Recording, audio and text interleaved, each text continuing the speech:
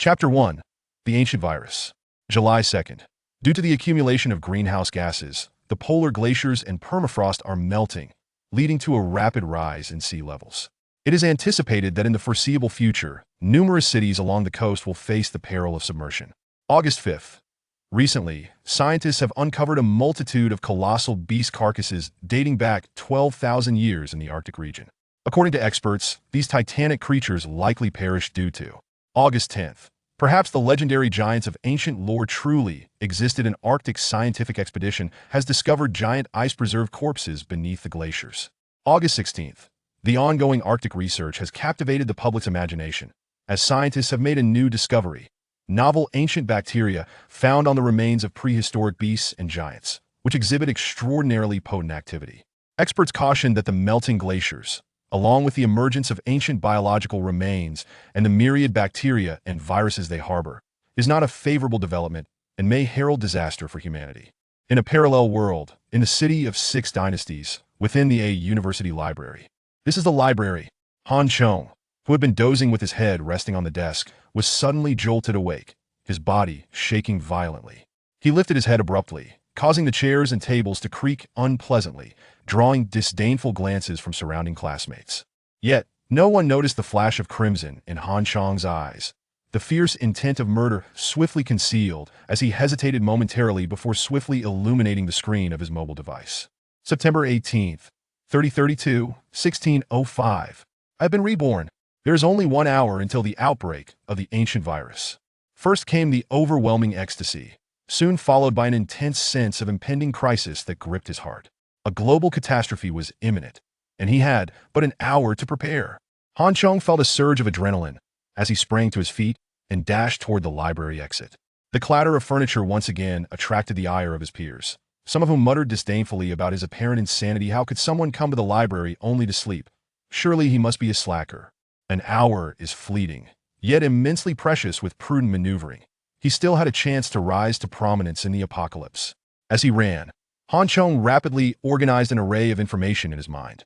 According to his past lives' memories, the accumulation of greenhouse gases had led to the melting of polar ice caps and the thawing of permafrost, awakening ancient viruses and biological remnants that had lain dormant for eons beneath the ice. A United Nations scientific expedition had established a massive laboratory in the Arctic to cultivate and study these ancient viruses. However, for reasons unknown, a catastrophic explosion occurred within the laboratory, resulting in the release of the cultivated ancient virus, which spread across the globe. Humanity, alongside various life forms, was utterly defenseless against this ancient virus, succumbing to a multitude of diseases and peculiar mutations. The frenzied, bloodthirsty mutations resulted in chaos and carnage, leading countless individuals to perish in the ensuing turmoil. This phenomenon became known as adverse mutations, or zombification. The onslaught of zombies, coupled with the afflictions brought about by the virus, caused the global population to plummet from over 7 billion to less than 1 billion in a remarkably short span. The remaining humans, while having developed collective immunity, were not unscathed. A mere 1% of humanity underwent beneficial mutations under the influence of the ancient virus, or what could be termed evolution, akin to the deities of myth, endowing them with extraordinary abilities. These evolved individuals were dubbed new humans or awakened ones. Naturally, in foreign lands, they were often referred to as mutants.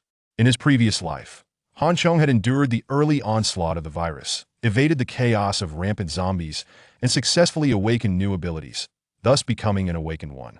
Yet, the ability he awakened was rather lackluster. An exceptional regenerative capability that allowed him to swiftly recover from injuries as long as he wasn't killed on the spot.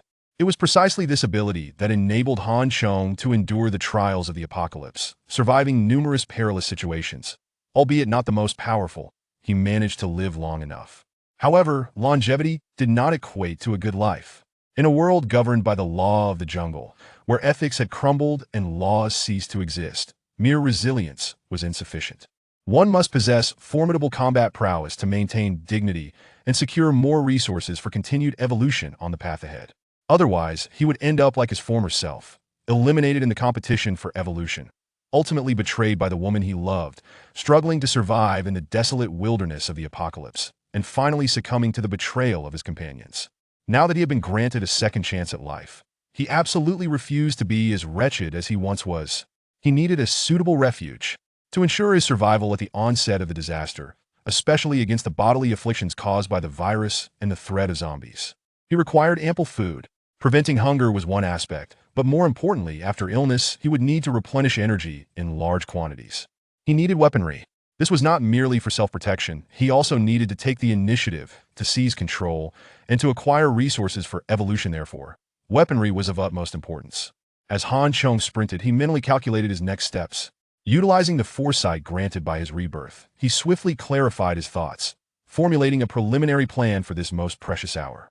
In his previous life, when the virus erupted, he, like many others, was blissfully ignorant, trapped within the confines of the school. As his classmates transformed into zombies, viciously attacking and devouring the living, he cowered in his dormitory, enduring hunger and hardship to survive the initial phase.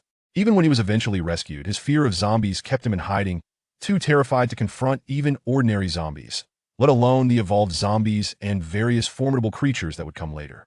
This state persisted for over a year, until awakened individuals began to emerge, allowing humanity to outline a path for evolution.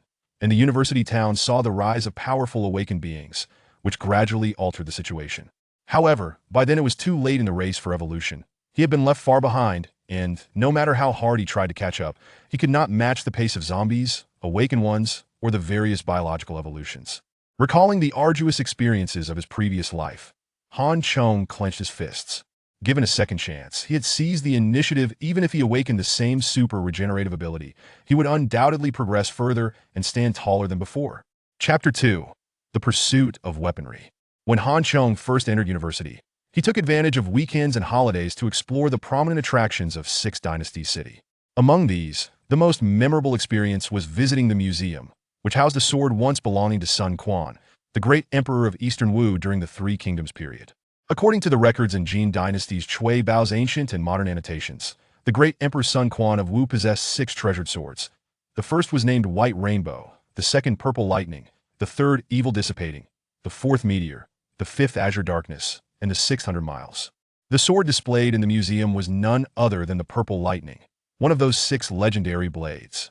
It was said to have been excavated from Sun Quan's tomb in Zijing Mountain in 2028. When unearthed, this sword, despite having endured 2 millennia, remained as pristine as ever, glinting coldly and capable of slicing hair and severing strands. Archaeologists conducted experiments and found that with a gentle press, the sword could slice through 50 sheets of thick paper. Since then, the Purple Lightning sword has been revered as the museum's treasure, proudly displayed within the Six Dynasties Museum. Han Chong's primary objective for this visit was to acquire this very sword. In a nation where firearms are strictly regulated, this sword represents the finest weapon one could possess in the apocalypse, and it is currently the most accessible armament for Han Chong. Even if firearms were available, they might not prove superior to this sword, particularly as zombies and various life forms evolve to a certain stage. The effectiveness of firearms diminishes greatly, constrained by ammunition limitations. Most crucially, he had no proficiency in using firearms. No matter how excellent the weapon in his hands, it would merely serve as a blunt instrument. The journey from the university town to the museum took 30 minutes on the subway, accounting for walking and ticketing time. Han Chong burst out of the subway station at 4:45. The museum had a regulation of closing at 5:30, but no new visitors were permitted entry after 5 o'clock. Han Chong managed to slip in just before the cutoff. On non-holidays and nearing closing time, the museum was sparsely populated, with only 6 individuals present, including him, making Han Chong quite content. Fewer people meant less obstruction.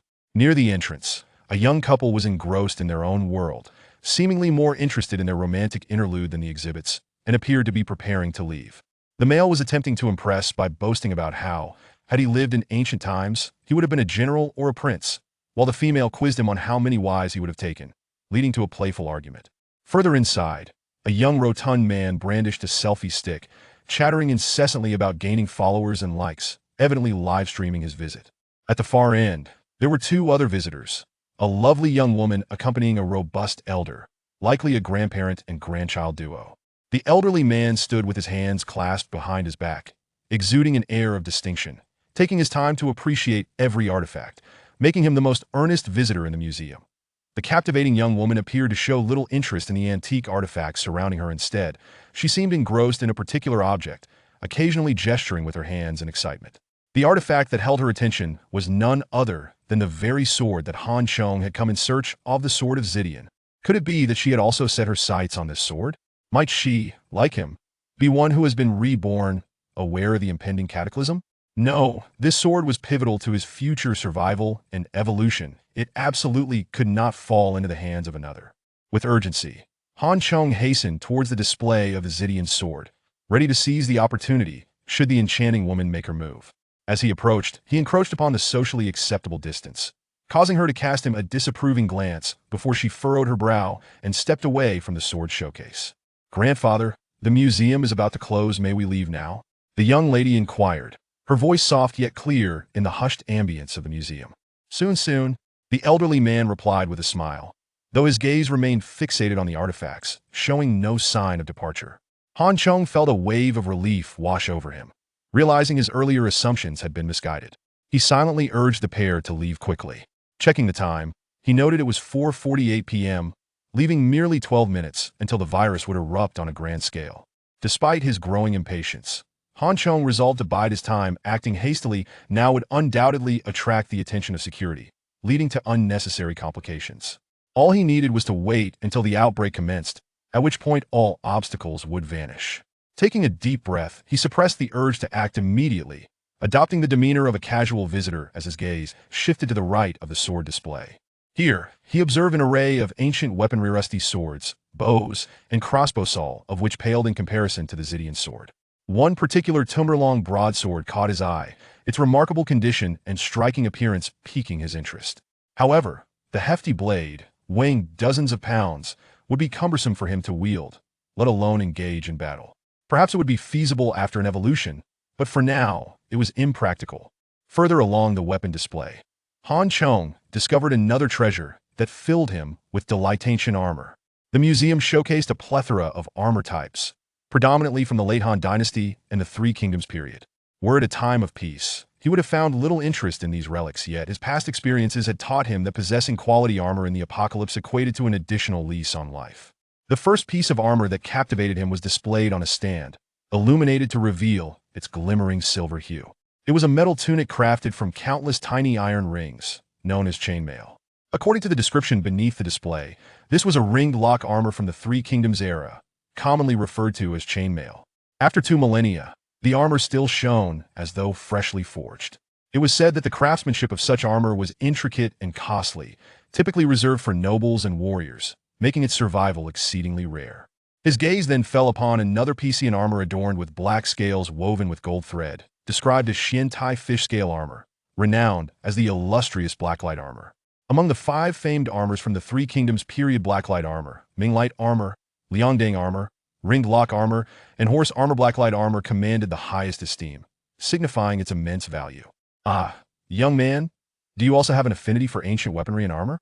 It's rare to find someone of your generation with an interest in such historical artifacts," remarked the elderly gentleman, who had somehow made his way beside Han Chong, smiling warmly. Beside the old man, the young woman cast a distinctly disdainful look at Han Chong. Individuals like him were all too familiar to her. Upon noticing her beauty, they would seek to approach her, now feigning an interest in antiquities. How hypocritical. Were it not for the inappropriateness of the setting, she would have relished showing Han Chong what it meant to wield a fist the size of a cauldron for daring to harbor designs upon her. Unaware of her inner thoughts, Han Chong merely noted her ponytail, with 2 strands of hair cascading down her cheeks, her round face framed by a pair of bright, expressive eyes that seemed almost animated. She was indeed striking and invigorating. However, such musings flitted through his mind. Without lingering, beauty was fleeting, and within moments she could become an unsightly zombie, unable to withstand the initial viral outbreak. Everything was but an illusion. Even if she miraculously survived the mutation, the subsequent ailments could easily claim her life. I do indeed admire them. However, my fascination lies not in history, but in the weaponry itself. At precisely 5 p.m., the moment had arrived. Han Chong glanced at the time, flashed a grin, and under the astonished gaze of the elderly man, raised his foot and kicked the display case of the Xidian sword, shattering the glass with a resounding crash. The security system activated instantly, and the once tranquil museum erupted into chaos with blaring alarms. "Stop! What are you doing?" the young woman beside the elderly man exclaimed, momentarily taken aback before unleashing her fury. The old man, though astonished, remained composed and unflustered, standing his ground with a solemn expression as he inquired, "Young man, what on earth are you attempting to do?" A short distance away, a couple and a portly individual streaming live were equally startled by the commotion, their faces betraying shock. The latter, upon realizing the unfolding drama, swiftly aimed his camera at Han Chong, recognizing the potential for a viral sensation as he prepared to broadcast the audacious act of museum robbery live. Chapter 3, The Onset of Catastrophe. Han Chong paid no heed to the individuals around him as he reached for the illustrious sword. Only when it was firmly grasped in his hand could he truly appreciate the historical significance of this famed blade. Weighing approximately 2.5 pounds, with a blade length of 80 centimeters and an overall length of around 110 centimeters, the weapon bore inscriptions resembling pictographs near the hilt, although he could not decipher them. It was reasonable to surmise that they indicated the sword's name, Purple Lightning. The sword felt somewhat heavy in his grip, and without specialized training, one might find it slightly cumbersome to wield. However, Han Chong remained unperturbed. He could manage it for the time being, and once he underwent evolution, this weight would pose no challenge whatsoever. In his previous life, individuals with awakened strength could effortlessly lift immense burdens. Even those who were not strength-oriented awakeners would, through mere evolution, possess strength far superior to that of ordinary humans. As Han Chong brandished the longsword, the rotund man felt a mix of anxiety and thrill. He aimed his phone at Han Chong, saliva flying as he spoke, seemingly willing to risk his life for the sake of a live broadcast. The elderly gentleman and the striking young woman displayed expressions of grave concern.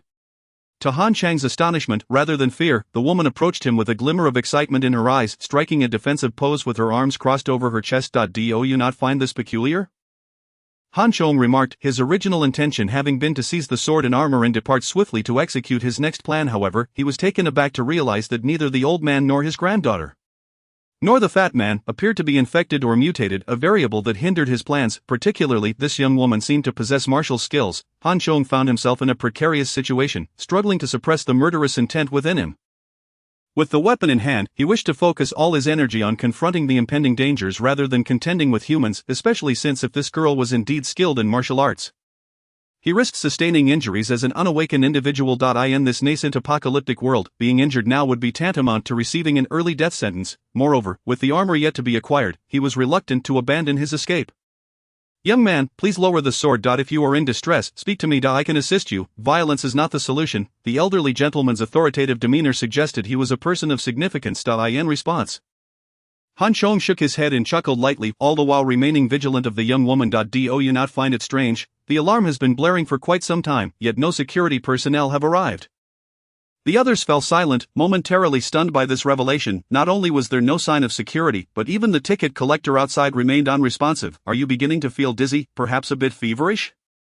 Han Chong continued, cautiously maneuvering closer to the exhibition stall housing the chainmail. Seizing the moment while the others were momentarily distracted, he struck the glass with the hilt of the sword, shattering it effortlessly. And without hesitation, he grasped the chainmail. His words left the crowd utterly astounded. As he had indicated, they indeed felt an increase in body temperature, a sense of dizziness washing over them, coupled with an inexplicable agitation and craving. However, the shock of Han Chang's brazen theft had overshadowed their awareness of these peculiar symptoms. "You poisoned us, didn't you?" the fat man exclaimed in horror. "You dare to make a move?" The young woman, witnessing Han Chong shatter the glass once more, was infuriated and launched a kick towards him. Though Han Chong lacked martial prowess, he had fought for survival in his previous apocalypse, allowing him to react swiftly. He sidestepped, the sword slicing downward at an angle. The razor-sharp purple lightning could easily cripple the woman if it connected, yet she demonstrated remarkable agility, retracting her leg just in time to evade the blade. In a swift motion, she aimed a claw-like strike toward Han Chang's wrist, where he gripped the sword. Alarmed, he recognized her martial training surpassed his own. Quickly he withdrew, maintaining distance, unwilling to risk losing the hard-earned sword to her grasp. The young woman sought to pursue him, but Han Chong suddenly shouted, "Look behind you! What the hell is happening?" She scoffed, suspecting a ruse, yet the fat man's frantic exclamation halted her in her tracks, causing her to turn. Immediately, a look of terror overtook her features as she beheld a couple near the entrance, blood streaming from their orifices, hands clutching their throats, emitting guttural cries. In a matter of moments, a significant pool of blood had formed beneath them. "What is going on? You poisoned them, didn't you?" the fat man screamed in panic, convinced Han Chong was responsible. "I curse your poison. Why did it kill them but not you?" Han Chong retorted, exasperated. "Go outside and see for yourself. The streets are filled with such individuals, or perhaps you could call others to inquire about the situation outside." Seizing the opportunity while the group remained in shock, Han Chong hastily donned the chainmail. It was slightly oversized yet manageable. "Help, help, please save us," the couple at the entrance cried feebly, their movements agonizingly stiff and contorted. The most harrowing sight was the blood gushing from their mouths and noses like a spring. "Quick, call 110, the young woman who had just attacked Han Chong shouted, momentarily abandoning her aggression to assist the couple. "He speaks the truth," the fat man exclaimed. He had been live streaming, and viewers had begun to report similar occurrences in the chat. The fat man quickly switched to other streamers' feeds, witnessing several broadcasters exhibiting symptoms akin to those of the couple, blood pouring from their mouths in a frenzy. The grotesque and horrifying scene unfolded before them. At that moment, reality had indeed arrived. Han Chong sighed in relief, feeling a mix of gratitude and melancholy. If given the choice, he would have preferred to consider his previous experiences as nothing more than a dreadful dream. Yet reality had proven otherwise. The nightmare had resurfaced. Although he had evaded imprisonment, he was now faced with the encroaching darkness of an apocalyptic world. Outside the museum, chaos erupted as an ancient virus suddenly unleashed itself upon the world. Countless individuals collapsed, blood streaming from their orifices, while hospitals and emergency lines became overwhelmed, leaving a haunting sense of despair as no one answered. In such dire circumstances, doctors and police alike found themselves unable to protect their own lives.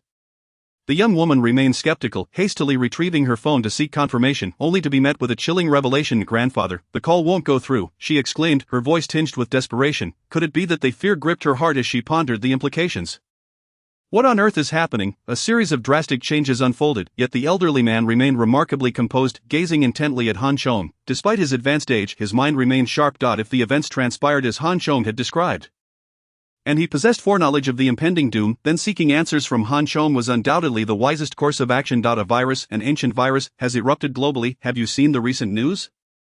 It is the very one discovered by scientists in the Arctic. Humanity's civilization is on the brink of collapse. A laboratory explosion in the Arctic had triggered this catastrophe, and now, half of the global population was succumbing to symptoms akin to those of the couple, blood pouring from their orifices.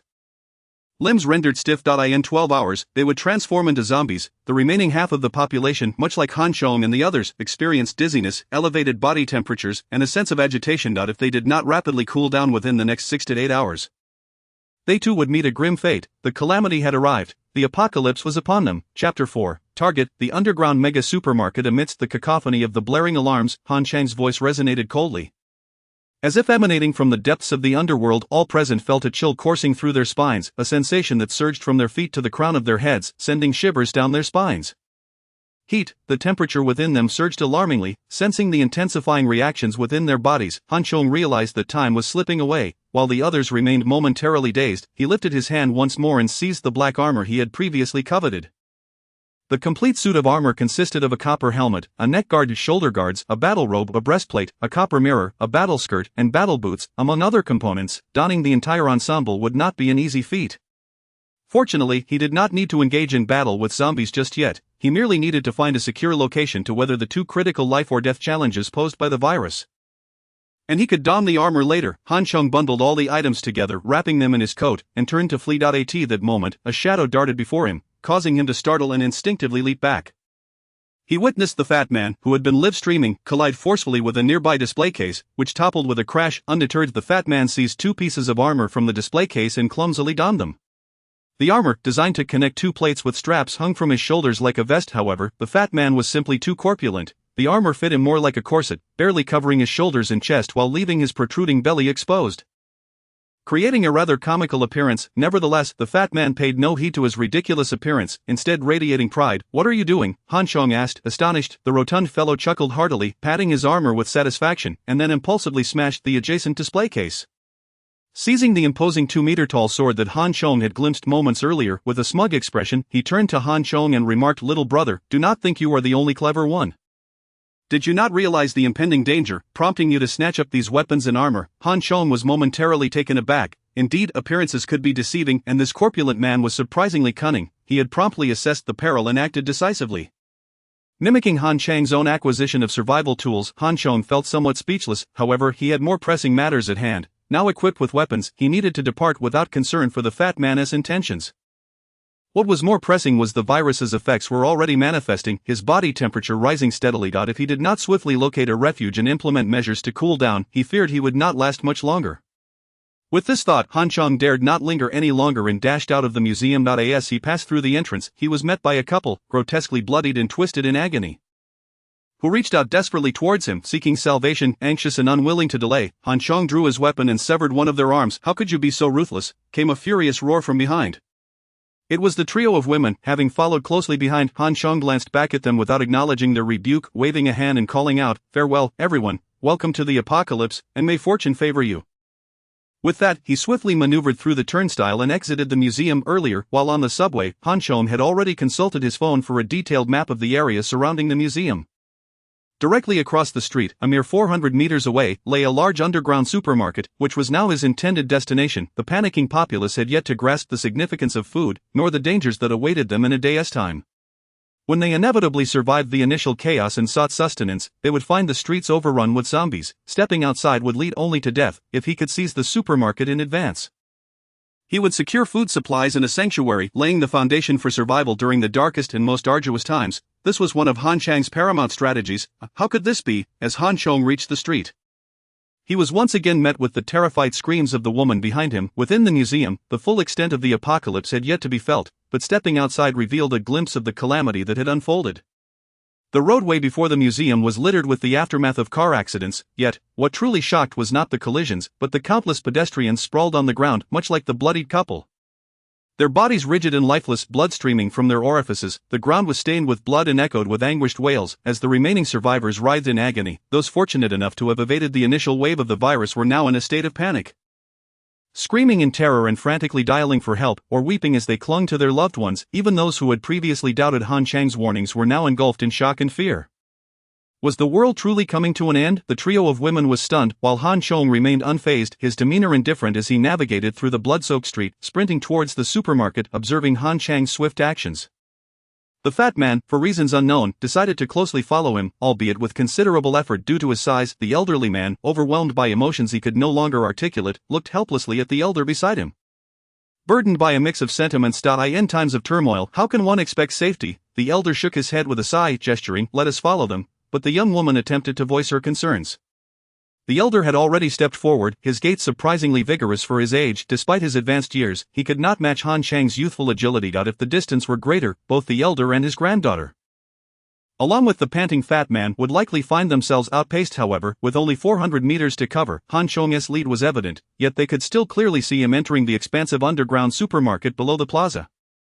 Attention everyone, a mysterious toxic gas has erupted in the city, plunging it into chaos. The police and medical systems are overwhelmed and unable to cope. Those still capable of movement should urgently make their way to nearby hospitals for treatment. Delays may cost you your life. The city is in disarray. Do not waste time waiting for police or ambulances. Your lives are in your own hands. Act swiftly, act now. Upon entering the supermarket's entrance, the trio heard Han Chang's voice echoing within. What was he doing? The situation was already chaotic. Why was he inciting further panic? The women felt a surge of anger, wanting to rush forward and stop him. Yet, the elder restrained her, his eyes gleaming with admiration as he remarked, "This young man is quite remarkable." Chapter 5, Apathy in the Face of Death. Even though it was not peak hours, the supermarket was bustling with employees and customers, numbering around 100. As Han Chong had noted, nearly half of them were now bleeding from multiple orifices, their bodies stiff and collapsed on the ground. The remaining individuals had been thoroughly terrified by this horrific scene, their only instinct to scream and call for emergency services. Naturally, the outcome was predictable, further exacerbating the collective panic. Hearing Han Chang's incitements and threats, those who could still move were too overcome with fear to discern who was shouting or whether the content was truthful, and they hastily fled towards the supermarket's exit. The trio at the entrance quickly stepped aside, fearful of being trampled by the panicked crowd. What is he doing? The fat man, gripping his sword, was bewildered by Han Chang's actions. Upon hearing the elder praise Han Chong, he leaned in to inquire. First weapons, now food and shelter. Is he attempting to cull the population? This young man has far-reaching ambitions. The elder, wise in his contemplation, quickly grasped Han Chang's intentions. We should not linger. Let us hasten inside. With so many supplies in the supermarket, a few extra people will not starve us. The fat man hastily brandished his sword and rushed inside. The elder hesitated briefly, then followed with the young woman.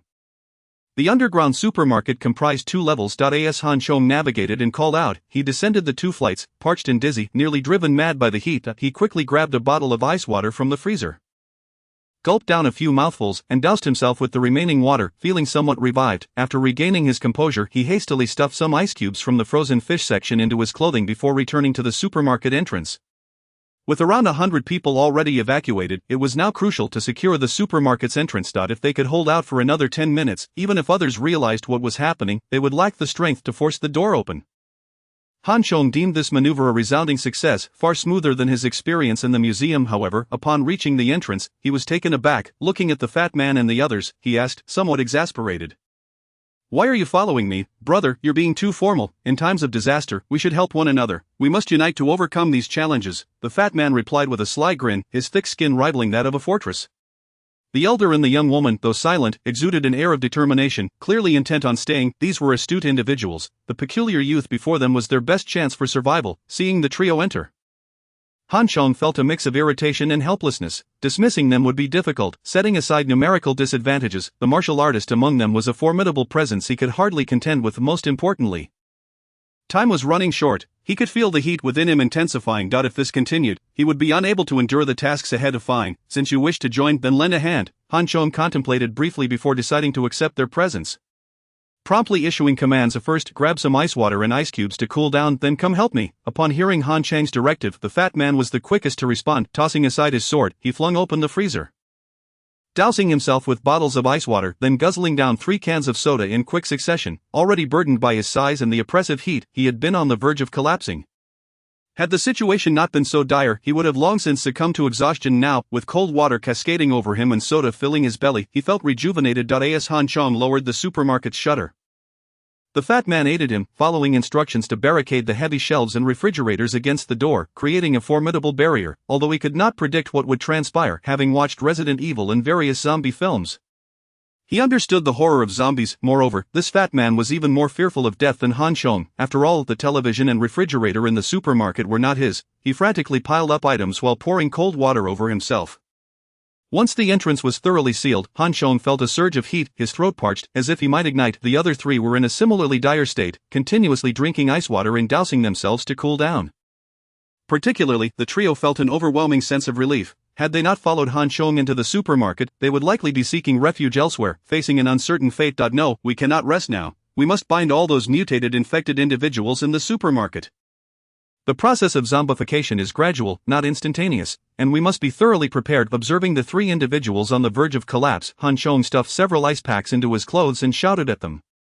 Indeed, the coolness invigorated him. The beautiful woman happened to witness his actions, her cheeks flushed with embarrassment, her eyes filled with a hint of bloodshot, perhaps from shame or perhaps from the heat. If it weren't for the extraordinary circumstances, she would have surely taught this cold-hearted scoundrel a lesson he wouldn't forget. This underground supermarket spans over 3,000 square meters across 2 levels, situated below the square, and is divided into these 2 floors.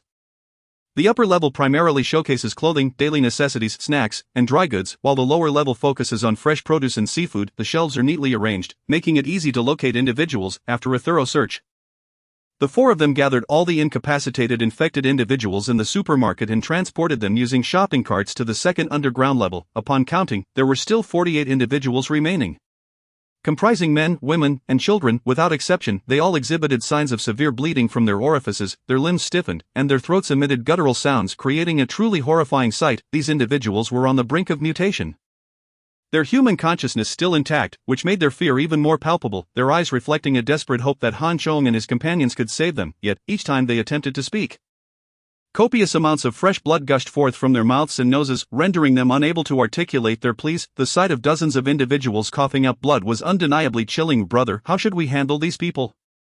The stout man felt a chill running down his spine, as if the heat within him had been significantly suppressed. Bind them all, remember, the tighter the better, Han Chong personally demonstrated, wrapping them tightly with layers of duct tape, followed by several bindings of nylon rope. They are not dead yet. How can you treat them this way? The beautiful woman, seeing Han Chong collecting the individuals not for treatment but binding them like livestock awaiting slaughter, stepped forward and chastised him. These are living beings. You turn a blind eye to their suffering and bind them so tightly. What difference does that make from killing them? How can you be so cold-blooded and cruel? Devoid of humanity, shouldn't humans help one another in times of disaster? What do you know? Han Chong retorted sharply. After tonight, these individuals will all turn into zombies. They are beyond saving. We are in the same room if we don't bind them securely. Tomorrow will be nothing but scraps of bone. Well, miss, I believe this young man has a point. We should proceed with caution. The stout man stepped forward with duct tape to assist, showing his support for Han Chong. The beautiful woman seemed taken aback by Han Chang's brusque reprimand, her chest swelling with indignation. Despite not being of the grandiose variety, the vigorous rise and fall of her bosom were quite spectacular. The author's note, Chapter 6, A Treasure Found. The beautiful woman's fury and cries were of no value to Han Chong. Those who have not experienced the apocalypse can never comprehend the darkness and despair, nor understand that benevolence and compassion in such times are the very foundations of one's grave. Moreover, for Han Chong, these 48 individuals were an unexpected boon that he must secure. Ziyue, listen to this young man. As the beautiful woman was on the verge of exploding with anger, an elderly man sitting against the shelf spoke up. Being older, he had already exhausted much energy, and the internal heat was overwhelming him, leaving him somewhat dazed. Grandfather, how are you feeling? The beautiful woman shot Han Chong a furious glare before rushing to her grandfather's side. She suddenly realized that in just this brief moment, her grandfather's condition had worsened. His eyes were nearly shut, his skin flushed red, and it seemed that uttering a single word drained him of all his energy. The beautiful woman could no longer afford to argue with Han Chong, continuously wiping her grandfather's body with ice water to help lower his temperature and urging him to drink. Remember, we must bind them tightly, otherwise, tomorrow, you and I will become their fodder. On the other side, Han Chong instructed the stout man. Having witnessed the terrifying nature of zombies, especially when ordinary humans had not awakened any powers or undergone evolution, he knew they could not contend with such monsters. In the early stages, the mutated zombies resembled ordinary ones, characterized by a lack of intelligence, ferocity, and an insatiable thirst for blood, yet they maintained a human semblance. Albeit no longer human, they felt no pain, possessed immense strength, and moved swiftly. Only by severing or damaging their brains could they be killed. 1 or 2 might be manageable, but once there were more, no one could withstand it. With a permanent population of 10 million in Luchao City, half would transform into such zombies. Who could endure that? This did not even account for mutated animals and insects. Indeed, animals and insects would also undergo mutations. Never underestimate them. Those mutated creatures, even without undergoing secondary or tertiary evolution, would be exceedingly vicious, their bloodlust combined with their animal instincts making them even more terrifying than zombies. The crucial point is that the numbers of animals and insects far exceed those of humans. With 48 individuals here, once they transform into zombies and break free from their bindings, we would be outnumbered 4 to 1. Even if I were to live again, knowing all, it would be futile. After binding all the individuals, both Han Chong and the stout man reached their limits, collapsing to the ground, continuously dousing themselves with ice water, feeling as if their insides were about to boil over. Among the 4, Han Chong, the stout man, and the young woman were relatively young, possessing slightly higher resistance. However, the elderly man's condition seemed increasingly precarious under the high temperature. Similar situations were unfolding across the globe. Either they bled from all orifices and transformed into zombies, or their body temperature soared, leading to death if they could not endure. The young woman, both frightened and anxious, continued to apply ice water to her grandfather while weeping and calling out, Ziyue, grandfather is failing. You must survive. The old man, hearing the woman's cries, forced his murky eyes open and struggled to speak. Grandfather, you will be fine. You will be okay. The beautiful woman wiped her tears, her hands flustered. Jinyu, that name sounds somewhat familiar. Han Chong paused, scrutinizing the beautiful woman, who was undeniably stunning, a true goddess, yet, he was certain he had never encountered her before. Han Chong pondered for a moment. As he spoke, the young woman seemed to realize something, quickly turning to Han Chong as if seizing a lifeline, pleading, yes, you know everything. Please, I beg you, save my grandfather, having experienced the harsh realities of the apocalypse in his previous life. Han Chong had long tasted the bitterness of human relationships, having suffered betrayal and abandonment, his heart turned to iron. Under normal circumstances, he might not have heeded the girl's plea. However, a familiar sensation kept flashing through his mind, suggesting that this familiarity pertained to something of great importance, though he could not recall it at the moment. Seeing Han Chong hesitate, the young woman's eyes sparked with hope as she quickly knelt before him, pleading, I'm sorry, I shouldn't have challenged you earlier. I will do whatever you ask from now on, as long as you can save my grandfather. Just then, Han Chang's eyes lit up as if remembering something significant. He stood up and kicked the stout man. Get up and help. What for? The stout man, though cunning, was obedient enough, struggling to rise like a weary dog. Lift this old man, Han Chong commanded. What are you doing? My grandfather is not dead yet. What are you planning? The beautiful woman misinterpreted their intentions, jumping up and assuming a defensive stance. Despite the terror in her eyes, her determination was resolute, her beautiful face radiating fierce intensity. Han Chong had no doubt that this girl could very well resort to violence. Remember your words. I will save your grandfather, and you must listen to me from now on. Han Chong spoke earnestly. This promise resonated deeply. The beautiful woman immediately lowered her hands, her expression transformed with surprise. Can you really save my grandfather? I don't know, Han Chong replied. Whether he lives or not depends on his luck. With that, he signaled the stout man to carry the old man to the freezer where frozen meat was stored, removing the frozen meat and placing the old man inside. Can we really put a living person in the freezer? The stout man felt a twinge of guilt at Han Chang's actions. Han Chong ignored him, casually opening another freezer and climbing inside himself. The stout man quickly understood. Without hesitation, he too climbed into the freezer. Ah, how refreshing! The stout man shivered. Damn it, why hadn't he thought of this earlier? Feeling the coolness invigorated him, he took out his phone to check, only to find his live stream empty, after painstakingly gaining 10,000 followers. He realized it had all gone to waste. Damn it, all those efforts over the past 2 years were in vain. The stout man trembled with regret over his shattered dream of becoming an internet celebrity. At least he found solace in knowing he wasn't the only one experiencing this. Even more popular streams were deserted, echoing with an eerie stillness. Half of humanity was bleeding profusely. Who would be left to watch live streams? The stout man was not one to shy away from solitude. Accustomed to live streaming, he couldn't keep his mouth shut. After setting down his phone, he sat up and leaned against the edge of the freezer, calling out to Han Chong, "Hey brother, my name is Dong Chi. I am a self-media practitioner, a well-known internet celebrity with millions of followers. How about you, brother? Since I won't be opening my streaming room anymore, I must admit that I shamelessly inflated my follower count a bit. Boasting does bring a sense of accomplishment, doesn't it?" Han Chong, feeling cool after the chill, found his mind much clearer. He silently calculated his gains and unexpected benefits, indeed, unexpected benefits, if this old gentleman could be saved. Perhaps his rewards would far exceed his expectations. "Oh, Han Chong, what a splendid name, and you beautiful lady, are you here on vacation? It seems the old gentleman is doing much better." The chubby man, quick-witted, noticed Han Chong deep in thought. Exuding an air of detachment, and after a compliment, shifted his focus to the lady. As Dong Chi put it, they were all in the same boat, seeking refuge together, and ought to get acquainted. I'm Zhao Ziyue. And my grandfather is Zhao Tianfang, a local. After the old man was placed in the freezer, his condition indeed improved significantly. His breathing became steady and smooth, and Zhao Ziyue felt a sense of relief. "Zhao Tianfang," the chubby man exclaimed in surprise, as if he had heard a remarkable name. Han Chong also opened his eyes, thinking to himself, as expected, "I've stumbled upon a treasure. The author has something to say." Chapter 7, The Queen's Development Plan. Zhao Ziyue, in her previous life, was a renowned Iron Queen. With her formidable ability to control metal, she rose swiftly to become one of the top figures on the evolutionary path. No wonder this name sounded so familiar. She was one of the illustrious beings whose legends he had heard during his own journey on the path of evolution. In his previous life, he was unworthy of even carrying her shoes. Yet in this life, by sheer coincidence, she was under his protection. He never anticipated that the Iron Queen, known for her decisiveness in battle in her previous life, would now seek his aid, externally calm. Han Chang's heart, however, raced like 1,000 drums. What is a powerful ally? This is the mightiest of allies. As long as he could cultivate a good relationship with Zhao Ziyue, he would have an additional layer of assurance in the forthcoming evolutionary competition. But had he been too brusque with her in the beginning? Having saved her grandfather should surely improve her impression of him, especially since Zhao Ziyue was still just an ordinary girl at present. A far cry from the Iron Queen of his previous life. Perhaps he needed to devise a plan for her development into a queen. While Han Chong was lost in thought, the chubby Dong Chi widened his eyes in disbelief and exclaimed loudly, "Zhao Tianfang, which Zhao Tianfang? Is he the general from the military district?" Dong Chi genuinely knew Zhao Tianfang, and Han Chong was taken aback to learn that this elderly man, the grandfather of the Iron Queen Zhao Ziyue, was indeed a general who had retired only 5 years ago. With a passion for the history of the Three Kingdoms and ancient warfare, the old gentleman often visited museums after retirement to study ancient weaponry and battle instances. And by chance, he had encountered Han Chong. No wonder the old man exuded such an imposing presence. Han Chong mused. Faced with robbery and calamity, he remained composed and clear-headed. The source of his demeanor was clear. He was a seasoned general.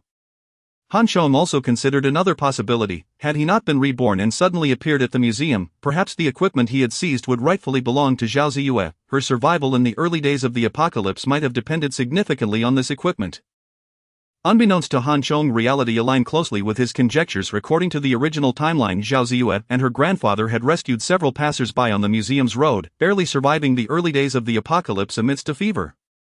However, when the zombie outbreak occurred the following day, they were caught off guard and attacked. Zhao Tianfang was killed by zombies while trying to save Zhao Ziyue. Some of those they had rescued managed to escape. But later they fought violently over food, even resorting to cannibalism. Zhao Ziyue, relying on her martial prowess, barely preserved her life but witnessed the brutalities of the apocalypse. After awakening her abilities, she gradually rose, hardening her heart, ultimately becoming a top-tier powerhouse on the evolutionary path. Now, with Han Chang's emergence, although the apocalypse continued, subtle changes were occurring in certain aspects, such as the fate of Zhao Tianfang and his granddaughter. Additionally, there was an unexpected chubby man, a name Han Chong had never heard of in his previous life. That I am merely a retired ordinary elder. In the apocalypse, status and identity are mere illusions. Human life is as fragile as grass. What does it matter if one is a general? Nevertheless, I must thank you for your assistance in pulling me back from the brink of death. Lying in the freezer, Zhao Tianfang finally regained his breath, perceiving the chubby man's flattery with clarity, and he expressed his gratitude to the Tuda I mentioned at the museum that the high temperature would persist for 6 to 8 hours. Other than enduring it and employing physical cooling methods, there are no better alternatives. Survive it, and you live; fail to endure, and you die. Since the old gentleman has regained consciousness, it seems he has withstood the first test.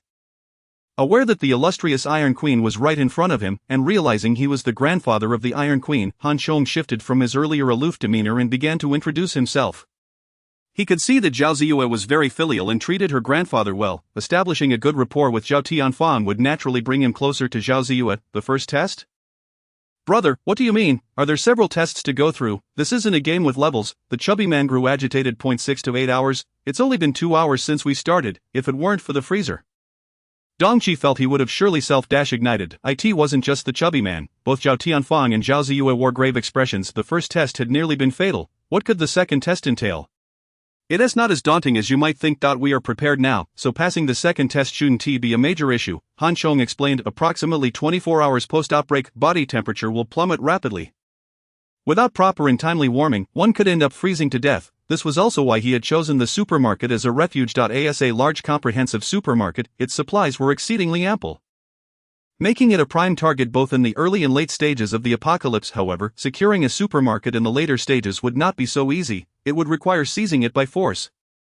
Even at the cost of one's life, the enemies were not just zombies and various monsters, but also humans. In his previous life, how had he overcome the second test? He recalled burning everything combustible in the dormitory, books, bedding, bedboards, and so forth. Knowledge is regrettably scarce when needed. Han Chong had deeply learned during that time. The interplay of heat and cold, surviving these two trials, was essential for truly adapting to the ancient virus. Han Chong stated. The chubby man sighed in relief, patting his chest. Well, that's a relief. It's hot now, and the supermarket still has heating equipment, so it should be fine. But Han Chong chuckled coldly. No relief, the disaster has only just begun. By tomorrow morning, all the mutated beings would turn into zombies and continue evolving into even more formidable entities. Without delving into distant matters, just imagine if you weren't here, but somewhere else. And while you were frozen and unable to move, you encountered a zombie attack. What would be the outcome? Tomorrow morning, hundreds of millions of people worldwide will face this dilemma. The expressions of those present stiffened. Understanding Han Chong's meaning, in the face of the unknown future, such a situation could indeed occur, and the more populated the area, the more dangerous it would be, even if one didn't freeze. A zombie attack could still be deadly. The fact that everyone here could sit comfortably having resolved the first test without worrying about the second test or tomorrow's zombie attacks was entirely due to Han Chang's foresight and preparation. Otherwise, the consequences would be dire. Why is this happening? Zhao Ziyue's expression hardened. Although Han Chong had saved her grandfather, for which she felt immense gratitude, she still held a deep-seated dislike for him. Perceiving him as cold-blooded and unfeeling, it was only now that she realized Han Chong had indeed saved everyone by binding those mutated beings. She had misjudged him. Not only that, but when factoring in the heat and cold tests, he had saved her 3 times in total. Oh wait, if it weren't for him bringing them to the supermarket, they would be without food and exposed to the threat of zombies outside. Zhao Ziyue calculated. Finding it difficult to determine how many times Han Chong had saved her in total, her delicate face furrowed with worry. The future Iron Queen was still just a straightforward, strong, slightly naive beauty. Lacking the hardened resilience that came from the brutal life of the apocalypse, the author has something to say. Chapter 8, The Harvest begins. Thanks to Han Xiaoge. After listening to Han Chang's introduction, Zhao Tianfang sighed heavily, his thoughts running deeper than Zhao Ziyue's. There was a question he hesitated to ask. Had Han Chong previously been inclined to dismiss it, he would certainly not have entertained it now. Zhao Tianfang, being of advanced age and having once held a high position, possessed rich experiences, sharp insight, and wisdom beyond doubt, given the urgency of the situation and the evident traces of his actions. Han Chong could easily infer what he was contemplating. Considering Zhao Ziyue's presence, Han Chong had to carefully reconsider his relationship with the 2.as for the chubby man. He could be set aside for the moment. I observe that every word and action of yours is meticulously calculated. At a specific moment, you first acquire weaponry, then hastily head towards the supermarket, securing provisions and a refuge, coupled with your extensive knowledge regarding the impending apocalypse. Could it be that you possess the ability to foresee events? Indeed, after Han Zhong's significant nod, General Zhao voiced his lingering doubts. Although retired, General Zhao, a seasoned military figure, retained certain channels to acquire clandestine information. He is somewhat informed about ancient viruses and polar research, having conversed with some of his old comrades. This line of research, while profoundly significant and at the forefront of life sciences, had never hinted at such catastrophic repercussions. Of course, even if these grave dangers exist and scientists have yet to disclose them, how could this youth, Han Zhong, be privy to the various calamities that would ensue following the virus's outbreak? His visage, seemingly youthful and innocent, belies a decisive ruthlessness. Such confidence suggests he has endured true carnage. Zhao Ziyue and the corpulent Dong Qi were struck by the general's inquiry, as if thunder had clapped in their ears. Previously, consumed by the sudden disaster, their focus had been diverted, leaving them oblivious to this question. The notion of foreknowledge, surely, that seems rather fantastical. Perhaps, Han Zhong replied vaguely, withholding his insights, as his current advantage lies in this very prescience. A remnant of his past existence which compels him to exercise caution. His prior experiences taught him that sometimes humanity can be more daunting than the undead, thus, one must remain vigilant and retain hidden cards to avoid utter defeat. Nevertheless, he did not wholly dismiss the idea, realizing that he must captivate Zhao Ziyue while preserving an air of mystery and allure. Although Han Zhong refrained from elaborating, his response left the three in a state of profound astonishment. "Brother, do you believe the world is truly finished?" Dong Qi could no longer contain his curiosity, eager to discern what the future holds and whether they would be eternally trapped within this supermarket. After all, from the zombie films he had watched, humanity seemed perpetually outmatched by the undead. It depends on your perspective. In comparison to the former civilization, it is indeed annihilated. However, the spark of humanity shall not extinguish. Albeit in an overwhelming darkness, Han Zhong replied, his expression somber. From this moment onward, humanity officially enters its darkest hour. When dawn breaks tomorrow, it shall not herald hope, but rather bloodshed and slaughter, in this apocalyptic future. Han Zhong felt a blend of trepidation and eager anticipation. With clenched fists, he resolved that tomorrow would mark the first step in his evolution, and indeed the first step towards the evolution of all humanity. In this life, he would finally lead the way, according to the lessons of his previous existence. By the time others became aware of this path to evolution, 6 months would have elapsed. One must not underestimate this half-year. Particularly in the early days of the apocalypse, as such accumulation would profoundly shape the future. Han Zhong's declarations plunged the trio into a brief silence, their thoughts disparate yet undeniably turbulent. The heat was stifling. Even with the assistance of the refrigeration units, discomfort lingered. The impact of the ancient virus on the human body proved far more severe than anticipated. Despite having endured it once before, Han Zhong found himself thoroughly beleaguered. Seated within the ice compartment, he continually poured icy water into his mouth to dispel the deep-seated heat. As midnight approached, just as Han Zhong had predicted, the symptoms began to wane, and his body temperature gradually returned to normal. After emerging from the ice compartment exhausted and famished, they resembled ravenous specters, desperately in need of sustenance. Fortunately, the supermarket boasted an abundance of food, and each person sought their preferred items, indulging in a hearty meal. Even Zhao Ziyue, a beauty who typically monitored her figure and strictly controlled her diet, could not resist the urge to devour twice her usual portion. This was the aftermath of the virus. After the chills subsided, a significant replenishment of food was essential. Once satiated, they ventured to the clothing section on the lower level, donning fresh, dry garments, before succumbing to overwhelming fatigue and collapsing into slumber amidst the bedding displays.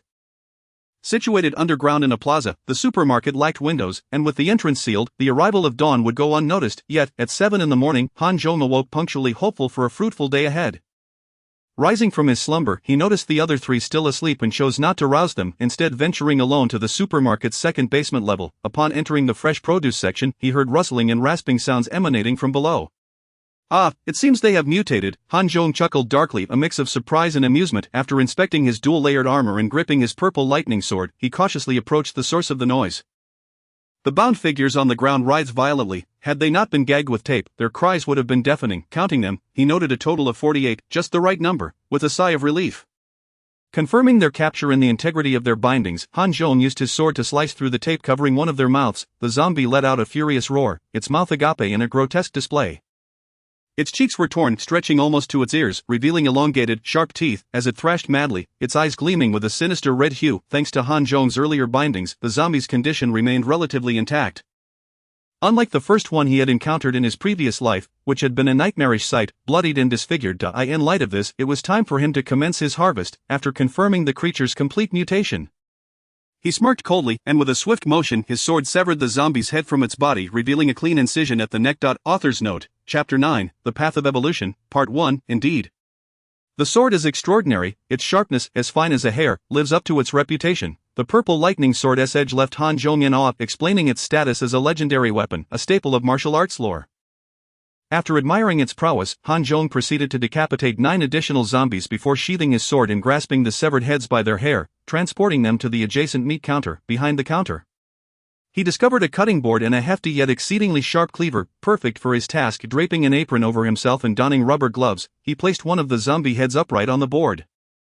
After a brief examination, he swung the cleaver down, striking precisely at the forehead. The cleaver, accustomed to hacking through beef and pork bones, proved equally effective against human skulls, demonstrating that a head is no more resilient than a pig's leg bone. As the skull split open, a vivid mixture of red and white oozed forth, a sight both festive and grotesque. Han Chong, undeterred by the gruesome spectacle, gleefully reached into the fractured skull, extracting a blue crystal the size of a soybean from the mass of brain matter. A fortuitous find, indeed. A promising start is half the battle won. His spirit soared. Under the influence of the ancient virus, zombies possess a 1% chance of generating an energy crystal within their brains, with varying colors corresponding to different levels of potency. According to Han Chong's recollections, zombies range from ordinary to higher tiers, represented by colors such as blue, black, brown, yellow, dark red, and purple, with potentially more to follow, though Han Chong never lived to witness those. Only those zombies bearing energy crystals are deemed the elite, akin to the nobility among humans who awaken superpowers and transform into mutants or new humans. In 10 days, zombies will undergo a second collective evolution. Yet this evolution signifies the end of widespread transformation. Whether they can ascend to higher tiers hinges upon the presence of energy crystals within their bodies. Han Chong places immense value on these crystals, for although they originate from the zombies, they possess remarkable purity and can be directly consumed to facilitate personal evolution. Yes, personal evolution. In the forthcoming apocalypse, humanity's fortunate survivors must seek greater strength, aside from awakening superpowers. Another avenue for evolution lies in utilizing energy crystals. Unlike the unpredictable nature of superpower awakening, which relies on fate, evolution through energy crystals is a proactive endeavor, enhancing one's physical attributes, such as speed, strength, reflexes, lifespan, and endurance. This distinction sets it apart from superpower awakeners, who often leave their fate to chance. In contrast, self-directed evolution is universally applicable. In the future, humanity will face two distinct paths of evolution. One is proactive evolved beings and the other is passive awakeners. However, these paths are not mutually exclusive. Evolved beings may also awaken superpowers, while awakeners can become evolved beings, yet, they are not entirely synonymous. Anyone can become an evolved being, but not everyone can awaken superpowers. In his previous life, Han Chong was both an evolved being and an awakener, having awakened the ability of self-healing. As self-healing abilities do not fall under the category of combat-oriented powers, and given that humanity discovered the potential of energy crystals to facilitate evolution rather late, the zombies have grown formidable to the extent that ordinary individuals can no longer cope. Consequently, he never had the opportunity to develop. However, this life is different. In his previous existence, due to humanity's ignorance and revulsion towards zombies, no one would have the presence of mind to explore their minds after dispatching them, coupled with the mere 1% chance of their birth, and the fact that the energy crystals would dissipate if not extracted within 30 minutes of a zombie's demise.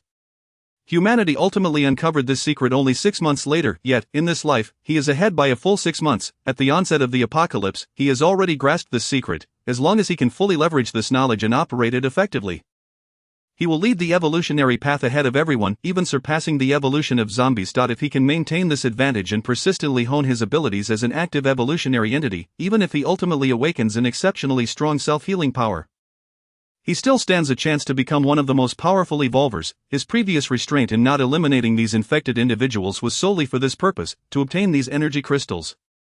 What he did not anticipate was the stroke of luck that accompanied his endeavors. The very first zombie yielded an energy crystal. A mere 1% chance, with this single energy crystal in hand.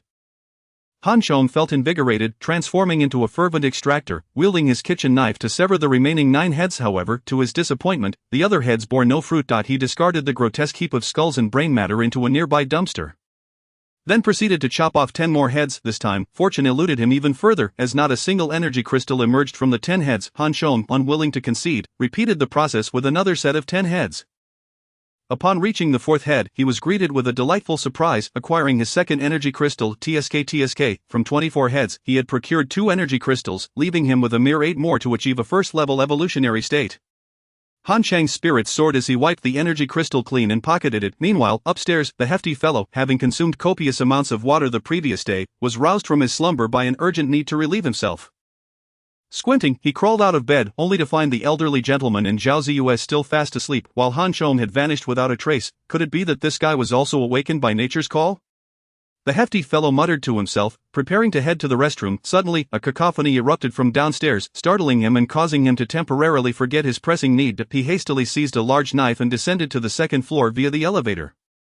However, upon reaching the ground floor, he was nearly paralyzed with fear, his bladder contracted violently on the verge of bursting. What in the world is happening? He crouched behind a shelf, his heart racing as he beheld the scene before him. 30 headless corpses lay strewn across the floor, while Han Chong, drenched in blood and armed with a kitchen knife, savagely hacked at the heads before him, beside which sat a large dumpster overflowing with colorful remnants. The hefty fellow quickly clasped his mouth shut, torn between revealing himself to greet Han Chong or retreating to summon Zhao Ziyue and the others, when suddenly he felt a weight settle on his shoulder. "What are you doing?" came the voice of the elderly gentleman from behind. In that instant, the hefty fellow felt as though his bladder would burst, overwhelmed by a wave of nausea, although the hefty fellow managed to halt his advance.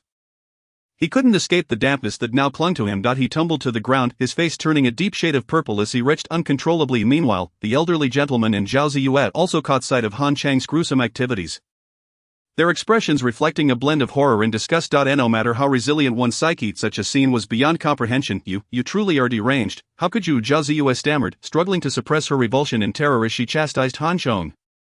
"Deranged? This is merely a minor affair, you'll grow accustomed to it," Han Chong replied nonchalantly, glancing at the trio before resolutely resuming his grim task. The blood and brain matter erupted with visceral intensity, the impact unmistakable. Witnessing this horrific display, accompanied by the pungent scent of blood, Zhao Ziyue finally succumbed, retching violently. The act of vomiting, once initiated, became an unceasing torrent. The contagious nature of such revulsion, with the hefty fellow leading the charge, proved too much for Zhao Ziyue, who ultimately joined him in the wretched spectacle. The cacophony of sights and smells rendered them incapable of standing upright. The elderly gentleman, having once been a general and seen the world, managed to retain a semblance of composure, particularly upon observing Han Chong rummaging through the heads of the corpses. He confirmed his suspicions and inquired, "Are you searching for something?" Han Chong hesitated for a moment, his thoughts racing, before nodding and responding, "A blue crystal that allows for sustained evolution, enhancing one's strength." Recognizing Zhao Ziyue as the Iron Queen, Han Chong decided to adjust his approach, since he intended to forge an alliance. There was no need to conceal such matters. He needed to establish a foundational trust with the Zhao family duo. Moreover, his actions could not remain hidden from the elderly gentleman's keen intellect. Evolution, indeed evolution. Han Chong seized this opportunity to enlighten them about the power dynamics and evolutionary pathways in the future world, conveying the survival crises that loomed in the post-apocalyptic landscape. He explained that half of the world's humans and animals would transform into zombies within 12 hours of infection. Akin to those before them, however, these zombies represented merely the initial stage, or primary zombies. The primary zombies exhibited enhanced speed and strength, approximately 1.5 times that of an ordinary human.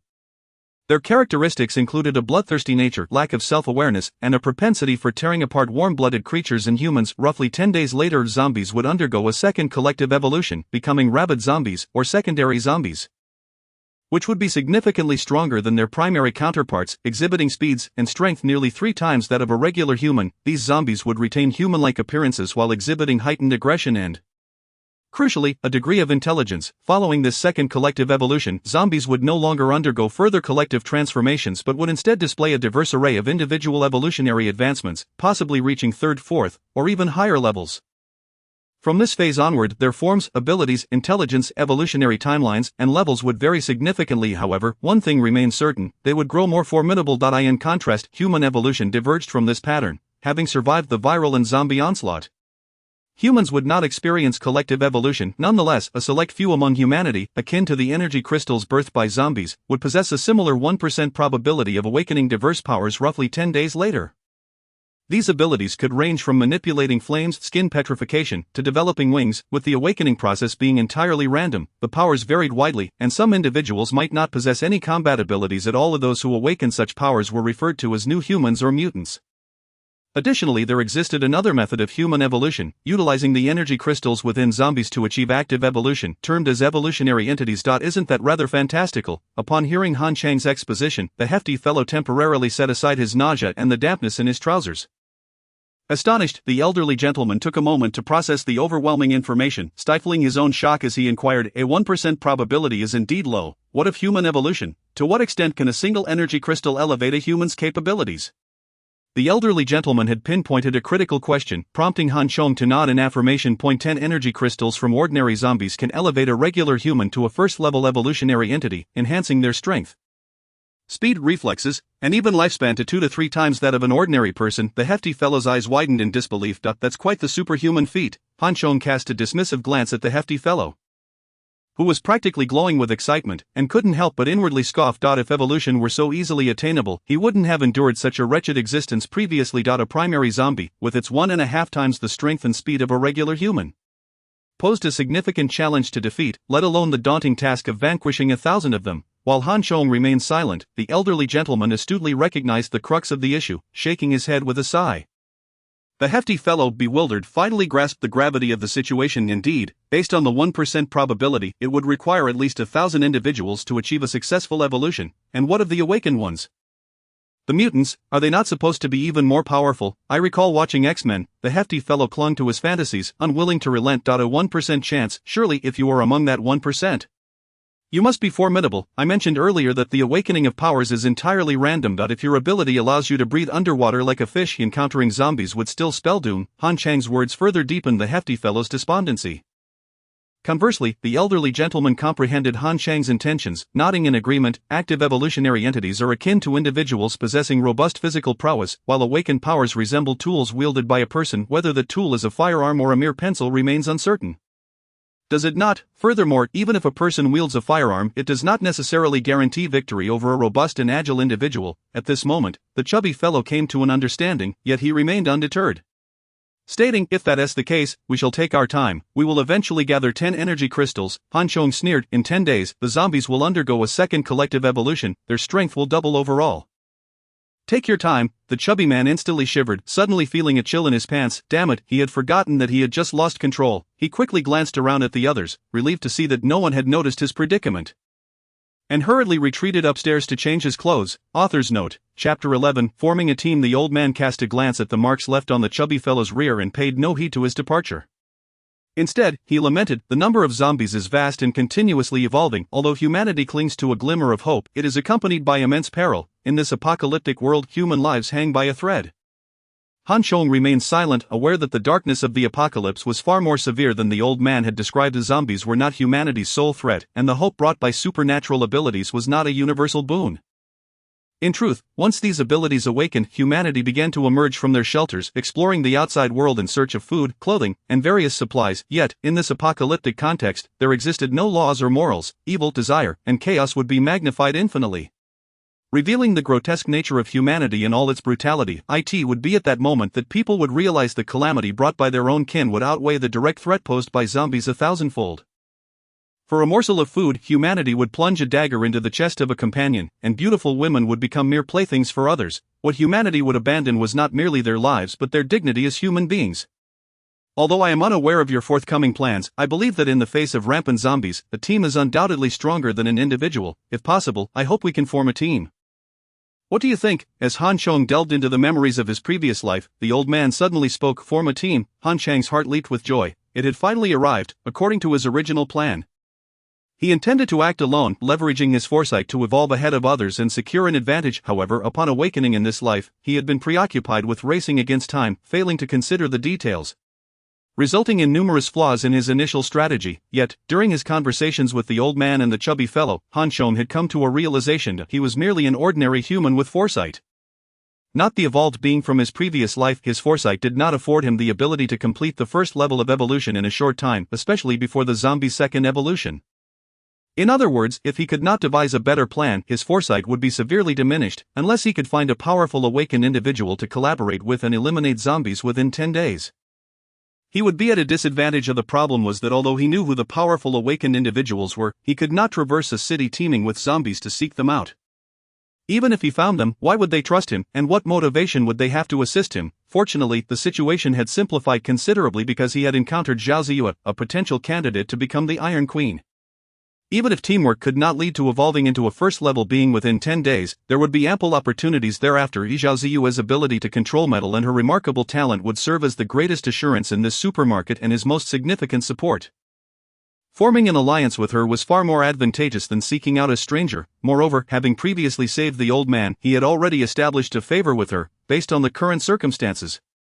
It was evident that Zhao's grandfather had once been a general upright and wise in service to his country and people. Although Zhao Ziyue expressed disdain for him, it only indicated her benevolent nature. Further encouraged by the commendable reputation of the Iron Queen in his past life, allowing Han Chong to feel secure in forging connections with them. As for the chubby fellow, he possessed a hint of cunning. As long as he utilized crystal evolution and awakened his self-healing ability, coupled with Zhao Ziyue's presence, even if the chubby man harbored ulterior motives, he would not stir up much trouble. However, Han Chong still required an opportunity. At this moment, that opportunity had arrived. Han Chong feigned hesitation before nodding and stating, "All right, but this team must be under my command." Of course, the old man nodded without hesitation. However, this was a matter of human corpses. And his actions were indeed. Upon hearing Han Chang's explanation, Zhao Ziyue's expression softened slightly, yet she remained unable to overcome her mental barrier regarding the old man's willingness to heed Han Chang's words. Feeling a sense of resistance, Zhao Ziyue was exceedingly forthright, still applying the pre-apocalyptic principles to evaluate everything that transpired in the post-apocalyptic world. Han Chang's expression stiffened, contemplating whether he should allow her to venture outside to experience the world's brutality firsthand. Perhaps a beating would aid in her awakening and transformation. Fortunately, Zhao's grandfather meticulously observed the corpses and the zombies whose heads had yet to be severed, remarking, "Ziyue, these no longer qualify as humans." But Zhao Ziyue still wished to argue. The old man was wise. From that moment yesterday, everything had changed. At this juncture, the outside world was far darker, bloodier, and more brutal than what lay before them. Zombies, like locusts, were ravenously tearing apart all living beings, feasting on their flesh and blood. If you cannot adapt to this reality, you might as well end your life now. Have you seen the movie Land of the Dead? The current world is infinitely more ruthless than the film. Han Chang's words sent a chill down Zhao Ziyue's spine. She realized that every time she heard him speak, it felt like a declaration from hell. Yet reality proved that he was always right. "Brother, how about this? You take a breather, and I'll handle the remaining ones," as a way to practice and adapt to the brutal world of the apocalypse. Ensuring I don't hold everyone back. At that moment, the chubby fellow returned after changing his pants, eagerly rushing over, disregarding the blood and gore, eager to assist Han Chong in severing heads. This cunning chubby man was quite devious. It was uncertain whether he had been eavesdropping earlier, but now he emerged to curry favor. Han Chong cast a disdainful glance at him. This fellow clearly sought the energy crystals, yet spoke with such pretense. Truly befitting a live streamer. There were still 8 zombies remaining, 5 heads to be severed, providing a total of 13 chances to obtain energy crystals. Since they were in this together, he would not be greedy. "I will take 4, and each of you will take 3. Whether we obtain energy crystals will depend on our luck. Is that agreeable?" Having made this decision, Han Chong also displayed generosity while observing everyone's attitudes. He held the advantage, and the information he provided at this moment was undoubtedly priceless. Even if he took a few extra for himself, it was well deserved. It is not an exaggeration to say that their opportunity to receive such a chance was entirely due to his efforts. Had he not voluntarily informed them, even if they had been observant by the time they grasped the situation, they would have lost numerous valuable opportunities on their path to evolution. This distribution was already exceedingly fair. And he had made significant concessions. If anyone were to voice dissent, even if only slightly dissatisfied, Han Chong would decisively sever ties, regardless of whether the individual was the future Iron Queen. If they were already harboring ill intentions, they might very well stab him in the back in the future. Of course, more importantly, he had already acquired 2 energy crystals, and the probability of obtaining more from the remaining zombies was nearly zero. Being generous now served a dual purpose. It could foster goodwill and create a personal favor, while also allowing him to gauge everyone's reactions. A twofold benefit. Author's note. Chapter 12. A stroke of luck. Brother Han, you need not be so polite. Although General Zhao's status is high, we ought to show our respect. However, I must pat my chest and say, had it not been for you, we might have perished in self-immolation last night. Even if we had survived, we could have easily become zombies. Breakfast. This distribution is entirely reasonable. The chubby fellow was the first to express his support, loudly proclaiming his endorsement while unwilling to forego the opportunity. Old man Zhao spoke calmly. "I am merely an old man. It is a miracle I am still alive. I no longer care about evolution, but my granddaughter is still young, and I hope she can live better. Thus, I shall pass my opportunity to Jinyu. In a chaotic world, personal strength is paramount, especially for a beautiful young woman." Even if Han Chong had not spoken, the old man understood well that in tumultuous times, beauty is not an asset but the root of evil. "Grandfather, I don't want it. It's too disgusting." Zhao Ziyue, however, failed to grasp her grandfather's good intentions and immediately voiced her opposition. Han Chong outright ignored Zhao Ziyue's objection, nodding in affirmation of the decision, declaring, "If that is the case, then it is settled." Without further ado, he took one of the 5 heads he had severed and placed it aside for them to distribute. He then raised his wrist and struck the chopping board once more. What a gruesome scene! Just as Zhao Ziyue had barely held back, she retched again. The chubby fellow too grabbed a kitchen knife and approached the thrashing zombies, preparing to make his move. But when the moment came to act, he discovered that intention and action were 2 entirely different things. His chubby face trembled, and his legs quaked incessantly, unable to bring himself to strike for a long while. The venerable Zhao, ever the embodiment of steadiness, grasped a kitchen knife, weighing it thoughtfully in his hand before heaving a sigh, remarking, having spent a lifetime as a soldier, battling mercenaries in years gone by, I never anticipated that I would still have the opportunity to stain my hands with blood. With that, he swiftly brought the blade down, cleanly severing the head that Han Chong had extracted. Jinyu, come here, Zhao called out to Zhao Ziyue, summoning her to search for the energy crystal within the brain of grandfather. Zhao Ziyue's face turned pale, aghast that her grandfather would ask her to take action. Vehemently refusing, however, Zhao's expression remained stern as he admonished her, you must remember, our Zhao family has a military lineage. As soldiers, we must possess an iron will. After years of training in the barracks, is this not the way of the warrior's head? But Zhao Ziyue attempted to speak. Zhao interrupted her with a sharp command, from this moment onward these zombies are our enemies, we must eradicate them and seize every opportunity to strengthen ourselves. Zhao Ziyue was momentarily taken aback by her grandfather's severity. Tears welled in her eyes as she fought against her nausea and fear. Approaching him with great reluctance, she understood clearly that while her grandfather often doted on her, when he became serious, there was no room for negotiation. Han Chong observed Zhao's directive, quietly nodding in approval. With the old general present, the plan for nurturing the Iron Queen might not necessitate his involvement after all. As Zhao Ziyue retched, she rummaged through the brain matter, her expression one of genuine distress, yet Zhao remained resolute, urging her to continue while he dispatched a few more heads. Truly, the saying about the old swordmaster is fitting for Zhao. Han Chong admired him from the side, musing to himself that this old general was indeed a remarkable figure. In his previous life, he had never heard of Zhao's name. It was likely he hadn't survived the dual trials brought on by the virus. Extracting a pile of items from the skull, the acidic sensation was something only those who had experienced it could comprehend. Zhao Ziyue felt as though her very insides were about to expel themselves. And just as she thought she might collapse, her fingers suddenly stiffened, and she grasped a small object, stained with blood from the brain matter. Congratulations, with a 1% chance, you have actually won the prize. Han Chong was momentarily taken aback, then remarked casually, confirming that it was indeed an energy crystal. Out of the 48 zombies, they had astonishingly discovered 3 energy crystals thus far. Such luck was beyond extraordinary. In his previous life, Han Chong had experienced the futility of extracting over 160 zombie heads, only to return empty-handed. Meanwhile, the portly fellow, who had been mulling over his predicament, turned envious upon witnessing Zhao Ziyue acquire an energy crystal. With a determined grimace, he swung his knife, but his aim faltered, resulting in a splatter of blood upon his face. Instead of severing a head, startled, he plopped down on the ground. This rotund individual was evidently a paper tiger. Despite his cunning, he lacked the fortitude of someone seeking an energy crystal. Han Chong observed everything with keen eyes and concluded that within their small team, only the old man seemed competent. The other two required further honing. However, Han Chong soon realized that their fortune was indeed exceptional. From the 48 zombies, they ultimately unearthed 4 energy crystals. Statistically, the crystal yield rate reached a staggering 8.33, far surpassing the 1% recorded in his previous life. Could it be that binding individuals together in advance and cultivating them artificially contributed to this elevated yield rate? Han Chong speculated wildly. Probabilities could indeed be quite unreliable. 4 energy crystals, 2 for Han Chong, 1 for Zhao Ziyue, and 1 for the plump fellow. While the energy crystals were a significant haul, the 2 others also gained invaluable practical training. Despite their incessant shivering and retching post-extraction, even though they could no longer expel anything, the nauseating sensation lingered, rendering them unable to stand upright. Zhao Ziyue dashed to the restroom, applying every cleansing product from the supermarket: body wash, hand sanitizer, disinfectant, soap, scrubbing vigorously in a futile attempt to rid herself of the blood and brain matter, as well as that lingering sensation. It seemed she had rubbed off several layers of skin yet still felt unclean. Han Chong could not fathom why someone who bled profusely each month would be so concerned with bloodstains. He remained remarkably composed, cleaning the 2 energy crystals in fresh water before casually popping one into his mouth and swallowing it whole. Is it really that simple? The portly fellow stared at Han Chong in disbelief. This was a treasure that could transform ordinary individuals into extraordinary beings. You just ate it like that? Are you not going to offer a prayer or perhaps serve it with a side dish?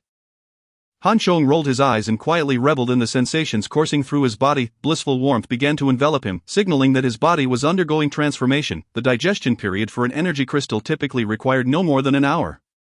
However, consuming a second crystal before the first was fully digested would result in energy wastage. Even if one consumed 10 crystals, they would not ascend to the first level of evolution. Han Chong clenched his fists, acutely aware of the increase in his strength, a delightful sensation. Initially, he had intended to venture out hunting only after experiencing the chill of the body, yet, even before stepping outside, he had already acquired 2 energy crystals, effectively enhancing his power by 20% prior to the hunt. This prospect filled him with great satisfaction. Seeing Han Chong consume the energy crystals as if they were mere sweets, the portly fellow hesitated for quite a while, grappling with the courage required to place something extracted from a zombie's brain into his own mouth. Had he been unaware of the source, it might have been easier. However, he was acutely aware of the origin and had personally sifted through the gruesome brain matter all morning.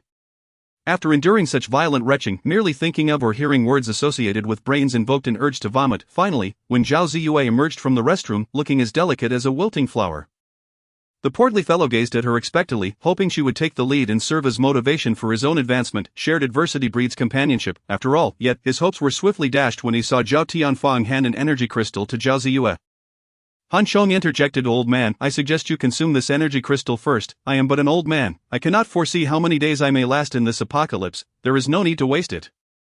Zhao Tianfang looked at Han Chong in confusion, believing it better to bestow all the finest things upon his granddaughter. At 70 years of age, he felt that even if he were to die today, it would not be a matter of regret. Such a beautiful youth faced the darkness of this world. This afternoon, we shall face the second challenge, the chill of the body, at your age and in your condition. You may not withstand this ordeal. With the enhancement to your physical constitution from this energy crystal, I believe it should pose no issue, Han Chong explained. In the previous century, after the trials of the heat sickness, the vast majority of people had lost half their lives, and no one anticipated the sudden outbreak of chill sickness, leading to the near extinction of the elderly and children globally. Indeed, grandfather, you should consume it.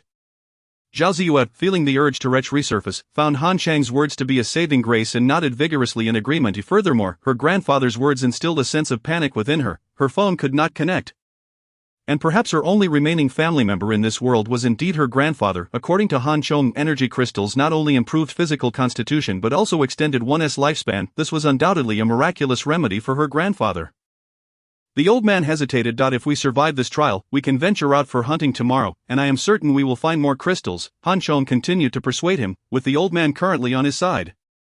His standing within this nascent team was crucial. Han Chong required someone like him. Even if he were an elder who might temporarily hinder the group, he was willing to bear that burden for the sake of obtaining the Iron Queen.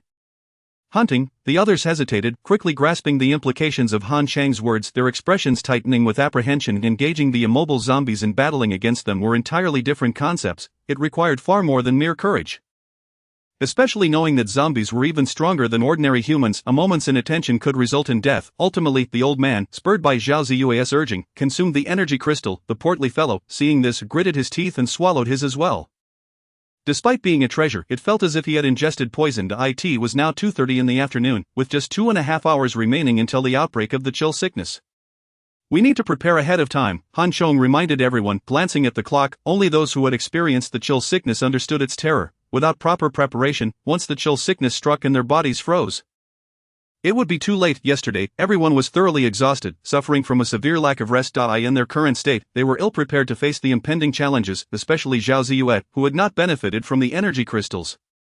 Upon hearing Han Chang's urging, both the rotund man and Zhao Ziyue realized that they had vomited excessively, leaving their stomachs empty and ablaze with discomfort. However, neither of them had much appetite. They scavenged for some fruits and yogurt in the supermarket, just managing to make do. After a brief respite of an hour, everyone sprang into action. Under Han Chang's direction, they commenced adjusting the supermarket's air conditioning to warm air, while gathering all available electric heaters to form a circle, ensuring a 360-degree warmth for all. Furthermore, each person had prepared thermal underwear and down jackets, keeping them close at hand, while they collected books from the supermarket for kindling. With all preparations complete, the clock struck 5. The chill within their bodies began to rise. Despite it being a scorching hot day with the air conditioning set to warm, they still felt a bone-chilling cold, their breaths visible in the frosty air.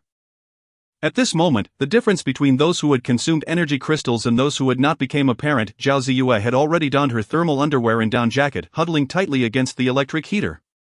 Still shivering despite her efforts, observing her struggle, Han Chong began to ignite the gathered books, creating a fire. The rotund man, showcasing his advantage of extra fat for insulation, began bustling about, preparing hot water for everyone and distributing electric foot baths, ensuring each person had one. With the air conditioning blowing, the electric heater radiating warmth, the fire crackling, down jackets worn, while soaking their feet and sipping hot water, Han Chong was convinced that he and his companions were undoubtedly the happiest people in the world at that moment.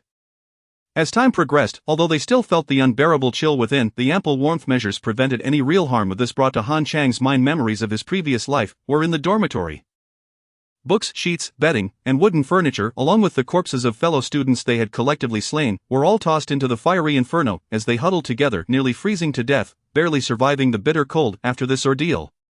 In the entire dormitory building, only a fraction of the students remained alive. Past midnight, as the cold receded, the 4 of them had narrowly passed the second test and crawled back into bed.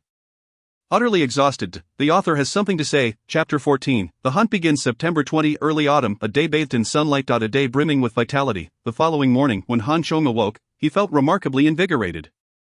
Stretching languidly, filled with fighting spirit, the energy crystals had been fully absorbed, and he noticed a significant enhancement in his physical capabilities, a palpable strength coursing through him. "Grandfather, you seem to have regained your youth," Zhao Ziyue exclaimed in surprise upon noticing her grandfather's transformation. Indeed, the elderly Zhao Tianfang, already of robust physique, appeared even more agile, hardly resembling a 70-year-old man. The improvement in physical condition could potentially extend one's lifespan. This was a fact already substantiated. If the old man could maintain this evolution, his state would only continue to improve ahead. Indeed, it feels splendid. The rotund Dong Qi was equally elated, bouncing about like a nimble figure. Today marked the second day since the Cataclysm, and in 10 days, the zombies would undergo their second collective evolution, resulting in an even harsher survival environment. Thus, it was imperative to seize these few days to hunt as many zombies as possible, acquire sufficient energy crystals, and sustain the pace of evolution to face the ensuing pressures of survival with composure. However, hunting zombies inherently carried the risk of life. Whether to participate was a decision each individual could make for themselves. After a simple breakfast of milk and bread, Han Chong proposed a zombie hunting expedition. Regardless of whether the others chose to join, he had already resolved to venture out. Nevertheless, as a team, he hoped everyone would accompany him. Otherwise, such a team would become a burden rather than a boon, necessitating a re-evaluation of strategy. While the others contemplated, Han Chong prepared his protective gear, donning chainmail underneath a suit of black armor. Significantly increasing his load, however, he deemed this sacrifice worthwhile, as the armor would provide him an extra layer of protection in critical moments. With a sword strapped to his waist, he felt a surge of valor. The rotund man, mouth full of bread, appeared conflicted upon hearing Han Chang's suggestion that he recognized the benefits of evolution but was also somewhat apprehensive of the terrifying zombies. Having watched numerous films, he instinctively felt a sense of immersion, albeit one that placed him in the shoes of someone being pursued by zombies. Thus, he glanced at the old man, deciding to stand by him in whatever course of action they would take. Han Chong was correct. Opportunity always coexisted with risk. The fine tradition of their unit was to be bold and tenacious. Energy crystals were strategic resources, a guarantee for the future. They must ensure every individual possessed at least 10 before the zombie's second evolution. The old general displayed no hesitation, his words resonating with authority. Perhaps due to the energy crystals, his physical condition had improved, and his mental acuity was markedly high, with the old man having made his decision. Zhao Ziyue had no choice but to follow suit. When the rotund man saw that everyone had resolved to leave, he glanced around the empty supermarket, feeling a twinge of unease, and promptly declared, "I've always wished to be a soldier, but never had the opportunity. Now, to serve under the old general as his guard is truly an honor. I must participate and comply with the organization's arrangements." His words were grand, yet his equipment was no less impressive, as he donned whatever he could find, adorning himself with 2 pieces of armor. He also snagged a motorcycle helmet from the supermarket. Slinging a large knife over his shoulder and tucking a kitchen knife at his waist, presenting an odd sight yet feeling quite pleased with himself. Thank goodness there were no steel plates in the supermarket. Otherwise, he might have emerged fully clad in steel. The underground supermarket had only one large entrance aside from the ventilation shaft. The entrance had been barricaded, and to exit, they needed to clear the obstacles behind the door. Han Chong initially intended to move the objects aside, but was halted by old Zhao. "No need to clear everything completely. We only require a passage for one person." The situation outside was uncertain, and it was possible that the area beyond the iron door was teeming with zombies. If they removed all the obstacles, should zombies surge in, they might find themselves dead before they even embarked on their mission. Just clear a path for one person. It won't hinder entry or exit, facilitates defense, and saves time. 3 benefits in one, old Zhao suggested. The old general's wisdom was commendable. The rotund man's admiration was immediate. Han Chong also gave a thumbs up to the old man. Then, working in tandem with the rotund man, they piled the cleared obstacles to either side, creating a narrow passage. After gently pulling down the roller shutter and listening intently for any signs of disturbance, they finally opened the main door. As they gazed outside from the supermarket exit, sunlight flooded in, and everything appeared serene. After being cooped up in the supermarket for 2 days, the sudden sight uplifted their spirits considerably. "It seems rather peaceful." The rotund man stretched, visibly relaxing. Han Chong snorted, cautioning, "If you maintain that attitude, I doubt you'll survive past the second episode." "What do you mean?" The rotund man stammered. "Remember, the only surefire way to kill a zombie is to destroy or sever its head. Everything else is futile." Han Chong disregarded the rotund man, focusing instead on reminding everyone while cautiously descending the steps, leading the way to the surface. However, as soon as he poked his head out, he quickly ducked back down. Seeing his abrupt movement, the 3 behind him felt a tightening in their chests. Were there zombies? Old Zhao leaned forward, peering outside for a glimpse. Indeed, there were zombies. Above the supermarket lay a plaza of several thousand square meters. Bordered by streets to the north and south, with a grand library to the west. Present, the streets were obscured by ornamental plants, making the specific circumstances unclear, but the situation in the plaza was readily visible. A dozen or so zombies were meandering across the plaza, their bodies smeared with blood reminiscent of the terrifying scenes seen in films, near the steps of the supermarket exit, less than 10 meters away. Two zombies were feasting on a human corpse, entrails exposed, creating a gruesome spectacle. One of the zombies, in a bizarre display, had thrust its arm into the corpse's mouth, emerging from a gaping hole in the chest. Grasping the entrails and shoving them into its own mouth, currently visible were a total of 16 zombies. 2 were approximately 7 meters away, their movements slightly quicker. They could be taken down in a 4-2 engagement. However, the remaining 14 were positioned further away, the closest being over 20 meters. Though it was possible to eliminate those two zombies, it would inevitably attract the attention of the others. The old man's military background shone through.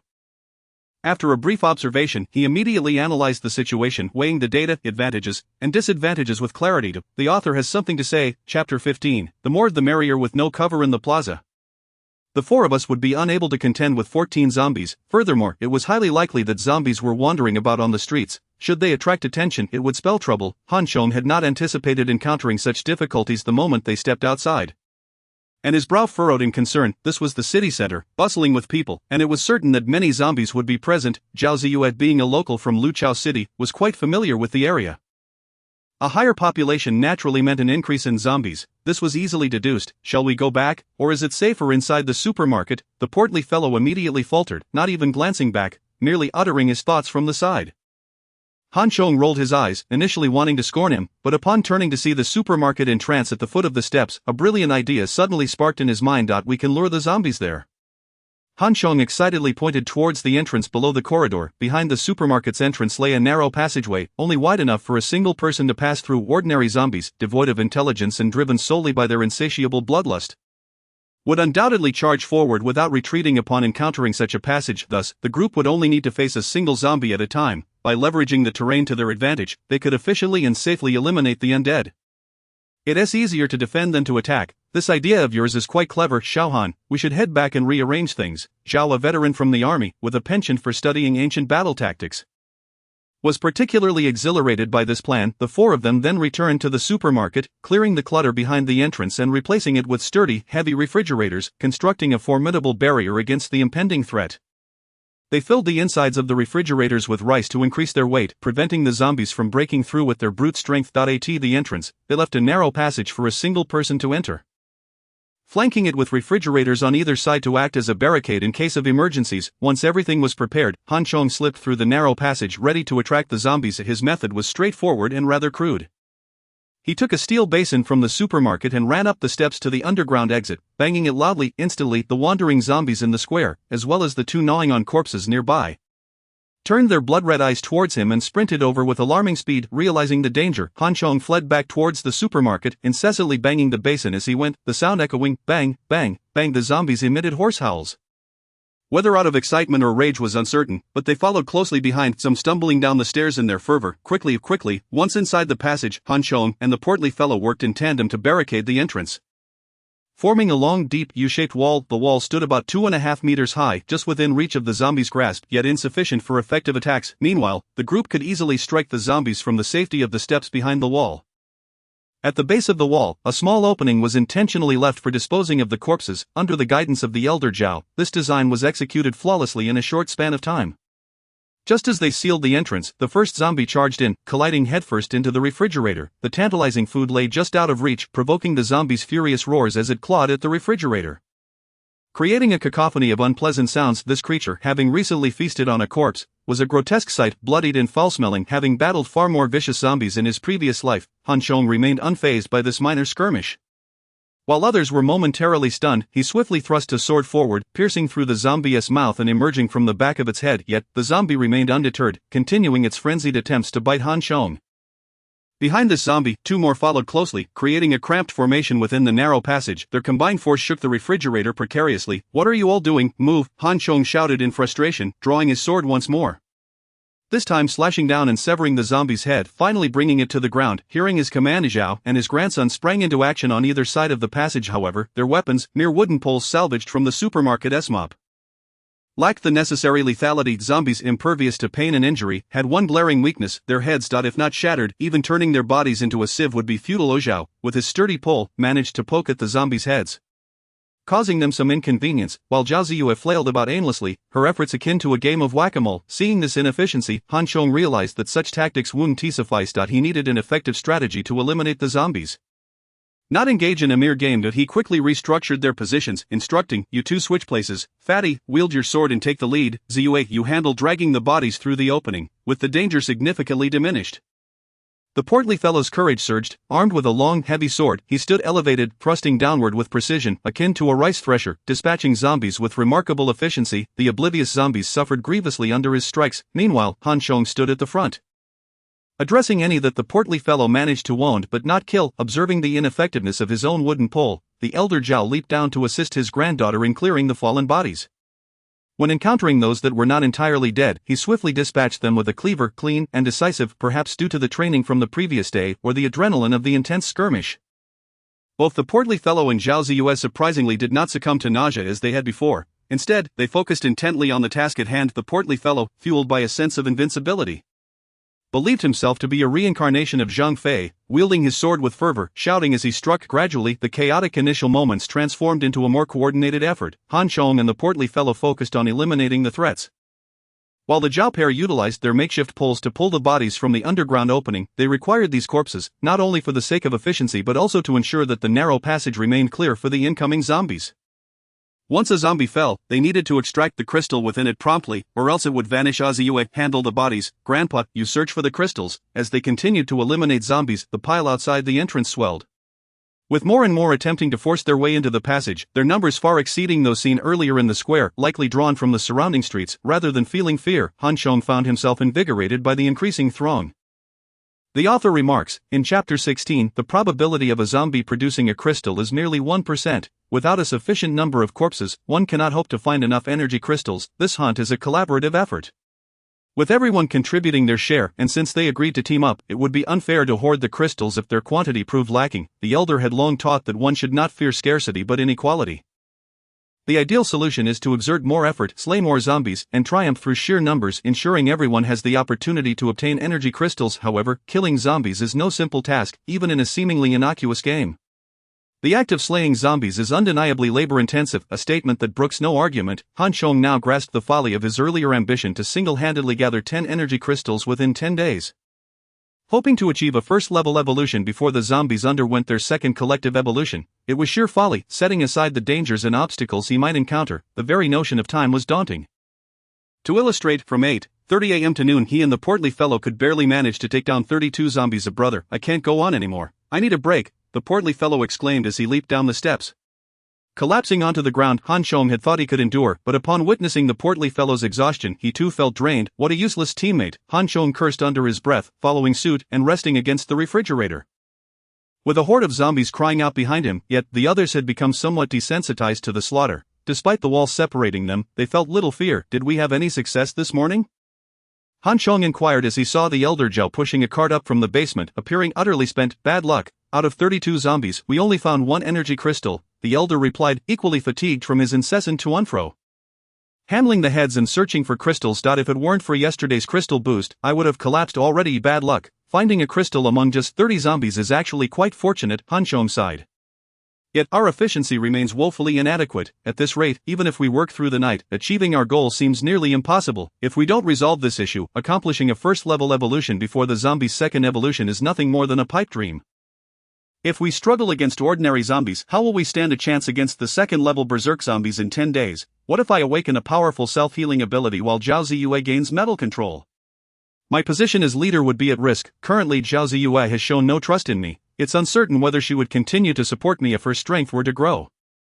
My trust in this newly formed group is severely lacking. I must devise a strategy. Han Chong spoke not only to himself but also to the crowd, musing, if only we had firearms, it would simplify matters immensely. Our efficiency could potentially increase manifold. Zhao Ziyue returned from the supermarket, carrying a bundle of beverages. She tossed a bottle to each person, simultaneously suggesting, we should take advantage of this. Throughout the morning, she had exerted considerable effort tirelessly moving and clearing away corpses. Compared to her state the previous night, Han Chong could not help but regard her with newfound respect. If one were to disregard the unnecessary sentimentality and the repulsion towards zombies and blood. Zhao Ziyue's performance was truly commendable. Indeed, how wonderful it would be to have guns. A barrage of gunfire would be splendid, the chubby man exclaimed, gulping down a drink in excitement. I've contemplated firearms as well. But acquiring them is no simple feat for an ordinary person, Han Chong replied with a sigh. Before the outbreak of the disease, given the domestic conditions, he had no opportunity whatsoever. He had visited the museum and had a rough understanding of its layout. Coupled with his foreknowledge of the viral outbreak, he was confident he could seize weapons and make a swift escape. However, the police station was a different story. Under normal circumstances, gaining entry was impossible. Even if he managed to get in, he wouldn't know where the guns were located, and even if he did, there was a risk of being shot by the remaining officers should he attempt to steal weapons. Besides these factors, he personally preferred swords, convenient, easy to wield, and portable. Firearms, on the other hand, required sufficient ammunition, precision in shooting, and so forth. Of course, the most critical issue was that he did not know how to use a gun. Nevertheless, in the current predicament, the lethality of firearms was undeniably superior. The zombies, like fools, crowded in the narrow corridors, oblivious even when a gun was pointed at their heads. What better targets could there be? This had been impossible before, but now it was certainly feasible. Well, old man, you are familiar with this area. Is there a police station nearby? The chubby man, exhausted and unwilling to stab any longer, trembled with fatigue. Spilling drink all over himself. He now harbored serious doubts about the so-called masters depicted on television, those who could take on thousands single-handedly. Surely they were deceivers. A police station is a subordinate agency of the upper-level public security.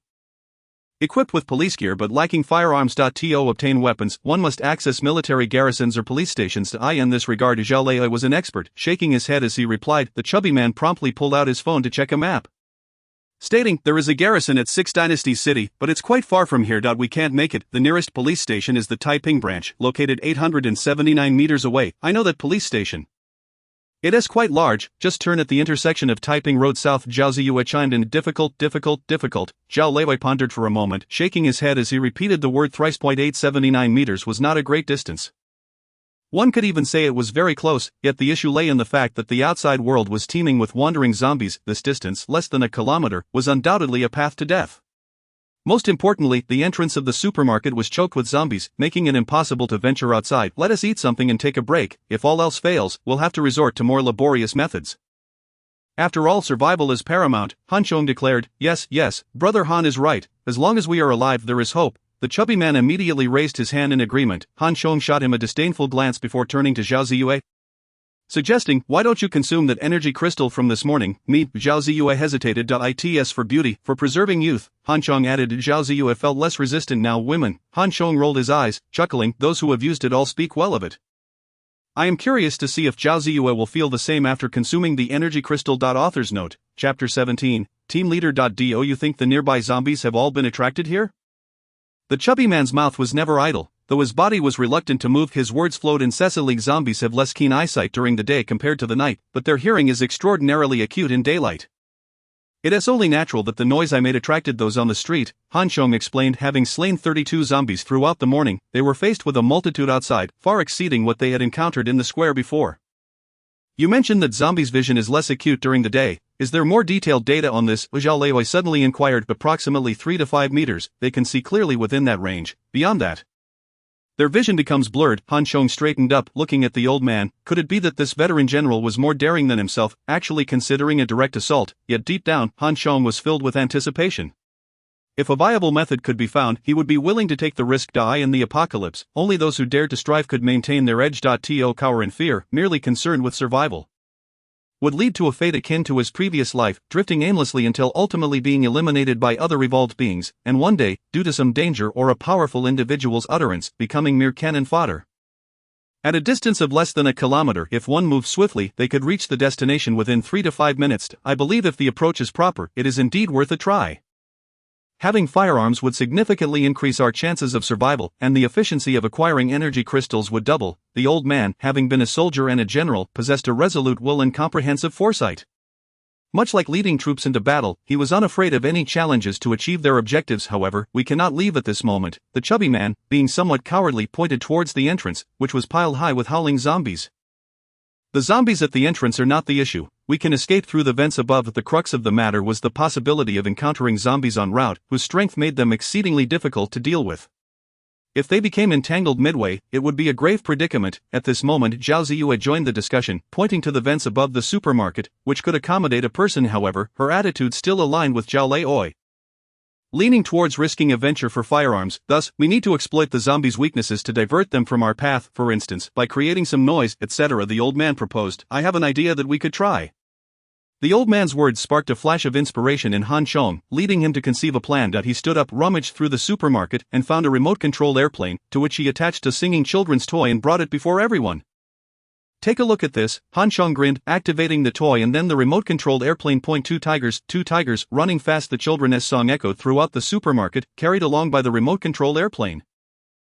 This is quite a clever method. Han Chang's mind is truly agile. Zhao Lei applauded in admiration. This is a toy remote-controlled plane. Its flight range is at most 30 meters. If only my DJI drone were here, it could fly further and observe the surroundings. Zhao Ziyue lamented. Having a range of 30 meters is already impressive. Han Chong, you should conduct several more tests to ascertain the volume of the toy, the battery life, and the actual flight distance limit. It's best to have precise figures. The old man felt as though he were commanding an operation from a command center. After a brief rest at noon, Han Chong conducted multiple tests, and the group resumed their work. They toiled tirelessly until after 10 in the evening, utterly exhausted, having finally barricaded the entrance. The afternoon and evening had stretched for a considerable duration, and with the experience of the morning, their coordination had improved significantly, resulting in a notable increase in the number of zombies slain. In total, they had killed 78 zombies, yielding 2 energy crystals. Thus, from the combined efforts of the morning and afternoon, they had eliminated a total of 110 zombies, garnering 3 energy crystals. Although this ratio did not match the previous yield of 48 zombies cultivated, it exceeded the normal 1% birth rate,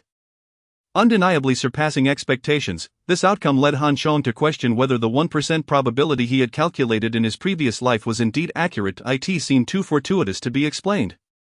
Before distributing the 2 energy crystals, the old man spoke up after counting the day's spoils. Today's harvest is commendable owing to our teamwork. However, for our team to thrive in this apocalypse, we require some reforms or agreements.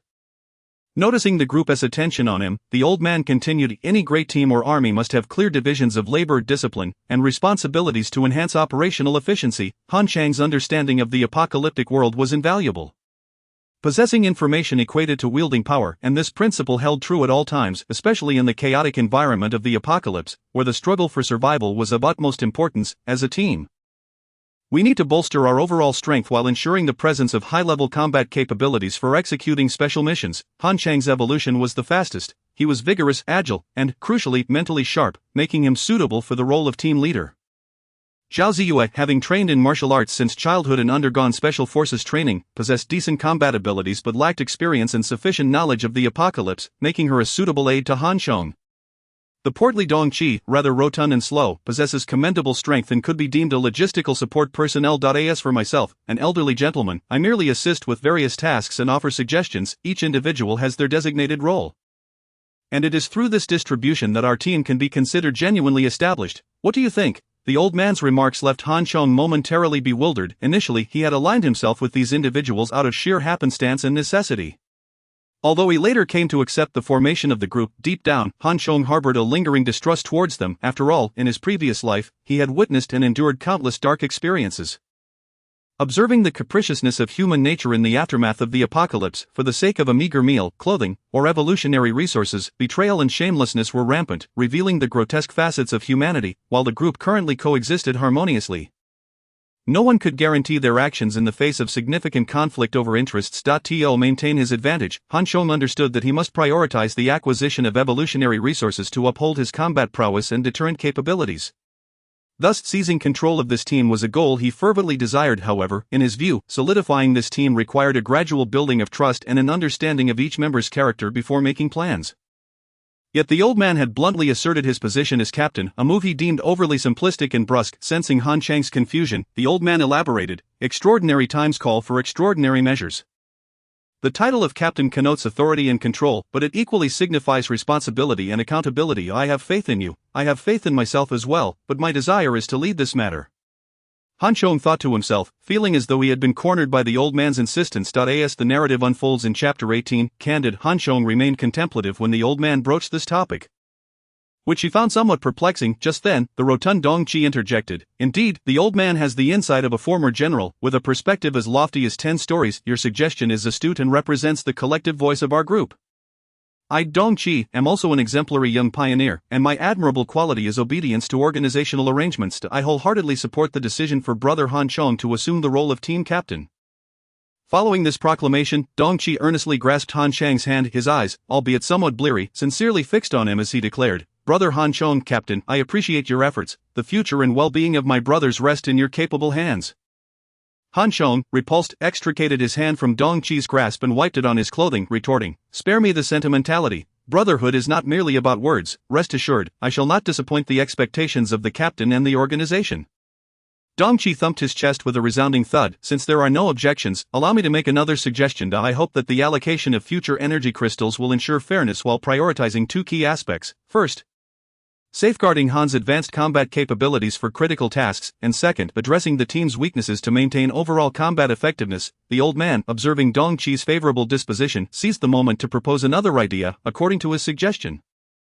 This afternoon, the group would obtain 2 energy crystals, with Han Chong, as captain, granted the first right to secure 1. Dong-chi, being the primary force in slaying zombies, would also receive 1. Thus, Han Chong would end up with 3, Dong-chi 2, while the old man and Zhao Ziyue would each receive 1. This distribution was a delightful surprise for Dong-chi, while it left the old man and Zhao Ziyue at a disadvantage. Are you puzzled by my suggestion? In the evening, while Han Chong was in the restroom, the old man followed him in, nonchalantly speaking, not puzzled, merely somewhat surprised. Han Chong replied that he was not taken aback by the old man's entrance, but the previous arrangements seemed to him a means of paving the way for the old man and, by extension, Dong-chi cared to elaborate. The old man regarded Han Chong with an inquisitive gaze. In this world of despair, the most disadvantaged are the elderly, children, and women. Unfortunately, you and Zhao Ziyue happen to occupy 2 of those categories. Han Chang's meaning was unmistakable. Ha, you are quite perceptive. That is certainly one facet of the issue. The old man chuckled. Though I know not what you have endured, I can discern the wariness lurking beneath your cold exterior.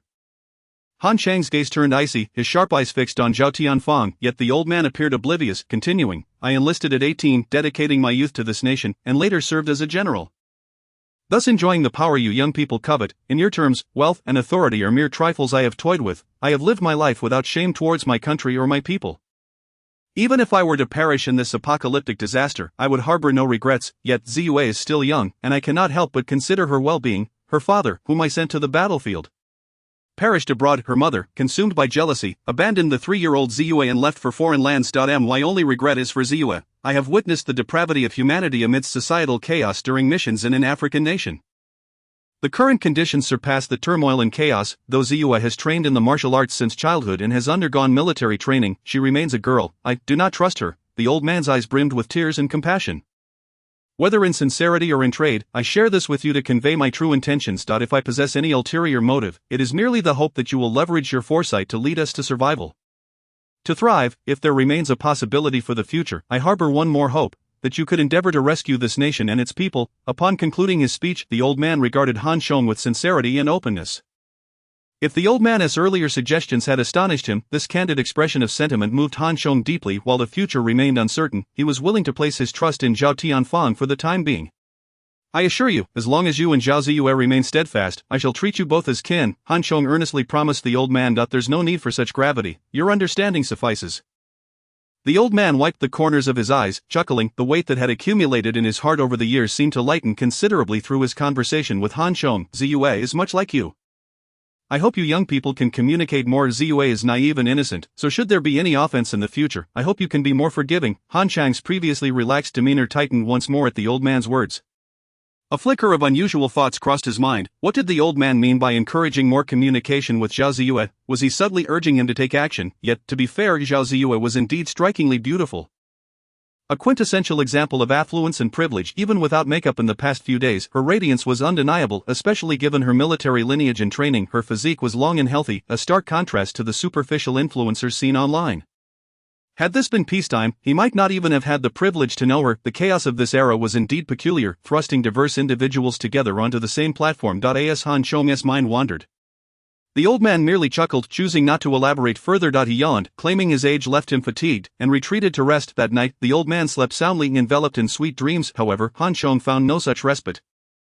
oscillating between thoughts of the future and the memories of his past life, with Zhao Ziyue's visage flooding his mind. Regrettably, the old man's bed was situated precisely between him and Zhao Ziyue, leaving him only with the sight of the old man slumbering back. This old man certainly had a sense of humor, Han Chong mused. A former general, wise and shrewd, who held a favorable impression of him and was willing to entrust his granddaughter to him, was indeed a rare find. Yet, the impending awakening of Zhao Ziyue's abilities loomed on the horizon. When the old man discovered that his concerns for Zhao Ziyue were unfounded, would he still lean on and support Han Chong as he did now? If that were the case, perhaps he ought to secure Zhao Ziyue's affections before her awakening, turning the raw into the cooked, thus solidifying their bond and ensuring greater stability in the future. Dark thoughts began to fester within Han Chong's heart. On September 21, under a clear sky, the summer sun rose early, and the diligent soul striving for survival and evolution opened their eyes at 6 o'clock. Ready to toil for their existence. Remote-controlled airplanes, singing toys, batteries, backpacks, firecrackers, rescue ropes, and even provisions and bottled water were all prepared to prevent any unforeseen circumstances that might leave them stranded outside. The exuberant Dong Qi, eager to prove his worth, actively volunteered to navigate the ventilation ducts to clear any obstructions. The individual in question is exceedingly corpulent. Having managed to squeeze halfway through the opening, he found himself utterly stuck. Unable to ascend or descend, it was left to Han Chong to express his exasperation and extricate him from the aperture. You might as well remain in the supermarket, as you are perfectly suited to guard this place. No, if I just squeeze a little more, I can manage. Perhaps it's the armor weighing me down. If I remove it, I'll be fine. Upon hearing that he might be abandoned, the rotund man was instantly flustered. It is far more comforting to stay among others. What if you leave and do not return? Han Chong scrutinized the corpulent man and shook his head in refusal. No, you are far too heavy. And your speed is far too sluggish. The essence of our mission lies in swiftness. We must strike quickly and decisively. After which, he turned to the elder. Upon further reflection, we must alter our strategy. Elder, you and the portly fellow shall remain to guard the supermarket while this operation is undertaken by myself and Zhao Yue. I concur, grandfather. Please stay here and await our return, Zhao Yue added, hoping to shield her grandfather from peril. The elder, a man of decisive action, pondered briefly and recognized the validity of Han Chong's assertion, suggesting, very well, I am somewhat familiar with the surrounding environment, yet I believe we need to deliberate further on the specifics. At 6:45 a.m., Han Chong and Zhao Yue ascended through the ventilation duct. The exit they chose was located on the southwestern side of the square, directly opposite the supermarket entrance. It was conveniently situated south of the library on the west side of the square. Near an intersection, however, upon encountering the security grate at the exit, the two, who had laboriously crawled for quite some time, were nearly driven to despair. It seems we cannot escape. Han Chong abruptly halted, causing Zhao Yue to narrowly avoid colliding with him. Gritting her teeth in frustration, she peered through the gap beside him. The heat compelled her to wear light clothing, causing her collar to sag as she crawled forward. Hearing her inquire, Han Chong instinctively turned his head, only to inadvertently catch a glimpse of something cool and delicate. Though not particularly large, it was firm, pristine, and upright. His nostrils flared, feeling a rush of warmth as a sensation threatened to escape. He quickly covered his nose and redirected his focus to the security grate. What is wrong with you? Zhao Yue, unaware of the accidental distraction her presence had caused, inquired with concern. Nothing, I merely bumped into a corner, Han Chong mumbled, pushing against the grate, which remained resolutely immovable. Perhaps I should return to fetch a power drill or saw. The duct was linear. What corner could he possibly have struck? Zhao Yue voiced her skepticism. Let me try first. The security grate, long since installed and heavily rusted, was still robust, even with Han Chong's significantly enhanced strength. He found it impossible to breach. After a moment of contemplation, he drew forth the treasured sword Zidian. Zhao Yue quickly restrained him, cautioning, wait, are you out of your mind? This is a national treasure. I will use it precisely because it is a treasure. Otherwise, it might not pierce at all, he retorted. With that, the sword's tip was inserted into the grate's opening, and as he applied more force, the blade widened, increasing its resistance. With a firm twist of his wrist, the sword successfully severed the bindings on either side. Indeed, it was a magnificent sword. While it may have been an exaggeration to claim it could slice through iron like mud, it proved effortlessly effective against the rusted security grate. Upon realizing its efficacy, Han Chong was elated and proceeded to cut the grate free along its perimeter. We can escape now. Peering outside, Han Chong confirmed the absence of threats and promptly emerged. Though Zhao Yue was a woman, her years of martial training rendered her agile and nimble. She swiftly followed suit. Let us go. Han Chong led the way, leaping through the foliage toward the police station. Zhao Yue lagged slightly behind, glancing back at the supermarket entrance. Upon witnessing the scene, she nearly buckled in terror. The chaos resembled the frenzied atmosphere of the spring festival travel rush at the supermarket's entrance. A sea of zombies, though not quite in the thousands, surged in the thousands, all congregating at the entrance. This was surely the most bustling scene the supermarket had ever witnessed since its inception. Perhaps it was the allure of the commotion that provided the duo with the opportunity to escape. Is this still the Six Dynasties city that I once knew? As her gaze returned from the horde of zombies, Zhao Yue was once again taken aback. In just a few short days, the previously pristine and orderly city had transformed into a primordial wilderness. The ornamental trees and floral arrangements lining the streets had burgeoned as if infused with growth hormones, obscuring the very sky above. The virus's impact on living organisms extended beyond mere humans, affecting animals and insects alike. Any living entity would be subject to its influence. What lay before them was merely the beginning of a far greater transformation yet to come. As Han Chong sprinted forward, he quietly elucidated the situation to Zhao Yue. She remained silent, absorbing the surroundings with a heavy heart. It was only in the face of calamity that one could truly appreciate the value of peace. Especially at this moment, Zhao Yue felt an overwhelming gratitude toward her grandfather for insisting she undergo military training. Otherwise, she would be cowering in a corner like any ordinary woman. The location of the Peace Division was situated 879 meters south of the supermarket, necessitating a traverse across a major east-west thoroughfare. The zombies nearby had been drawn to the supermarket entrance by Han Chong's earlier clamor. Upon crossing the thoroughfare, two routes presented themselves, a narrow alley and a broader road to the north and south. Known as Taiping South Road, the alley, being relatively constricted, posed a risk of entrapment, leading Han Chong to opt for the more open Taiping Road. However, this choice was only relatively safe, as the road was littered with parked cars and electric vehicles, creating numerous obstacles. In addition to these barriers, the most conspicuous sight along the road was the gruesome, decaying corpses littered about, alongside the zombies meandering through the shops and vehicles. As the duo hastily passed, the noise they generated prompted the zombies to turn their attention toward them. Fortunately, it was daytime, and their visibility was diminished. Coupled with the speed of Han Chong and Zhao Yue's escape, the zombies failed to react immediately. Only a handful exhibiting signs of agitation, despite having been mentally prepared by Han Chong prior to their departure. The sight of the world beyond the supermarket left Zhao Yue unable to suppress her terror, feeling a chill run down her spine. And this was merely a glimpse of the world's current state. As her eyes darted around, she suddenly found herself engulfed in darkness as a figure lunged at her. Zhao Yue let out a startled scream and tumbled to the ground. Han Chong, who was running ahead, turned back upon hearing her cry, only to discover Zhao Yue had been knocked down by a zombie, causing him to panic. No way, the Iron Queen can't be taken down so easily because of my interference, can she? Author's note. Chapter 20. Is it really that miraculous? Han Chong pivoted, sprinting, sword in hand. The long blade pierced through the zombie's skull, and with a fierce upward thrust, he cleaved off half of its head. A torrent of foul matter erupted from the remaining half, splattering Zhao Yue completely. Though Zhao Yue was skilled in martial arts and possessed commendable agility, the chaos rendered her utterly paralyzed with fear, unable to utilize any of her skills. Are you alright? We must move. Han Chong quickly scanned her, noting the bloodstains adorning her clothing, but unable to ascertain if she had sustained any injuries.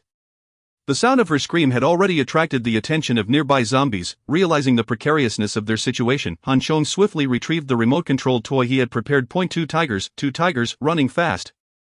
Running fast, the cheerful children's song echoed eerily down the zombie-infested streets, presenting an absurd spectacle. Yet, the effectiveness was unmistakable. The zombies that had been converging in their direction were immediately diverted. Drawn toward the source of the sound, Han Chong seized Zhao Yue and took refuge behind a car. Watching the zombies coalesce into a formidable horde, a cold sweat broke out on his back. If they were ensnared by the zombies, escape would be utterly impossible. Are you unharmed? Seeing the zombies drawn away, Han Chong exhaled in relief and inquired with concern as Zhao Yue, still shaken, slightly shook her head. No, I'm fine. However, upon looking down and observing her condition, she grimaced, nearly retching. Hastily, she wiped the blood from her face and attempted to rid herself of the repugnant substance covering her. Yet, when her hand brushed against her chest, her expression froze. Noticing her unusual demeanor, Han Chong assumed she had been injured and promptly asked, "What's wrong?" Zhao Yue, her expression blank, reached into her chest and extracted a black crystal that she had hidden in her bra. Is this truly miraculous? Han Chong's eyes instinctively glanced at Zhao Yue's chest. He had previously observed it and found nothing remarkable other than its paleness. Zhao Yue shot him a fierce glare, tightened her clothing, and thrust the energy crystal toward Han Chong, exclaiming, "Where are you looking? We must hurry." However, after handing the crystal to Han Chong, Zhao Yue felt a twinge of regret. It wasn't the act of giving him the crystal that troubled her. Rather, it was the manner in which she had retrieved it. As Han Chong reached back for the energy crystal, the fact that it had originated from her chest created an awkward equation. Oh dear. That's a bit unsavory. At this moment, Han Chong was not concerned about decorum. He rubbed the crystal in his hand and tossed it into his mouth. At such a perilous time, every increment of strength equated to an additional opportunity for survival. However, internally, Han Chong held Zhao Ziyue in higher regard. The fact that she could recall the elder's two priority suggestions at this critical juncture indicated that she was indeed a trustworthy individual. With this in mind, he resolved to care for Zhao Ziyue diligently, aspiring for her to become his most loyal partner and comrade in arms. The zombies, drawn by the remote-controlled aircraft, surged forward in a chaotic throng. Their numbers exceeding Han Chang's expectations and revealing their inherent danger ahead lay an intersection. Turning right at the traffic lights would lead them to another street, where merely 50 meters away stood the Taiping police station. The two of them followed the horde of zombies cautiously, maintaining a distance of around 20 meters. If they could endure this situation for another 300 meters and cross the traffic lights ahead, their mission would be deemed a success. Both were acutely aware of this, their palms clammy with anxiety. Help! Help! Is anyone there? Suddenly, amidst their hopes, a voice cried out from the side. To their right stood a 6-story residential building, with shops below and residences above. The desperate shouts emanated from within this building. Following the sound, they glanced up to see a man frantically waving from a 5th-floor window, brandishing a piece of red clothing in a desperate attempt to attract attention. His cries caused those zombies initially captivated by the remote-controlled aircraft to halt in their tracks, some even turning around to return, and from the windows of the residential building, numerous zombies began to emerge. Desperately trying to reach the man, however, their lack of intelligence led several to tumble from the windows, crashing to the ground with a resounding thud. Damn it, Han Chong cursed, wishing he could stab the fool on the 5th floor with his sword. Even if he sought help, there were alternative methods. Such reckless shouting was nothing short of endangering lives. What to do? Zhao Ziyue's face turned pale. The returning zombies instilled fear in anyone who encountered them. Run! Without hesitation, Han Chong turned and fled. There was no time to contemplate battling the zombies, yet, to their despair, more zombies appeared behind them. Though not numerous, they were enough to pose a significant threat. Retreating to the supermarket was no longer an option. They needed to find a hiding place near the street. Han Chong leapt over the street railing, landing on the sidewalk. Turning back, he was relieved to see Zhao Ziyue, agile and capable, effortlessly following suit. Next to the street stood a clothing store with its door wide open. The windows had been shattered, and inside blood stained the floor, with 2 mangled corpses lying lifelessly within. Han Chong took a quick glance and realized that this location would offer no protection against the zombies. He decisively abandoned it and sprinted toward another shop. This one was relatively small, an outdoor goods store. As Han Chong peeked inside, a zombie lunged out at him. This creature must have been a beautiful girl in life. Even in her grotesque form, her figure remained discernible. However, Han Chong had no time to admire. He kicked the zombie back into the store. Ahead lay a staircase with a dilapidated iron gate wide open. The gap beneath the door had been propped up with bricks, presumably to prevent it from closing and to facilitate easy access. This way, Zhao Ziyue called. Darting into the stairwell, Han Chong rushed in after her, attempting to pull the iron gate shut, but it wouldn't budge. He almost dislodged the frame due to his excessive force. Looking down, he realized a brick was wedged there. Damn it! Han Chong quickly kicked the brick away, only to hear Zhao Ziyue scream from behind. Out of the corner of his eye, he caught a glimpse of a dark figure, and before he could retreat, it was too late. The zombie moved with astonishing speed. Despite having enhanced his abilities thrice, he still found himself outmatched by the creature. Panic surged through Han Chong as he failed to draw his sword in time. The zombie had already grasped his arm, its gaping maw poised to bite down on him. Although protected by armor, Han Chong let out a cry of agony as he thrust the Xidian sword against the zombie's face, carving a deep gash across its features. Yet, for the zombie, such disfigurement bore no real consequence. It continued to gnaw at Han Chong, determined to tear flesh from bone. At that moment, Zhao Ziyue rushed forward, plunging her watermelon knife into the zombie's eye socket. With its brain destroyed, the zombie collapsed lifelessly. Han Chong kicked the body aside and seized the opportunity to kick the brick away and shut the iron gate in a matter of moments. The horde of zombies on either side had gathered, crashing against the gate with resounding thuds through the gaps in the wrought iron. Han Chong could see the zombies' frenzied and terrifying visages, their arms reaching through the bars in an attempt to grasp him and Zhao Ziyue.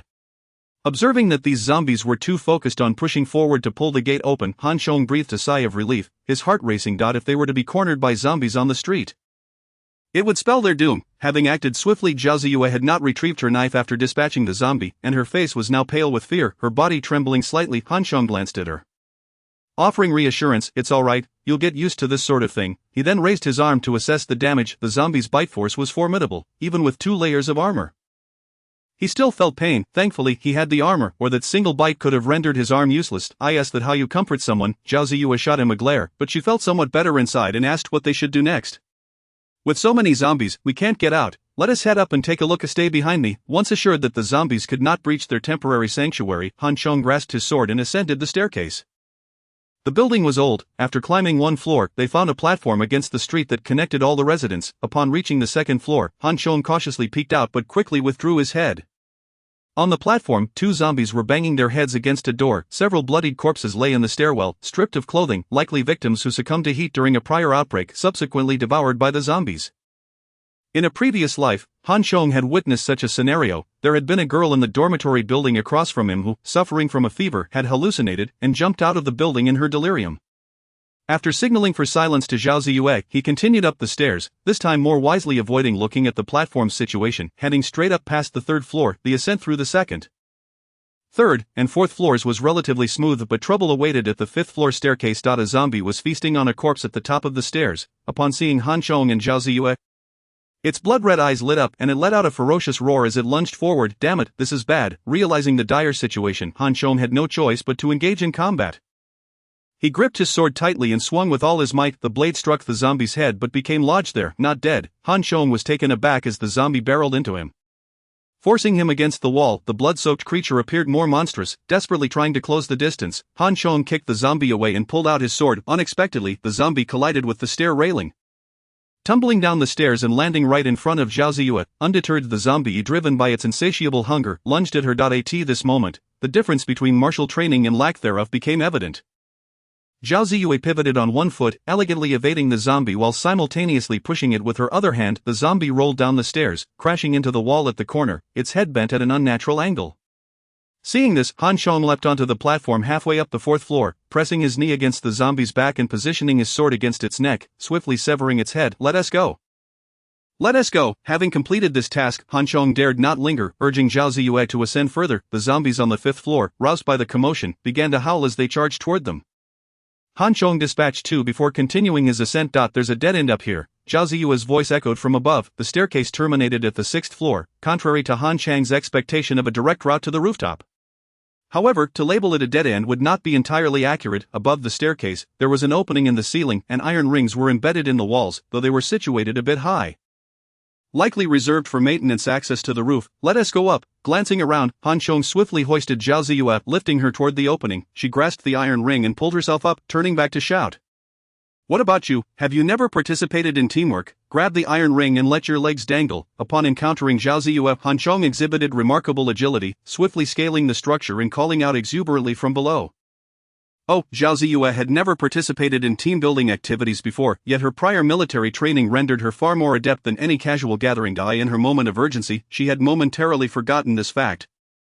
But Han Chang's reminder sparked her recollection. She grasped an iron ring with both hands, placed her left foot on the lowest ring, and allowed her long legs to dangle downwards. Han Chong made a slight leap, seizing Zhao Ziyue's ankle, and then ascended along her leg. This was Han Chang's inaugural experience of clinging to a beautiful woman's leg, which should have been a delightful sensation. However, he found himself devoid of any inclination to savor the moment. Once he grasped the iron ring, Zhao Ziyue hastily climbed higher, creating space for him. Just as Han Chong was about to exert force, he felt a sudden weight at his feet. Looking down, he discovered a zombie clinging to his left foot, its mouth wide open, gnawing at his ankle. Fortunately, his armor was sufficiently robust, and with the added protection of his knee pads, the zombie's sharp teeth could not penetrate the dark armor, while his defense was intact. The zombie's considerable strength, combined with Han Chang's own weight, caused the iron ring on the wall to bend precariously. The ring was on the verge of failure. Han Chong immediately curled his right leg and forcefully kicked out, striking the zombie's head. After two enhancements, Han Chang's strength was no trifling matter. The zombie was sent sprawling to the ground, its neck broken at an awkward angle, yet it still writhed in an attempt to rise. Seizing the opportunity, Han Chong quickly ascended to the top. Above him, Zhao Ziyue had already opened the wooden panel of the skylight and was climbing through the opening. Han Chong followed closely behind.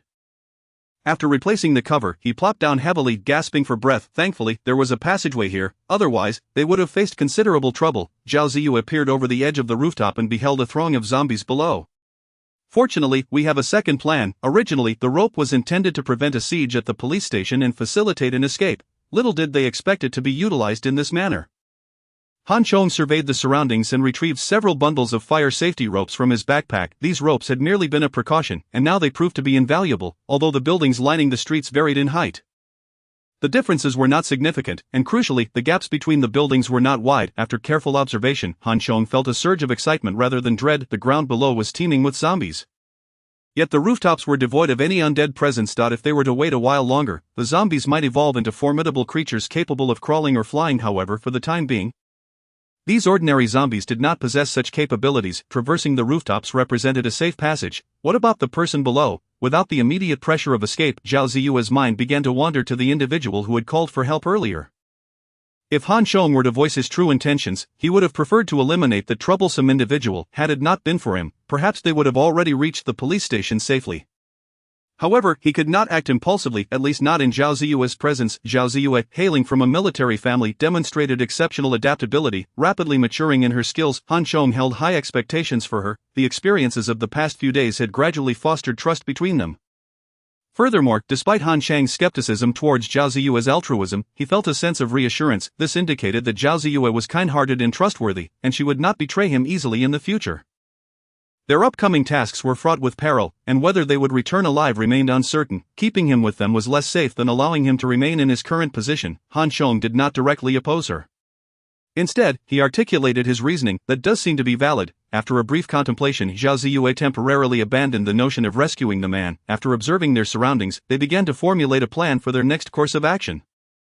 The adjacent building, although distant, was one story shorter, presenting a certain level of challenge. To mitigate unforeseen circumstances and ensure a potential escape route, they retrieved a bundle of fire escape rope, securing one end to a rooftop pipe and fastening the other around their waists.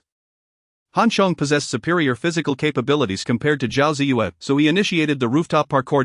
In university, Han Chong had frequently engaged in physical activities, maintaining a solid level of fitness. Now, with his enhanced physique, the distance posed no issue. The primary challenge lay in psychological factors. After all, leaping between 5 or 6 stories relying solely on a rope around his waist was daunting. Be careful, Zhao Ziyue cautioned. But Han Chong took a deep breath, sprinted, and leaped from the rooftop, landing effortlessly on the opposite building. Come over, I will catch you. Han Chong untied the rope from his waist and secured it to the rooftop. He then instructed Zhao Ziyue to toss over another bundle of rope, fastening one end to himself and the other to her. Although Zhao Ziyue was quite agile, she had never attempted such a leap between the 5th and 6th floors. Her palms were slick with sweat. However, she possessed a natural tenacity and resilience. After confirming the rope was secure, she gritted her teeth and dashed forward. Han Chong was prepared, and as she soared through the air, he yanked on the rope. The combined force of inertia and Han Chang's pull propelled her forward like a cannonball. Worried for her safety, Han Chong intended to catch her, but they collided and tumbled together in a heap. Are you alright? Lying on the concrete ground, Han Chong felt a sharp pain in his back. Zhao Ziyue then realized she was sprawled across Han Chang's chest, the position rather intimate. Hearing his inquiry, she hurriedly scrambled to her feet, exclaiming, I'm fine, you're fine, but I'm not. I think my back might be broken. Han Chong grimaced in pain. Zhao Ziyue, slightly embarrassed, retorted, Who told you to pull me so suddenly? I could have jumped over myself. Perhaps after one more enhancement you could, but right now, you truly cannot. Han Chong gasped for breath while lying on the ground, then extended his hand towards Zhao Ziyue. She helped him up, internally bristling at his comment. During her military training, she had easily bested many male soldiers. The subsequent journey across the rooftops proved considerably easier. While danger still lurked, the challenges were manageable. The buildings maintained similar heights and minimal gaps, stretching all the way to the intersection with traffic lights, marking the conclusion of their rooftop venture. From this vantage point, they could clearly see the Taiping police station's building. Unfortunately, a structure and a small parking lot separated them from the police station, preventing them from traversing the rooftops. This meant they would need to descend to the 5th floor and venture across the street. A risky endeavor. We'll descend from here. Han Chong scanned the surroundings and opted for the balcony closest to the street. This side was cluttered with air conditioning units, providing ample support. Additionally, the zombies on the street had been drawn away by the remote-controlled drone and the man's shouts. Congregating at the staircase they had previously scaled. The interior of the building, however, was filled with shadows, and no one knew how many zombies lurked within, standing at a height of approximately 15 to 16 meters. The 5-story building posed no challenge for the 30-meter-long fire escape rope Han Chong had carried. After securing the hook, he was the first to slide down. However, upon reaching the 5th-floor window, he widened his eyes in horror. There was a zombie, but this one was particularly unusual. On the 5th-floor balcony stood a female zombie clad in a red nightgown, seemingly nude beneath, her blood-red eyes fixated on him, her elongated fingers adorned with sharp nails, clawed frantically at the glass. Unfortunately, the glass was too smooth for her to gain any leverage. Behind this female zombie, a naked male zombie was banging against the sliding door between the balcony and the room. They were separated by merely a layer of glass, nearly face to face. What the hell? Han Chong exclaimed. What were these two doing when the virus outbreak occurred? It was still daylight at 5 o'clock. Realizing the precarious situation, he swiftly crawled back the way he came. Why are you back again? Zhao Ziyue was preparing to descend when she saw Han Chong climbing back up, but this position was too close to the window. With zombies on the balcony, Han Chong flipped over and reeled in the rope. Zhao Ziyue peeked down from the rooftop and, upon spotting the exposed female zombie, felt her cheeks flush, spitting in irritation before retracting her head and shooting Han Chong an annoyed glare. Han Chong rubbed his nose, thinking it was hardly his fault. They repositioned and lowered the rope again. Although this spot lacked air conditioning units for support, it was considerably safer, albeit more challenging to reach the first floor. Once they successfully descended, they wasted no time and immediately sprinted towards the police station, their earlier commotion now providing them with an advantageous cover. The two individuals sprinted all the way to the police station. Remarkably encountering no further dangers along the way, even more fortuitously, the main entrance of the station stood wide open, sparing them a considerable amount of trouble. I will secure the main door, you assess the surroundings. Upon bursting into the station's courtyard, Han Chong swiftly locked the heavy iron gate behind him. It was evident that zombies lurked within the police station, yet their numbers would surely be far fewer than outside. Han Chong had braced himself for battle, though he could never have anticipated that the confrontation would come so swiftly. Just as he closed the gate, a zombie erupted from the adjacent guardhouse. Its attire indicating it was the elderly guard of the police station, transformed into a zombie. This elder was far more ferocious than in life, undoubtedly more savage than the infamous Chin elder known on the internet. Before Han Chong could even turn around, the zombie lunged at his back, sinking its teeth into his shoulder. This nearly sent Han Chang's spirits soaring into the heavens. Although clad in armor, his neck remained vulnerable. Unable to withstand the zombie's bite, lacking the awakened super healing ability, a bite to the neck would spell certain doom for him. Fortunately, being a mere mindless zombie, it opted to bite his shoulder instead, allowing him to narrowly escape disaster. In a surge of anger and panic, Han Chong grasped the zombie's head with both hands, executing a shoulder throw followed by a rapid 1-2 combo, twisting its head until he snapped its neck. Despite the severed neck, the elderly zombie remained stubbornly alive, forcing Han Chong to draw his sword and deliver 3 decisive strikes, severing its head completely. Meanwhile, Zhao Ziyue was not idle. Indeed, she was busier than Han Chong. 2 zombies had emerged in the courtyard, relentlessly chasing her in circles. Agile and adept in martial arts, Zhao Ziyue unleashed her skills, managing to knock the 2 zombies off balance, yet she could not finish them off. Each time they fell, they swiftly rose again, resuming their attacks. Having lost the watermelon knife she previously carried, Zhao Ziyue found herself weaponless against the 2 relentless, stronger zombies, driving her to climb atop a police car in a desperate dance-like maneuver. Come help me, she called out in haste upon seeing Han Chong dispatch his foe. Han Chong, lacking any martial arts finesse, charged directly at one of the zombies, knocking it down while simultaneously plunging his sword into its eye. The remaining zombie proved much simpler to handle. With their combined efforts, Zhao Ziyue leaped down from the car, delivering a kick that sent the zombie sprawling, allowing Han Chong to capitalize on the opportunity and sever its head with a swift strike. Your skills are quite impressive, Han Chong exclaimed, unable to resist giving a thumbs up in genuine praise. Of course, with each experience, I am growing increasingly adept in this apocalyptic world, Zhao Ziyue replied, a hint of pride swelling within her at Han Chang's compliment. Teach me a few moves later. Han Chong realized the necessity of learning martial arts. Otherwise his sheer strength would amount to little more than brute force, just like moments ago, although he had slain 3 zombies. It was purely through raw power, the sharpness of his sword, and the typical mindlessness of ordinary zombies. Zhao Ziyue, on the other hand, despite being weaker and slower than the zombies, had skillfully outmaneuvered 2 of them.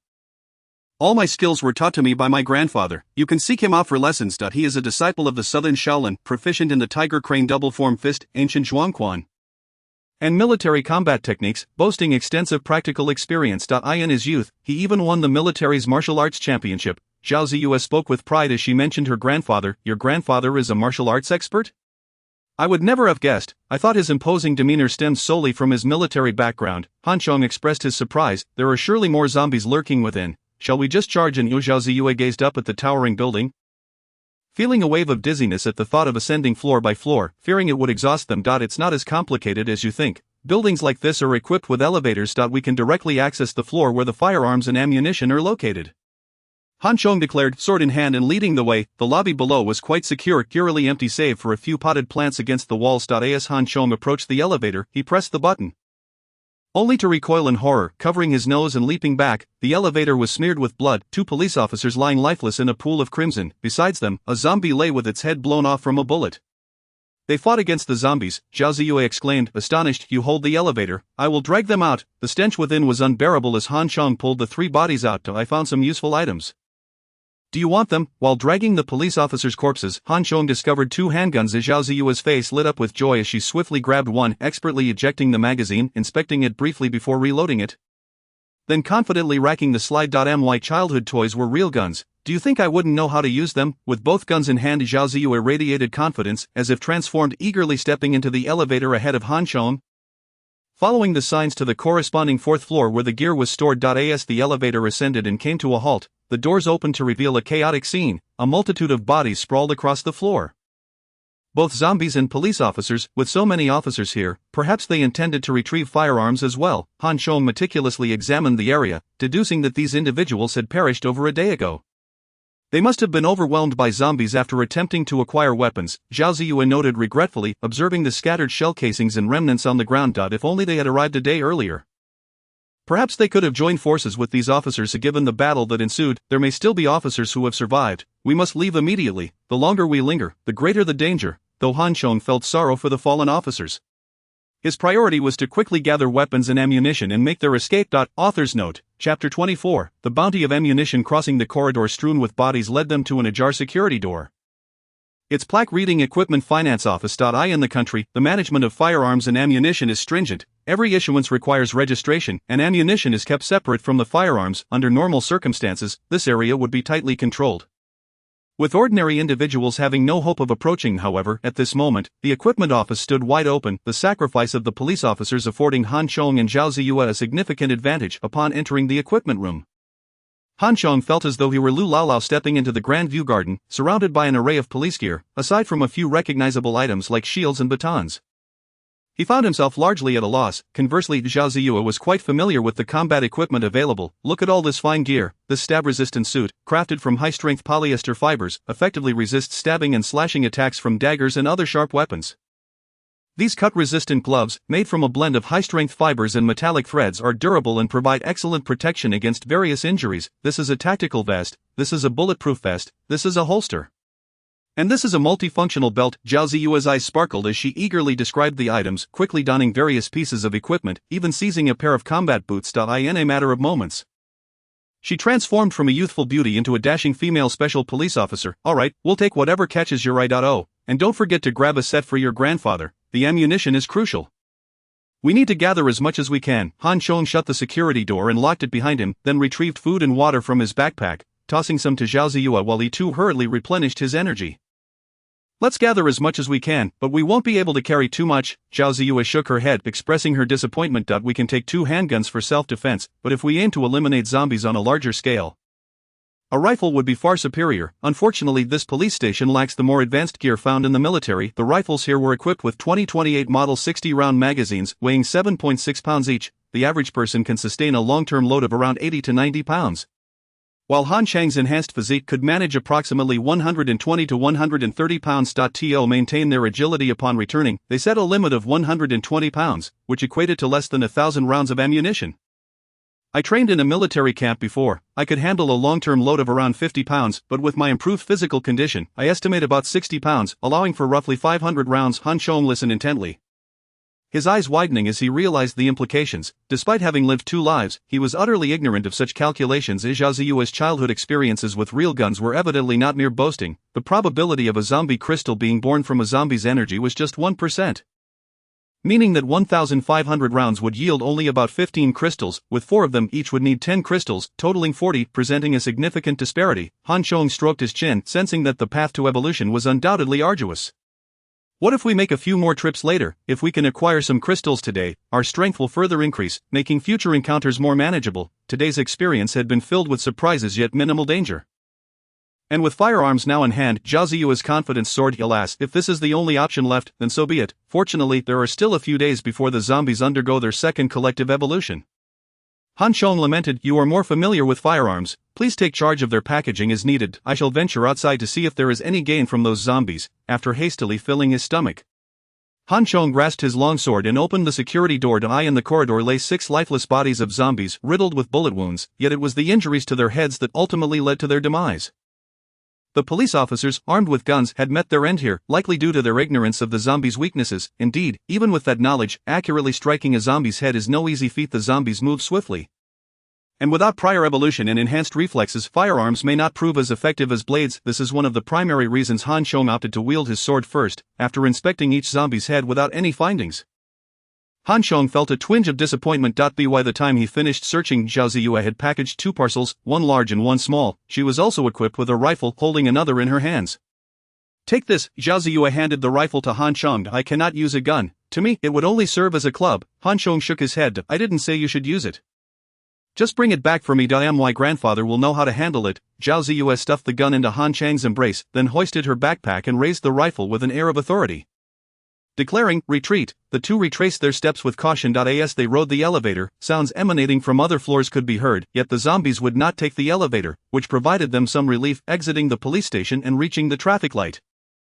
The street was relatively deserted, and they encountered no signs of zombies. However, as they approached the location of the rope, they halted involuntarily. Zhao Ziyue raised her rifle, nervously observing the zombies standing beside the rope. We cannot use guns, the noise will attract more. Han Chong shook his head and pressed down on Zhao Ziyue's rifle muzzle. On Taiping South Road, the streets were teeming with zombies. Firing a weapon now would be tantamount to courting death. I will deal with her, you take the opportunity and climb up first. Han Chong drew his sword and coughed to attract the zombie's attention. Upon hearing the sound, the zombie immediately turned its head. Letting out a roar as it charged forward, Han Chang's expression changed as he shouted urgently to Zhao Ziyue, hurry. Meanwhile, he sprinted toward the zombie. The creature seemed oblivious to Han Chang's gleaming sword. Its bloodthirsty eyes fixated on him, arms raised in an aggressive lunge. Han Chong gripped his sword with both hands, aiming for the zombie's head, and swung fiercely just as the zombie closed the distance. The upper part of its face was severed by Han Chang's strike, yet, before he could savor his victory, the cacophony of footsteps and the zombie's roars filled the air. Without a second thought, Han Chong rushed to the corner of the wall. Lifting Zhao Ziyue by her hips and urging, quickly climb up. Climbing solely with a rope is no simple feat, especially with a heavy load. Observing her struggle, Han Chong yelled, drop your things. However, Zhao Ziyue hesitated, unwilling to part with the hard-won supplies. Author's note, Chapter 25. Gear fully loaded. Is life more important, or are the supplies? The footsteps grew ever closer. If a zombie turned the corner, they would be under attack. Han Chong, in a state of panic, yanked the backpack from Zhao Ziyue's shoulders and pushed her upward. Without the 60-pound burden, she quickly ascended several meters. However, just as Han Chong prepared to follow, two zombies lunged at them with furious roars. It was too late to climb now. Han Chong could only turn and draw his sword ready to confront the two incoming zombies, but in doing so, he had forfeited his chance to escape. Even if he managed to slay the two, he would soon be overwhelmed by more zombies. I have lived a second life, yet here I am, about to perish before my powers have even awakened.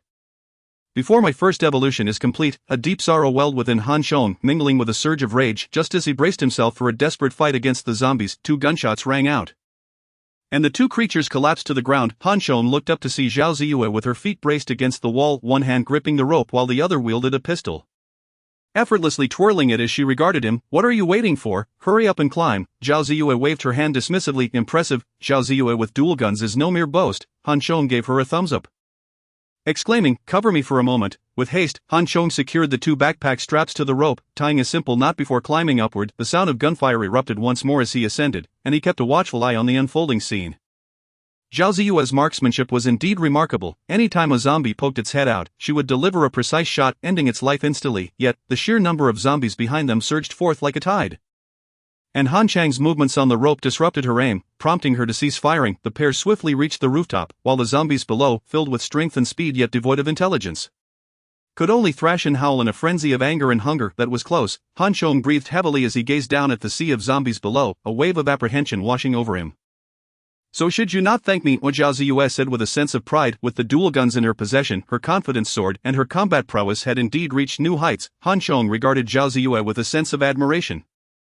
Her growth had been remarkably swift, though she had yet to awaken her abilities. Her physical evolution, coupled with her newfound proficiency with firearms, revealed a glimpse of a formidable warrior. Some individuals possess an innate charisma and potential. Once given the opportunity to shine, they radiate brilliance. Zhao Ziyue was one such individual. In a peaceful era, she might never have had the chance to showcase her potential, yet the apocalypse had provided her with the perfect stage. Earlier, when you had those firecrackers, head over to the other side of Taiping Road and create some noise. I'll haul the packages up, Han Chong suggested, noting the densely packed zombies below. If he were to pull the rope now, they would undoubtedly swarm. Despite their lack of intelligence, zombies could still detect moving objects. To maximize the ammunition haul, they had discarded other supplies at the police station. But I have a plan, Zhao Ziyue declared. Stowing her pistol in its holster, she raised her rifle and fired at the traffic light. With a loud bang, the light exploded, sparks flying, and drawing the zombies' attention. Zhao Ziyue continued her barrage, shooting at a car parked further down the street, which immediately set off its alarm. The zombies began to stir, converging toward the source of the sound. Zhao Ziyue cleverly created distractions, generating noise at intervals to lure the zombies farther away, taking advantage of the situation. Han Chong pulled the packages up, then said to Zhao Ziyue, that's an excellent tactic. Since we're at it, why not take the opportunity to haul all the ammunition here at once? I think that sounds feasible. As long as we can get it to the rooftop, this stretch will be very safe, Zhao Ziyue concurred. The two quickly discussed their roles. Zhao Ziyue would remain on the rooftop to provide cover with her precise shooting, while Han Chong would descend to transport the supplies. After confirming their tasks, Han Chong promptly climbed down the rope and raced back to the police station. This time, he felt much more at ease. Having familiarized himself with the layout, under Zhao Ziyue's brief training, he focused on gathering ammunition and protective gear. Even the sniper rifle that Zhao Ziyue had previously overlooked due to its low usage rate was collected by Han Chong. This time, Han Chang's load exceeded the initial limit of 120 pounds. It was a short-distance transport, so he managed to carry over 200 pounds back down, allowing Zhao Ziyue to haul it up. Unfortunately, Zhao Ziyue had only consumed an energy crystal once and could not manage the weight. Han Chong had no choice but to ascend and pull the package up himself. During his second trip, he was much smarter, splitting the 200+ pounds into two parcels, making it easier for Zhao Ziyue to lift. In total, Han Chong made 18 trips, collecting 12 handguns, 2 sniper rifles, 6 assault rifles, 7 sets of SWAT gear, 10 ballistic shields, and a staggering 36,000 rounds of various ammunition. Had he not been utterly exhausted, Han Chong would have even considered emptying the entire armory. As he lay breathless on the rooftop, surrounded by a pile of packages, he felt immense satisfaction. With these supplies, as long as they found a suitable location, those energy crystals could indeed be treated like candy. 36,000 rounds of ammunition could, in theory, yield 36 energy crystals. The sensation was akin to a gamer with deep pockets, fully outfitting their character right from the start. The result of such preparation was a direct impact on subsequent attributes. Just thinking about it was exhilarating. In the past, I solely focused on individual development, rendering such resources unnecessary. However, upon learning that Zhao Ziyue is an exceptional sharpshooter, the value of these firearms became evident. Furthermore, it is not just Zhao Ziyue who can wield a gun, there is also the seasoned and resilient General Zhao Tianfang. While energy crystals are one aspect, the acquisition of these resources will exponentially enhance the combat effectiveness of the entire team. Before the zombies undergo a second evolution, we are virtually invincible even if the zombies do evolve, with Zhao Ziyue's marksmanship and an ample supply of energy crystals to augment her reaction speed and overall capabilities. The firearms in her hands will remain formidable. This is particularly crucial at present, as we urgently need to hunt zombies efficiently and gather energy crystals in bulk. This adventure is undoubtedly worthwhile. Similarly, the decision to support Zhao Tianfang in forming a group was indeed a wise one. Chapter 26. The ordinary enthusiastic citizen transporting such an abundance of supplies back to the supermarket will not be an easy feat, especially with a horde of zombies blocking the way. Nonetheless, Zhao Ziyue gazed at the vast stockpile of ammunition with a beaming smile. Rest assured, I find the number of zombies quite insufficient, with a mere 1% chance of obtaining nearly 40 energy crystals.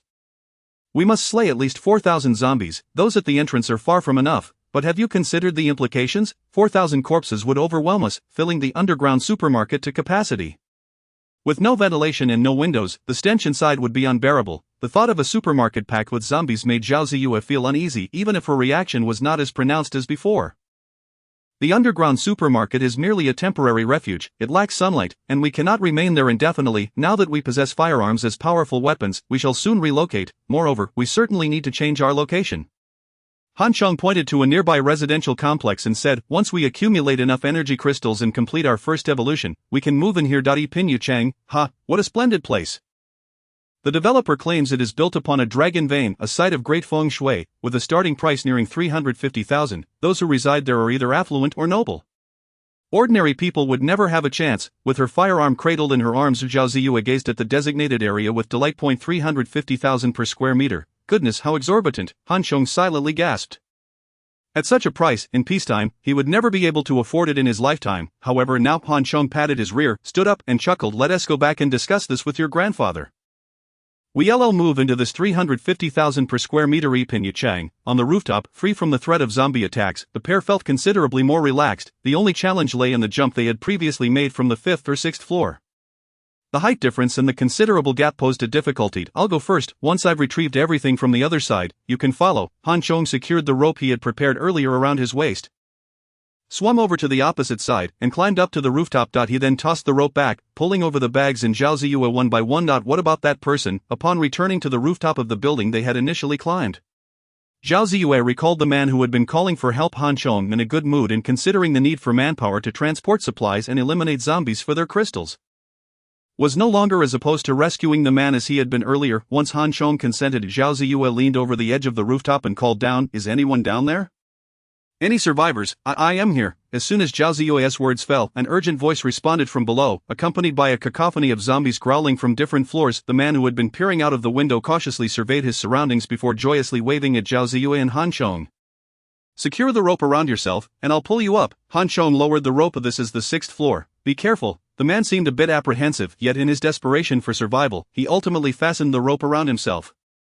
Nervously warning Han Chong to exercise caution, Han Chong paid him no mind. With his current strength, lifting a person was effortless, and he swiftly pulled him up. Who are you? Standing on the rooftop, the man trembled.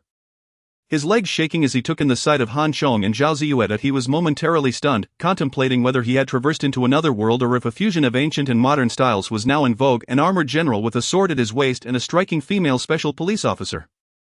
What is your name? Are you the only one at home? After shouting for a while, it was fortunate that this individual responded. Han Chong, intrigued, posed a direct question. Thank you for saving me. My name is Zhao Song. I am from out of town renting a place, and I live alone. Zhao Song expressed his gratitude to the two rescuers and briefly recounted his experience. He was a junior employee at a company. In his early 30s. On the night of the 17th, he had been out drinking and singing with clients until around 4 in the morning, so on the day of the outbreak on the 18th, he had been sleeping at home. He was awakened at 5:30 by the heat, groggily clutching the refrigerator throughout the night. The next morning, when he stepped outside, he was greeted by the sight of a zombie feasting on a corpse at his doorstep. Zhao Song was petrified, but fortunately he reacted swiftly, slamming the door shut and retreating back inside. Once he barricaded his door with furniture and confirmed that the zombie could not enter, he ventured to the balcony, only to discover that the world outside had irrevocably changed. He had attempted to call for help and left messages online, exploring various avenues for assistance, all to no avail. Just when despair began to set in, he heard commotion outside and spotted Han Chong and Zhao Ziyue, prompting him to call for help. Of course, he refrained from mentioning that after Han Chong and Zhao Ziyue vanished from the street, he assumed they had perished. This is a gun. Are you military personnel or police officers sent by the government to rescue survivors? I knew my country would not abandon us. Do you know what exactly has happened?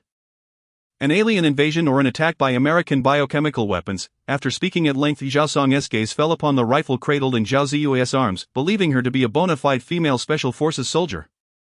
Hope surged within him as he thought he had finally found his organization. As for the armored Han Chong, he could only be regarded as a hobbyist with a penchant for traditional attire.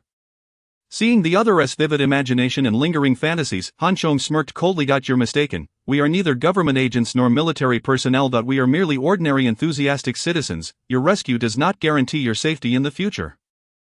Your survival depends solely on yourself. What do you mean? Zhao Song felt a surge of anxiety. You are correct. It is a chemical weapon, but not from America. It originated eons ago. The America you speak of is no longer. Han Chong replied, the entire world is now overrun by zombies. To survive, one must combat them. Moreover, we cannot remain on this rooftop forever. We need to descend to a safer location. Combat zombies. Zhao Song was bewildered. For the past 2 days, he had been observing from the balcony, and the zombies on the streets were numerous and ferocious. How could an ordinary person possibly fight against them? Wasn't that akin to seeking death? Consider your options carefully. If you wish to join us, you must follow my instructions. If not, you are free to decide your own fate. The sun was already dipping in the west, and with the time spent going back and forth, the day was drawing to a close. Han Chong was unwilling to waste any more time. They needed to return promptly. Chapter 27. A bloodthirsty heart. Zhao Song hesitated for a moment but ultimately gritted his teeth and chose to accompany Han Chong and Zhao Ziyue. The fact that these two could navigate the zombie-infested streets indicated they possessed some level of skill, and their firearms made following them far safer than facing the dangers alone. Upon seeing Zhao Song nod in agreement, Han Chong promptly tossed him a bag of supplies. Cowardly and lacking in ability, then he must work diligently. In this apocalyptic world, every resource was exceedingly precious, and sustaining even one person was a formidable challenge. Although Han Chong tolerated Zhao Song for the moment, it did not mean he would permit him to be a bystander. This is quite heavy. Zhao Song, who had clearly never done manual labor, struggled under the weight of the over 100-pound package. His face flushed. Han Chong glanced at him before picking up the rope and venturing ahead. The 6-story building was the tallest modern structure on the west side of Taiping Road. Northward, closer to the supermarket, were buildings from the late Qing dynasty, primarily 2-story villas. The villas formed a continuous row, making them quite convenient. However, the height difference between this building and the villas was significant. With a gap of 7 to 8 meters, under such circumstances, jumping directly from the rooftop was impossible. After surveying the situation, Han Chong said to Zhao Ziyue, I'll descend from here and secure the rope to the small building across. Then you can slide over. Zhao Ziyue nodded. and after a few coordinated attempts, they became familiar with the process. As Han Chong descended the rope, she held her firearm ready to provide cover. Meanwhile, Zhao Song peered down apprehensively and quickly stepped back. Asking Zhao Ziyue, "Where are we going next?" "To the underground supermarket across." "Isn't that tantamount to crossing the street, where countless zombies lurk? Over the past few days I have observed that these zombies possess immense strength. If, and I stress if, it is at all feasible, it would be prudent for us to remain here, or perhaps even retreat to my home. There may be others who could come to our rescue." Zhao Song advised nervously. When Han Chong was present, Zhao Song found it challenging to converse with him, but now with Han Chong gone, he felt compelled to persuade Zhao Ziyue. In his eyes, Zhao Ziyue was a girl. A beautiful girl at that, and it was only natural for her to yearn for safety and fear the undead. Do you have sufficient food at home? How many days can it last? Zhao Ziyue replied coolly, her disdain for his cowardice evident. After uttering her words, she disregarded him, her keen gaze fixed on the street below, watching as Han Chong navigated the gap between buildings and ascended the two-story structure. Zhao Song glanced at Zhao Ziyue's figure, then at the firearms on the ground opposite him, his mind torn, but ultimately he restrained himself. Han Chong slid down the rope, and only when he reached the second-floor balcony of the small Western-style building did he encounter trouble. A zombie suddenly lunged from a second-floor room. Han Chong kicked it down and immediately leapt up to grasp the eaves of the building, flipping over to the rooftop utilizing the 30-meter escape rope. He pulled it taut to distance himself from the 6-story building, creating a gentler slope before securing the rope onto the protruding ridge of the Western-style house. "Come over and assist, hang these packages on the rope and slide them down." Upon seeing Han Chong signaled, Zhao Ziyue stowed her rifle and directed Zhao Song to bring all the packages over. Once all the packages had been sent sliding down, Zhao Ziyue cast a glance at Zhao Song and said, "Shall you go first?" Zhao Song looked down nervously and quickly shook his head, insisting, "You go first, you go first." Witnessing Zhao Song's cowardice, Zhao Ziyue felt a twinge of contempt. Without further ado, she wrapped her clothing around her hand, seized the rope, and slid down on a height and steep incline caused her to descend swiftly, and Han Chong was prepared in advance, catching Zhao Ziyue in his arms as she landed. When it was Zhao Song's turn, he hesitated, fidgeting, extending one leg then the other, reluctant to descend. They were already near the supermarket, and would soon need to traverse the street. Han Chong and Zhao Ziyue did not wish to attract more zombies, so they waved their hands repeatedly. However, seeing Zhao Song remain obstinately unyielding, Han Chong could not help but feel anger welling within him. The sun was beginning to set, and the strength of the zombies was gradually increasing. If they did not return to the supermarket soon, they would have to spend the night on the rooftop. For Han Chong, time was of the essence. Such wastefulness was intolerable. After urging him twice, Han Chong simply beckoned Zhao Ziyue to leave. Seeing that Han Chong and Zhao Ziyue were truly about to depart, Zhao Song panicked and shouted, wait for me, I'm coming down now." With that, he grasped the rope, closed his eyes, and slid down. As he descended, he screamed incessantly. Han Chang's expression darkened. He deeply regretted saving Zhao Song, caring little for his fate, allowing him to plunge down at full speed. With no one to catch him, Zhao Song landed with a thud on the rooftop, letting out another anguished cry. Han Chong approached and kicked him, bellowing, "Fool, be quiet." Zhao Song scrambled to his feet, his hands stained with blood. In his haste, he had neglected to use his clothing to protect his hands. The searing pain in his palms, compounded by the impact with the ground, left him feeling as if his body had been shattered. As soon as he hit the ground, Han Chong berated and struck him, inciting Zhao Song's intense resentment. In his previous life at the company, he had held a minor leadership position. Never had he expected to be reprimanded by someone of such lesser standing. Enraged, Zhao Song retorted, "Are you out of your mind? Can't you see I'm injured? My hands hurt, I'm half dead from the fall. Can't I scream a bit? Don't you know how to catch me?" Han Chang's eyes narrowed dangerously, a surge of murderous intent rising within him. In this apocalypse, killing a person is not much different from slaying a zombie. A human is worth less than a dog. Observing Han Chang's hand inching toward his sword, Zhao Ziyue hurriedly stepped in to intercede, urging, "It's getting dark, we must hurry back, we cannot afford to delay." In the brief days they had spent together, Zhao Ziyue had gleaned some understanding of Han Chong. Upon first meeting him, she had thought him a lecher, using his interest in antiquities to get close to her. When he shattered the display case to seize the sword, she assumed he was a thief. Before she could fully form that thought, calamity struck. She witnessed Han Chong cleave a couple in two, deceiving the supermarket patrons, mercilessly binding the conscious infected, and expressionlessly severing their heads in search of treasures. Although she later understood that all of Han Chang's actions were driven by the need for survival in this apocalyptic world, her perception of him underwent significant transformation. However, one realization remained unchanged and increasingly evident: Han Chong was absolutely capable of murder. He had the audacity to kill, his conscience unshackled by the laws and morals of the peaceful era, replaced instead by the jungle law of survival of the fittest in this new world. Her grandfather had once said that in an apocalyptic world, individuals like Han Chong would thrive, forcing one to learn to comprehend and adapt, although Zhao Ziyue was gradually acclimating and attempting to understand. Witnessing Han Chong kill before her eyes was still a challenge for her to accept, which was why she intervened. Han Chong cast a cold glance at Zhao Song, already regarding him as a dead man. Such a person could not be spared, otherwise, he would inevitably bring disaster in the future. Chapter 28, Racing Against Life. Previously, Han Chong had indeed contemplated tolerating Zhao Song, provided he complied, as the team would need someone to assist with other tasks.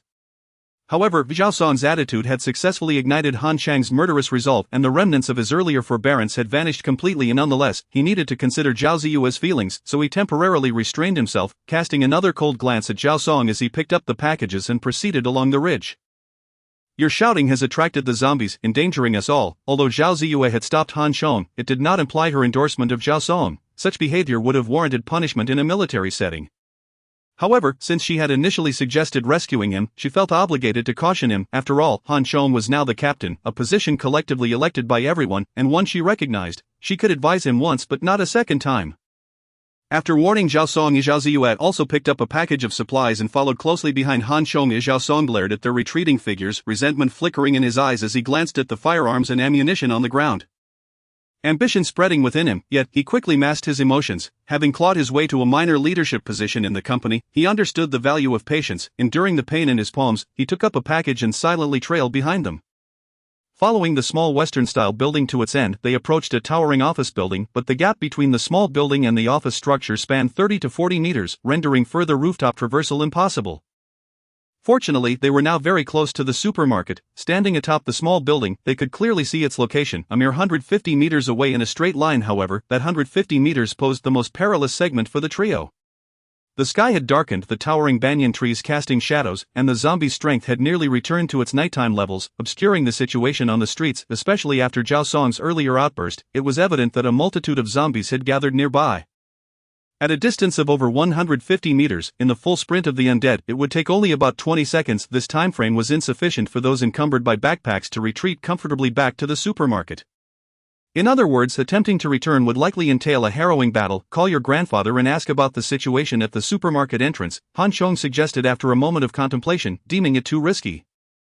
He turned to Zhao Ziyue. Time is already tight. If we enter through that ventilation duct, our movements will be restricted, making it even more perilous. Zhao Ziyue nodded and took out her phone. In the early days of the apocalyptic world, communication devices were still functional. However, 2 or 3 months later, as insects, animals, and plants mutated, the global environment underwent drastic changes, and various infrastructures were severely damaged. Phones and other communication devices became utterly useless. How are you?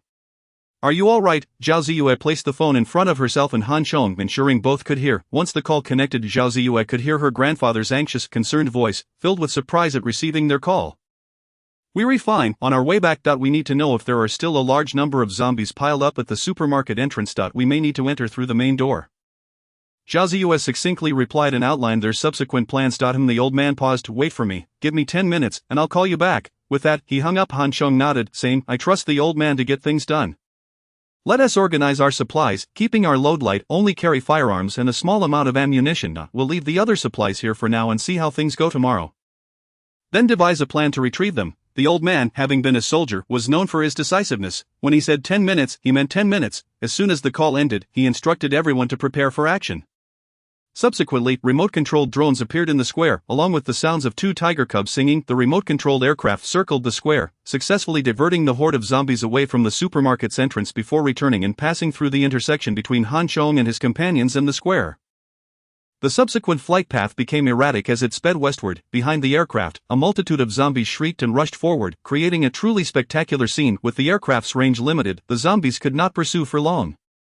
Go, quickly, Han Chong shouted, grabbing the rope and sliding down from the rooftop. Upon landing, he wasted no time and sprinted towards the supermarket at breakneck speed. Zhao Ziyue followed closely behind, despite bearing a heavy load.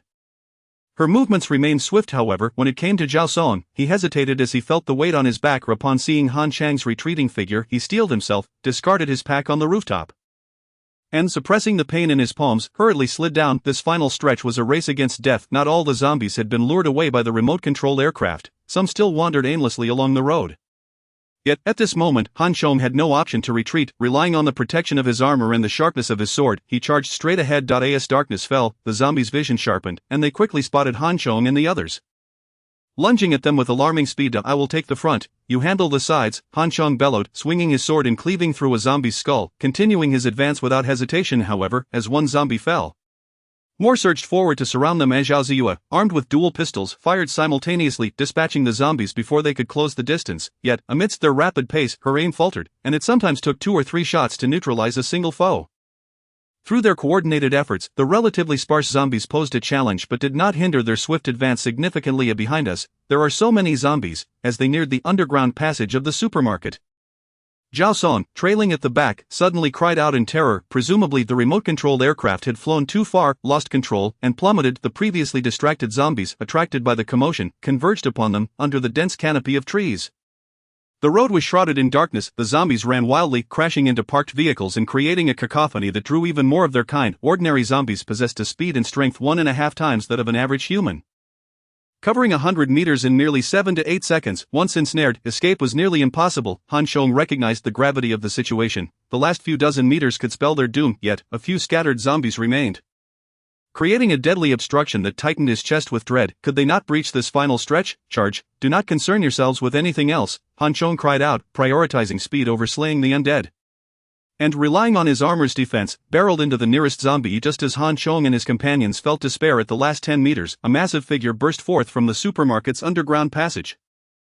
Wielding a large blade and cleaving through the air with unstoppable force, the fat man, Han Chong could hardly believe it. The crafty, often cowardly figure had summoned the courage to emerge in their time of need. This revelation shifted Han Chang's perception of him significantly. A person may have flaws, but as long as they do not falter in critical moments, they become a reliable ally. At this juncture, the once inconsequential fat man had ascended to a position of esteem in Han Chang's eyes. In truth, the fat man's arrival alleviated their immediate crisis. He had also consumed 2 energy crystals, and as he swung his blade with gusto, he seemed oblivious to any technique. His wild flailing was ferocious. The blade, over 2 meters long, granted him a wide attack range. His goal was not to slay the zombies but merely to knock them aside to clear a path. After 2 mighty swings, the zombies blocking their way were effectively pushed aside. Quickly, however, the fat man's moment of glory lasted but 2 seconds before he hastily retreated into the single-person entrance of the supermarket, blade in hand. Han Chong and Zhao Ziyue followed closely, but when it was Zhao Song's turn, he stumbled and fell down the stairs in his panic. This delay allowed the pursuing zombies to close in. Save me, Zhao Song cried out in a state of sheer terror. Hearing his pleas, Zhao Ziyue turned around and raised her rifle, firing repeatedly, yet, the sheer number of zombies was overwhelming, and it became evident that she could not manage them all. Run, Zhao Ziyue shouted, sweat beading on her forehead as she continued to shoot. Zhao Song crawled forward, wailing, my foot, I've twisted my ankle, get inside, there are more and more zombies, the fat man urged anxiously. Zombies began to surge over Zhao Song. Lunging at Zhao Ziyue, his agonized screams pierced the air as zombies clung to him, gnawing at his flesh. Help me! Zhao Song reached out to Zhao Ziyue, but his voice and body were drowned by the relentless tide of zombies. Zhao Ziyue's eyes reddened as she bit her lip, retreating towards the supermarket while firing her weapon. However, the passage was becoming increasingly congested, and her rate of fire could not keep pace with the influx of zombies. To make matters worse, her magazine soon ran white out as the zombies advanced. The sound of an empty chamber echoed in her ears, causing despair to wash over her back. Just then Zhao Ziyue felt a tremendous force from behind, propelling her into the single-person entrance. Han Chong had leaped in front of her, kicking a zombie aside, but not without sustaining a deep gash from the creature's claws. The intense pain ignited Han Chang's primal instincts, enabling him to retreat into the narrow passage just before being overwhelmed by the undead. A zombie followed closely, but the fat man, Dong Qi, thrust his blade into its chest, halting its advance at the entrance. Oh no, this creature is too strong, I can't hold on. Having consumed 2 energy crystals, the fat man had felt a noticeable improvement in his physique, leading him to act with confidence. However, facing a real confrontation with the zombies, he realized that even his 200-plus pounds could not withstand their onslaught, especially as more zombies continued to flood in, pushing him back relentlessly. Just as it seemed the zombies would break into the supermarket, a series of gunshots rang out, eliminating the nearest zombies in the narrow passage. The refrigerator, used for storing frozen goods, was hastily lowered to block their path. Are you injured? So much blood, Zhao Ziyue exclaimed, her heart racing as she noticed Han Chang's condition after reloading. His face was covered in blood, a deep scar extending from his ear to his chin, flesh torn and exposed, startling her. The pain was excruciating, but Han Chong bore it silently. He was not in a state of superhuman self-healing. At this moment, he could only endure the agony. I'm so sorry, it's all my fault, Zhao Ziyue flustered, wanting to assist Han Chong but unsure how to proceed. You focus on the zombies, I will tend to Han Chang's wounds, the old man interjected. Zhao Ziyue glanced at Han Chong, then raised her rifle once more, positioning herself at the top of the passage and commencing a relentless onslaught against the undead. Hoping to alleviate her guilt, bear with it, we lack disinfectants in the supermarket, but we can make do with strong liquor. The old man, having served in the military during his youth, had dealt with worse injuries before. The wound on Han Chang's cheek was difficult to bandage, so he utilized a clean mask, tearing out the gauze and wrapping it around his head, nearly covering his entire face, leaving only his facial features visible. Resembling a mummy, I'm sorry for the trouble. After tending to Han Chang's injuries, the old man patted his shoulder and spoke. Though the wound throbbed painfully, Han Chong did not let it weigh on his mind. Survival in a post-apocalyptic world often entailed life and death situations. In his previous life, he had endured far worse injuries. Back then, he had the ability of super healing to recover swiftly. However, he hoped that each injury would at least be justified. This particular one felt entirely unnecessary. Zhao Ziyue should have decisively retreated into the passage when Zhao Song was besieged by zombies, rather than impulsively attempting to eliminate them. Although Han Chong had saved Zhao Ziyue, he wanted her to learn a valuable lesson from this experience. Rest assured, I will remind her, such mistakes will not be repeated. The old man understood Han Chang's intent and immediately offered assurance. Han Chong nodded, refraining from further comments. The old man was perceptive, discerning matters with clarity. And Han Chong trusted that he would handle the situation appropriately. Moreover, it was better for him to address it than for Han Chong to confront her directly. In the current team, the gradual acclimatization has instilled a sense of hope in Han Chong, prompting him to cherish this opportunity even more. And notably, it seems they have acquired firearms and ammunition, suggesting that they are on the brink of a surge in their efforts to collect energy crystals.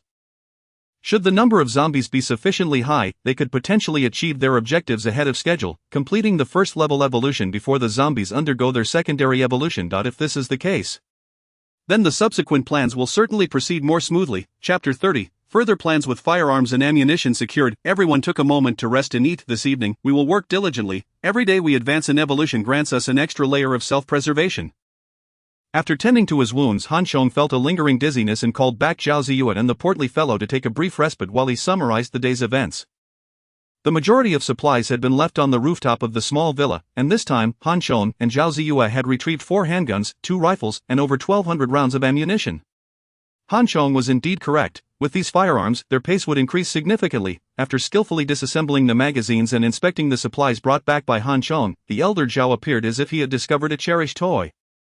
Brimming with excitement, ideally 1,200 rounds of ammunition could yield approximately 12 energy crystals. What a windfall! The portly fellow gleefully calculated that when his livestream audience reached 10,000, he had never experienced such exhilaration.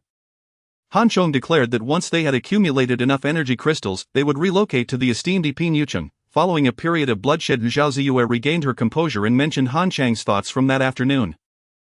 In a world steeped in despair and heaviness, even the slightest improvement can ignite boundless hope and motivation. Moreover, having spent an extended period in the underground supermarket, the oppressive atmosphere was becoming unbearable. Especially with the first basement nearly filled with corpses, even with the air conditioning running full blast, unpleasant odors were beginning to permeate the space. The prospect of residing in a clean, well-lit dwelling was indeed appealing. The portly fellow's eyes widened in astonishment as he exclaimed, "What? That's the penthouse? It would take me a decade to save enough for a single square meter. You're in luck. You can choose any suite you desire." Given the portly fellow's earlier courageous actions, Han Chong chose to extend goodwill towards him, deeming this cunning individual trustworthy. A change of location was certainly feasible. However, the matter of food reserves weighed heavily on the elder's mind. As he prioritized practicality, thus, it was imperative that they advance and rank ahead of schedule. Once they could achieve this, they would have ample time to clear the zombies from the Yuping complex and transport supplies. Essentials such as rice, oil, salt, sauce, vinegar, tea, and a variety of foodstuffs, seasonings, tobacco, alcohol, and clothing were of utmost importance. Even if they did not require these items for themselves, they would soon become exceedingly valuable for trade. Han Chong valued the Yuping not merely for its comfort, but more importantly, as a potential stronghold for their future activities. He even proposed an idea: if time permitted, they must swiftly scour the surrounding areas for various supplies, including but not limited to food, and stockpile them within the Yuping complex. Since Han Chong had already articulated his vision, he naturally contemplated these matters. He vividly recalled that in the face of a zombie apocalypse, when humanity was beset by monstrous beasts and mutated insect hordes, survivors established numerous teams, relying on various buildings and communities to forge their own strongholds and small kingdoms. In these enclaves, powerful awakened beings and evolved individuals not only safeguarded their fellow humans but also enjoyed privileges. some of which allowed them to care for the lower classes, while others exploited their power. In his past life, Han Chang's girlfriend had abandoned him for a better existence, driven by the need for sustenance. Therefore, in this lifetime, he was determined to amass sufficient resources in advance. Of course, all of this hinged on a robust foundation, otherwise, no matter how much they stockpiled, it could ultimately benefit others. Fortunately, this time he had the advantage of foresight. Acting preemptively, and had forged an alliance with the future Iron Queen Zhao Ziyue. With such a premise, Han Chong was confident that he could lead a prosperous life in the future, with the assurance that Han Chong possessed a premonition of what was to come. The group wholeheartedly accepted his proposed strategic direction. As for the specifics of execution, Han Chong was not a dictator. Everyone was encouraged to collaborate and enrich the plan. After a brief discussion of forthcoming strategies, the elder redirected the conversation back to the present. Let us divide our tasks. Ziyue and I will handle the zombie extermination while the two of you focus on cleanup. I may be aging, but I'll allocate tasks to ensure everyone is well prepared. Upon finishing, he cradled the rifle in his arms, reminiscing, who would have thought I'd have the opportunity to wield a firearm again. The current weaponry is far superior to what we had before. Rest assured, Grandpa, as long as you possess enough energy crystals, age will not be an obstacle. The elder's primary concern was his age. Fearing he might become a burden to the group, however, after witnessing the improvements energy crystals brought to the human body, Zhao Ziyue became fully invested in the matter, no longer averse to it but actively seeking to gather more.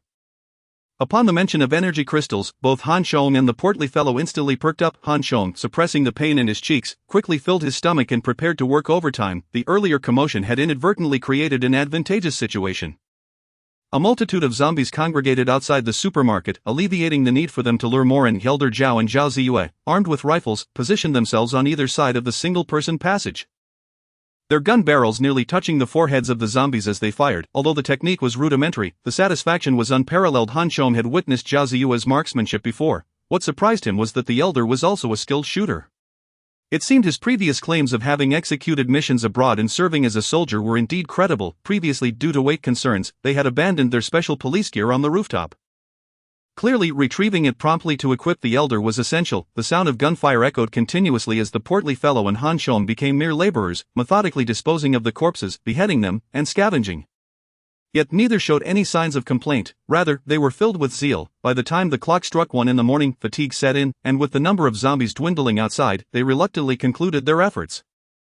Chapter 31, The Zombies Are Too Few. The most exhilarating moment for the group came when they tallied their gains that night. However, upon learning the results, they felt a mix of disappointment and exhilaration. Disappointment came from the realization that, despite spending 4.5 hours slaying zombies, they had only managed to eliminate 306. Adding the 28 that Elder Zhao and the portly fellow had dispatched during the day, the total reached 334. While the number of kills was substantial, the energy crystals yielded were fewer than before, amounting to a mere 2. Nonetheless, the group was invigorated by the fact that their efficiency in slaying zombies had indeed multiplied. If they could maintain this pace, the acquisition of energy crystals was bound to follow. When it came time to distribute the spoils, Elder Zhao adhered to the pre-established agreement, prioritizing Han Chong with one of the crystals. The other crystal was allocated to Zhao Ziyue, as she had bravely partnered with Han Chong to retrieve firearms and ammunition, enhancing the team's overall capabilities and effectiveness against zombies. The elder was known for his integrity and fairness, and he did not allow familial ties to cloud his judgment. The portly fellow wholeheartedly endorsed the elder's distribution. Being a clever individual, he had already consumed 2 crystals, exceeding both the elder and Zhao Ziyue. The experiences of the past few days had illuminated for him the significance of teamwork. Without a strong coalition, he doubted he would have even secured a single crystal, especially after witnessing the combat prowess of Zhao Ziyue and the elder during their shooting. He decisively chose to position himself well and play the role of a loyal subordinate. Most importantly, he understood that with the acquisition of firearms and ammunition, the future harvest of energy crystals was inevitable, rendering any transient disputes over gains unnecessary. As Han Chong accepted the energy crystal, he chose not to consume it immediately. Instead, after briefly squeezing it in his hand, he returned it to Elder Zhao, saying, "Grandpa, you should take this. You and Ziyue are our main forces. We need you to be in peak condition tomorrow." The old gentleman was momentarily taken aback, sensing that Han Chong had undergone significant changes compared to before. Had the ease of collecting energy crystals contributed to this transformation? However, Han Chong offered no extensive explanation for the old man's bewilderment, yet, he indeed harbored his own thoughts. The ease of gathering energy crystals was one aspect. On another front, he had already consumed 1 at noon today. More importantly, he needed to win hearts and consolidate his team. Previously, after realizing that Zhao Ziyue was the Iron Queen, Han Chong had placed greater emphasis on her. While also taking care to consider the elder Zhao, however, after 2 days of collaboration, he discovered that the old gentleman possessed unique advantages. With his experience as a general, his strategic thinking and rich experiences made the team's operations significantly smoother. Having resolved to abandon solitary endeavors in favor of team development, talents like the old gentleman became exceedingly precious. Thus, it was only natural to strengthen his relationship with the elder and enhance their capabilities. Furthermore, the issues that the rotund man could conceive were certainly within Han Chang's grasp. From that moment onward, the acquisition of energy crystals was no longer a concern. Despite a late night, the four of them awoke early the following day.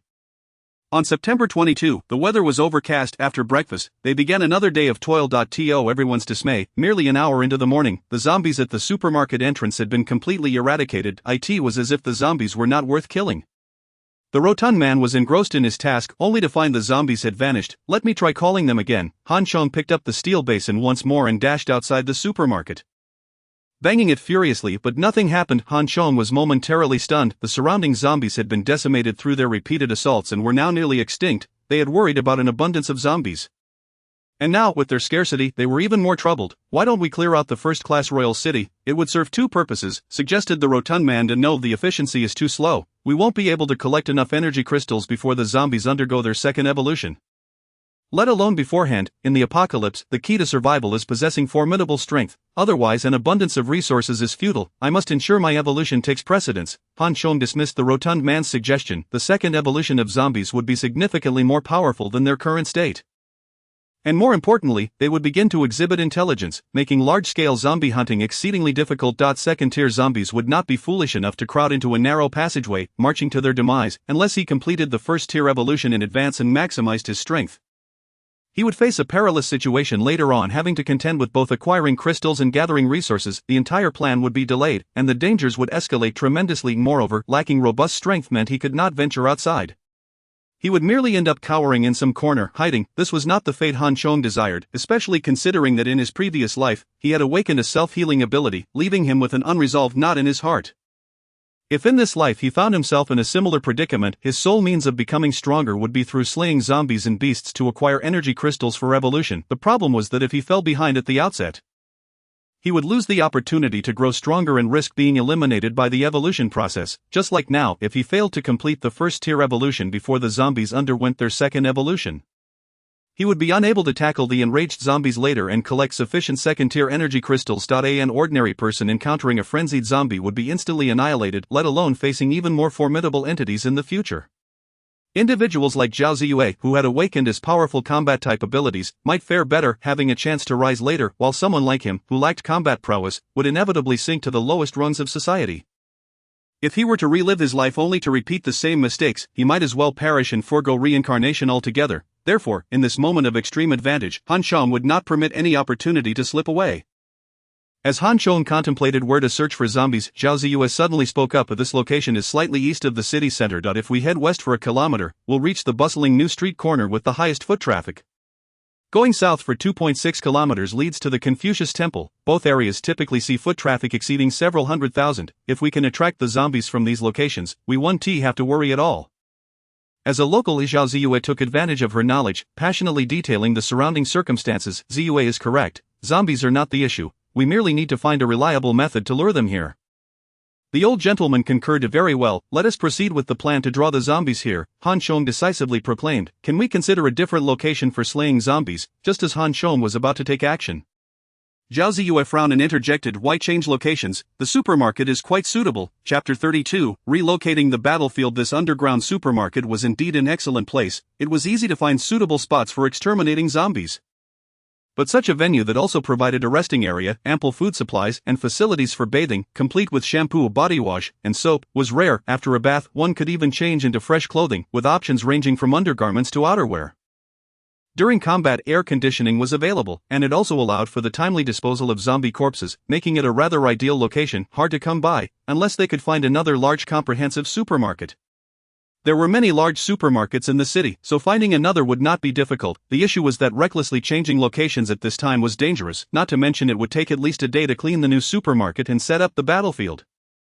Right now, Han Chong's primary concern was precisely time. Seeing the confusion in Han Chong's eyes, Zhao Ziyue explained, with the current global heatwave, air conditioning is not particularly effective. The basement of the supermarket is nearly filled with corpses. And the stench has become overwhelming in the past 2 days. It will soon begin to rot and breed bacteria. Not only would it be uninhabitable, but the supplies inside would also become contaminated. Zui's point was valid. This was a problem he had previously overlooked. Captain, it seems your suggestion to relocate to the first-class royal city needs to be expedited, the old gentleman stated. The rotund man nodded in agreement, quickly adding, yes, we've just survived the ancient virus. We can't succumb to a plague now. I've heard that corpses can spawn diseases. Han Chong was momentarily taken aback. He had indeed not considered this issue. In his previous life, survival itself had been a challenge, leaving no room to worry about corpses. Moreover, with his prior limited strength, he had never had the opportunity to eliminate so many zombies. Later, with the awakening of abilities and the emergence of beasts, the evolution of zombies led to the eradication of many low-tier ones, making such a situation rare. Therefore, the thought of this problem had never crossed Han Chang's mind. The supplies within the supermarket were the lifeline of the group. If the corpses began to decompose, swarming with maggots, it would indeed pose a significant problem. At that point, not only would they be unable to eat, but even the sight would be repulsive. What if we turn the air conditioning to the lowest setting and hold out for another 2 days? Han Chong rubbed his head, realizing that suddenly changing locations was quite challenging. The underground parking lot, the rotund man exclaimed. We can fight in the underground parking lot and return here to rest. With a little rearrangement, the underground parking lot can be just as effective. This suggestion from the rotund man was quite good and worth considering. With the surrounding zombies mostly cleared out, the danger of venturing outside would be significantly reduced. The old gentleman expressed his agreement. The northwest corner of the square leads to the municipal public library's underground parking garage. We can go there. Zhao Ziyue's eyes lit up as she proposed. Moreover, choosing the library has an additional advantage. During hot weather, the number of people seeking refuge in the library often exceeds those reading. The daily foot traffic averages at least 4,000 to 5,000. Based on the typical conversion rate of humans to zombies, there should be at least 1,000 or 2,000 zombies inside. Below the library is a 3-story underground parking lot, with only one entrance in the northeast corner aside from the elevator that descends from above. If we seal off the elevator and arrange some defenses near the entrance, it will become an ideal venue for exterminating and disposing of zombies. Zhao Ziyue spoke enthusiastically, clearly very familiar with the library. The rotund man gave her a thumbs up, praising Ziyue. You're like a female Zhuge Liang. How do you know this so well? Zhao Ziyue anticipated that her everyday activities would come in handy at this moment. Feeling a bit proud as she replied, my grandpa enjoys visiting museums, so I often read in this library. It south impossible to park at the museum entrance, so I always leave my car in the library's lower level.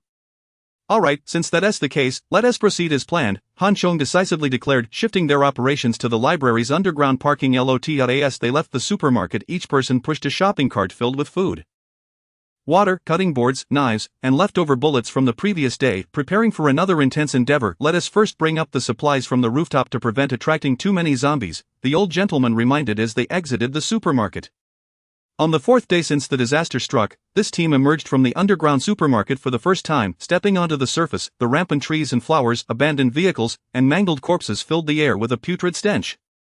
The scent of death permeating the entire city. Humanity truly brought about its own demise. In pursuit of immediate gains, it relentlessly exploited the natural environment, only to ultimately bear the bitter consequences. The old gentleman gazed upon the desolate city with profound sorrow. Despite the lamentations, life must go on. A few individuals traversed the crossroads in the southwest, encountering a handful of wandering zombies. Before Han could make his move, the old man and Zhao Ziyue swiftly dispatched them with their firearms. As the hefty fellow wielded a large blade, decapitating the zombies, Han had already climbed to the rooftop using the rope he had secured the previous day. The mansion was filled with various supplies, including 30,000 bullets, though Han did not take them all. He merely collected over 3,000 rounds in 2 sets of SWAT uniforms, leaving the rest temporarily on the rooftop. Of the old man, already of a sturdy stature, appeared even more erect after being empowered by the energy crystals, and upon donning the SWAT uniform, he radiated vitality. The hefty fellow, however, did not share the same fortune, no matter how fine the clothing. It looked ragged on him. Let us first clear the zombies inside. The underground parking lot is congested with vehicles, and visibility is poor. We must exercise caution. As we approach the parking lot, Han instructed everyone to leave their carts outside.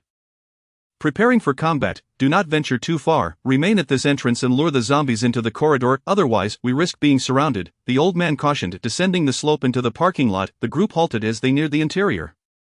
From their position, they could assess the situation within the garage. At the entrance, a mass of vehicles was jammed together, likely a result of the ancient virus outbreak when people attempted to flee in their cars, only to be thwarted by the infected who mutated and crashed into the gates and walls. This caused a bottleneck, rendering the vehicles behind them immobile. Zhao Ziyue, upon seeing this, turned pale and murmured, Thank goodness the outbreak did not occur while we were in the garage. Cover me, Han called as he cautiously approached, delivering a swift kick to a BMW that had collided with the wall.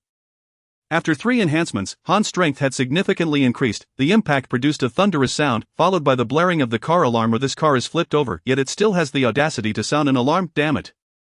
Had I known, I wouldn't have exerted so much force, Han lamented internally, feeling the strain in his ankle. The noise triggered a cacophony within the garage, with the growls of zombies, their shuffling, and the sounds of them colliding with various objects echoing around. What had initially appeared to be a relatively secure garage was suddenly overrun by zombies emerging from every corner. In recent days, the group had slain nearly 1,000 zombies, but this was their first encounter directly facing dozens of them at once. Chapter 33, A Lucrative Opportunity. Everyone, be cautious. Han, clad in armor and wielding a sword, stood at the forefront with a grave expression. Zhao Ziyue and the old man held rifles, positioned slightly behind him on either side. The hefty fellow brought up the rear, brandishing his large knife. Of their formation, 2 melee fighters and 2 ranged, was quite effective. Dozens of zombies surged toward them, but their movement was hindered by the congested vehicles. Some squeezed through the gaps, while others clambered atop the cars, creating a chaotic scene. This brief obstruction allowed the group to organize their response as Zhao Ziyue and the old man, stationed as fire points, initiated the assault, their gunfire ringing out incessantly. Both were skilled marksmen, and at such close range, they dispatched almost every zombie with a single shot to the head, even if a few slipped through. Han was there to eliminate them. This battle was a genuine demonstration of teamwork, showcasing the significance of collaboration and weaponry. If Han had been alone, he would not have dared confront such numbers. Even as a level 1 evolved entity, he would have had no choice but to flee. Of course, his ability to withstand the onslaught was not solely due to Zhao's sharpshooting, the protective armor was equally vital. Otherwise, facing zombies head-on would have left Han severely injured, as their frenzied biting and clawing were undeniably fierce. The scar on his face still throbbed with pain. After 20 minutes, the garage finally fell silent. Devoid of any remaining zombies. We must meticulously inspect each vehicle. We cannot afford to overlook anything, Han declared, leading the way into the underground parking lot. The remaining zombies were more numerous than anticipated. Yet most were trapped inside the cars, unable to escape. They likely found themselves confined during the outbreak of the ancient virus. Han was determined not to let a single one get away. Ensuring their complete extermination, over the course of 2 hours, they cleared all 3 levels of the parking garage, slaying a total of 138 zombies, coupled with the 220 they had dispatched earlier at the supermarket entrance.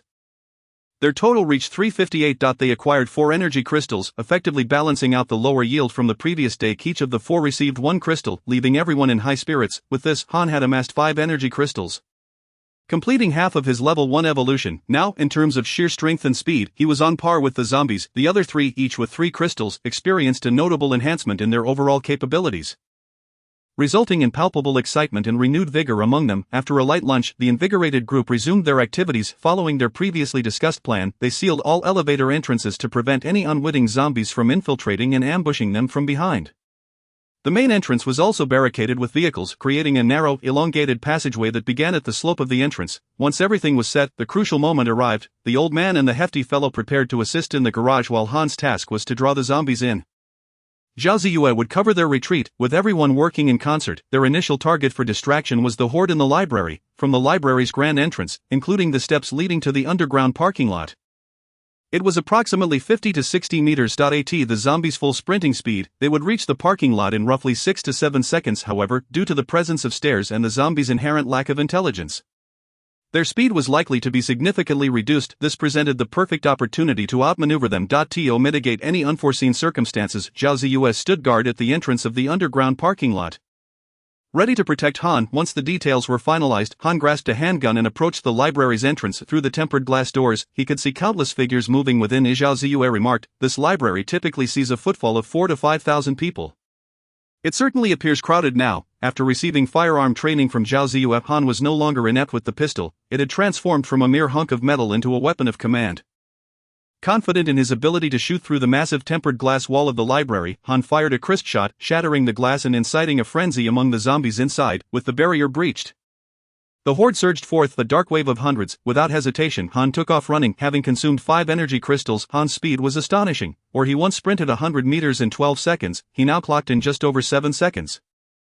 To evade the pursuing zombies, he leaped from one large platform to another, skipping dozens of steps in the process. The zombies trailing behind him struggled to keep up. Theoretically, their speed and strength were 1.5 times that of a regular human, comparable to Han's 5 times enhanced abilities. However, their lack of intelligence prevented them from maximizing their formidable power and speed. As some stumbled down the stairs, A multitude fell tumbling down the steps, yet the zombies had their advantages. They felt no pain or fear of injury, and even after falling, they would rise and continue their relentless pursuit. While fleeing, Han glanced back. Seeing the massive zombies closing in, a mix of fear and excitement surged within him. This was a golden opportunity. Quickly run, Han beckoned to Zhao Ziyue ahead, turning to fire a couple of shots to guide the zombies along the right path. Zhao Ziyue was momentarily taken aback by the sight behind her. The zombies poured out of the library like a flood, and the prospect of being caught was terrifying. Seeing Han's signal, she promptly turned and dashed away. The pair surged into the underground passage, while the zombies crashed against the obstacles within, forming a chaotic stream as they squeezed through the narrow corridor. Hold your fire, do not shoot in the passage. Let them filter in one by one, then we can eliminate them, Han shouted as he noticed the old man raising his rifle. The old man hesitated for a moment but quickly understood the strategy. Unlike the supermarket's secure iron gates, the underground passage was narrow, and shooting too soon would not only clog the route but also complicate the cleanup. However, allowing the zombies to enter one at a time would simplify matters. A 2-on-1 approach would make it easy to dispatch them while facilitating a cleaner sweep. With this realization, the old man stepped back, creating space. Chapter 34, Achieving Level 1 Evolution. I'll handle the kills. You focus on defense. Ziyue and the portly fellow were tasked with handling the corpses, taking turns every hour. After Han Chong squeezed into the passage, he unsheathed his sword, stood beside the old man, and shouted to the crowd. The distance varied, the temperatures fluctuated, one hot, one cold. After numerous collaborations, the group had grown exceedingly familiar with their roles, promptly taking their positions. Outside, a massive horde of zombies surged into the underground passage, which then funneled them into a long line, clawing and flailing as they charged forward. Zombies possess an innate thirst for an aggression towards warm-blooded creatures, though humans and zombies belong to the same category. They have become adversaries due to an ancient virus that drives them to hunt one another. As the first zombie bared its bloodied maw and charged with crimson eyes, the old man steadily pulled the trigger, dispatching it with precision. Ziyue swiftly utilized a clothes pole hook to drag the corpse away and tossed it onto a small cart pushed from the supermarket, resembling a seasoned worker from a Kunshan electronics factory. The battle commenced at 1 in the afternoon and persisted until 11:30 at night, with no time for even a meal. Had it not been for the enhancements the trio had undergone, they would have been unable to endure such intense labor. By nightfall, when the zombie onslaught ceased, the four were utterly exhausted. However, when tallying their spoils, each nearly leapt for joy, eager for another round. In total, from the morning to noon, they had slain 358 zombies and collected 4 crystals, yet, in the span of 10.5 hours from afternoon to evening, they had eradicated 1,233 zombies and amassed 11 energy crystals. This was undoubtedly the most bountiful harvest in history. With 11 energy crystals, each would receive 2, while 3 could be allocated to Han Chong and the portly fellow, who bore the brunt of close combat and thus required further enhancement. Ziyue rinsed the energy crystals in mineral water, cradling them in her hand to showcase to the group, the blue crystals glimmering against her fair hands under the light. Heh, splendid, the portly fellow chuckled, reaching out to grasp the energy crystals, only to be halted abruptly by the old man. No, he shook his head, proposing, I suggest we make today a special occasion. Upon noticing the attention of the group upon him, the old man continued, today's events have proven that officially dispatching zombies and collecting energy crystals is no longer a challenge. The real issue is that we require more zombies. Today's battle has nearly exhausted all the zombies in the library. What about tomorrow? At the old man's words, the group fell silent. They were back to the morning's conversation. There weren't enough zombies, and they needed to attract more. The distance from here to either the Xin Street intersection or the tourist area exceeded 2 kilometers. A perilous journey. Therefore, I propose we prioritize enhancing those responsible for attracting zombies tomorrow to ensure their safety. The old man reiterated. I have no objections. The portly fellow nodded, aware of the necessity of the old man's suggestion. Among the group, he and the old man were the slower ones, thus the task of luring zombies naturally did not fall to him. Moreover, should tomorrow prove successful, they could swiftly bridge the gap. Although he felt safer hiding here, he recognized that he was still reaping the benefits, so he had no reason to oppose. Observing the situation, Han Chong also did not hesitate, declaring, then let it be Ziyue and me. I will take 5, and Ziyue 6. Once the distribution plan was established, Han Chong wasted no time and began to consume the energy crystals. A warm sensation began to rise within him, his muscles pulsating as he sensed his strength steadily augmenting. With ample energy supply, Han Chong and Ziyue wasted no time, setting alarms to ensure they consumed 1 crystal every hour, with each one consumed immediately followed by another, taking the energy crystals like candy. Han Chong, in his 2 lives, had never before experienced such exhilarating pleasure. Upon awakening the next morning, the two stood up, their bones cracking audibly, their presence exuding newfound vigor, with each movement imbued with formidable strength. They could effortlessly leap distances of 4 to 5 meters, truly beginning to resemble superhumans. Wow, impressive, the portly fellow exclaimed with envy. Han Chong stretched his limbs and patted the portly fellow's shoulder, reassuring him.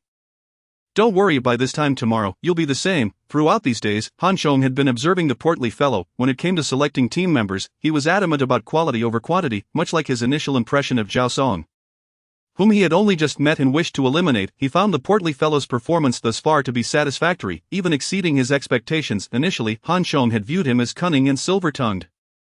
However, after 2 days of interaction, he discovered many commendable traits in the portly fellow. Although he was clearly afraid of death, he demonstrated bravery in rescuing teammates during critical moments. From this perspective, Han Chong had come to accept him.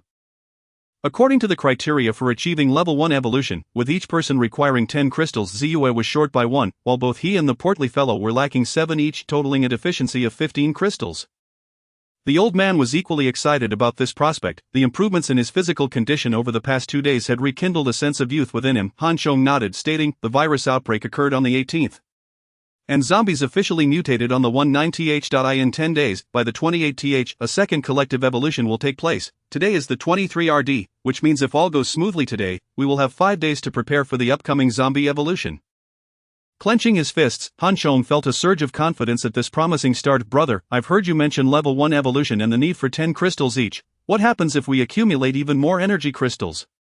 Will our bodies continue to improve?" the portly fellow inquired, curiosity evident in his voice. "Each energy crystal enhances physical attributes by 1/10. If we were to work overtime and gather dozens or even hundreds of them, we wouldn't need to fear the second evolution of zombies." However, this fantasy was swiftly shattered by Han Chang's rebuttal. "You think that's feasible?" He shot him a sidelong glance. "Every process has its limits.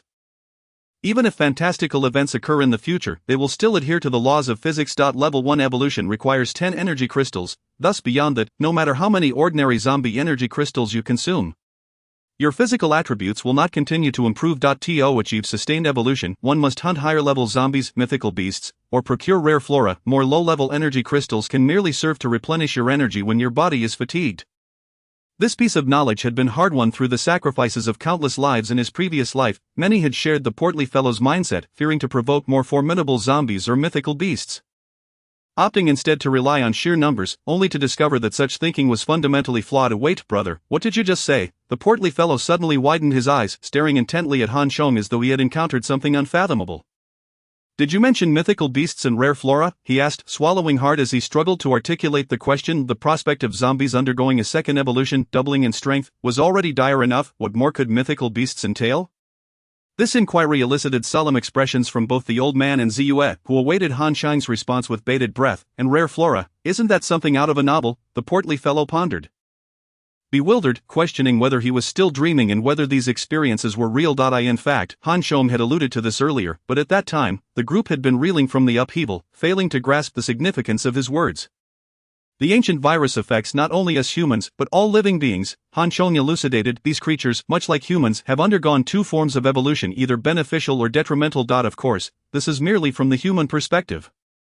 For other organisms, it's all part of evolution," he clarified. "I don't understand," the portly fellow continued, befuddled. "What I mean is, they have evolved, which may not significantly impact the organisms themselves, but it is a different story for humans. A tiger, whether it becomes a zombie tiger or survives the virus and grows as large as a house, will still seek to prey on humans. An evolved fruit tree may be poisonous, yet it may also enhance human energy," Han Chong explained. The portly fellow, panting as if he were on the verge of a faint, exhaled, thank goodness, there aren't many ferocious creatures like tigers. I rarely see them even in wildlife reserves. As for the fruit, I suppose if I don't recognize it, I'll just refrain from eating it." "Portly fellow, you seemed quite clever before. What happened to your brain now?" Ziyue chuckled. "While tigers may be rare, what about other creatures, like mice or snakes?" Indeed, the world was teeming with creatures beyond humans. Just consider mosquitoes and ants. Can you imagine a scene where mosquitoes and ants the size of washbasins swarm in unison, leaving nothing but bones in their wake? Han Chong solemnly reminded everyone that this was no jest. Even upon achieving the first or even the second stage of evolution, one would still be rendered a mere husk before a swarm of giant mosquitoes the size of washbasins. The stout man shivered, pondering that while his physique was indeed robust, encountering mosquitoes of such a monstrous size would likely only serve to satiate a couple of them. "Are you suggesting that these mutated creatures will erupt in a massive outbreak?" Mr. Zhao's face was grave, finally grasping the gravity of the situation. "Such news would leave anyone unsettled. It is anticipated that within 5 to 10 days following the collective evolution of the zombies, the calamity of giant mosquitoes will commence," Han Chong asserted with certainty. The calamity of giant mosquitoes. The expressions of all present turned pallid as they comprehended why Han Chong was so insistent on advancing their evolution and establishing strategies ahead of time. Is there any means to eliminate these mutated mosquitoes, mosquito repellent, insecticides? Should we not stockpile more of these before the crisis strikes? The stout man felt a surge of anxiety. This relentless disaster, one after another, was increasingly ferocious, magnified tenfold beyond a hellish scenario. I find it implausible. Mr. Zhao shook his head. You think you can eliminate mosquitoes the size of wash basins with repellent? That is sheer folly. Zhao Ziyue's complexion paled as she envisioned the skies densely populated with colossal mosquitoes. Han Chong cast a sidelong glance at Zhao Ziyue and remarked, to contend with the impending mosquito calamity, we must first prepare strategically, and secondly, awaken formidable combat abilities before the outbreak, such as fire, according to the memories from his previous life. The first batch of awakened individuals would begin to emerge starting from the 10th day, precisely the 28th, and this group was regarded as possessing the greatest potential for supernatural abilities. It was from this juncture that humanity could initiate organized counterattacks against the zombie onslaught. He recalled that in his past life, Zhao Ziyue had awakened the ability to control metals, but the specifics of when and at what level she had awakened remained unclear to him. Presently, he hoped that Zhao Ziyue would be among the first awakened, for only in this manner could their group endure the second collective evolution of the zombies with a modicum of ease. Though Zhao Ziyue and Mr. Zhao were proficient marksmen, once the zombies' speed escalated and they underwent further evolutions, it would not be so simple to dispatch them with headshots. Moreover, firearms would prove largely ineffective amidst a relentless assault from the giant mosquitoes. What are we waiting for? The stout man exclaimed. Captain, I am fully prepared. You two must swiftly draw the zombies towards us. We shall complete the first stage of evolution today and commence our preparations tomorrow. The stout man, in a state of frenzy, no longer had the luxury to inquire further, urgently urging Han Chong and Zhao Ziyue to set off. On September 23 RD, at 7:45 am, amidst a light drizzle, Han Chong, having completed the first stage of evolution, stepped out onto the ground once more. Beside him stood Zhao Ziyue, now tall and gradually transforming into a formidable warrior maiden. Which direction shall we take? She inquired, glancing at Han Chong. Although she still required one energy crystal to complete her evolution, Zhao Ziyue's demeanor had already undergone a significant transformation, her physical prowess markedly enhanced. Let us head south to the Confucius Temple. The crowd there is more concentrated. Han Chong, having previously visited the area, recalled the bustling throngs and made his choice without hesitation. As long as they could attract even a few zombies, the yield of energy crystals would surely exceed expectations. The daylight and their enhanced abilities had emboldened both of them considerably. Upon exiting the underground parking facility, they headed straight for Taiping South Road. Han Chong planned to charge forward if the number of zombies on the surface was minimal. Otherwise, they would navigate the rooftops of Taiping South Road as they had previously. However, as soon as they stepped onto Taiping South Road, Zhao Ziyue came to an abrupt halt. What's wrong? Han Chong queried. Perplexed, Zhao Ziyue's face lit up with excitement as she pointed to a vehicle, exclaiming, what if we drive this one? A sports car. The sleek black vehicle adorned with orange accents appeared strikingly impressive. Regrettably, Han Chong knew little about cars. He could discern it was indeed a sports car, but its make and model eluded him. A Koenigsegg Jesko, worth 47 million, one of the top 10 sports cars in the world. Zhao Ziyue beamed as she caressed the car's surface, brimming with delight. Han Chong found himself at a loss for words. In this dire age, what utility did a fine vehicle possess? There was no one to impress. Yet, as Zhao Ziyue was enamored by it, he felt indifferent. After all, the owner had likely become a zombie and fled. Moreover, driving would certainly be swifter than running. You can drive. Han Chong settled into the passenger seat.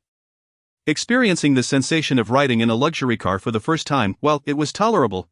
I used to drive a liberation truck in the army. Zhao Ziyue expertly ignited the engine and pressed the accelerator. The car surged forward with an exhilarating jolt, startling Han Chong. Is a liberation truck comparable to a sports car? He thought, bemused. However, Zhao Ziyue paid him no mind, her long eyelashes framing eyes that sparkled with a hint of wildness. Indeed, wildness. Han Chong felt an inexplicable unease and promptly fastened his seatbelt. As expected, Zhao Ziyue did not disappoint. She maneuvered the sports car with the ferocity of a tank. Amidst the apocalypse, the streets were strewn with corpses and abandoned vehicles. Yet Zhao Ziyue showed no regard, barreling through with reckless abandon. In less than 200 meters, the rearview mirror of the car was shattered. At 500 meters, the right door was severely dented. After a kilometer, the right front headlight exploded. Stop. While there may be no traffic police or traffic lights now, that does not grant you license to drive recklessly. Han Chang's head spun as he felt his stomach churn. Love for cars. I used to feel infuriated watching those rich kids flaunt their vehicles. I always wished to smash one. Now the opportunity has finally arrived. Zhao Ziyue smiled, clearly reveling in the thrill. Han Chong was left utterly speechless. Fortunately, she was correct. The speed was indeed remarkable. They covered the 2-kilometer stretch in under 2 minutes. If not for the collisions and various obstacles, they might have completed it in even less time. Do not approach the Confucius temple too closely, reverse and honk to draw the zombies over. Han Chong rubbed his chest, feeling a strong urge to vomit, reminding Zhao Ziyue to focus on safety rather than mere enjoyment. No need to lure them, look ahead. Just then Zhao Ziyue slammed on the brakes, causing the car to drift sharply. What the Han Chang's face slammed against the side window, the centrifugal force pinning him against the glass. Can you drive any more steadily? He snapped in irritation. However, upon glancing towards the direction of the Confucius temple, his expression abruptly shifted, forgetting to berate Zhao Ziyue, and disregarding her driving entirely. To retreat, we must leave immediately. Han Chong shouted frantically, pounding on the car, urging Zhao Ziyue to flee in the direction of the Confucius temple. A dark mass surged. No, it was a horde of zombies, pouring forth like a deluge, swiftly inundating the road ahead. Forming a relentless tide of undead, faced with such a flood, even a tank would be of little use. Look, there are living humans ahead, Zhao Ziyue exclaimed, excitement in her voice as she pointed forward. Indeed, amidst the throng of zombies, a small group of people was desperately fleeing. Han Chong noticed them, but he chose to selectively ignore the sight. In comparison to the horde of zombies, the speed of these individuals was abysmally inadequate. Many stumbled or were overtaken by the zombies, only to be engulfed and torn apart by the ravenous horde. The zombies' speed far surpassed that of the fleeing humans, in less than 30 seconds. They would all succumb to the onslaught. If there were only a few or even a dozen zombies, Han Chong would gladly rush to their aid, but before him stood thousands. In such a scenario, there was no opportunity to rescue anyone. We cannot save them. Han Chong spoke gravely, locking eyes with Zhao Ziyue, his expression somber. Zhao Ziyue felt a tremor in her heart, especially upon seeing the formidable look upon Han Chang's face. His rapid healing from injuries sustained due to his advancement to the first stage of evolution had left a horrifying scar etched across his visage. The scar marked Han Chang's face and indelibly impressed itself upon Zhao Ziyue's heart, serving as a constant reminder that some matters require prudence, while others demand total commitment. A savior's heart can sometimes lead to more harm than good, just like the group before them. So perilously close to the zombies, there was simply no time for rescue. Even if Zhao Ziyue wished to help, she could only helplessly concede. Ultimately, her expression turned somber, and under Han Chang's urging, she pressed the accelerator. The car roaring to life, the engine's thunderous growl, alongside the blaring horn, resounded deafeningly, bidding farewell to those unfortunate souls while simultaneously drawing the zombies' attention. The return journey proved far less smooth than their initial departure.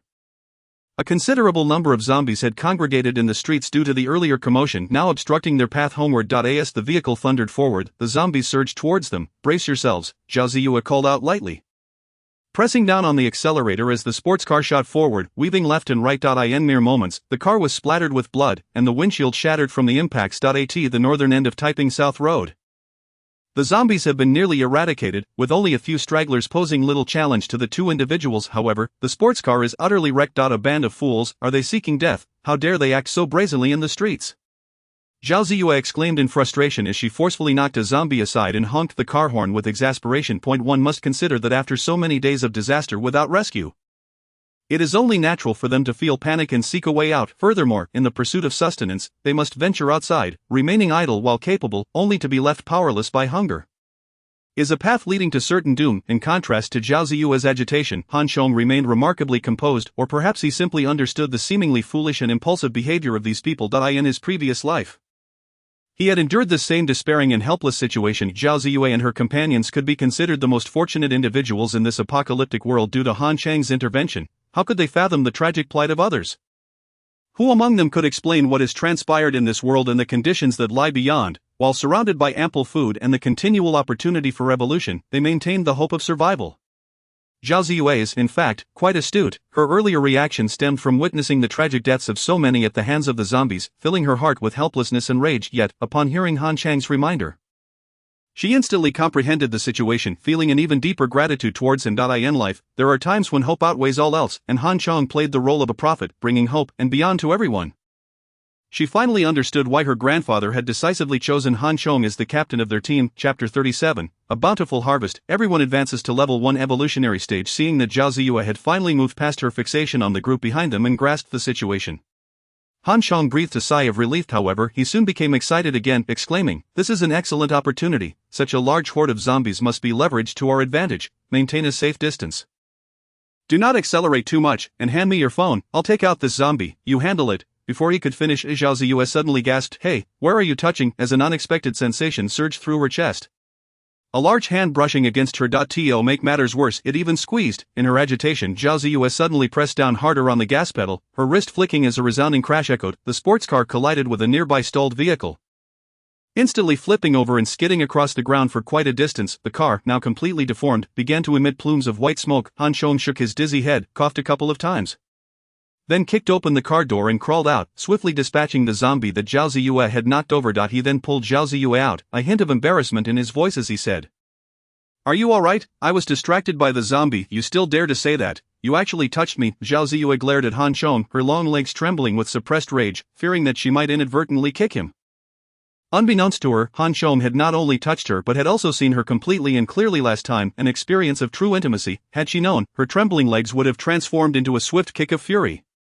In truth, Zhao Ziyue scarcely had time to feel embarrassed. As the car flipped, the horde of zombies was already closing in. Blood-red eyes greedily fixated on the two. The distance between them was less than 20 meters. And at the zombies' pace, it would only take a few breaths. "Run!" Han Chong shouted, taking the lead. Any delay now would only lead to certain death. Zhao Ziyue turned and fired 2 shots, hastily following behind Han Chong. One had completed their first evolution stage, while the other was already 9/10 of the way there, allowing them to outpace the zombies significantly. Fortunately, the old man had recommended prioritizing the enhancement of the 2 the day before. Otherwise, they would indeed be in dire straits today. At this moment, the pair was less than 200 meters from the library's underground parking lot. If it were merely a race, for them, it would have been a thrilling yet safe endeavor. As they approached the last 30 meters, just when Han Chong thought they were nearing success, an unforeseen event transpired. Out of nowhere, a zombie suddenly lunged from behind a vehicle, catching Han Chong off guard and knocking him to the ground.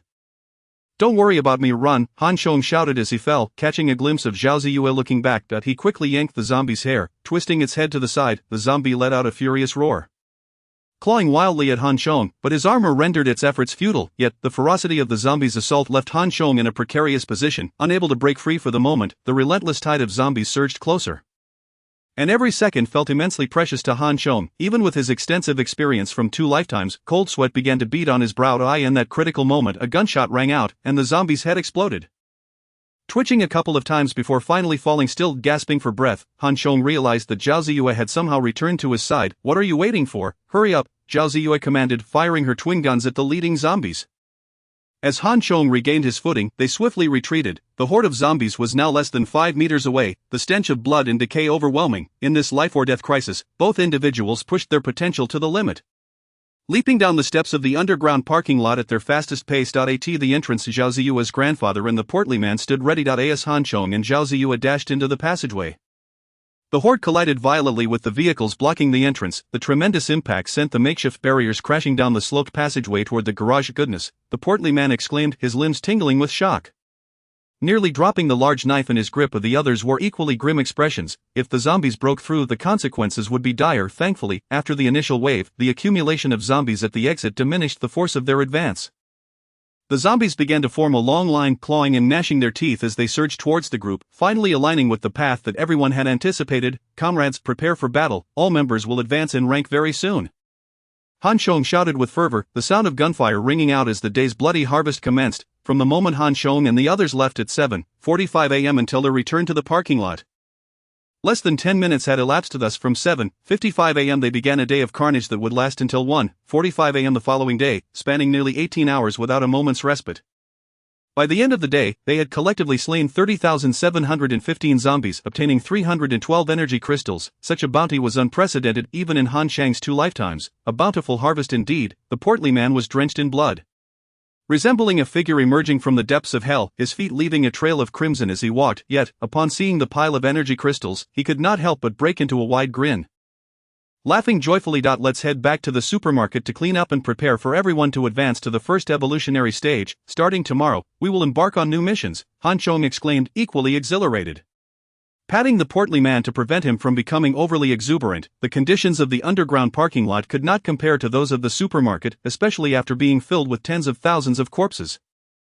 The pervasive stench of blood was nauseating. The entire 3rd level was essentially a mound of zombies, and the cement floor had become slick with blood. Of course, the supermarket's aroma was hardly any better, but it did offer air conditioning, food, restrooms for bathing, and clean clothing to change into. Upon hearing Han Chang's words, the group realized just how grimy they had become, feeling both revolting and uncomfortable. Upon returning to the supermarket, the 4 immediately rushed into the restroom to wash up. The supermarket's restroom only had a sink with a faucet. They could only fill basins with water to clean themselves. Each basin of water poured over them turned blood red as it flowed to the ground.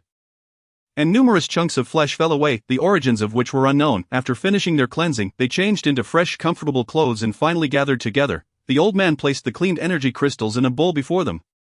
Beaming as he said, "A total of 312 crystals, please, Captain, take charge of the distribution." Han Chong chuckled, thinking, "There's no need for distribution, it will clearly be provided as needed." Chapter 38, Iron-Blooded Fortress, September 24.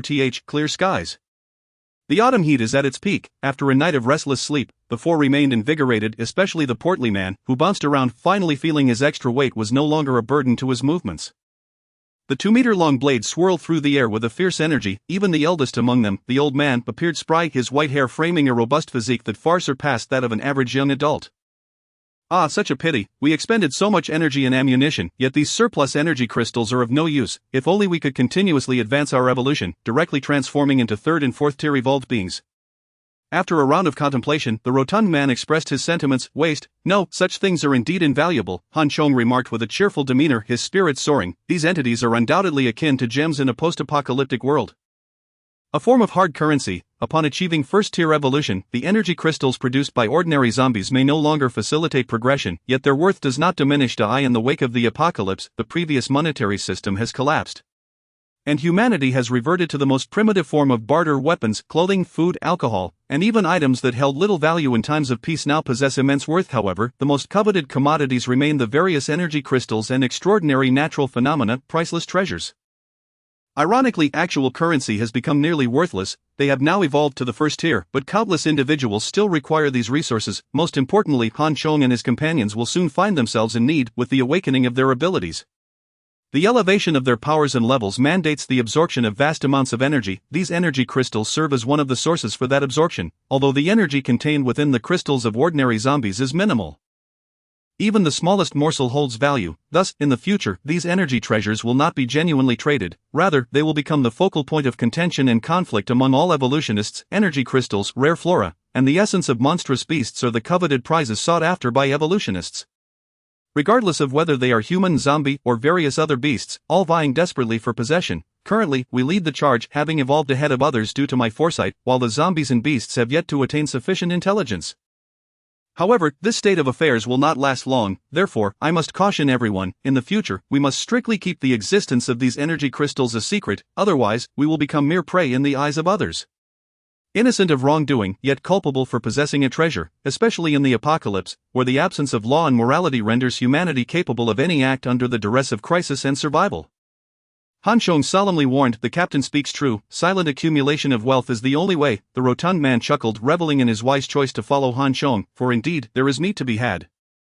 According to the captain's calculations, in 5 days, we shall witness a new transformation. What detailed plans shall the captain unveil next? Gradually regaining his peak state, the elderly Zhao, no longer burdened by fears of aging and decline, inquired with a cheerful demeanor. "The first step is relocation. We must move to Pinyu Chang, for this supermarket is no longer suitable for habitation," Han Chong declared. Upon hearing this, Zhao Ziyue immediately cheered. Girls have an innate fondness for beauty, a trait that never goes out of style. Tolerance does not equate to preference. The elder furrowed his brow and remarked, "While Pinyu Chang may be clean and comfortable, does it not lack in defensive measures? If, as you suggest, zombies undergo secondary evolution, the timelines for 3rd and 4th evolutions become uncertain, and zombies will mutate into various monstrosities. Moreover, there is the looming threat of giant mosquitoes. The doors and windows of the commercial building would offer no resistance and would become lethal vulnerabilities. In contrast, this underground supermarket, with its singular entrance and exit, would be easier to defend." Indeed, the rotund man, upon hearing of the external dangers, instinctively grew timid. Though Pinyu Chang is appealing, if that is the case, it would be safer to remain in the supermarket. The environment may be poor, but at least it lacks numerous windows. Furthermore, the elder continued, after the 2nd evolution, we still need to slay zombies to procure energy crystals. If we are in Pinyu Chang, we will not have the favorable geographical conditions that the supermarket provides. The elder, being a seasoned individual, pinpointed every concern accurately. Zhao Ziyue, despite her eagerness to move to a better environment, found herself unable to counter her grandfather's words and turned her hopeful gaze towards Han Chong. Although she herself was unaware of a solution, she firmly believed that since Han Chong mentioned the need to relocate, he would surely have a plan. Unbeknownst to her, she had begun to rely on and trust Han Chong more than she realized. Han Chong, in turn, did not disappoint her. He had evidently contemplated the elder's concerns thoroughly. The issues raised by the elder are indeed valid, which is why I emphasized the importance of completing our evolution ahead of time. For only then can we allocate ample time for preparation. Although our physical capabilities have improved, rendering ordinary ailments no longer a threat, the pollution from decaying bodies will ultimately affect us, especially the supplies in the supermarket, which may deteriorate. In this post-apocalyptic world, these supplies are exceedingly precious. Every little bit counts. We must find a new location to safeguard them for future needs. As for the elders' concerns regarding danger, that brings me to the second step. The underground supermarket, while having few entrances, also means that if breached, we will have nowhere to hide. Therefore, we must create a more suitable and secure location. The second step involves gathering steel plates, security grills, rebar, and the like, to reinforce the residential buildings in Chang, transforming them into a layered, defensible steel fortress. Han Chong spoke eloquently, explaining that this second step was not a spontaneous idea.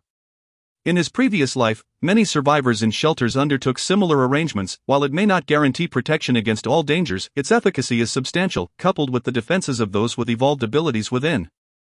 The safety of such a shelter would be markedly high. Moreover, there is another aspect Han Chong did not mention. Barring unforeseen circumstances, Zhao Ziyue is expected to awaken the ability to control metal. So long as we endure the initial stages, as Zhao Ziyue's ability levels up in an environment rich in metal, the steel fortress they construct will only grow stronger. In his previous life, the Ironblood Queen Zhao Ziyue's Ironblood Fortress became renowned worldwide for its unparalleled defense. Regrettably, at that time, Zhao Ziyue's Ironblood Legion only accepted female members. Han Chong had sought to join the Ironblood Fortress and become part of the Ironblood Legion, but he had no opportunity. However, now he intends to create his own Ironblood Fortress. Since their abilities have yet to awaken, Han Chong must exercise patience and refrain from raising the expectations of others blindly. Chapter 39, Distress Signal and Ultra-Secure Shelter. The Ironblood Fortress. Han Chang's proposal ignited excitement and astonishment among the group. However, once the initial thrill subsided, the elder pondered calmly and raised a concern. Your idea is commendable, but if it is just the four of us attempting to construct a massive steel fortress, it may prove quite challenging. With humanity so sparse, finding experts in this field is no easy task. In times of peace, we prided ourselves on our prowess in infrastructure, constructing a hospital in 3 days and developing an island in the mainland. Yet now, with the population diminished, attempting to recreate the miraculous feats of peacetime is not merely arduous. It borders on the realm of fantasy. However, Han Chong had no intention of employing traditional construction methods. With the Iron Queen present, are these really issues? Rest assured, I have a 90% certainty of building a steel fortress. Yet, this will require a process, and for us at this moment, we must start from the foundation. Han Chong spoke mysteriously. Very well, as long as you are aware. You mentioned 2 steps, is there a third plan? Han Chong is known for his meticulous planning, so upon learning that he had a strategy, Elder Zhao ceased to worry. However, he could not help but inquire about the subsequent plans. The third step involves acquiring second-tier energy crystals. This is fundamental. I have a preliminary idea regarding this, though it is still immature. We shall first attend to other matters and later discuss it with everyone to refine the plan. Han Chong adjusted his armor and weapons, signaling to the group to commence a new day's work, preparing to clear Chang and initiate the relocation. Let the moving begin. With their wish fulfilled, Zhao Ziyue cheered joyfully. Chang is a top-tier luxury residence, renowned for its quality. Its developers once claimed it could withstand a magnitude 10 earthquake. The rotund man was equally thrilled. A luxury residence at 350,000 per square meter. How delightful, Han Chong scoffed. Do you really believe the developers' tall tales? They claimed it was nestled between mountains and rivers, yet all they provided was a dirt mound next to a foul-smelling ditch. Even if it could genuinely withstand a magnitude 10 earthquake, it would be of little use. By the late stages of the apocalypse, when colossal beasts begin to emerge, a 10-point resistance will be but a fleeting illusion. Since we must relocate, let us not go empty-handed. The supermarket's shopping carts can be put to good use. We shall transport some items first, and after dispatching the zombies, we can directly store the supplies. The elder, observing the eagerness of the 3 young individuals, quickly interjected. This suggestion met with unanimous agreement. The 4 newly evolved individuals sprang into action with remarkable speed. The first wave of items selected consisted entirely of essential survival supplies. Rice, flour, noodles, instant noodles, ham sausages, spicy sauce, pickled vegetables, purified water, and beverages are the preferred choices. After all, being well-fed is paramount, so this journey primarily revolves around food. At 11 in the morning, over 200 small carts were filled to the brim. Tethering these carts together with ropes, we pulled them out of the supermarket, forming a long procession that majestically crossed the road, heading towards the Mutants community. The distance was not considerable, merely separated by a single road. The surrounding zombies had been thoroughly cleared over the past few days, rendering the streets eerily quiet. The sycamore trees lining the road had swollen to twice their size, their gnarled roots extending into the thoroughfare. Typically, the foundation of urban roads is about 3 meters, reinforced through specialized treatment, yet, under these circumstances, the tree roots still managed to crack the pavement. It seemed that the collapse of urban civilization was imminent. The old man lamented. "Look over there," Zhao Ziyue suddenly exclaimed. Following her gaze, the group noticed thick smoke rising in the distance. "Is there a fire?" the chubby one asked in astonishment. "No, judging by the density of the smoke. It must have been deliberately created." The old man furrowed his brow. "Deliberately created? What does that mean?" "A call for help," the chubby one speculated. "There is a possibility, but more likely they are seeking others for warmth." Han Chong scoffed. "That is indeed a viable strategy. Should we not do the same? Perhaps we might rescue several survivors," Zhao Ziyue quickly suggested. Why don't you think things through before speaking?" the old man chastised. "Currently zombies roam the city, and we have only evolved to the first level. We must exercise caution. Do you believe those fortunate enough to survive can reach the location where the smoke is rising?" Utterly foolish, chastised by the old man, Zhao Ziyue suddenly recalled the small group she encountered yesterday on Taiping South Road. They could not resist the urge to seek survival, only to be devoured by zombies. Observing Zhao Ziyue's despondent expression, Han Chong consoled her. "At this juncture, the most imperative task for the living is not to rush out and band together, but rather to find a safe haven and endure." "But can we not go save them? We possess weapons and are stronger than those zombies," Zhao Ziyue remarked, well aware that her statement was ill-timed. "We can go to rescue them, but have you considered? We are not invincible. In our quest to search for 1 or 2 individuals who may be hiding, we might all perish. Even if we survive, we would squander precious time, leaving ourselves unable to confront the impending calamities. In a scenario where we can barely protect ourselves, even if you manage to save those people, what difference would it make? Conversely, if we continue to evolve and eliminate a significant number of zombies, would that not also assist the survivors? If we could eventually establish a stronghold equipped with sufficient self-defense capabilities, would it not be better to rescue those individuals then?" Han Chang's words reflected his true thoughts. Informed by experiences from his previous life. In his former existence, Zhao Ziyue had acted in such a manner, albeit she had learned many lessons prior. In this life, her survival trajectory was different, leading to relatively simplistic notions.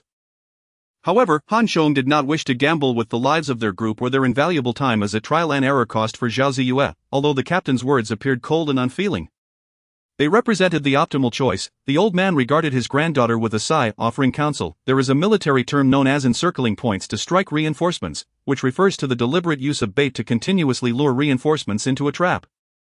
In the absence of better solutions, we must possess sufficient resolve, learning to sever our tails like a gecko and to have the determination akin to a warrior cutting off his own wrist.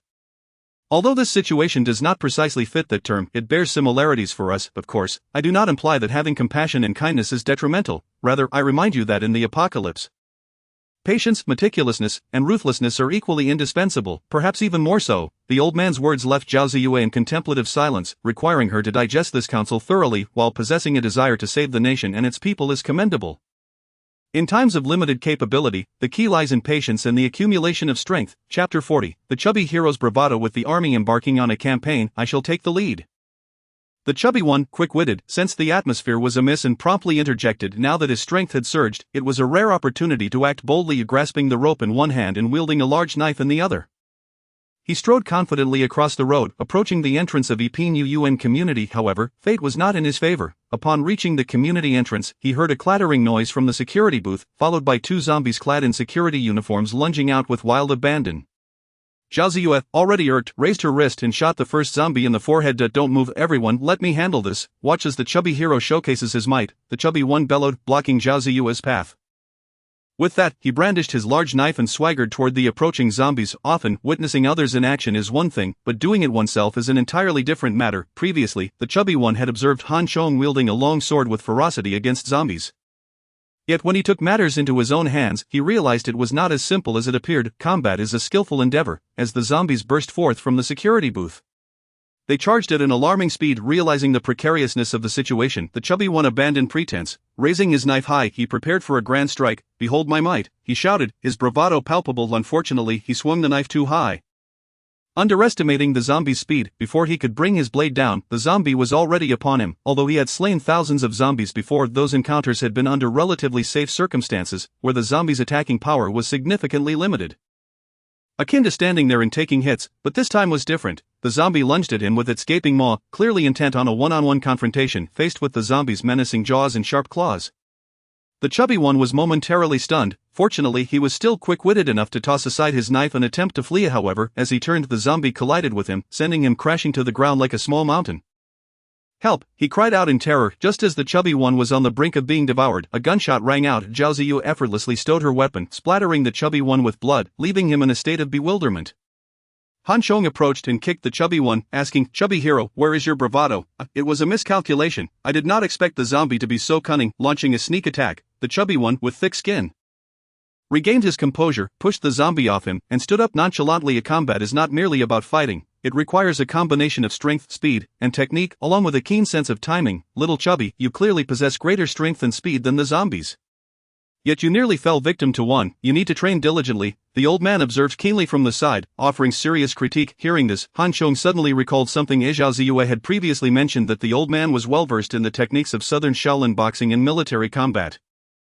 Boasting rich practical experience. As combat would become a regular occurrence in the future, the opponents would not be limited to just zombies. His current fighting skills were accumulated gradually from past life experiences and still had significant deficiencies. It seemed that he would need to find time to learn from the old man. Old man, Ziyu mentioned you were adept in martial arts. When you have time, please guide us. Han Chong made a preemptive request. You all need to practice. Possessing strength and speed without being able to exert maximum efficacy is a sheer waste. The old man did not refuse, directly pointing out Han Chang's shortcomings. Pinyuchen, a high-end community in the city center, spans over 260 acres and comprises only 40 buildings. Moreover, these buildings are not tall, with only 6 stories, featuring 2 households per stairwell, and each unit accommodates 4 families. With 2 units per building. In essence, each household is a duplex, 3 stories high, adorned lavishly like a small villa. Inside the community, artificial lakes and hills, towering trees and blooming flowers, and recreational areas create picturesque scenes at every turn. After all, the developer's slogan back in the day was preserving a beautiful landscape, embracing a leisurely and elegant life, claiming that only 20% of the area was permitted for construction. In the city center, one could enjoy the splendor of the world while quietly relishing the pastoral serenity of the mountains and forests. However, due to the ancient virus, the plants in the community had grown wildly, left untended, rendering the area reminiscent of a haunted house. After dealing with the 2 security zombies, subsequent actions proceeded smoothly, reaching the entrance of building number 1 without encountering further trouble, even when Han Chong deliberately created noise to attract the zombies' attention. None emerged. Instead, some zombies peeked out from the windows. The unit door is locked. We cannot enter. The chubby one approached the building, pushing against the grand glass door, but it did not budge. Such doors could not withstand second-level zombies. It would be better to smash them open. Han Chong gestured for the chubby one to chop through the glass door with his large knife. Let's leave it for now. At least it can serve as a barrier against giant mosquitoes later. Moreover, shattering this glass door would render little benefit, for there lies another door within. The elderly gentleman halted the rotund man, stepping back a few paces to observe. After a moment, he pointed towards the window on the upper floor and declared, "We can enter through the window. The residents within must possess access cards." The notion that the glass door could deter colossal mosquitoes was a whimsical overestimation on the elder's part. He was evidently unaware of the formidable nature of these gigantic insects. In swarming masses, they would surely breach such ordinary tempered glass in less than 2 minutes. Nevertheless, it was of some utility. After a brief moment of contemplation, Han Chong relinquished his fixation on breaking down the door. He glanced upward, sprang forth, grasped the anti-theft railing of the 2nd floor, and with a deft maneuver vaulted onto the 3rd. This household likely never anticipated anyone would scale to such heights, while the 1st and 2nd floors were fortified with security windows. The 3rd floor remained unguarded. Han Chong ascended to the 3rd floor, pushed open the window, and effortlessly slipped inside. "I shall take a look as well," Zhao Ziyu exclaimed upon witnessing Han Chang's entrance. She tucked her handgun into her bag left, and with a graceful twist, followed him upstairs. Having trained in martial arts and undergone military drills, her movements were even more fluid and elegant than Han Chang's. The rotund man gazed upward, gestured a few times, then shook his head, abandoning his impractical aspirations. Though he too was an evolved being, his physique and weight rendered him incapable of the agility displayed by Han Chong and Zhao Ziyu. For now, he could only ponder such feats. "I am a person of prudence. Let them handle the acrobatics," he reassured himself inwardly. Chapter 41. The Fortunate Macaw. The room on the 3rd floor was a bedroom, somewhat disheveled, yet devoid of occupants. Upon noticing Zhao Ziyu had followed him, Han Chong exchanged a glance with her and, brandishing his sword, led the way. Zhao Ziyu, wielding a handgun in each hand, trailed closely behind him. The 3rd floor predominantly featured bedrooms, totaling 3, all unoccupied and free of zombies. Presumably the outbreak occurred in the afternoon, which accounted for the absence of the residents in their chambers. The 2nd floor comprised a home theater, study, and workout room alongside an expansive master bedroom likely belonging to the head of the household. However, all rooms were vacant. When they finally descended to the ground floor, they discovered the corpse of a middle-aged woman.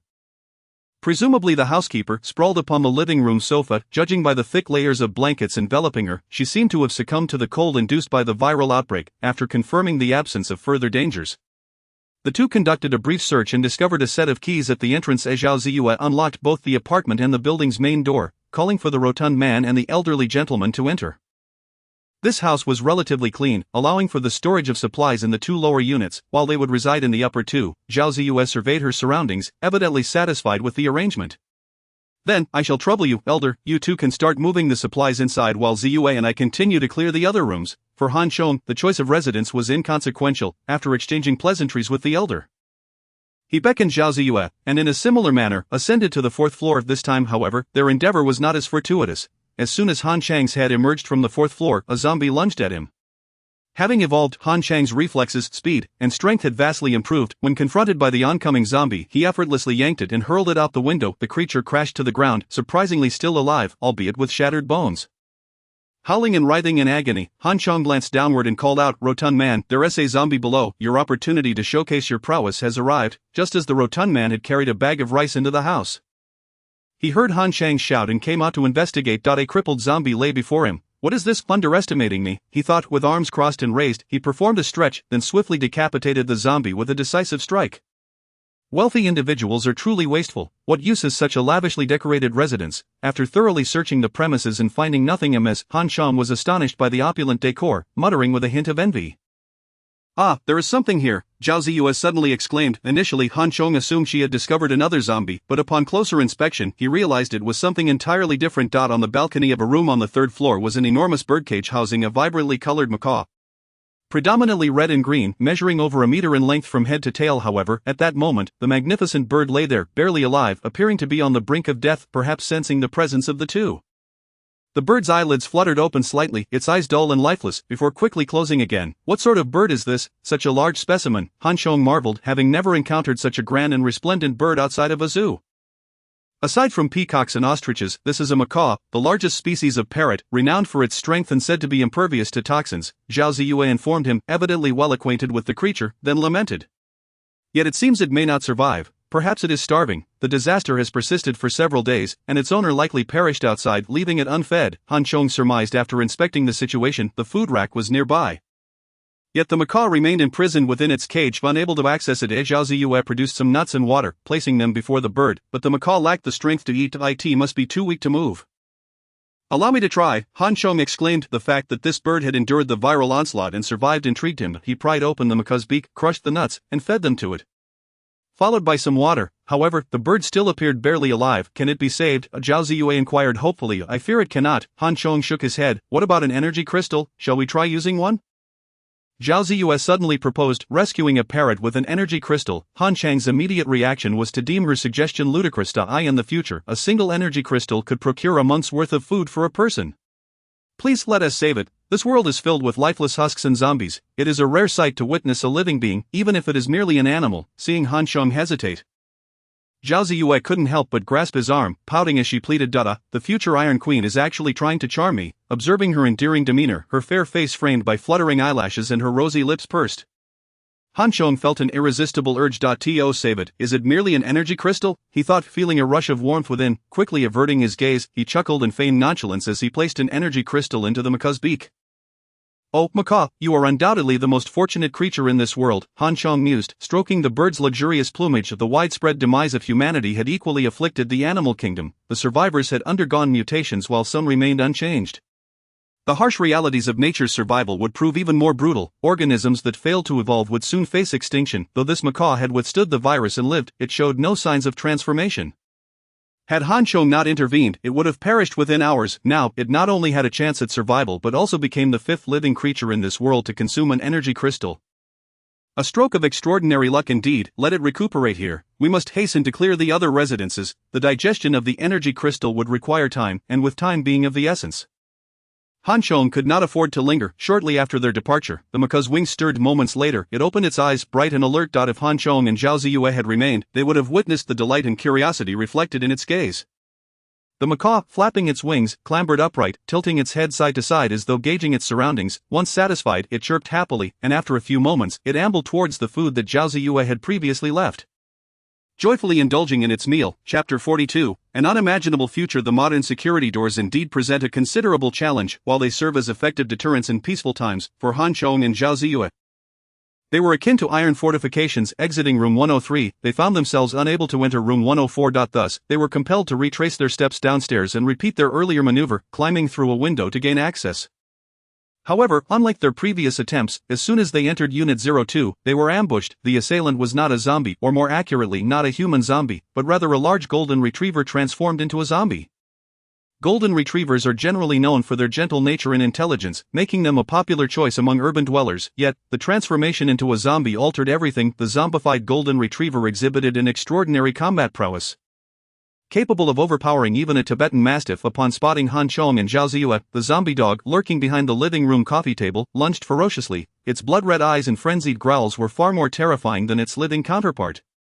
Initially unaware, Zhao Ziyue reacted only when the dog pounced, hastily firing her weapon. The bullet struck its body, but the zombie dog remained unfazed. Driven by its thirst for blood, it leaped from the nearby sofa, aiming for Zhao Ziyue's throat. Watch out! Behind her, Han Zhong was taken aback, utterly unprepared for the fact that Zhao Ziyue's marksmanship had faltered. He attempted to rush forward to assist, but it was already too late. Zhao Ziyue remained calm under pressure. With a swift twist of her body, her right leg shot up like a whip, striking the zombie dog with force. The current Zhao Ziyue was no longer the same as before. After completing her first level of evolution, her inherent martial arts foundation now allowed her delicate physique to unleash formidable power. The zombie dog was sent flying, crashing against the wall with a resounding thud. Had it been an ordinary dog, even the strongest among them would likely have been gravely injured by Zhao Ziyue's kick. However, the zombie dog, due to its undead nature, paid little heed to pain. With a howl, it landed and immediately sprang back up, more ferocious than before, lunging at her once again. Seizing a moment to catch her breath, Zhao Ziyue fired her handgun repeatedly, yet the dog's speed was astonishing. The bullets failed to find their mark in its skull, instead striking its body and splattering blood everywhere. Just as Zhao Ziyue faced the prospect of a second assault, Han Zhong charged in from behind. Die, he bellowed, his purple lightning sword glinting menacingly as it rose to meet the zombie dog from below. The indomitable sword sliced through the creature effortlessly, emitting a cacophony of splattered entrails and blood that rained down from above. The dog hit the ground now cleaved in two, yet, even in its severed state, the zombie dog was not dead. Its lower half writhed and crawled forward, emitting furious growls, its bloodthirsty eyes filled with madness. Zhao Ziyue seized the opportunity, raised her weapon, and with a resounding bang, the dog's head exploded, finally bringing its wretched existence to an end. These transformed zombies seemed to be even more formidable than humans. After vanquishing the zombie dog, Zhao Ziyue felt a lingering dread. Though she had gained experience in exterminating zombies, encountering one as tenacious as this was a first for her. If all the zombies they had previously faced were like this, they would have been doomed long ago. Animals possess a stronger primal instinct and inherent capabilities, and once zombified, that instinct is amplified manifold, making them indeed more formidable than human zombies, Han Zhong explained. Fortunately, we are in a city, otherwise, we would be in serious trouble. Zhao Ziyue patted her not-so-large chest, trembling slightly, feeling a wave of relief. I in the city? Han Zhong scoffed derisively. You're overestimating things, aren't you? Do you not know the geographical environment of Luchao City? What geographical environment? Zhao Ziyue was momentarily taken aback, only to quickly realize Luchao City bordered the sea, with the mighty Yangtze River coursing through it. This region was known for its rich biodiversity. If all the creatures globally underwent mutation, how many monsters might emerge from the sea and the river? Not only that, but Luchao City was also replete with mountains and water. With 5 or 6 significant peaks surrounding it, the largest, Purple Mountain, spanned an area of 30 to 40 square kilometers. Luchao City, abundant in mountains and water, had seen its ecological environment well preserved during peacetime. Wild boars often ran from the hills into schools, and wildlife was not scarce. If these creatures also underwent evolution, how numerous would they become? Seeing her complexion pale, Han Zhong recognized her fear and comforted her. The creatures in the water won't come ashore for now. There will be conflicts between the monsters and the zombies. Not all of them target humans, so let's not think too far ahead. As long as we can continue evolving, we will overcome even the gravest challenges. The implication that they might eventually come ashore was daunting. What would it be like if a multitude of Yangtze alligators crawled onto land? Zhao Ziyue found it hard to fathom. In truth, Han Zhong was concerned about overwhelming her with pressure and had said little. The future environment would be far worse than they could imagine. Yangtze alligators, by then, they could be over 100 meters long. Compared to that, these ordinary zombies are nothing. Of course, by that time, such low-level zombies would not be as numerous as they were now. Humans would be busy hunting zombies in droves for energy crystals. While the powerful monsters, whether for sustenance or energy crystals, would also prey heavily upon various zombies. Moreover, within Luchao City, the influence of these monsters rivaled that of humans, particularly among the stronger monsters. Some possessed formidable strength and intelligence that matched that of humans, establishing their dominance in their territories. In his past life, human evolvers had engaged in fierce battles with these powerful monsters, suffering heavy casualties. Naturally, discussing such distant matters at this moment seemed premature. For them, the most pressing concern remained to survive the present. They had to live on and continue evolving, otherwise all would be in vain. Most crucially, according to Han Zhong's plan, a major confrontation with the beasts loomed in the near future. Certain areas of Luchao City would yield rare and extraordinary resources, treasures for enhancing energy. At that time, the evolvers, zombies, and various monsters in Luchao City would all be stirred to action. True carnage and clashes would ensue then. Han Zhong had been fixated on these rare resources since his rebirth. His relentless efforts to evolve were geared towards gaining the strength to contend for these treasures in the future. These would be the key to his ascension as a top-tier evolver. And he would not allow himself to miss this opportunity or falter, just as he had told Zhao Ziyue, as long as he could become a top-tier evolver, no matter how daunting the future, he could face it with composure. Chapter 43, The adorable Bao Archer with the zombie dog slain. The house was devoid of any other living creatures. It wasn't that there were no people within. Rather, all those who had been there were now dead. The corpses had been savagely mangled by the zombie dog, rendering it impossible to discern whether they succumbed to illness or perished in the wake of the creature's attack.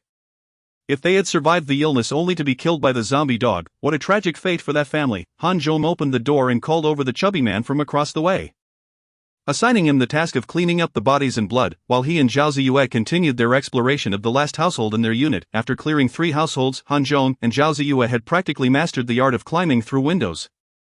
Han Zhong stood on the windowsill of the 3rd floor, leaped up to grasp the overhanging eave, and effortlessly flipped himself onto the balcony of the 4th floor. However, the moment his head appeared, an icy grip tightened around his heart, a chill racing up his spine. This is not good. Han Zhong hastily released his left hand, grabbing onto the 4th floor window ledge with his right, twisting his body in a desperate attempt to evade. Yet his actions were too late. An arrow struck him in the chest with the speed of lightning. The searing pain and force nearly sent Han Zhong tumbling off the 4th floor. Fortunately, he managed to cling to the aluminum frame of the window, dangling precariously in midair. Who would have thought that amidst a world overrun by zombies, a young girl lay in wait in the 4th floor living room, bow, an arrow at the ready for an ambush. What was more astonishing was how adept she was at it. Han Zhong was utterly flabbergasted. Stop, stop, we are not villains, he called out, too fearful to reveal himself, hanging there outside. Yet, his attempt to justify climbing through someone else's window while claiming to be harmless was hardly convincing. Who are you? Get lost, or I will shoot you dead with an arrow, the girl shouted, her voice trembling as she aimed her bow at Han Zhong. Who I am is rather complicated to explain. Am I supposed to say I'm just here for a visit? Han Zhong had never envisioned such a scenario. If a zombie had attacked him, he would have understood, but now the homeowner was present. And she was a skilled archer at that. Ouch, my chest hurts so much. What is happening? You're injured. Zhao Ziyue's head popped out of the 3rd floor window, her eyes widening in shock upon seeing the arrow embedded in Han Zhong's chest. There's someone alive upstairs, and they have a bow and arrow. Han Zhong grimaced. In that brief moment, he had caught a glimpse of the room's interior. A young girl stood there, seemingly around 17 or 18 years old. Yet, this seemingly innocent girl wielded a compound bow, having just taken him down with a single shot. Who are you talking to? The girl called from within. Slowly show your head. Han Zhong clung to the windowsill, using all his strength to reveal his head gradually. You're not one of those flesh-eating monsters? The girl seemed surprised, lowering her bow as she approached him. At that moment, Han Zhong could see more clearly. The girl had a cute bob hairstyle, wearing a navy shirt and a mini skirt, exuding a youthful charm with a hint of baby fat. Of course, a monster wouldn't converse like this. Could you kindly lower your bow and let me in? I am about to be shot to death by you. Han Zhong felt a sharp pain in his chest, especially as he hung there, the arrow occasionally jostling against the wall, causing him immense discomfort. Oh, what is this outfit? How peculiar. Did you time travel from ancient times? The girl lowered her bow, eager to help pull Han Zhong up, chattering away, reminiscent of the chubby man, without the threat of the bow. Han Zhong no longer needed her assistance. He flipped himself up onto the balcony and lay back on the ground, the arrow protruding from his chest. Are you okay? You're not really dead, are you? Seeing Han Zhong collapse onto the floor, the girl was taken aback. At this moment, Zhao Ziyue also climbed up, and upon seeing Han Zhong sprawled on the ground, she felt an overwhelming sense of urgency and hurriedly approached to check on him. "Are you police, special forces?" Another person crawled in, and the young girl was not surprised, as she had just overheard Han Chong conversing with others, especially upon noticing Zhao Ziyue clad in the uniform of a special police officer. The word Six Dynasties Special Police emblazoned upon it, she felt a sense of familiarity. Conversely, Han Chong appeared rather peculiar, donned in ancient armor with a long scar marring his face, giving him a fierce appearance. "Do you have a first aid kit?" Zhao Ziyue disregarded the girl's inquiry and urgently posed a question instead. "No." The girl shook her head, just as Zhao Ziyue was about to succumb to disappointment. The girl added, "But I have band-aids." An arrow lodged within the body, and she suggested using a band-aid. Zhao Ziyue widened her eyes, wanting to ascertain whether the girl was jesting. "I also have alcohol swabs and gauze." "That's all," the girl continued. "Quickly bring them all here," Zhao Ziyue urged. The girl hastily gathered the items, and Zhao Ziyue forcefully removed the arrow, helped Han Chong out of his armor, and carefully cleaned the wound before wrapping it in gauze. "Don't worry, you won't die." Observing the flurry of activity and tension surrounding Zhao Ziyue, Han Chong felt a warmth within. In his previous life, injuries were tended to by his own tongue. There was no one to assist him. Of course, due to his self-healing abilities, he had never been overly concerned about his wounds. "I'm sorry, I thought you were a monster earlier. I was too tense and scared." So, the girl leaned in, looking at Han Chong with a hint of concern, feeling quite embarrassed. "What is your name? Are you the only one in your family?" Han Chong managed a slight smile. The arrow had considerable force, piercing through 2 layers of armor. Although the armor absorbed most of the impact, Han Chong still sustained some injuries, particularly in the chest area, where even the slightest movement caused discomfort. At that moment, he suddenly found himself reminiscing about the super self-healing powers he had previously despised. Had he possessed that ability, such minor wounds would have healed in the blink of an eye. Now, however, he had no choice but to endure. Fortunately, his physical condition had improved, alleviating concerns about infection. Otherwise, in just a few days, he had already been injured twice. Wound infections were indeed troublesome. Despite this, Han Chong felt a sense of dejection but refrained from expressing any grievances toward the young girl. After all, he had intruded through her window. What could he possibly say? He could only inhale sharply, ultimately shouldering all the burdens alone. Chapter 44. A shared future. The young girl was named Tang Luo. 16 years old, a national-level shooting athlete, she had previously won the National Youth Archery Championship, and at such a young age, her future was boundless, at least in times of peace. However, with the onset of disaster and the apocalypse, Tang Luo's life underwent a complete upheaval. Her parents had gone on a trip on the 18th, while she stayed home to participate in a shooting training event scheduled for the 20th. Little did she know that this separation would mark a permanent farewell to her parents, coinciding with the cataclysmic changes in the world. As an athlete, her excellent physique, combined with the comforts of air conditioning, refrigeration, and underfloor heating in her home, helped her endure the harshness of extreme temperatures. Yet, what awaited her was the beginning of calamity. After listening to Tang Luo's introduction, Han Chong and Zhao Ziyue fell into a contemplative silence. No egg remains unbroken beneath the fallen nest. To be born in this era is to bear its burdens. Let her rest here for now. We must continue our work. After Zhao Ziyue briefly outlined the current state of the world, Han Chong began to urge them onward. Time was of the essence. Whether it be stockpiling supplies or fortifying their stronghold, an abundance of work lay ahead. "Where are you going? I want to come with you," Tang Luo exclaimed, suddenly panicked at the prospect of being left alone after having lived in fear and anxiety, reluctant to remain isolated now that she had encountered 2 normal human beings. "We are going to fight zombies. It's dangerous, so stay here," Zhao Ziyue reassured her. This building had been thoroughly cleared, and Han Chong intended to use it as a base. For the time being, it would serve as a very safe refuge. "No, I insist, sister, I can help. I'm skilled at archery." Tang Luo hurriedly strapped on her large bow and quiver, eager to demonstrate her prowess, almost blurting out about her earlier shot at Han Chong. However, as the words hovered on her lips, she felt an awkwardness and glanced at Han Chong with trepidation. Han Chong was at a loss for words, feeling that the impact of her statement was far more damaging than the arrow she had just fired. "Let us take her downstairs." Seeing Tang Luo's vulnerable demeanor, Zhao Ziyue stepped forward and grasped her hand, suggesting gently, "She seems quite frightened." "What should we do?" Zhao Ziyue whispered. Han Chong held a deep admiration for Tang Luo. Her skill with a bow and her bravery in this apocalyptic world were rare qualities for someone her age. Most importantly, her innocent and endearing demeanor gave him a sense of reassurance. Had she been like Zhao Song, Han Chong would have likely dispatched him with a single strike. "Oh my, where did such a lovely little sister come from?" As the trio descended the stairs, they encountered a portly fellow struggling to carry 2 bags of rice through the front door. Previously, he had been pinned under a zombie at the entrance, covered in blood, which had rendered his appearance rather gruesome. Upon seeing Tang Luo, the portly man exclaimed in astonishment. His silence might have been preferable. As soon as he spoke, Tang Luo let out a terrified scream, instantly drawing her bow had it not been for Han Chong's intervention. The man might very well have been shot through with an arrow. Han Chong himself bore the scars of such a misjudgment. "Relax, he is a living person, our companion." Zhao Ziyue hurriedly introduced, the portly man was taken aback. Having never anticipated that this adorable girl would so readily draw her bow, moreover, her movements were remarkably proficient. What's going on here? The elder also peeked out from a room, his expression shifting to one of surprise and delight upon seeing Tang Luo. Though only 5 or 6 days had passed, he felt as if it had been a century since he had encountered another human being upon learning that Han Chong intended to establish a base here rather than leave. Tang Luo finally felt a sense of relief. Ultimately, under the elder's guidance, she chose to remain and assist with organizing supplies, while Han Chong and Zhao Ziyue set forth on their next mission. Their task for the day was to clear the residential area of Yiping. After attaining first-level evolution, the duo possessed significantly greater strength than the zombies, particularly when working in tandem, as they faced little pressure from individual zombies scattered throughout the apartments. As the day drew to a close, they had cleared the majority of the building, transporting all the collected corpses to the supermarket. Before nightfall, they also relocated the firearms and ammunition stacked on the rooftop of Taiping South Road into the first building of Yiping. Although many supplies remained in the supermarket yet to be moved, seeing the abundance of resources now filling the building filled everyone with joy and satisfaction. Tonight, we relocated to a clean and comfortable environment. And we gained a new companion. It can be said to be a double celebration. I propose we have a small celebration. What do you all think? That evening, the elder, in high spirits, laid out a sumptuous dinner and suggested. Since the onset of the apocalypse, everyone had been living under immense pressure, striving daily for survival while engaging in actions they detested, pushing their spirits to the brink. Having a military background, the elder understood the necessity of psychological relief for new recruits after battles. He believed they too needed a respite. The constant cycle of killing and pressure could easily lead to a breakdown. Even if one managed to persevere, their character would inevitably be affected. Han Chong was the perfect example.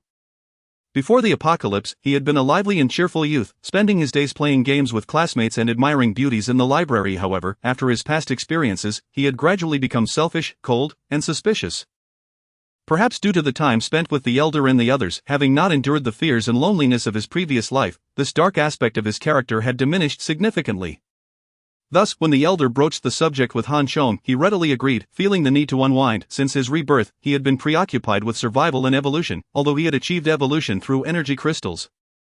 The psychological fatigue remained unavoidable. Upon seeing Han Chong nod in agreement, everyone erupted in cheers. I propose we raise a toast to Captain Han Chong. Without him, we would not have the lives we enjoy today.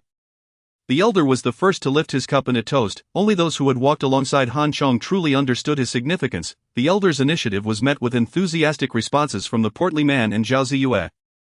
Even the newly joined Tang Luo, although uncertain of the situation, cheerfully lifted her juice glass, eager to join in the merriment. I should be thanking everyone. Today's achievements are a result of our collective efforts.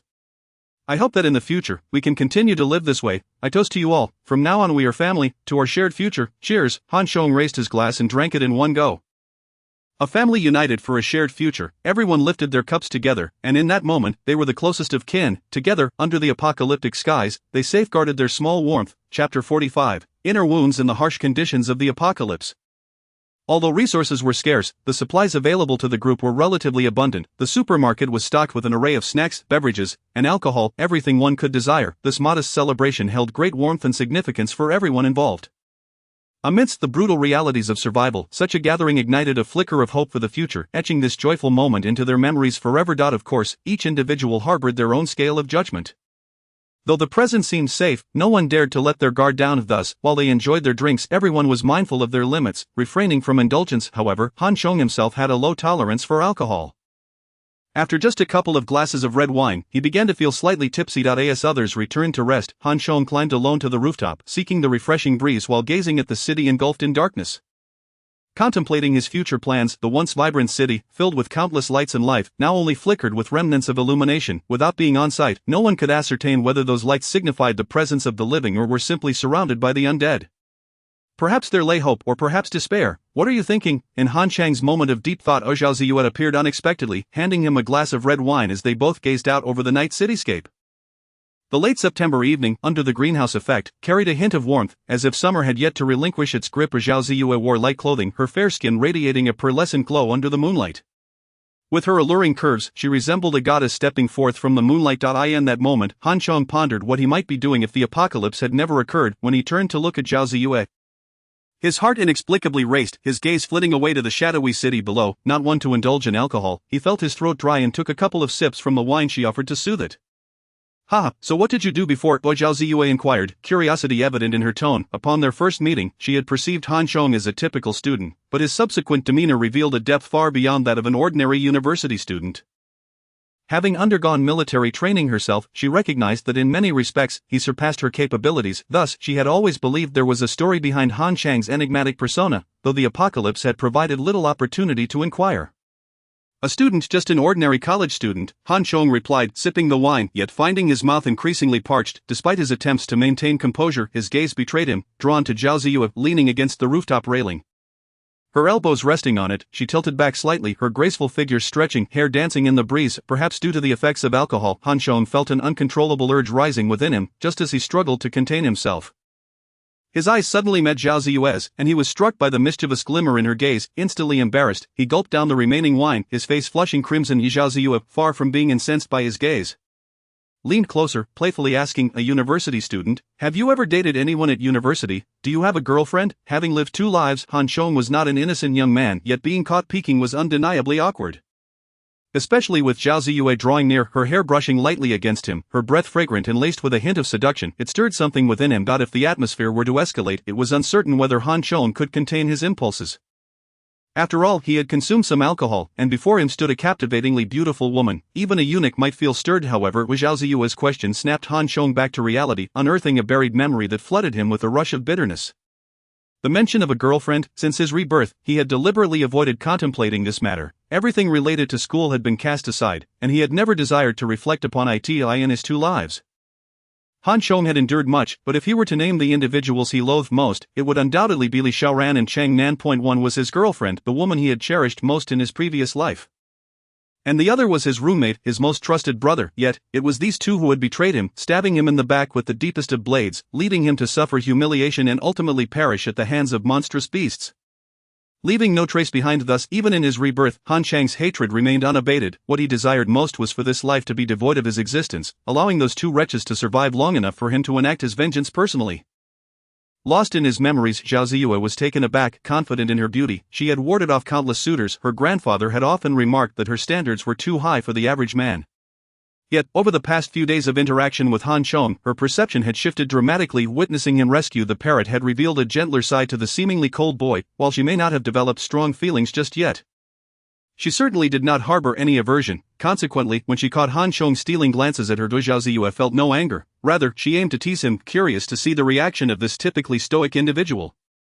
However, after her innocent inquiry, Han Chang's demeanor suddenly shifted, his eyes reddening, and his expression twisting into one of rage and anguish. "Han Chong, what's wrong with you?" Zhao Ziyue exclaimed, alarmed by his transformation, recognizing the signs of post-traumatic stress. Could it be a consequence of too many zombie kills? Understanding that such psychological disturbances required prompt soothing, she hurriedly grasped Han Chang's hand, attempting to calm him down. Yet, Han Chong had descended into a peculiar state. Consumed by his own hatred, oblivious to who was before him, upon seizing Zhao Ziyue's hand, he gripped it tightly. Despite her enhanced abilities, the strength of his grip caused her immense pain. However, sensing his distress, Zhao Ziyue dared not provoke him further. She could only grit her teeth and endure, enveloping Han Chong in her arms, comforting him as a mother would. After a few moments, under her gentle coaxing, Han Chang's trembling gradually subsided, and the fury in his heart began to abate. "Thank you," Han Chong said, lifting his head from Zhao Ziyue's embrace. In that moment, he was devoid of any ulterior motives. Filled only with genuine gratitude, the long-suppressed resentment from his previous life had erupted uncontrollably, threatening to consume him. Had it not been for Zhao Ziyue, he might have succumbed to madness and transformed into a raging beast.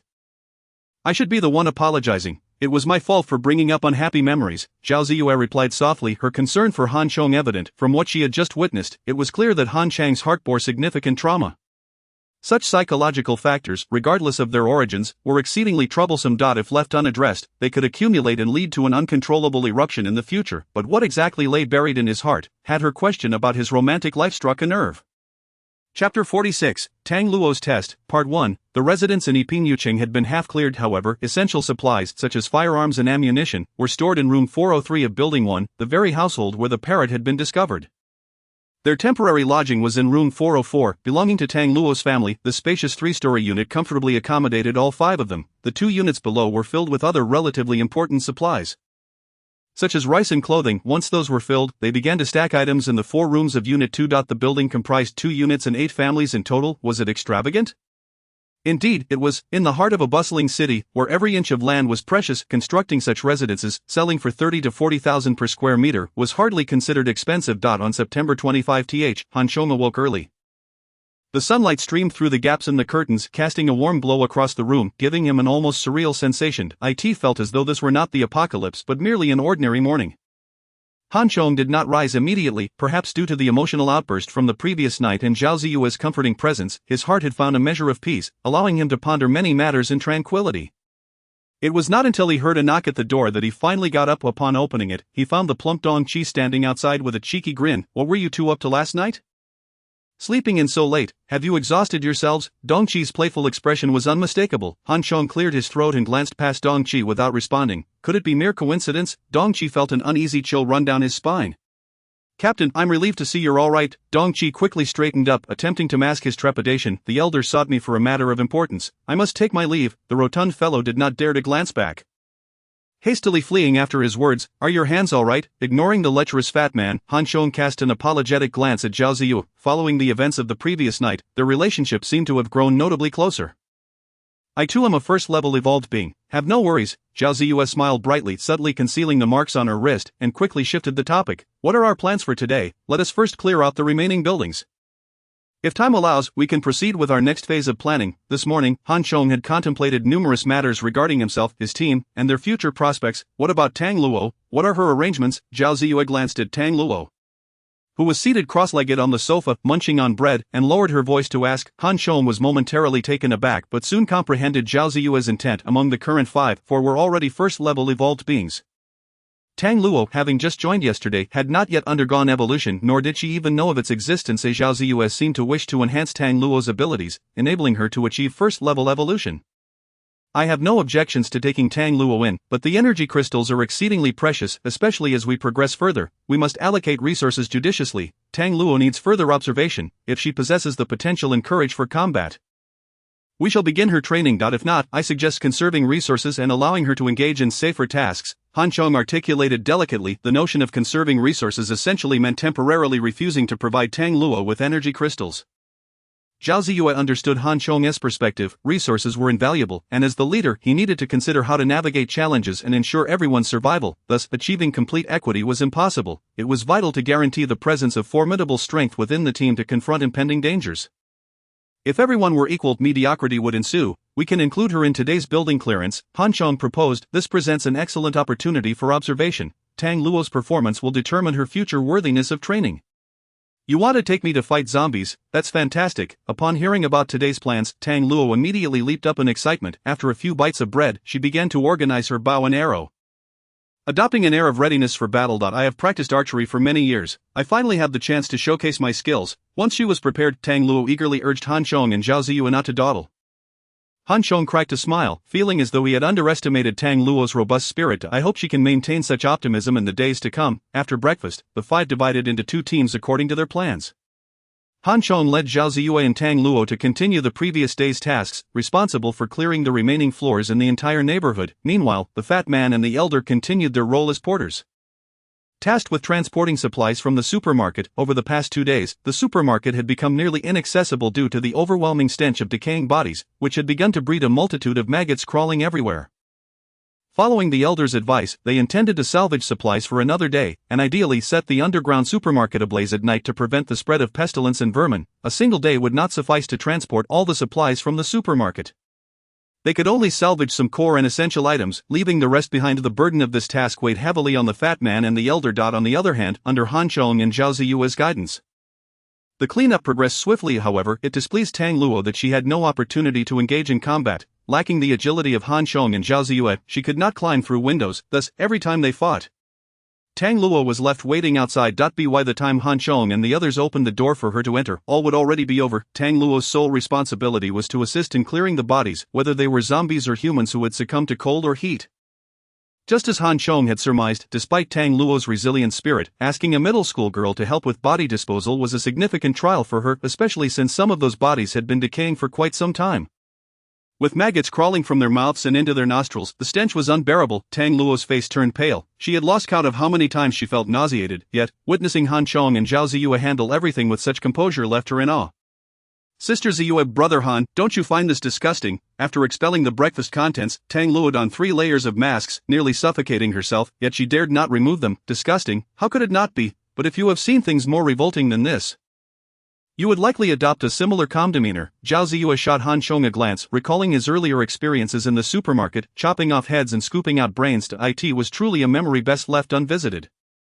In just a few days, she had become desensitized enough to handle these matters with equanimity. Let me share a secret with you. Within the heads of these zombies lies a treasure.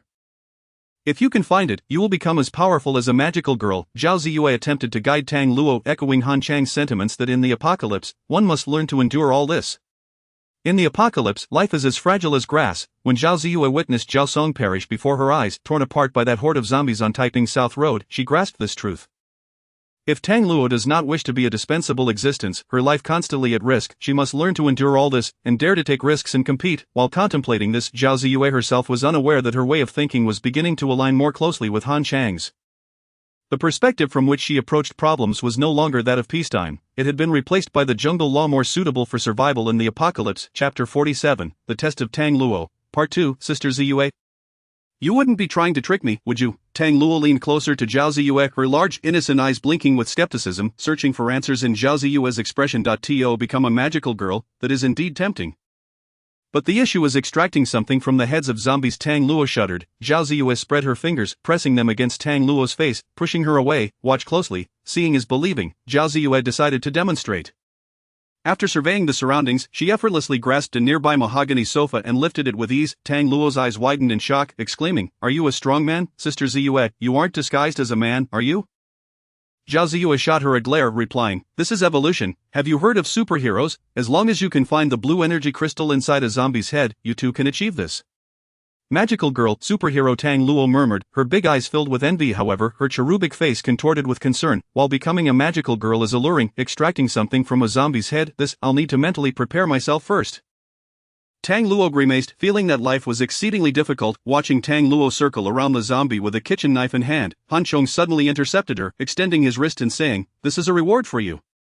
"Is this the energy crystal?" Tang Luo's eyes lit up instantly as she snatched the blue bean from Han Chang's palm. Then, she opened one eye and closed the other, inspecting the energy crystal before her. Finding nothing particularly special, "This isn't for looking. It must be consumed." Han Chong rolled his eyes, somewhat exasperated by Tang Luo's adorably naive behavior, questioning whether his decision to nurture her was right or wrong. "Oh, thank you, Brother Han." Tang Luo immediately tossed the crystal into her mouth, swallowing it with a gulp, then closed her eyes, filled with anticipation. After a few seconds, it seemed as if nothing had happened. Could it be that Brother Han was teasing me? Just as she was about to open her eyes, she suddenly felt something unusual within her body. A warm sensation began to bloom inside her, a marvelous feeling that Tang Luo couldn't help but immerse herself in. "Aren't you supposed to be training her?" Observing Tang Luo lost in reverie, Zhao Ziyue leaned closer to Han Chong, whispering, "She is still young. Her mind is not yet mature. Excessive demands may distort her character."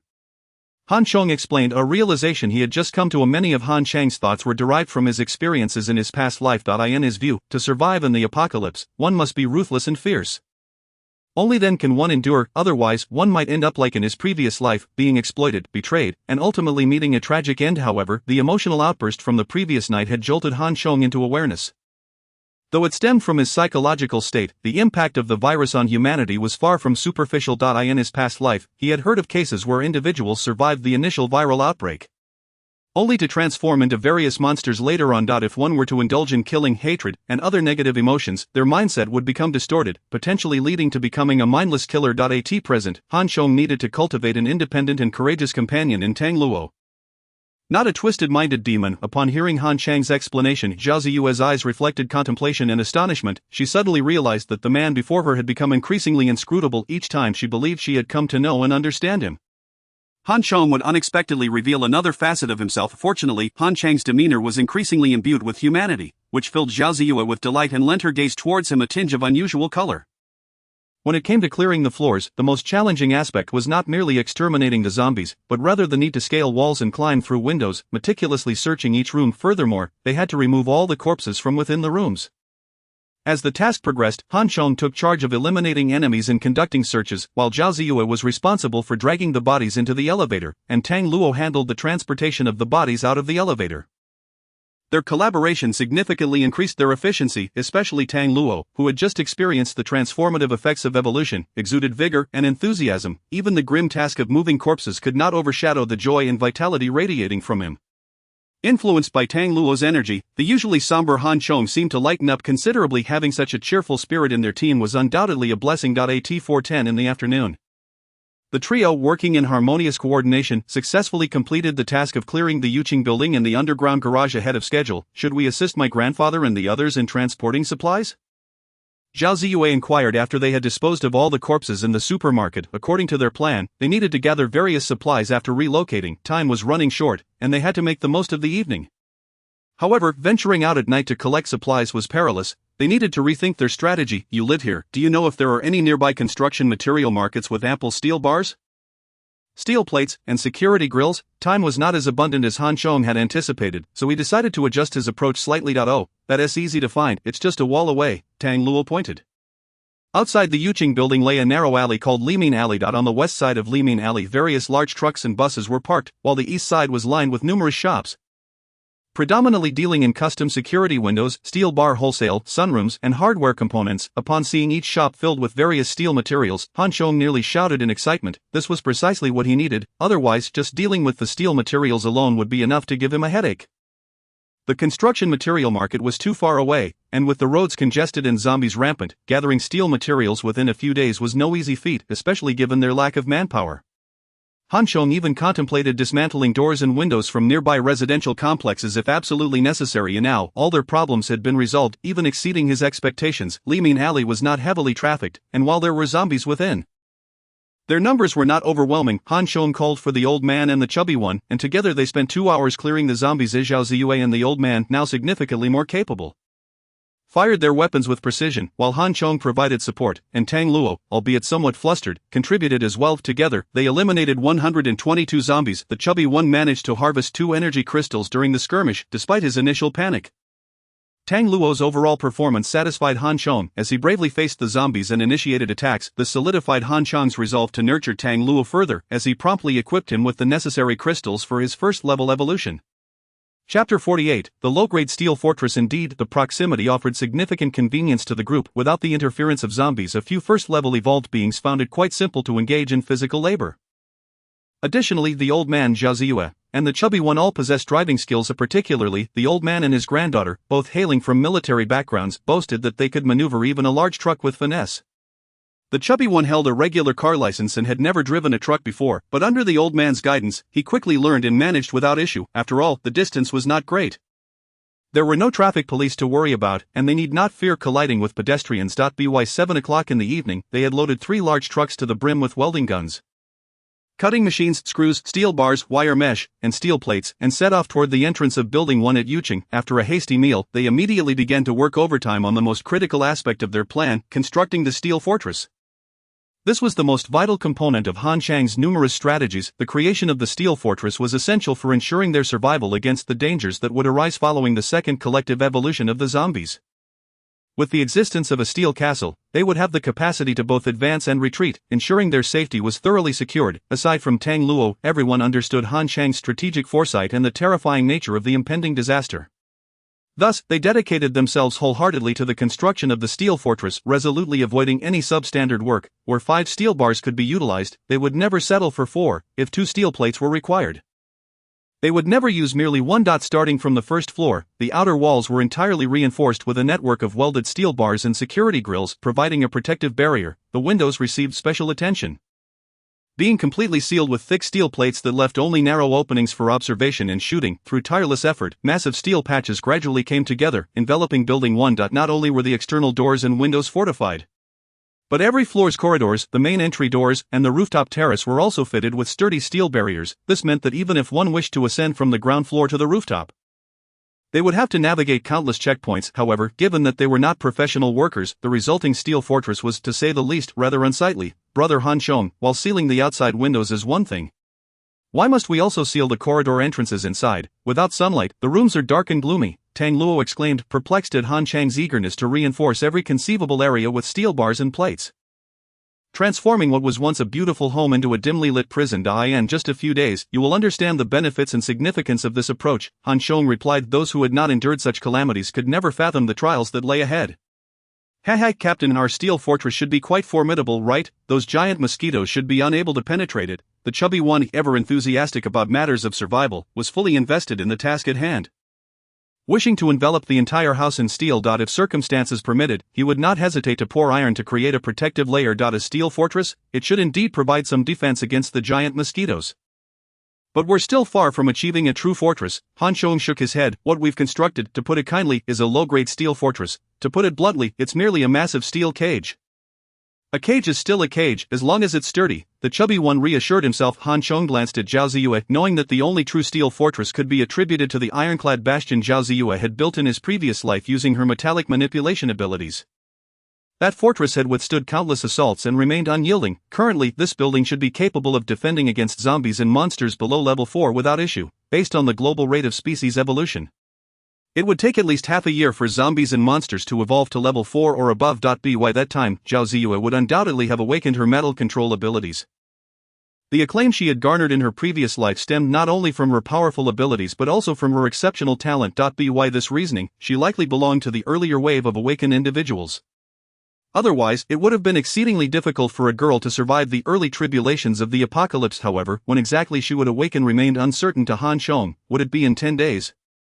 Or perhaps in half a month or a month? Any of these scenarios were plausible. Therefore, Han Chang's construction of the steel fortress had one fundamental requirement: it must endure until Zhao Ziyue's powers awakened. Only then would they truly commence the creation of a steel castle under her command. With only a few finishing touches left, they planned to make further enhancements over the course of the next 2 nights. What arrangements do we have for tomorrow during the day? Before settling down for the night, the old man approached Han Chong. On the 26th, 27th, and 28th, we have 3 days left. There are 2 critical tasks we must accomplish during this time. Han Chong organized his thoughts and stated, the first task is to gather as many supplies as possible, food, clothing, shelter, and other necessities, before the zombies undergo their second collective evolution. These resources will become scarce in the future, and we must stockpile them in advance, otherwise, we will have to compete with other teams for them. The second task involves hunting second-level zombies to collect energy crystals. This presents a genuine dilemma. Upon hearing Han Chang's words, the old man's brow furrowed. He had heard Han Chong mention second-level zombies numerous times. Once the zombies evolved to level 2, the first-level evolved beings would lose their current advantages. Especially since second-level zombies possessed intelligence, they would no longer be a match for individual combat, let alone large-scale hunts. What are your plans? Our ammunition is nearly depleted. If we still need to rely on firearms, we might need to stockpile ammunition ahead of time. The police station is not a military unit, and possessing more than 30,000 rounds of ammunition is already extraordinary. If we wish to procure even more bullets, we may need to visit other police stations. The old gentleman reminded the ammunition reserves are indeed necessary, as firearms will still play a significant role in the upcoming period. Tomorrow, when we gather supplies, we can head to the next police station.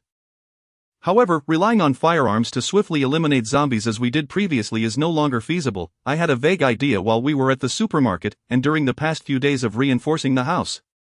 I refined it further. Whether it will work, we must discuss with everyone. Chapter 49, Methods for Hunting Second-Level Zombies. A span of 2 to 3 days dedicated to gathering various supplies is no longer a daunting task for the group.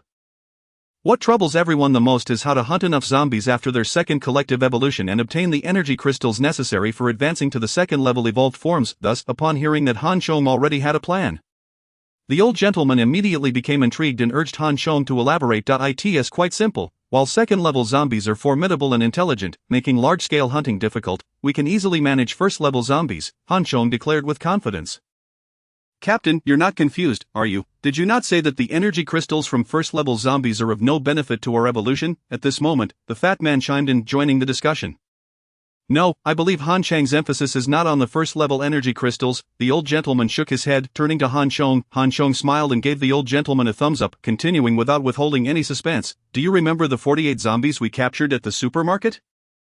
We can use the same method. The fat man exclaimed, slapping his thigh in excitement. Our captain is brilliant. How did I not think of that? While second-level zombies are challenging to deal with, we can first capture the first-level zombies.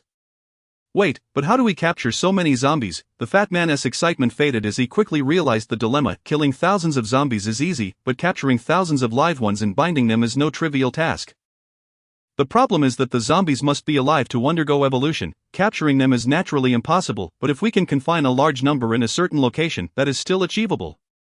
What we need to do now is find a suitable place, Han Chong stated. Excellent idea. The old gentleman, who had been listening and pondering, suddenly slapped the table. Have you thought of a place? Han Chong inquired. You probably have as well, ha. The old gentleman laughed heartily, not hesitating to share his excitement. The subway station. Han Chong once again gave the old gentleman a thumbs up. The old gentleman continued. Next to the library is the subway intersection. With line 4 heading south towards Confucius Temple and line 2 towards Zinjiku, either of these subway routes can attract countless zombies. The old gentleman was not mistaken. My thoughts aligned perfectly at this point. Han Chong also felt a surge of excitement. The subway tunnels are narrow, enclosed, and elongated, yet they can accommodate a vast number of zombies, as long as we set up properly to lure the first-level zombies into the subway tunnels. We might only need a day to gather enough energy crystals. The fat man still did not understand and asked in confusion, although we are confining the zombies, what if they hide inside and refuse to come out? Should we go in and kill them? I haven't quite figured that out either. The old gentleman echoed a fire. Han Chong uttered a single word, and the old gentleman immediately stood up, pacing back and forth while repeatedly clapping his hands. Good, good, good, this idea is truly brilliant. The old gentleman grew increasingly excited, continuously praising Han Chong. You would have undoubtedly been a great military genius if you lived in ancient times. Old gentleman, could you explain that to me? I still don't understand. The fat man, caught off guard, wondered how a single word could be so beneficial. It isn't easy to start a fire in the subway tunnel, which lacks flammable materials. What is not to understand? When faced with a lack of conditions, one must create them. Let us get some rest, let us rest. Let us recharge and continue our work tomorrow, having resolved a major issue. The old gentleman was in high spirits. On September 26, there were only 3 days left until the second collective evolution of the zombies, despite having only rested for 2 to 3 hours. Everyone rose early at 7 o'clock. Captain Han, I thought about the evolution matter again yesterday. I believe it's of utmost importance. Moreover, to achieve our goal, there are many preparations to be made. The setup of the gates on both sides of the subway tunnel, the collection of gasoline and diesel, the arrangement of fuel within the tunnel, and so forth cannot be taken lightly. 3 days may not even be enough. We have already accumulated sufficient food supplies, so we can certainly sustain ourselves for a period. Therefore, I propose we prioritize the arrangement of the subway tunnel, and the collection of supplies can be flexibly scheduled later, early in the morning. The old gentleman, with bloodshot eyes, approached Han Chong, brimming with excitement. Clearly, he had also reflected on Han Chang's plan during the night and refined it. The old gentleman's wisdom was undeniable, so Han Chong naturally had no reason to oppose. It is simple to think about things, but when it comes to reality, one discovers that many matters are not as straightforward as they seem. When the actual operation began, Han Chong realized that he was fortunate to have heeded the old gentleman's advice. Otherwise, they might not have been able to keep up. Securing both sides of the subway entrance was not a difficult task for the group. There were still plenty of steel plates and rebar in Li Min Alley. They merely needed to weld them together, leaving appropriate openings in advance. The crux of the matter lay in how to collect and arrange the fuel. Gasoline evaporates, and pouring it into the tunnel ahead of time may lead it to dissipate while waiting for the zombies to mutate, rendering it ineffective the next day. Furthermore, considering the distance between the two subway stations, which is over 2 kilometers, how much fuel would be needed to ignite the tunnel completely and annihilate the second-level zombies? It is important to note that zombies possess incredible vitality. As long as their heads remain intact, they can continue to survive. Ordinary means that could be lethal to regular humans are insufficient to kill second-level zombies. No matter how much oil is required, it doesn't matter. The nearby gas stations are abandoned, so we can just gather all the fuel from the surrounding stations, the fat man declared nonchalantly. The fat man's reasoning was sound. They might as well gather it all. Typically, the third-level gas station stores 60 cubic meters, a second-level station stores 120 cubic meters, and a first-level station stores 180 cubic meters. Within a 3-kilometer radius, there are 3 gas stations, 2 first-level and 1 third-level. I believe that should suffice. If that is not enough, the cars on the roads around us are filled with gasoline. The fat man, a typical internet celebrity with only 10,000 followers, was a typical underdog who couldn't afford a car. Han Chong was also a student without a vehicle. As for Tang Luo, she was even younger and didn't have a driver's license. Among everyone present, only Zhao Ziyue often drove and was a local, so she was well aware of the gas stations in the vicinity and pointed the way for everyone. Standing around chatting is of no use. Let us first head to the nearest gas station and discuss the specifics while we work. Han Chong was always a man of action. Once the general direction was set, he immediately decided to proceed. Let us go, let us go, Tang Luo shouted excitedly. Thinking required effort, and it wasn't her strong suit. Upon hearing this, she felt sleepy. However, when it came to going out to kill zombies, Tang Luo was quite enthusiastic. Chapter 50. Tang Luo's personal debut. The nearest gas station to the library subway station is located 1.2 kilometers east of the library, on Longzhong Road, a state-owned brand. Zhao Ziyue was in charge of driving while the old gentleman sat in the front passenger seat. The truck rattled loudly as it sped along, although there were many broken-down cars on the road to the east. The number of zombies roaming the streets was relatively low. Most of the zombies were trapped inside vehicles, and as the group drove past in the truck, the zombies inside would frantically pound against the windows upon hearing the noise. If time had permitted, Han Chong would have preferred to eliminate all these zombies as they were unable to escape for now. However, after their second evolution it would be a different story. The vehicles would no longer be able to contain them. This area is not far from Muching and will undoubtedly become a future hassle for everyone. However, there were more urgent and important matters at hand, so Han Chong had no choice but to let it go.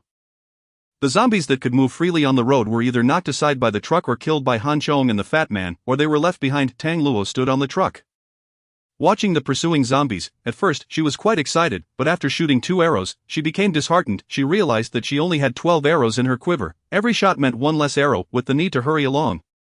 She couldn't get down to retrieve them, and once an arrow was shot, it was gone. Having realized this, Tang Luo ceased firing, sulking as she hugged her bow and arrow, returning to the truck to watch Han Chong wielding his sword and the fat man brandishing a large knife, continuously slashing at the zombies attempting to climb onto the vehicle. Tang Luo genuinely loved archery. She carried her bow and arrows wherever she went, and perhaps it was this passion that allowed her to achieve remarkable skill in archery at such a young age.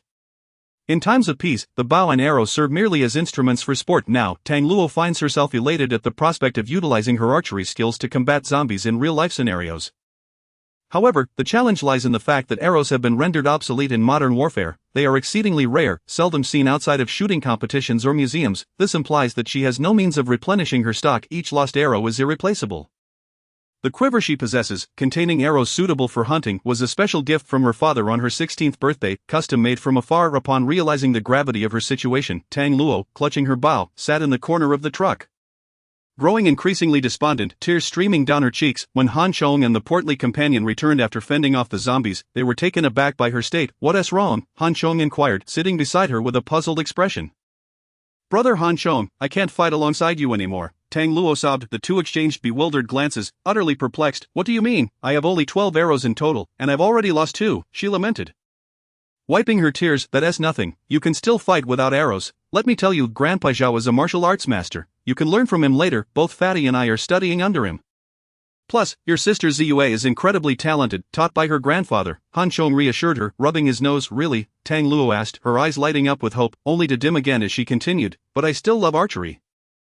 It has been my passion since childhood. My coach said that if I lived in ancient times, I would be a female Li Guang. Loving archery is indeed a dilemma. In this era, where could one procure arrows? Perhaps they could be ordered online. The only solution would be to craft them herself, but arrow making is a highly specialized skill. Who could possibly accomplish that?" Suddenly, Han Chong had a revelation. Zhao Ziyue, her metal manipulation ability could be utilized to replicate arrows. With newfound determination, he assured her, "Do not worry. It's merely a matter of arrows. For now, endure a little, and practice your martial arts in no more than 6 months. You will possess an abundance of arrows. As for the 2 you lost, we can simply retrieve them when we return." "Really?" Tang Luo quickly wiped her tears and looked at Han Chong with hopeful eyes. "Absolutely," he replied confidently, certain that Zhao Ziyue would awaken her powers within 6 months. Han Chong, unfamiliar with the intricacies of arrow making, focused solely on Ziyue's abilities, unaware that even if she did awaken her powers, she would likely only be able to replicate arrowheads, leaving the shafts unaccounted for. And nonetheless, his comforting words had a profound effect on Tang Luo, who soon brightened up after a short drive of just a couple of kilometers.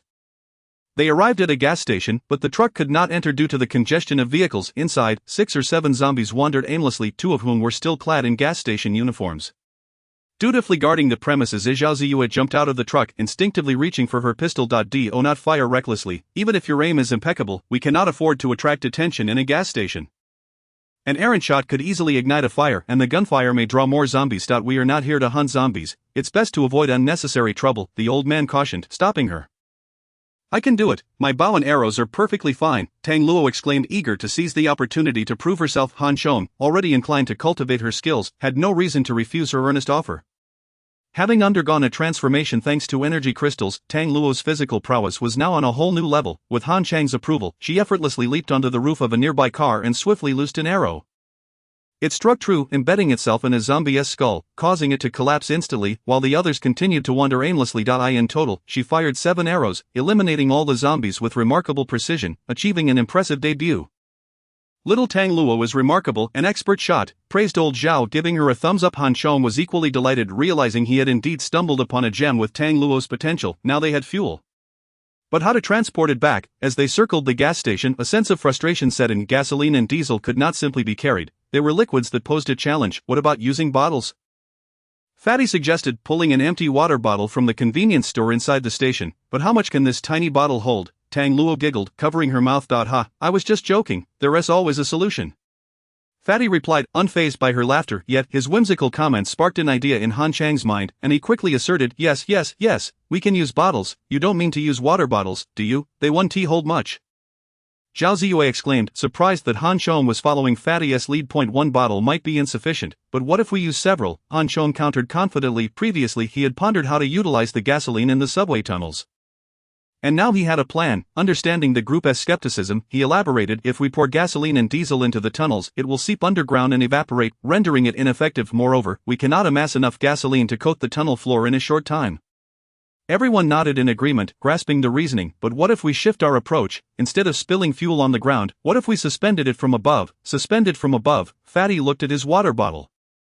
Confused. So we'd fill the bottles with gasoline and hang them from the tunnel ceiling. But how would we ignite them? Seeing their puzzled expressions, Han Chong continued enthusiastically, we would merely need to create a long strip of cloth soaked in gasoline and tie countless water bottles to it in a chain. Before he could finish, the others understood. Once the zombies ventured into the tunnel, they would only need to ignite one end of the cloth, causing the bottles to tumble down, spilling gasoline onto the zombies below. The ignited zombies would then thrash about in the tunnel, igniting others in a fiery cascade. That sounds fun. Tang Luo clapped her hands in delight. Her enthusiasm echoed the sentiments of the group. To ensure effectiveness, they would need a bottle every meter, with a tunnel spanning 2 kilometers.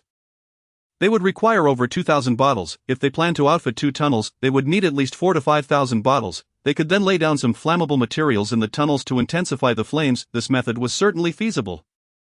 However, gathering so many bottles in a short time would be a challenge. The old man quickly calculated the logistics and proposed enhancements. Fatty pointed towards the convenience store behind them, declaring, there are at least 400 to 500 bottles here.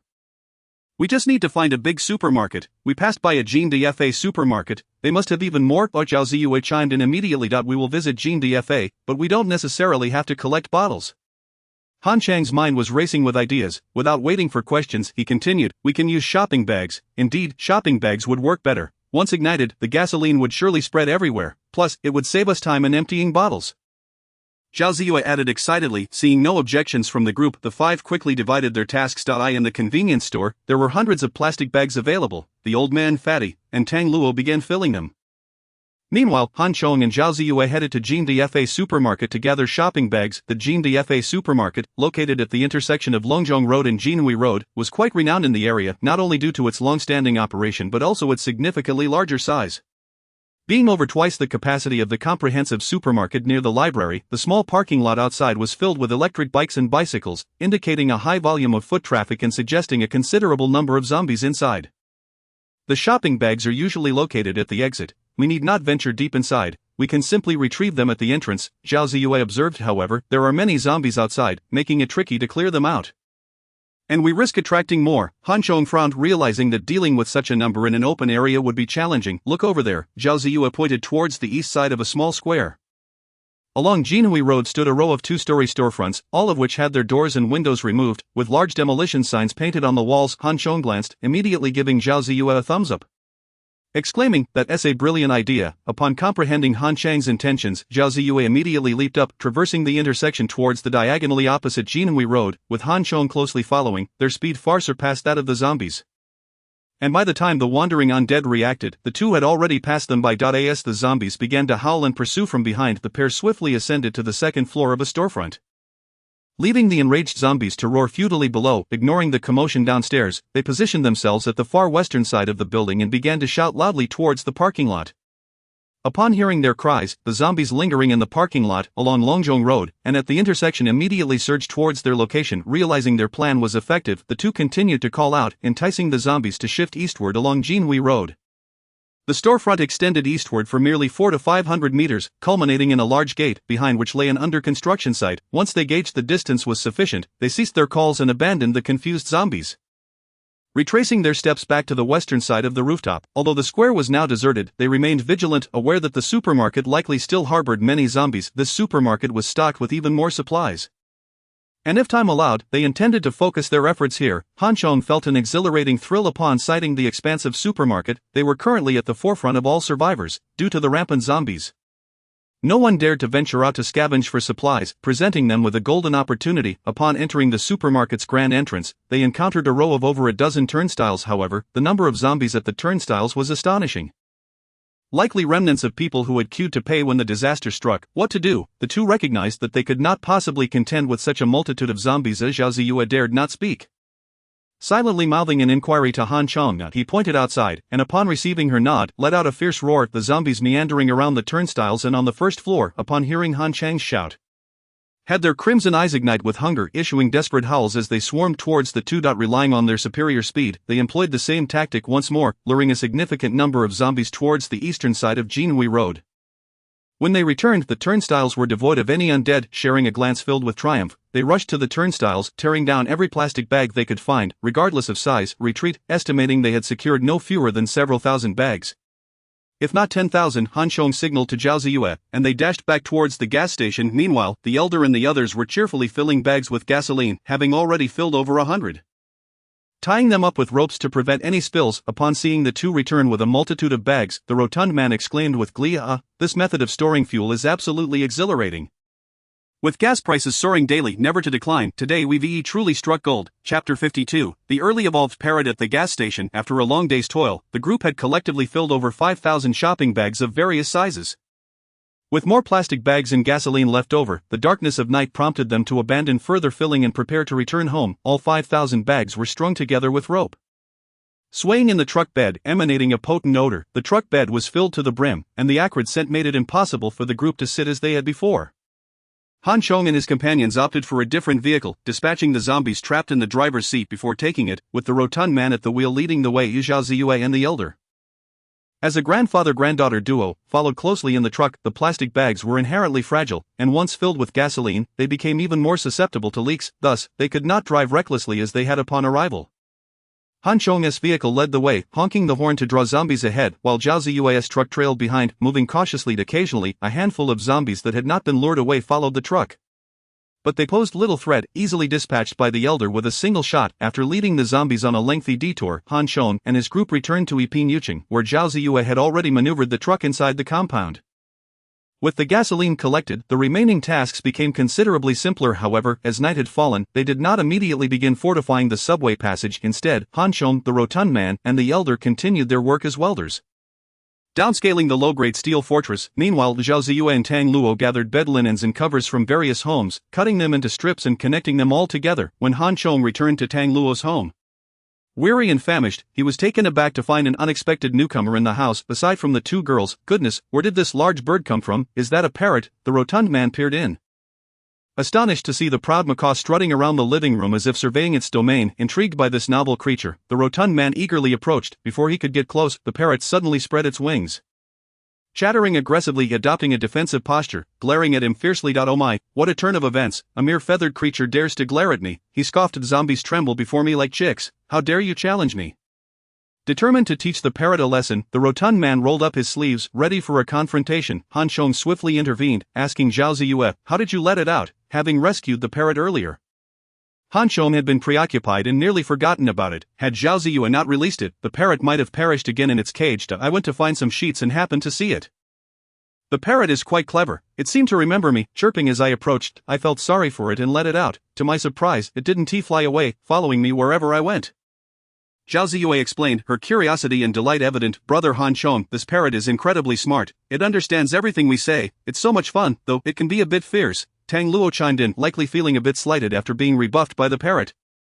Her lips pursed in displeasure. As Han Chong spoke, the parrot noticed him, retracting its wings and hopping to his side, affectionately rubbing its head against his leg. To the rotund man and Tang Luo, the seemingly fierce parrot appeared as docile as a puppy. What in the world, has this parrot become sentient? Why is it so selective? The rotund man seethed with jealousy as he witnessed the parrot's fondness for Han Chong. Tang Luo's eyes widened in disbelief. This simply could not be. She was undeniably adorable and stunning, so why did the parrot prefer Han Chong over her? Was it true that all beautiful creatures repelled one another? Then what about the rotund man, who was undeniably unattractive? In contrast, Han Chong remained unfazed. He had helped revive the parrot and even fed it a precious energy crystal to aid in its recovery. Given that parrots were inherently intelligent birds, the evolutionary boost from the energy crystal would naturally enhance its abilities. Nevertheless, the parrot's behavior brought Han Chong immense joy. Unlike humans, animals possess a wildness that can be tamed. And once trust is established with humans, they exhibit unwavering loyalty. Thus, witnessing the parrot's affectionate demeanor filled Han Chong with happiness, and an intriguing thought crossed his mind: what if he nurtured this parrot with care? With this notion, Han Chong squatted down, deftly offering the parrot an energy crystal. The parrot's round, beam-like eyes sparkled even brighter. Having experienced enough to recognize the value of the offering, it promptly gulped it down with a satisfied squawk. Thank you, thank you." The warm sensation prompted the parrot to flap its wings and call out a few times. "Gosh, this parrot can talk," Tang Luo giggled, inching closer to Han Chong. Little did she know. The parrot once again assumed a defensive stance against her, causing her to pout in frustration. "We're all on the same side, you should be more welcoming, understand?" Seeing Tang Luo's disgruntled expression, Han Chong chuckled and presented the parrot to everyone, earnestly instructing them to treat it well. The macaw nodded appreciatively, glancing around, continuously chirping its thanks, though it was uncertain whether it comprehended Han Chang's words. Has this parrot undergone a transformation? The elder, having kept birds as a young man, was not unfamiliar with parrots. Observing the creature closely, he sensed something peculiar about it, distinct from others, sparking his curiosity. It doesn't seem so. Its size and appearance have remained unchanged. Its behavior is likely due to the energy crystal. Han Chong remained vigilant, observing the parrot but finding no signs of transformation. Did you give it an energy crystal? Can animals evolve too? The rotund man pondered, realizing the source of the parrot's newfound arrogance. I am not entirely certain about that, but energy crystals do indeed benefit them, Han Chong replied, shaking his head. In his previous life, Han Chong was well aware of the formidable creatures that often relished the hunt for high-ranking zombies and other supernatural beings. This practice not only served to alleviate their hunger but, more crucially, enabled them to acquire energy crystals and demon cores, facilitating their own evolution. The dilemma, however, lay in the fact that these creatures had undergone demonization before harnessing such energy to enhance themselves. Presently, this golden parrot had not yet undergone demonization. It was merely an ordinary bird. Han Chong had preemptively administered energy crystals to it, leaving him uncertain about the transformations that might ensue. One thing remained indisputable: the parrot would undoubtedly grow more intelligent and powerful. As evidenced by the current situation. Chapter 53, the first passage on September 27. The greenhouse effect continued to unleash its formidable power. 6 Dynasties City, located at the estuary of Changjiang, was enveloped in a stifling and humid atmosphere. Devoid of the refreshing chill typical of early autumn, this oppressive weather filled Han Chong with trepidation. Such conditions were conducive to the proliferation of mosquitoes, and he feared that in a few days, the outbreak of giant mosquitoes would become unbearable. Without the awakening of formidable abilities, even a second-level evolved being would find themselves retreating in the face of these monstrous insects. Thus, once the passage was prepared, further arrangements would be necessary. Time was of the essence. Only 2 days remained, and it felt utterly insufficient. At 7:30 in the morning, the group arrived punctually at the subway station adjacent to the library. As a transit hub, the underground space of this station was considerable. After luring all the zombies wandering within the station into the narrow passage at the entrance and dispatching them, they sealed off the 2 other passages that were temporarily unnecessary. The routes leading to Confucius Temple and Zinjiku were also reinforced with steel plates, leaving only a single entry point for one person, facilitating swift closure when needed. With this setup complete, the group proceeded along the passage leading to Zinjiku, affixing strips of cloth soaked in gasoline from abandoned car fuel tanks to the ceiling. Concurrently, in accordance with their previous plans, they strung bags of gasoline every meter. The ground was also laid with cotton blankets soaked in a small amount of gasoline, alongside books transported from the library, all to aid in combustion. These tasks were tedious, troublesome, and time-consuming, but fortunately, the absence of zombies in the passage allowed their work to progress relatively smoothly. It was only when they extended their efforts to the location of the Zinjiku subway station that they encountered difficulties. As a major station, Zinjiku served as a core transportation hub and vital commercial center for 6 Dynasties City, with a daily footfall of hundreds of thousands. The underground passages were interconnected, and at the exit of Line 2's parking area alone, there were hundreds of zombies. The prospect of engaging in battle with such a multitude of zombies was daunting, and constructing iron gates or setting traps would certainly prove impossible. All their prior efforts would be rendered futile. Most critically, these passages were interconnected. Should combat ensue, zombies would flood in continuously, far beyond the current numbers. Stay here and do not move. I will retrace my steps and lure these zombies away. Han Chong assessed the situation and realized that a direct confrontation was untenable. Leaving him with no choice but to resort to the simplest approach. After he departed, the other four concealed themselves within the passage, fearful of attracting the attention of the zombies outside. Ironically, it was often during times of greatest concern that trouble would manifest. One zombie, seemingly misaligned in its instincts, stumbled into the tracks while wandering the platform. Once it regained its feet, it began to shuffle toward the direction where the others were hidden. Witnessing this, the group broke out in a cold sweat. One solitary zombie was not the issue. The concern was that this singular creature could jeopardize the entire plan. Zhao Ziyue instinctively raised her handgun, her palms slick with sweat. Fortunately, the elder remained composed. Firmly restraining her and directing Tang Luo, use the bow and arrow. Tang Luo's expression tightened as she nodded in excitement. Despite her youth, she had proven her resilience by clinching a championship title in a national competition. She first knocked an arrow in her mouth for safekeeping before drawing her bow and aiming at the zombie. The zombie's vision was impaired in daylight, primarily due to sunlight. However, the underground passage lacked such illumination, remaining predominantly dark save for the flickering lights. Although they pressed against the walls to avoid detection, the zombie still spotted them. Just as it prepared to emit an ominous roar, a sharp arrow pierced its throat, transforming its cry into a ghastly gurgle. The wound, while not fatal, did little to slow its advance. In swift succession, a second arrow struck, penetrating the zombie's brain and finally ending its life. Just as the group began to celebrate their success, the horde of zombies on the platform erupted into a frenzy. What is happening? They gasped, fearing that the zombies had been alerted. To their astonishment, the zombies began to rush outward. It was evident that Captain Han Chong had successfully drawn their attention away. It turned out to be a false alarm. The elder exhaled in relief, drenched in sweat. The danger they had just faced was akin to the perilous missions he had undertaken abroad. A slight misstep could have resulted in catastrophic failure. The discovery of their presence by the zombies was a minor concern. The paramount issue was that a failed mission would jeopardize the subsequent plan. With so many interconnected passages, it was impossible to predict when a surge of zombies might invade. Everyone moved quickly. Once safety was assured, the elder rallied the group to commence their preparations. Second-level zombies possessed strength exceeding that of ordinary zombies by more than double, while they were more frenzied and bloodthirsty. They also exhibited a degree of intelligence. Therefore, the group dared not be negligent in their construction of barricades. 0.32 centimeter thick steel plates were welded together, reinforced with a mesh of steel bars, creating a formidable iron gate. The gate was pre-hung from the ceiling of the passage, with one end secured and the other movable. Once the zombies entered the passage, they would merely need to release the hook, allowing the movable end to drop and automatically lock into a pre-arranged groove. Where is Han Chong? Just as the group completed their setup and prepared to celebrate, Tang Luo suddenly exclaimed. The sound of her words, the group shuddered. In their preoccupation with work, they had completely forgotten about Han Chong. He was responsible for luring the zombies away. Where could he be? Zhao Ziyue hastily retrieved her phone and dialed Han Chong. To her surprise, the call was answered almost immediately. Where are you? Zhao Ziyue's voice trembled. Damn it, there are simply too many zombies at Xinjiku. I nearly lost my life in there. I'm at the subway entrance of the library. Han Chang's heavy panting and hissing breaths echoed through the phone, and Zhao Ziyue hung up and sprinted down the passage toward the library. As she burst through the iron gate, she found Han Chong lying there, drenched in blood. His once pristine armor was now tattered and worn. The left arm of the armor completely vanished, along with a significant portion of flesh from his left arm. The sight of the wound was harrowing. What happened to you? Zhao Ziyue gasped, momentarily at a loss for words. It's nothing. I'm not dead. Han Chong inhaled deeply. When I was returning, I stopped by a pharmacy and grabbed some alcohol and gauze.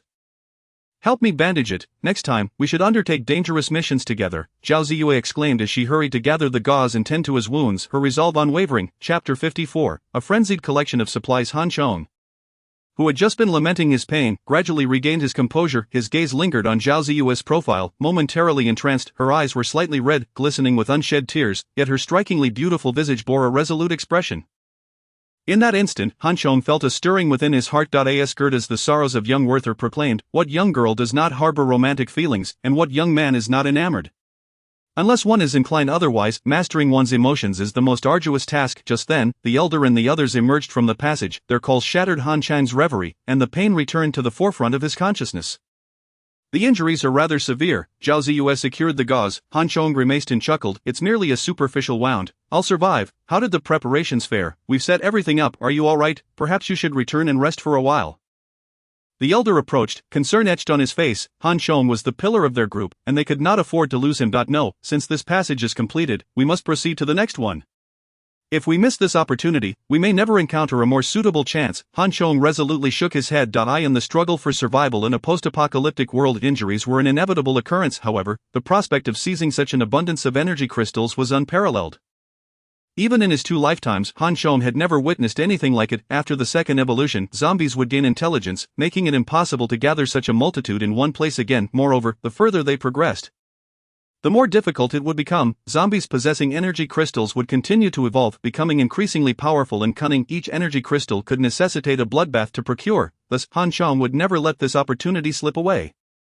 Were it not for the constraints of time, he would have even considered setting traps in more passages. Seeing Han Chang's determination, the group had no choice but to continue preparing the second passage. The situation at the Confucius Temple's scenic area stands in stark contrast to that of Zinjiku, as the crowds here are far denser, meandering and lingering throughout the locale. The advantage is that this is merely a subway station. Devoid of the extensive underground passages that characterize Zinjiku, towering over the landscape are magnificent sycamore trees, their branches densely intertwined due to mutation. Han Chong and Zhao Ziyue deliberately created a commotion to draw the zombies from the subway, then ascended the trees to evade them. In a mere moment, the ground beneath the great trees became a throng of countless zombies, perhaps numbering in the tens of thousands, although perched securely upon the lofty branches. Zhao Ziyue's complexion remained pale as she glanced at Han Chong. The zombies at Zinjiku were no less numerous, yet that area was barren, dominated by towering malls and skyscrapers, leaving no space for climbing or hiding. How had Han Chong managed to escape? Noticing Zhao Ziyue's gaze, Han Chong offered no explanation but merely flashed a grin, saying, "Let us lead these zombies on a circuitous route, but not too far, or it will complicate matters when we wish to lure them back tomorrow." With the threat of zombies diminished, the elder and his team made significant progress in their tasks, drawing from the experiences of the morning.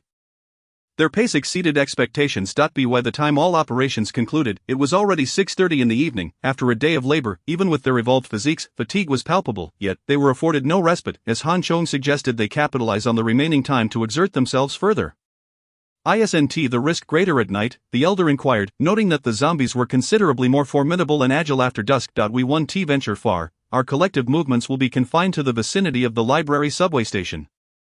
The zombies around here have been lured and cleared multiple times, resulting in a relatively low count. Furthermore, we must also eliminate any remaining zombies to prevent their secondary evolution from jeopardizing our plans. Han Chong elaborated. The timeline for the zombies' second collective evolution was set for the early hours of the 29th. Their intentions to incinerate the zombies must occur post-evolution, should they face an onslaught during this phase. All their efforts could prove futile. It was imperative to ensure that the period from exterminating the zombies to collecting energy crystals, while returning to Epin Yuching, remained secure. Currently, they had the advantage of surveying the zombies. But in 2 days, the tables could turn, with the zombies towering over them. Should the plan to incinerate the zombies fail, they would be subjected to the disdain of these evolved zombies for an extended period, potentially forever. Han Chong would not permit such a fate. Once their thoughts were unified, the group sprang into action, though not recklessly. Under Han Chang's guidance, they revisited the police station to clear out the remaining police equipment. Regrettably, their most coveted resource, ammunition, was scarce, totaling only 15,000 rounds. Even when combined with the remaining stock from before, it amounted to less than 20,000. Han Chong distributed police shields among them, while these shields were cumbersome and less agile. They offered a broader defensive range. With this protection, their nighttime endeavors would be relatively safer, especially for Tang Luo, who lacked close combat capabilities. Indeed, as Han Chong had remarked, ordinary zombies possessed little intelligence, unless drawn by specific stimuli. They merely shambled in place. The stretch of Taiping South Road near the library was comparatively secure, with scarcely a zombie in sight. However, many were trapped within abandoned vehicles, and the group proceeded to eliminate them without hesitation. When encountering convenience stores along the way, they briefly paused their slaughter to haul all available supplies onto their trucks. Anything deemed useful for the future was seized, beverages, collected, clothing, gathered, convenience stores, cleared out entirely, pharmacies, emptied, in a world ravaged by the apocalypse. The absence of doctors rendered these medications exceedingly valuable, particularly first aid kits, as future battles would undoubtedly increase the likelihood of injury, making such supplies crucial, unless one were to awaken a super healing ability. As Han Chong had in his past life, he did not wish to experience that phenomenon again. After clearing Taiping South Road, they began to cleanse the area surrounding the library, extending southward, northward, and westward. By the end of the night, the group had lost count of the zombies they had slain, but fortuitously recovered 2 arrows previously lost by Tang Luo from the corpses of 2 zombies. In terms of supplies, they had filled building number 1 to capacity. Of course, in Han Chang's view, these were merely minor gains. The true prize awaited at the Jean Defy supermarket. He reserved this significant opportunity for last, as acquiring a large supermarket would be the pinnacle of their efforts. Chapter 55. The protagonist of the mission, the macaw. September 28 marked the final day before the zombie second collective evolution. Tension and excitement filled the air. Despite the previous night's toil extending past 4 o'clock, everyone rose promptly at 7, invigorated and brimming with determination. After getting out of bed, Han Chong casually fed the macaw another energy crystal. Quickly washed up and joined the others for breakfast to discuss the day's plans. Captain, we've been waiting for you. When do we attract the zombies? Upon Han Chang's arrival, the portly man, his mouth full of bread, inquired with uncontainable enthusiasm. This fellow had neglected to shave for days. Although not yet 30, he appeared to be in his 40s or 50s. Coupled with his ample belly, one might even believe he was older than the elder if his hair were white. The portly man's question echoed the curiosity of the group. After a day of labor, they eagerly awaited this moment, all eyes fixed upon Han Chong. Should this plan succeed, they would be the first to reap a bountiful harvest of energy crystals, enough to consume like candy. If all went ideally, these 2 passages could ensnare at least 100,000 zombies. Given the collective evolution, the probability of second-tier zombies producing energy crystals was the same as that of ordinary zombies, 1%. Thus, 100,000 zombies would imply a potential yield of around 1,000 second-tier energy crystals. The mere thought of such a windfall was exhilarating. Even Han Chong, having lived 2 lives, could scarcely fathom such an outcome. In the face of the group's eager gazes, Han Chong calmly sipped his milk before slowly stating, after breakfast, we will attract the zombies. Oh ha! The portly man and Tang Luo, the most exuberant among them, erupted in cheers of fool, fool, fool. Just then, a cacophony of squawking interrupted their revelry. The 2, who had been celebrating, suddenly froze. Turning to the source of the sound, there stood the macaw, strutting over with its head held high, incessantly exclaiming fool, fool. The portly man's face turned green. He could tolerate ridicule from others, but being called a fool by a mere bird was infuriating. You feathered fool, who are you referring to? He bellowed. Fool, fool. The parrot dismissed him, strutting past with an air of disdain, surveying its territory in the living room. The portly man was dumbfounded, glancing at Tang Luo as if to ask whether they should retaliate. It is talking about you, Tang Luo replied nonchalantly before resuming his breakfast. Zhao Ziyue was so amused she nearly lost her composure, finally managing to suppress her laughter long enough to ask Han Chong, how is your injury? Complete recovery may take some time, but it will not hinder today's actions, Han Chong replied, testing his left arm. Fortunately, it was his left hand that had been injured, else he would have been unable to wield a sword. As he was not left-handed, how about I attract the zombies today? Zhao Ziyue proposed. Absolutely not, Han Chong firmly rejected. I already ran a circuit around Xinjiku yesterday. I am far more familiar with the situation and distribution of zombies there. But Zhao Ziyue attempted to interject but was halted by the elder, who stated, as Captain Han Chong mentioned earlier, this plan is of utmost importance and will directly impact our future development. Moreover, the opportunity is singular. We must ensure success and capture as many energy crystals as possible. Although zombies lack wisdom, they do not follow our commands, making this operation exceptionally perilous, with all eyes now drawn to him.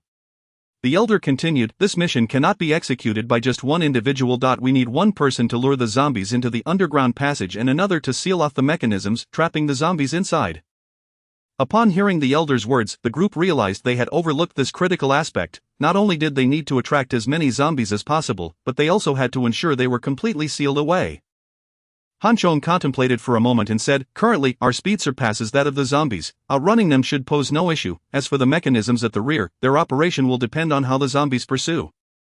The passage spans over 2 kilometers. The noise caused by someone running ahead would attract a batch of zombies. However, those lagging behind might not continue the chase once they lost sight of their target.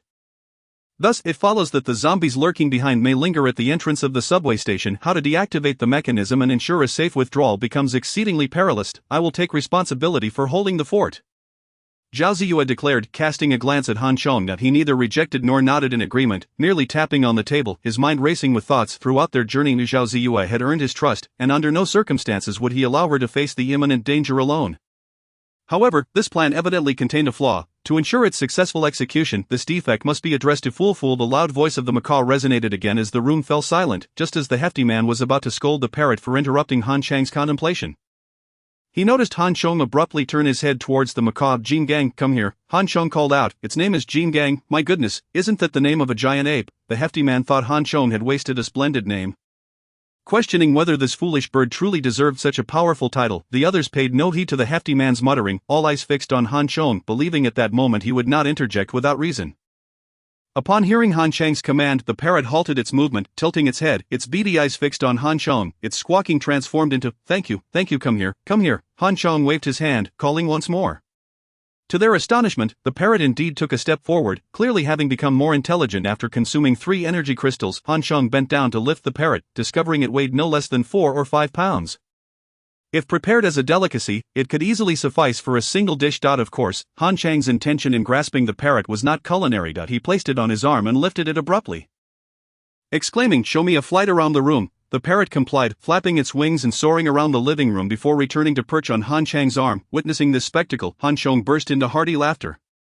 Addressing the bewildered crowd, "It seems our crucial task will be entrusted to Jin Gang." The hefty man's eyes widened in disbelief as he exclaimed, "Captain, I'm not intending to question your decision, though you are usually quite wise. Isn't it rather rash to entrust our grand plan to this foolish bird? If this foolish bird proves capable, I, Fat Master, shall bathe it daily and clean its droppings. Is that so? Then let us give it a try?" Han Chong chuckled. "Goodness, Captain, you can't be serious," the hefty man exclaimed, losing his composure. "Let us go, let us set out and commence our work. Before Mr. Parrot makes his grand entrance, we must make a few minor preparations." Han Chong offered no further explanation, directly carrying the parrot as one would a battle hawk exiting the room. The others exchanged glances, momentarily perplexed by Han Chang's intentions. Chapter 56, The Performance of Jin Gang after leaving their dwelling. Han Chong did not immediately attempt to attract the zombies. On the way to the subway station, he had Jin Gang conduct several test flights. Within the parrot family, there exists a vast array of types, varying greatly in size and color. The one in Han Chang's possession belonged to the macaw species, specifically a large red and green macaw. Generally speaking, blue and yellow macaws range from 8,000 to 10,000 yuan. Red and green macaws from 15,000 to over 20,000 yuan, and scarlet macaws around 30,000 yuan. Thus Jin Gang is not deemed inexpensive among pet parrots. However, what Han Chong valued at this moment was not the parrot's vibrant plumage or its monetary worth. For such things held no value in the apocalypse. His primary concern was whether Jingong's speed, endurance, and intelligence had improved after 3 evolutions. To take center stage, one must possess exceptional abilities among the parrot family.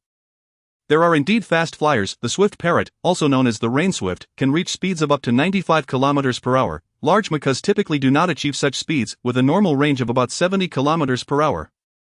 After 3 enhancements, Jingong's speed theoretically approached that of the swift parrot. Of course, it had not only improved in speed but also in strength, endurance, and intelligence. Han Chang's earlier display of confidence had now begun to wane slightly. After several tests, the parrot proved to be quite reliable. The others observed Han Chong walking the bird akin to a wealthy heir parading his hawk or dog. It was only upon reaching the library subway station that Han Chong ceased this ostentatious display. He then rallied everyone to move 2 vehicles to the entrances of the underground passages. This time, Han Chong did not speak in riddles but directly instructed the hefty man and the old gentleman. "When the people inside attract the zombies and come rushing out, you must sound the car horns madly." This was easy to understand. The enclosed passage would amplify the sound, aiding in attracting more zombies.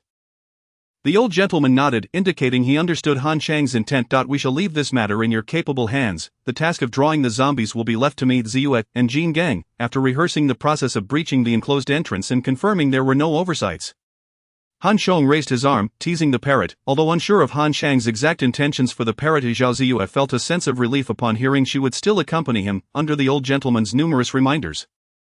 The trio departed the library subway station, prioritizing the direction towards Zinjiku within a radius of 500 meters. The path had been cleared, and progress was exceedingly smooth. However, beyond 500 meters, as they approached the core commercial district of Zinjiku, the number of zombies rapidly increased. Zhao Ziyue quickly surveyed the surroundings, realizing that there were no low, contiguous buildings or tall, interconnected banyan trees on either side of the road. Their usual methods were rendered ineffective here.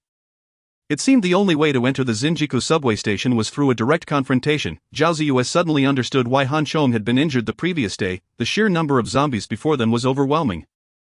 Even if they fought their way through, there would be no opportunity to attract more zombies, only a hasty retreat into the underground passage. After expending so much effort and time, how many zombies could they possibly attract? What to do? Zhao Ziyue glanced at Han Chong, realizing this task was even more daunting than anticipated. Han Chong chuckled, raising his arm, commanding Jin Gang, "It's time to get to work. Fly along this path while calling out. Do not stop unless I tell you to." Upon receiving Han Chang's command, Jin Gang tilted its head, its round eyes filled with confusion, remaining perfectly still on Han Chang's arm. "No, is this your plan?" Zhao Ziyue was bewildered, staring at both Han Chong and the foolish parrot as if witnessing a spectacle. Goodness, surely this wretched parrot wouldn't falter at a critical moment. Perhaps the task was too complex for it to comprehend. Sensing Zhao Ziyue's gaze, Han Chong felt an awkwardness and quickly explained. He hurriedly produced an energy crystal, waving it before Jin Gang, slowing his speech. "Fly straight ahead, maintain altitude, complete the task, and I shall reward you with one of these." Jin Gang instantly perked up, its beak darting towards the energy crystal in Han Chang's hand. However, Han Chang's reflexes were swifter, promptly clenching his fist and withdrawing it. Jin Gang pecked at air, its round eyes now reflecting confusion and a hint of grievance. Foolish bird, Han Chong inwardly cursed, took a deep breath, and reiterated, fly forward, maintain altitude, and call out while you fly, lure those creatures away, and upon completing the task you shall receive one. This time, Jin Gang hesitated no longer. Its graceful figure dancing through the air, accompanied by a resounding call of fool. The macaws call was already quite loud and piercing, and after its evolution, its volume had increased threefold. The surrounding zombies, upon hearing the call, instinctively stirred, especially since Jin Gang was a warm-blooded creature. Its presence provoked an even greater response from the zombies, who howled and desperately pursued. Jin Gang, startled by the sudden influx of zombies, flapped its wings in terror, momentarily forgetting to call out, yet upon realizing that despite their raucous cries, the creatures below could not reach it, Jin Gang began to revel in its newfound pride, incessantly squawking fool, even pausing mid-flight to perch atop a street lamp. It mockingly chattered away. As countless zombies swarmed beneath, it soared triumphantly to the next lamppost. Han Chang's original plan was merely to have Jin Gang divert the zombies on the road. The fact that it could comprehend his intent and continue flying forward was already commendable. To his surprise, Jingong's pride and natural inclination for mockery exceeded his expectations. How did you know it could perform so well? Zhao Ziyue gazed in astonishment. I truly had no idea, I just thought it was worth a try. Han Chong chuckled, urging, let us move, follow closely behind. Such a significant matter, how could one merely try? Zhao Ziyue longed to question Han Chong, but he had already seized the opportunity, swiftly trailing behind the throng of zombies towards Xinjiku. The street lamps became Jin Gang's finest stage. With each perch on a lamppost, Jin Gang would bounce and leap, utilizing its unique and resounding voice to unleash a barrage of mockery. What is unattainable for Han Chong and Zhao Ziyue poses no challenge for the flying King Kong. In fact, it performs the task with greater finesse. Chapter 57, a tidal wave of zombies with the assistance of King Kong, all taunting skills activated, it frantically draws aggro, and the newly emerged zombies accumulate in ever-increasing numbers. Observing the multitude surrounding it, King Kong grows increasingly exhilarated, prouder, and engages in a wild display, its resonant calls echoing through the chaos. Zombies wandering throughout the new street converge like pilgrims, trailing behind King Kong. Initially, Han Chong and his companion dared to follow at a distance, but as the horde expanded to a staggering scale, both felt their scalps prickle with fear, unwilling to approach any closer, lest they provoke the front lines of the undead throng, which would leave them with but a meager share of flesh. At the heart of the new street lies a vast intersection, at its center a small garden, and in that garden stands a towering statue. King Kong soared onto the statue, looking down upon the world with the poise of a master. Surrounding the statue were at least 50 to 60,000 zombies, lacking any understanding of order or decorum. The zombies, driven by frenzy and bloodlust, pushed forward desperately, resulting in utter pandemonium. Were it ordinary humans, they would have long since perished in the stampede. What comes next? Zhao Ziyue's complexion paled slightly. Han Chong, too, felt the sweat bead in his palms, yet this was not the time to falter. Wealth is often found in perilous ventures, and this was no ordinary opportunity for fortune. It was a chance to instantaneously become affluent. The underground passage here is extensive, yet it is teeming with zombies. Our sole chance lies in locating the nearest entry point. Han Chong retrieved his phone, pulled up the map, and pointed towards a subway entrance located in the southeast corner of the intersection. However, the streets are now congested with zombies, rendering any passage impossible. Zhao Ziyue was well acquainted with the area, needing no map to navigate. This posed a dilemma. Entering through another passage would not only risk encountering zombies but would also provide no opportunity to lure the hordes above into the tunnels. Yet passing through the throng above would mean facing a veritable ocean of zombies. It seems we must rely on King Kong's assistance. Faced with this seemingly insurmountable predicament, Han Chong could only turn his thoughts back to King Kong. He had not anticipated that King Kong could create such havoc. He had merely intended for it to divert the zombies to facilitate their entry into the subway station. To his astonishment, the foolish creature had attracted countless zombies, all congregating at the heart of the new street, creating a spectacle worthy of a grand zombie congregation. We are now too far away. Summoning King Kong will undoubtedly draw the zombies' attention. Zhao Ziyue cautioned. Han Chong surveyed his surroundings and pointed to the entrance of a nearby building, saying, we should first climb to the top, and then summon King Kong. Isn't that a bit too perilous? Zhao Ziyue hesitated. The building SFAD was entirely composed of smooth glass panels, the entrance towering over 4 meters high, which posed no issue for them to ascend. However, the real concern lay in the fact that once they climbed up, descending would not be as straightforward. Should they call for King Kong and provoke the zombies' assault, they would find themselves trapped, with no means of escape, facing a certain demise. At this juncture, they had no choice but to take the risk. If they could succeed, fortune would be theirs. Han Chong exclaimed, excitement mingling with trepidation. If all else fails, we can only hope for the old man to come to our rescue. Having reached this point, Zhao Ziyue found no better alternative but to grit her teeth and follow Han Chong, prepared to face death together. Once atop the building's entrance, Han Chong gazed at the sea of zombies below, took a deep breath, and began to call out to the parrot King Kong. At that moment, King Kong stood at the center of the intersection, the cacophony of bird calls reaching a crescendo. Countless zombies surged from all directions, a chaotic mass. In its excitement, King Kong had entirely forgotten the task assigned by Han Chong, indulging in its own revelry, bouncing atop the statue, its heartbeat clattering against the stone. Incessantly squawking its nonsensical remarks, when King Kong finally heard Han Chang's call, it appeared to recollect its purpose, tilting its head and scanning the vicinity, yet it could not immediately spot Han Chong. Nevertheless, it took flight, soaring towards the source of the sound. As King Kong ascended, the zombies surrounding it immediately turned to follow. However, amidst the throng, turning around proved an arduous task, with many zombies tumbling to the ground. Unable to rise due to the crush of bodies, the unfortunate zombies were not easily crushed but instead endured repeated and brutal trampling. Upon spotting Han Chong, King Kong joyfully screeched and flew towards him. A multitude of zombies followed closely behind, crashing against the walls, their gaping maws roaring in a desperate, ravenous chorus, sending shivers down one's spine, standing atop a mere 10 square meters of the entrance. Confronted by the sea of undead below, even Han Chong found it challenging to maintain his composure. Once King Kong landed on Han Chong's arm, it eagerly pecked at his shoulder, seemingly seeking praise. "Well done," Han Chong commended, tossing it an energy crystal. "Here's another task for you. Lead the remaining zombies to the west side of that statue, and when I wave, bring them back, King Kong." Having consumed an energy crystal, was filled with excitement. However, the task described by Han Chong presented a challenge for its understanding. Drawing upon previous experiences, Han Chong simplified his instructions, utilizing body language to emphasize his points. Ensuring that King Kong comprehended before it took flight once more, the rolling ocean of zombies instantly pursued the vivid flash of color and the resounding cacophony, surging westward. Although the zombies lacked order, they possessed the advantage of being utterly unbothered by crowding or trampling, thus facilitating a rapid relocation. Yet, Han Chong soon discerned a problem. Due to King Kong's erratic flight pattern, the zombies became disoriented. Clustering together in confusion, after more than an hour, once only a handful of zombies remained east of the statue, Han Chong and Zhao Ziyu finally leapt down from the entrance. "I will draw away the remaining zombies. You enter the underground passage and wait for the right moment atop the tunnel. Remember, if I do not return for you, do not come down." Under different circumstances, Han Chong would have preferred not to assign Zhao Ziyu the task of guarding.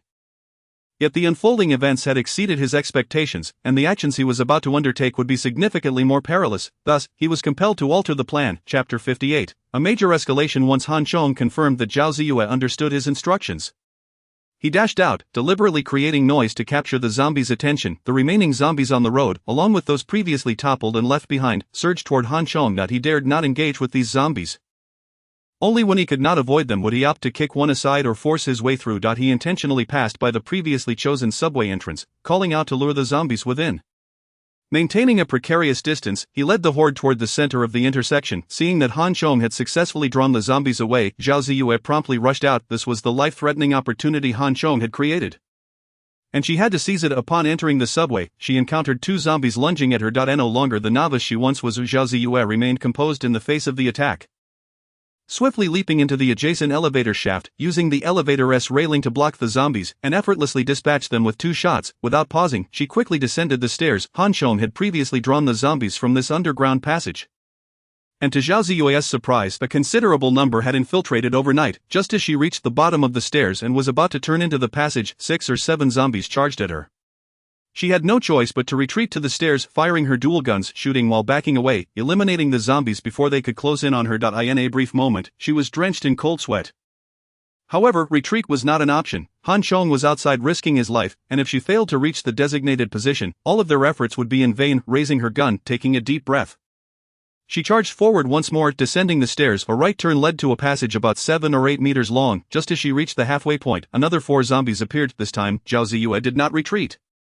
She ran toward the zombies while firing her guns in rapid succession. The zombies, mindlessly rushing forward, provided her with perfect targets. They fell swiftly under her aim, and she barreled into the ticketing area of the subway station.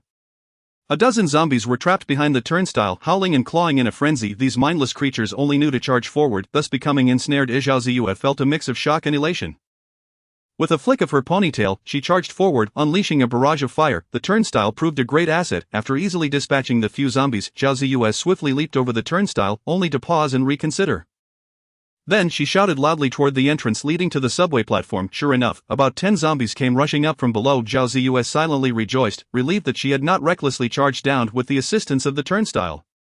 Zhao Ziyu effortlessly dispatched the encroaching horde of zombies. Only after this did she destroy the turnstile and dismantle the surrounding barriers, facilitating the passage of the subsequent zombie army. Upon entering the underground platform, Zhao Ziyue swiftly made her way to the prearranged mechanism, deftly grasping the overhead support and suspending herself, silently awaiting the arrival of the zombies. Outside, Han Chong, relying on his superior speed, darted around the garden at the intersection. Evading the zombies, however, as he continued to run, he realized that the situation had taken a turn for the worse. As the number of zombies increased, Han Chong found himself unwittingly forming a continuous loop with the horde trailing behind him. The zombies lagging behind, sensing something amiss, turned around only to discover that their quarry was, in fact, right at their heels. Consequently, they began to pivot and encircle Han Chong. This was indeed a mortifying predicament. Realizing the gravity of his situation, Han Chong knew he could not enter the underground passage just yet. After expending so much energy, how could he resign himself to being surrounded by a mere 100 zombies? Gritting his teeth, he sprinted toward the statue in the center, emulating a parrot, and climbed to its summit. The surrounding zombies immediately followed suit, converging frantically beneath the statue, clawing and scratching. Fortunately, the sturdy marble base, standing over 2 meters high, held firm against the onslaught. Otherwise, he would surely have met his end. Even so, Han Chong felt a chill of dread wash over him. He thought to himself that this was a dire predicament and hoped he would not end up as a meal for the undead. Ignoring the zombies below for the moment, he gazed westward from atop the statue, only to witness the zombie army stretching endlessly into the distance. It was then that Han Chong discerned an even more pressing issue. The parrot, which had previously soared away, was now nowhere to be seen. What was he to do? Just as despair began to settle in, a colorful glimmer suddenly emerged from the southern road. Am I seeing things? Han Chong rubbed his eyes, incredulous. Hadn't that foolish bird flown westward? How was it now returning from the south? As the parrot reappeared, it was accompanied by the throng of zombies, a dense mass of bodies charging toward him like a stampede. Han Chong turned his gaze back to the west and saw that the seemingly endless tail of the zombie army was still shrinking in that direction. At that moment, he realized that the parrot had indeed been on the same wavelength as he, leading the zombie horde on a grand detour. The only difference was that his loop was quite small while the parrot's was significantly larger. The zombies, lacking in intelligence, had initially followed the sound. But as they ran, they fell into a herd mentality, becoming enveloped by the larger group and inadvertently forming a circuitous route. The entire mass of zombies resembled a colossal, ravenous serpent, weaving around the southwest corner of the new street. Navigating through the steel jungle of the apocalyptic city, the tail of the serpent was still within sight, while the head had already circled back. Just how long was this line of zombies? This was a monumental predicament. Han Chong marveled at the sight, realizing that even if the underground passage were to be detonated, it could scarcely accommodate so many. However, there was no time for further contemplation. At this juncture, he had to take a gamble. When Han Chong spotted the parrot, it had also spotted him. Waving at Han Chong, the parrot emitted an excited cry, its speed suddenly increasing as it distanced itself from the zombie horde. Transforming into a streak of colorful light that flew towards him, Han Chong quickly instructed the parrot to lower its altitude, directing it to draw the zombies away from the statue. Seizing the opportunity, he leaped down just as the colossal serpent of zombies was a mere 10 meters away. Overcome with exhilaration, Han Chong let out a furious howl, reminiscent of a wolf howling at the moon, and urged the parrot to make haste. Together, man and bird led the charge, their voices echoing amid the boundless expanse of the zombie army. Chapter 59, a life or death struggle. Upon plunging into the underground passage, Han Chong immediately beheld the corpses strewn across the ground. Though he had anticipated the presence of zombies below, the sight of the numerous bodies caused his heart to sink. Zhao Ziyue must not be harmed. Upon reaching the underground platform and spotting Zhao Ziyue clinging to the ceiling, Han Chang's heart surged with joy. Similarly, Zhao Ziyue, who had been anxiously awaiting his return, felt tears welling in her eyes at the sight of him. In that moment, an ineffable bond seemed to transcend time itself, yet time was of the essence. Han Chong urgently called out, "Hold on, I'll be back soon," before leaping off the platform and sprinting into the dark passage. Behind him, the zombie horde surged forth like a long serpent, slithering into the depths of the underground tunnel. Zhao Ziyue, clinging to the passage's ceiling, watched as the endless tide of zombies flowed past her.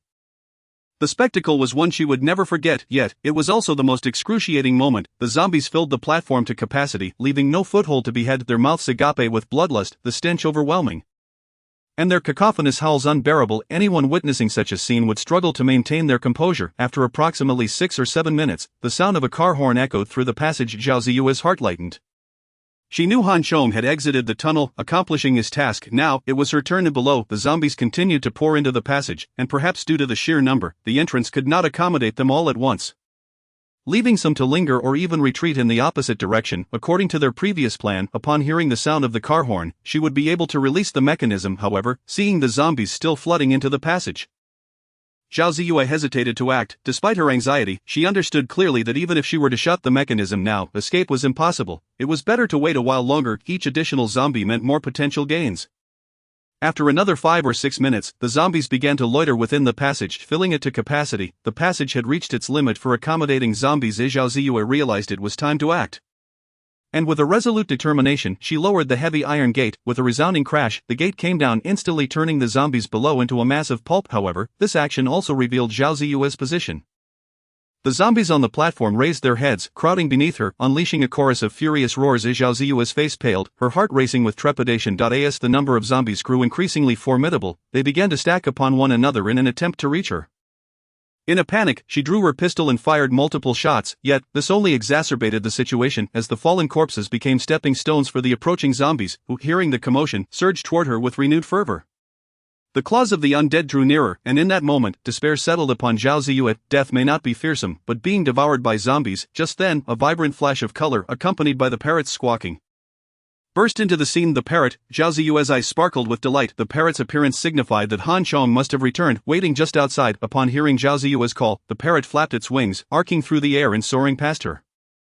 The subway station was not particularly spacious, and the parrot's flight path was perilously close to the heads of the zombies. Instantly, countless zombies were drawn to the sound, their claws raised high, desperate to claw at the troublesome bird. The parrot seemed to sense the danger, and its earlier bravado quickly transformed into panic as it executed a hasty turn and fled toward the exit. The zombies erupted into chaos, howling as they chased after the parrot. Surging out of the subway station. In mere moments, the once crowded subway station became eerily vacant, save for those zombies that had entered the opposite passage or fallen onto the tracks, unable to escape. As for the remaining dozen or so zombies on the platform, Zhao Ziyue believed that with a bit of speed, she might still have a chance to escape. She stretched her limbs, even as an evolved being hanging from the ceiling for so long had left her limbs numb. Just as she prepared to attempt a leap from the ceiling to the platform, a figure plunged downwards. Han Chong led the charge, followed closely by Tang Luo, and behind them, the burly figure wielding a large knife. Ziyue, Sister Ziyue, they cried out urgently upon bursting into the scene. I'm right here. Zhao Ziyue leaped from the ceiling, her knee crashing into a zombie's chest, toppling it over, and in one fluid motion, she shot it dead. Before another zombie could pounce, she rolled to the side, her pistol rising as she pierced the skull of a second zombie. Let us go, let us go. At this moment, Han Chong rushed forward, cleaving a zombie in two with his sword before pulling Zhao Ziyue to her feet, urging her to follow. I'll clear the path. Just as the burly man reached the staircase, he heard the call to return, immediately turning around to swing his large knife and charge back into the fray. Finally, he had the opportunity to showcase his prowess. With a single sweep of his knife, he dispatched the oncoming zombies and dashed outside, with Han Chong and the burly man flanking her. Zhao Ziyue found her footing, her dual pistols firing steadily as she systematically eliminated the zombies. Tang Luo, reluctant to part with his arrows, wielded his bow as a weapon, shooting to assist in their defense, his face taut with concentration. Upon bursting forth from the passage, Zhao Ziyue soon realized that the situation outside was far from the optimistic scenario she had envisioned. She was deeply moved by the willingness of her companions to risk their lives to save her. Perhaps it was due to the overwhelming number of zombies attracted by King Kong previously. The entire crossroad at the new interface was teeming with them. Although King Kong managed to draw away a portion of the horde, there remained an insurmountable number, dispersed and relentless, as not all the zombies followed in King Kong's wake. Additionally, Han Chong and the others, in their haste to rescue Zhao Ziyue, inadvertently attracted another wave of zombies. The undead, these individuals seemed even more delectable than King Kong himself. The four found themselves facing the most harrowing test of survival since the onset of the apocalypse. Had they been up against ordinary humans, the prospects for survival might have been slightly more favorable. However, these relentless, fearless zombies posed a significant headache. Amidst the chaos and cacophony, striking the zombies in the head to deliver a fatal blow proved to be an arduous task. Just as the situation grew dire and the group found themselves at an impasse, the sound of gunfire erupted in rapid succession. One by one, the zombies around them collapsed, instantly alleviating the pressure on the group. Chapter 60, Continue the advance. Quick, quick, quick. The fat guy leads the charge. With reinforcements arrived, the morale of the group surged. Han Chong called out loudly, urging everyone onward. With the support of firearms, the density of zombies ahead diminished slightly. The fat man wielded his large blade with renewed vigor, carving a path through the horde and charging forward. After sprinting over 100 meters to the east, a figure leaped out from the side. Joining the group. It was then that Zhao Ziyue recognized her grandfather, who had taken refuge atop the entrance of the building where she and Han Chong had previously sheltered, providing them with cover.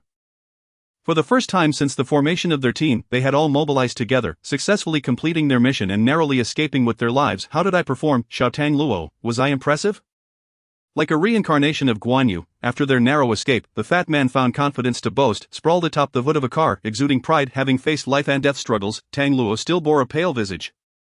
Yet the young girl exhibited remarkable resilience. Hearing the fat man's bluster, her chubby cheeks broke into a smile as she retorted, "Is there really a guan yu this fat? The point is." The fat man protested, "The point is the impressiveness." If Fat Master is indeed impressive, but don't forget to give King Kong a bath later." Tang Luo flashed her pearly whites, her smile radiant, displaying a beauty that belied her tender age.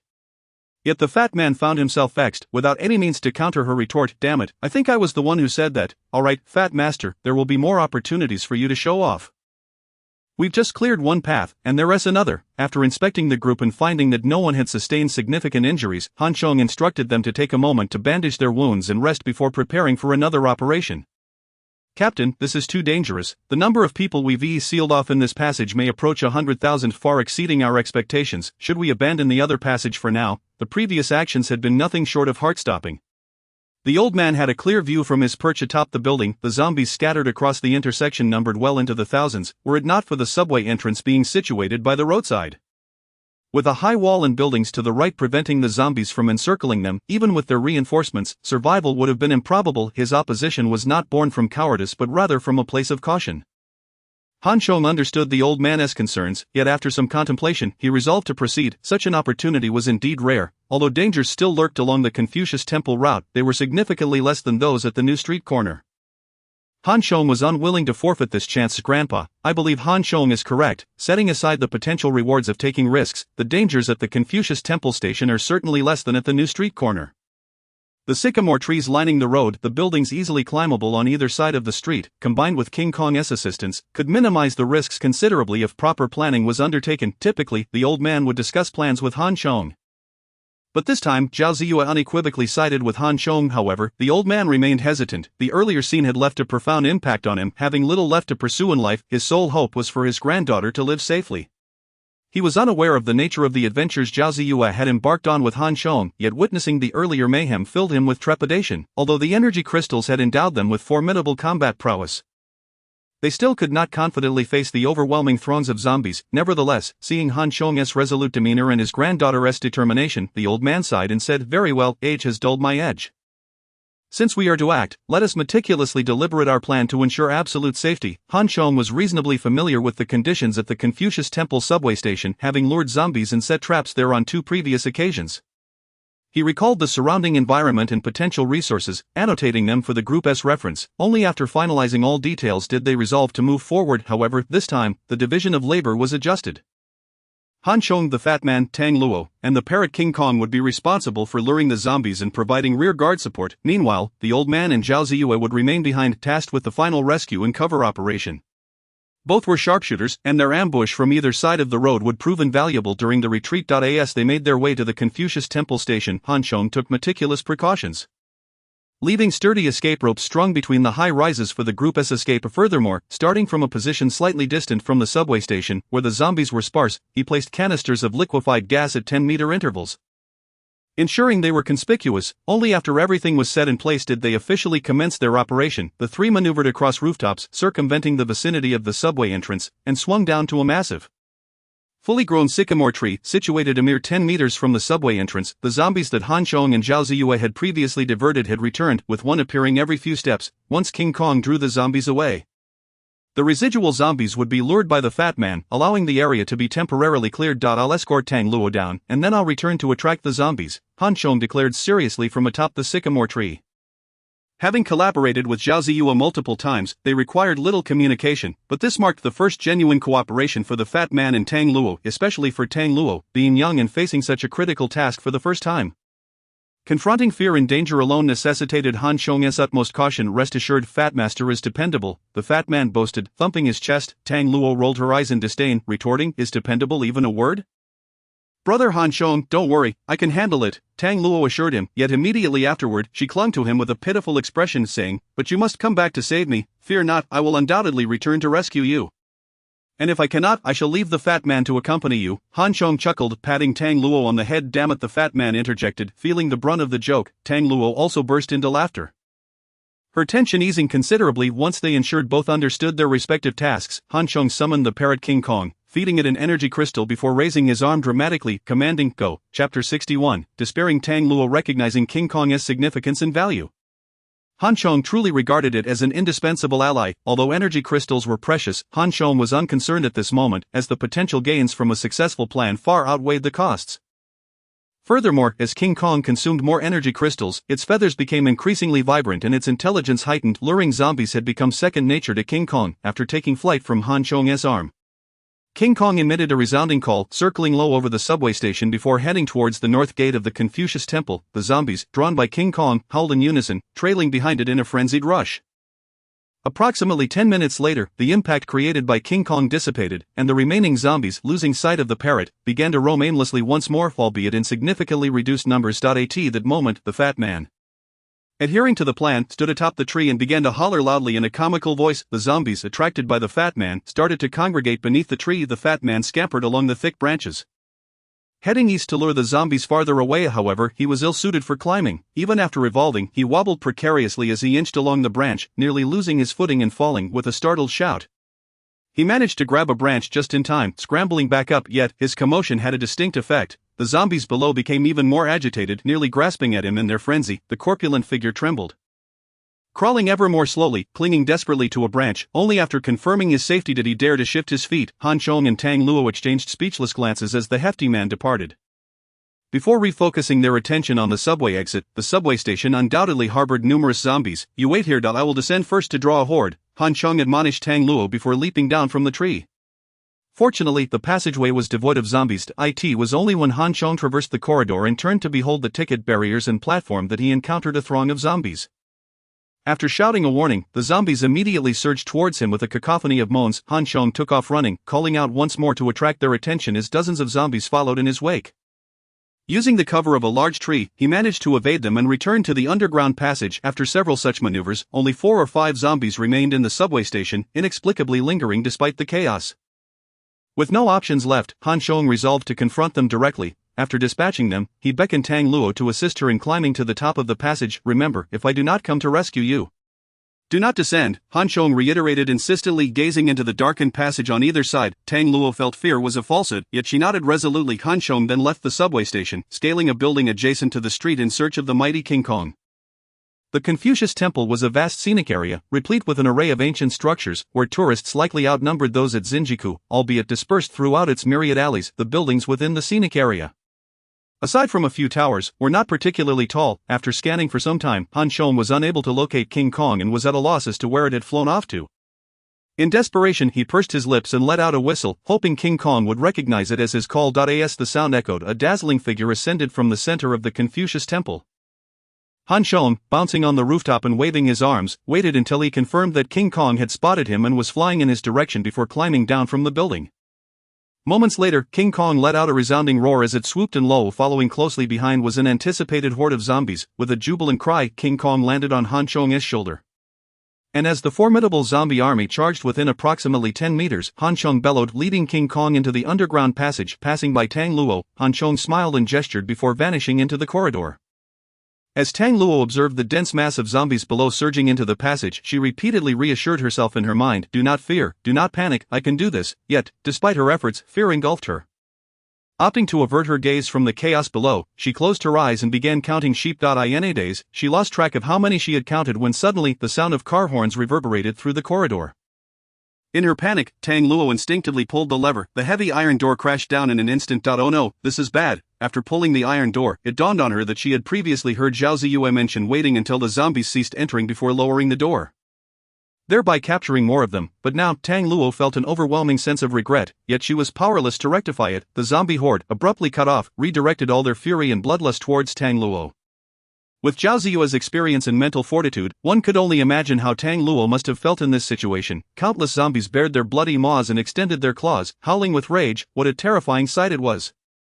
Tang Luo felt her limbs go weak. It was the first time since her evolution that she felt such vulnerability and powerlessness. "Han Chong, big brother Pang, boo-hoo!" Tang Luo cried out in fright. Slowly inching along the fixed rod at the top of the passage, seeking to distance herself from the zombies, but wherever she attempted to flee, the zombies surged forth, their gaping mouths waiting for her to fall. The more she climbed, the more fear enveloped her, as if her strength was rapidly dissipating. Suddenly, in a moment of excessive tension, she slipped and fell, her body dangling in mid-air, with only her left hand gripping the rod.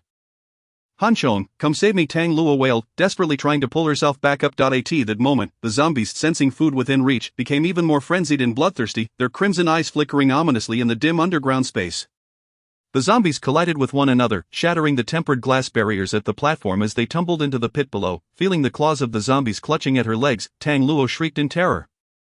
The adrenaline rush from her fright ignited a sudden burst of energy. Her slipping right hand regained its grip on the fixed rod. Just then, the zombies clawed at her left leg, exerting tremendous force that nearly dragged her down. In sheer panic, Tang Luo kicked downwards with her right foot, attempting to dislodge the zombies below. One grotesque face was crushed beneath her foot, yet it still clung on tenaciously. To make matters worse, dust began to rain down from above as the fixed rod started to loosen. She feared that it would not be long before it came crashing down. I'm going to die, Tang Luo thought in despair. Chapter 62, Desperate Escape. What a scene it was, with hundreds of people crammed into a tiny space. The subway station before her was a chaotic tableau, teeming with individuals and devoid of any standing room. Finally managing to kick the neck of the zombie beneath her, Tang Luo seized the opportunity to flip herself back onto the top of the passage. Of the blood dripping from her lacerated leg only incited the zombies further into a frenzy. Just then, a sudden clamor erupted from outside, accompanied by shouts. The zombies clustered at the periphery of the subway station paused momentarily before surging outward. A moment later, another series of sounds rang out. Along with cries, this time, Tang Luo clearly recognized Han Chang's voice calling for her, yet seeing the multitude of zombies still surrounding her, she bit her lip, hesitant to respond. After 3 successful lures, most of the zombies had been drawn away.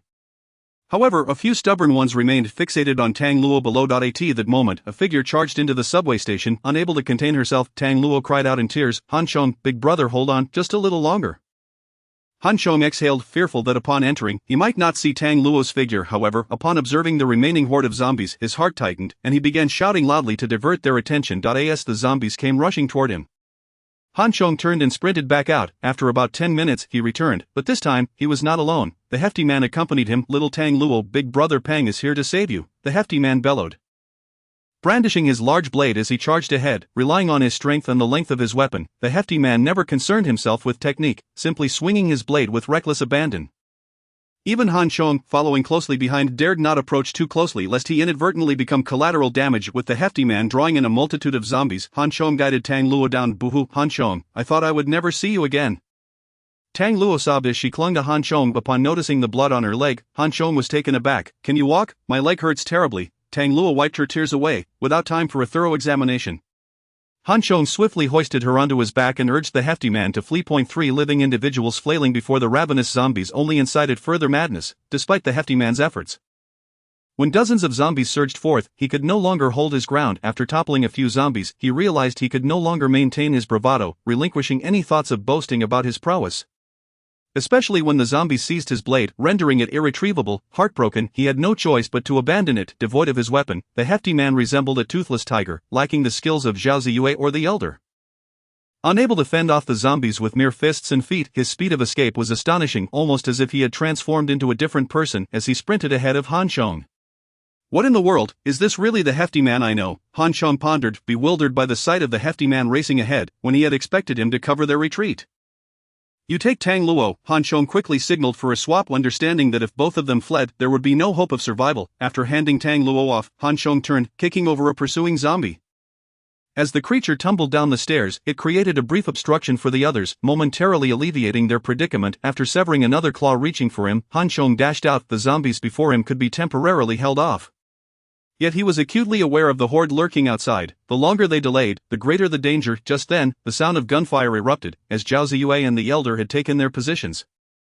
Beginning to assist the trio in clearing the zombies outside. As Han Chong burst from the subway station, he spotted the hefty man sprinting with Tang Luo clinging tightly to his back. The zombies that had been lured away began to return in droves, drawn by the noise. Han Chong had initially intended to summon King Kong back, but now there was no opportunity to do so. With the collaboration of 2 gunmen and Han Chang's decisive strike, this escape proved to be considerably easier than the previous one at Xinjiku. After Han Chong and his companions reached their designated location, Zhao Ziyue detonated the gas canisters in succession. The massive explosions and flames engulfing Taiping South Road. The zombies were effectively isolated on the other side of the inferno. Fortunately, the injuries sustained were merely superficial. With no damage to the bones, upon returning safely to Yiping Yuching, Zhao Ziyue immediately assisted Tang Luo in bandaging her wounds. The young girl cried out in pain, unaccustomed to such suffering in these peaceful times.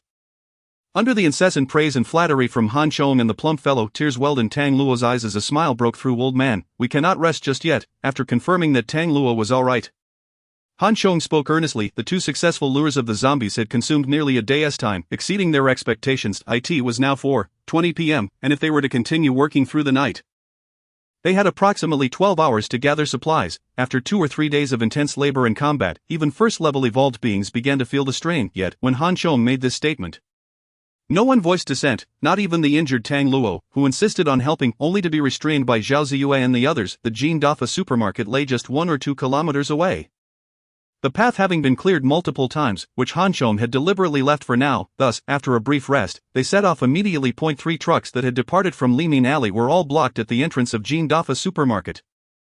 As the supermarket was teeming with zombies, they had no choice but to engage in another bloody battle. After over 40 minutes of fighting, they confirmed that no living zombies remained inside, allowing them to commence a frenzied collection of supplies.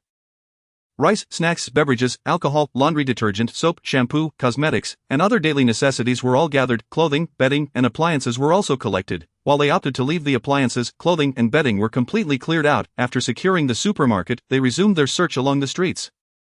With the owners no longer present, anything of interest to them, such as medical supplies, food reserves from restaurants, and clothing from stores, was packed and transported back to Ipin Yuchenji. In the future, these would be scarce commodities, and they had no reason not to seize the opportunity. While other survivors trembled and huddled in various corners of the world, Han Chong and his group had already begun to accumulate capital. In addition to daily necessities, under Han Chang's suggestion, they made a final dash to the Wenchang Fire Brigade adjacent to the museum. After spending over 20 minutes there, they collected a batch of air respirators, protective clothing against chemical corrosion and high temperatures, goggles, fire axes, and more. The time had now reached 4:30 a.m., and the zombies were set to undergo their second collective evolution within the next hour. Even if Han Chong had more ideas, he had no choice but to calmly instruct everyone to return to Ipin Yucheng and await the dawn of a new day. Chapter 63, Awakening of Abilities. September 29. The 11th day since the outbreak of the ancient virus. As the sun rose, the city seemed to have been cast back into a primitive era. Various plants experienced a rapid surge in growth, with countless ornamental trees soaring to heights of dozens, even hundreds of meters overnight. The once steel jungle was indeed transitioning into a wild thicket. Even more alarming were the beast-like roars echoing throughout the city. Those brave enough to venture out of their shelters in search of food over the past 10 days should count themselves fortunate, for starting today, the difficulty of venturing outside would double. It was from this day forth that people began to further realize that the environment had changed, the zombies had evolved, and even their own potential had transformed. Some suddenly found flames erupting from their hands. Others sprouted horns like cattle. Some could turn to stone, while others emanated electric currents within Ipin Yucheng. At 8 o'clock in the morning, everyone gathered in the living room, anxiously awaiting Han Chong. Traditionally, they would rise around 7. Regardless of how exhausted they had been the previous day, however, today, they were astonished to find that it was already 8 o'clock and Han Chong had yet to appear. According to their plan, this morning was significant. A day for collecting supplies and exterminating zombies to gather energy crystals. Yet Han Chong was late. Ziyue, why don't you go check? The plump fellow glanced at Zhao Ziyue, pointing towards Han Chang's room. This fat man, Zhao Ziyue, recognized that he was teasing her, yet she was genuinely concerned, and just as she was about to stand, Han Chong appeared. The sight left her utterly stunned. Not only her, but everyone was taken aback. Han Chong, what happened to you? Tang Luo gasped, covering her mouth with one hand while pointing at Han Chong with the other, her eyes wide with shock. The plump fellow nearly fell off the couch in surprise. The old man, however, maintained a semblance of composure. Despite his astonishment, Han Chong emerged wearing nothing but a pair of shorts. Of course, that was not the focal point. The crux of the matter was the pair of jet black wings sprouting from his back. The first day of the ancient virus outbreak also marked the awakening of abilities for the first batch of humanity's awakened ones, and Han Chang's awakened ability was precisely these wings. Was it merely this pair of wings? No, it was not, for Han Chong had simultaneously awakened another ability. Even Han Chong himself was taken aback by this unexpected outcome. The past 2 days had been exhausting, compounded by continuous battles, resulting in numerous injuries on his body, the most severe being the wound on his arm. A large chunk of flesh had been torn away by a zombie, and Han Chong had endured the past 2 days purely through sheer willpower. Finally, at the last moment, his spirit had relaxed slightly. Upon returning to his room, he had nearly instantaneously drifted into slumber, even forgetting that the next day marked the time for the awakening of abilities. Since his rebirth, he had been under constant pressure, living each day in hardship. Han Chong rarely dreamed while sleeping, and when he did, they were nightmares filled with visions of zombies gnawing at him or friends betraying him. Returning to the moment of his death in his previous life, among others, however, this time, upon falling asleep, Han Chong entered a different dreamscape. In a daze, he felt as though he had entered a verdant realm. With countless green dots of light surrounding him, within this green space, Han Chong felt an overwhelming sense of comfort, akin to an infant nestled in the womb, compelling him to close his eyes and immerse himself in the experience. Reluctant to awaken, he could not tell how long he had been in this state of comfort when he suddenly sensed something amiss. His back began to throb, followed by a surge of intense pain. As if something were trying to break through from his shoulder blades, the swelling and tearing of his skin brought him to the brink of despair, unable to endure it any longer. Han Chong let out a startled cry, jolting awake from his slumber. Upon awakening, he realized that the pain was not merely a figment of his dream, but a palpable reality. In a state of panic, he turned to see that black tendrils were indeed emerging from his back. What the hell? Han Chong sprang from his bed and dashed into the bathroom. As he caught sight of his reflection in the mirror, he was utterly bewildered. The mirror revealed a robust and well-proportioned figure, a benefit derived from being a first-level evolved being. His previously frail physique had been optimized, becoming stronger, faster in reflexes, with enhanced explosive power and resilience. He was already aware of these improvements. What truly astonished him was the complete absence of the large scar on his face, the wounds on his arms, and the bruises that had covered his body. Moreover, two dark masses were emerging from his shoulder blades. They appeared to be protruding rather than growing, as these dark forms seemed not to be in direct contact with his skin from the mirror's perspective. These dark shapes resembled neither mist nor smoke, their color deepening and expanding continuously. Yet, although these masses were not affixed to his body, they moved in tandem with him. Most alarmingly, the area around his shoulder blades was excruciatingly painful, as if his very marrow were being extracted. Just as panic set in, those two dark masses, like a butterfly breaking free from its chrysalis, suddenly stretched and transformed, solidifying into a tangible form. At that moment, Han Chong clearly discerned that these dark entities were, in fact, a pair of wings. Once fully formed, the wings appeared almost feather-like yet metallic, shimmering with a cold eerie light, coupled with Han Chang's newly healed scars and his rugged countenance. Along with his tousled hair, he exuded an aura of mystery and enigma. He had sprouted wings. As the wings took shape, Han Chong regained his composure, finally grasping the magnitude of what had transpired. Today marked the 11th day, the moment when the first batch of awakened ones would realize their abilities. He had awakened his powers. When had he awakened in his previous life? Half a year later. Merely in terms of timing, his talent had lagged far behind others, yet now, he had awakened at the very first moment, and not to the seemingly weak self-healing ability he had in his past life, which filled him with immense excitement. The awakening of abilities and the emergence of wings had not been unheard of in his previous life. Those with long horns exist, let alone wings. It is said that in Europe, there was an individual who sprouted white wings, ultimately evolving into 6 wings, claiming to be a seraph. For this person was extraordinarily powerful, dominating an era, and had engaged in numerous battles with the top-tier experts domestically. However, at that time, Han Chang's strength was far too weak. He could barely leave the 6 Dynasties city, let alone cross national borders, and thus he had never witnessed this person with his own eyes. Now that he too had sprouted wings, could he also become as formidable as that seraph? Or was it merely the ability to fly? Chapter 64, the dual-type abilities of death and life. Having the experience of a previous life, Han Chong quickly calmed his mind and began to sincerely assess his condition. Yet, upon sensing the state of his consciousness, he was taken aback. When a superhuman awakens their abilities, a unique mark forms within their mind. Through this mark, the awakened individual can comprehend and control their powers. Currently, what astonished Han Chong was the emergence of 2 marks of awakened individuals within his consciousness. Normally, the awakening of superhuman abilities in humans is random, as are the characteristics of the awakened powers. However, each awakened individual typically can only manifest one ability. This ability may evolve in the future, potentially altering or enhancing its power or form, but it has never been heard of anyone awakening 2 abilities simultaneously. Yet now, he undeniably possessed 2 marks. Han Chong was both astonished and elated. Did this mean he possessed 2 abilities, becoming the sole dual-type awakened individual in this apocalyptic world, suppressing his inner excitement? He hurriedly focused his attention on the 2 marks of abilities. One was a vibrant green sapling, while the other was a black wing exuding an eerie and profound aura, essentially a miniature version of the wings on his back. Appearing even more mysterious and uncanny than the actual wings, the sapling's branches were stretched out, lush and verdant, and Han Chong merely cast a fleeting glance before disregarding it. He was far too familiar with this mark. In his past life, he had possessed this mark, signifying superlative self-healing capabilities, representing vitality. Although awakening early in this life with excellent talent would grant him formidable self-healing abilities, he felt little excitement, deep down. He preferred possessing combat prowess rather than the ability to heal. An earthworm can survive being cut in half, but if severed into 10 or 8 pieces, it will still perish. This was how he had met his demise in his previous life. Immense self-healing did not equate to immortality. Standing and being beaten was far less satisfying than striking back. While he was pleased to regain this ability, he did not regard it with high importance.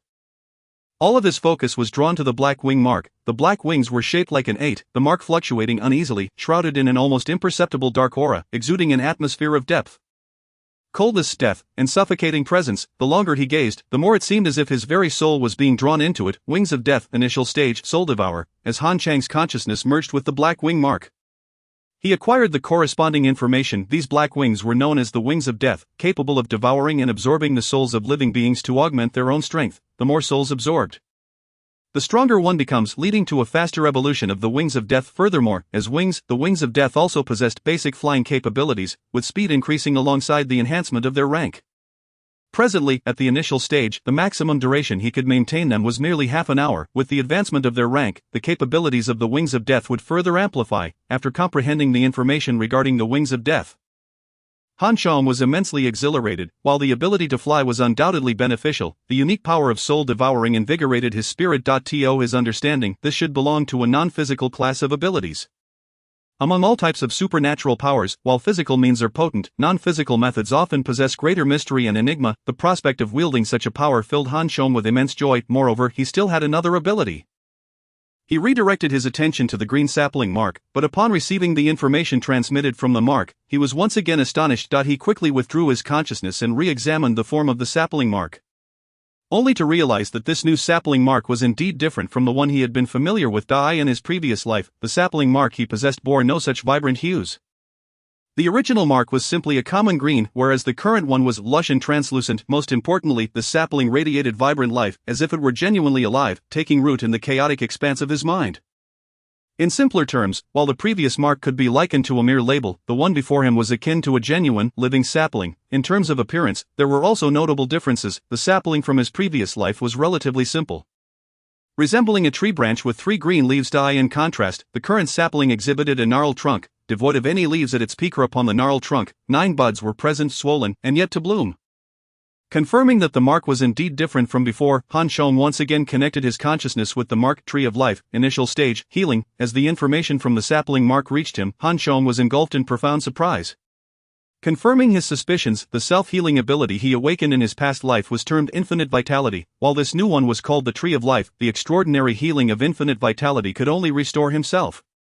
And as the rank increased, the healing speed would escalate. Upon reaching higher ranks, as long as he was not killed instantaneously, any wounds could heal in an instant, leaving no trace behind. Given Han Chang's meager strength in his previous life, the key to his prolonged survival was this superlative self-healing ability. Countless times he had withstood attacks from zombies, bites from magical beasts, and harm from humans, all thanks to this supernatural ability. Vitality and life, though differing by a mere word, represent entirely disparate concepts. The Tree of Life not only granted Han Chong supreme self-healing abilities at the initial stage but also allowed him to heal others. With the evolution of his abilities, the forms of the life-related powers would no longer be limited to self-healing, diverging significantly from the evolutionary form of infinite vitality, although the specific forms of future evolutions remained unknown to him. He anticipated they would at least surpass infinite vitality. Leaving aside other aspects, simply considering the rank and manifestation of the Tree of Life mark, it appeared to be of a notably higher caliber than that of infinite vitality. Dual-type abilities, awakened on the very first day, combined with an initial evolutionary form. Han Chong suddenly realized that fate had finally begun to smile upon him in this life. If he were to acquire a substantial amount of energy crystals and successfully ascend to the second-level evolutionary form, his heart surged with fervent anticipation. Having grasped and comprehended the two great abilities, Han Chang's consciousness returned to his body. Gazing at himself in the mirror, he finally understood why he had dreamed of that green sapling and why all his scars had vanished overnight. It was likely the influence of the Tree of Life ability, which had effortlessly healed him during the awakening of his powers. Chapter 65. Soul-devouring. Han Chong turned away from the mirror, then glanced back to inspect the wings. The black wings hovered about a fist's distance from his skin. He reached out to touch the space in between and found it devoid of any obstruction. Yet these wings were as if they were a shadow, firmly anchored in place. Contemplating that these wings were composed of condensed black aura, Han Chong curiously touched them. They felt hard and cold, resembling stone, yet not entirely so, exuding an overwhelming heaviness. In reality, however, unless he specifically touched them, he felt no chill or weight. Yet, he could still control and manipulate the wings through the mark. With a mere thought, the wings unfurled gracefully, displaying remarkable agility, as if a gentle flap would allow him to soar into the sky. However, given the constraints of the cramped washroom, Han Chong temporarily abandoned that notion. In a deliberate attempt, the black wings instantaneously transformed into black smoke, vanishing without a trace. With another thought, the smoke reappeared, swiftly coalescing into the black wings, completing the process in a fraction of a second, much faster than their initial manifestation. After practicing briefly, Han Chong felt immensely satisfied and prepared to don his clothing.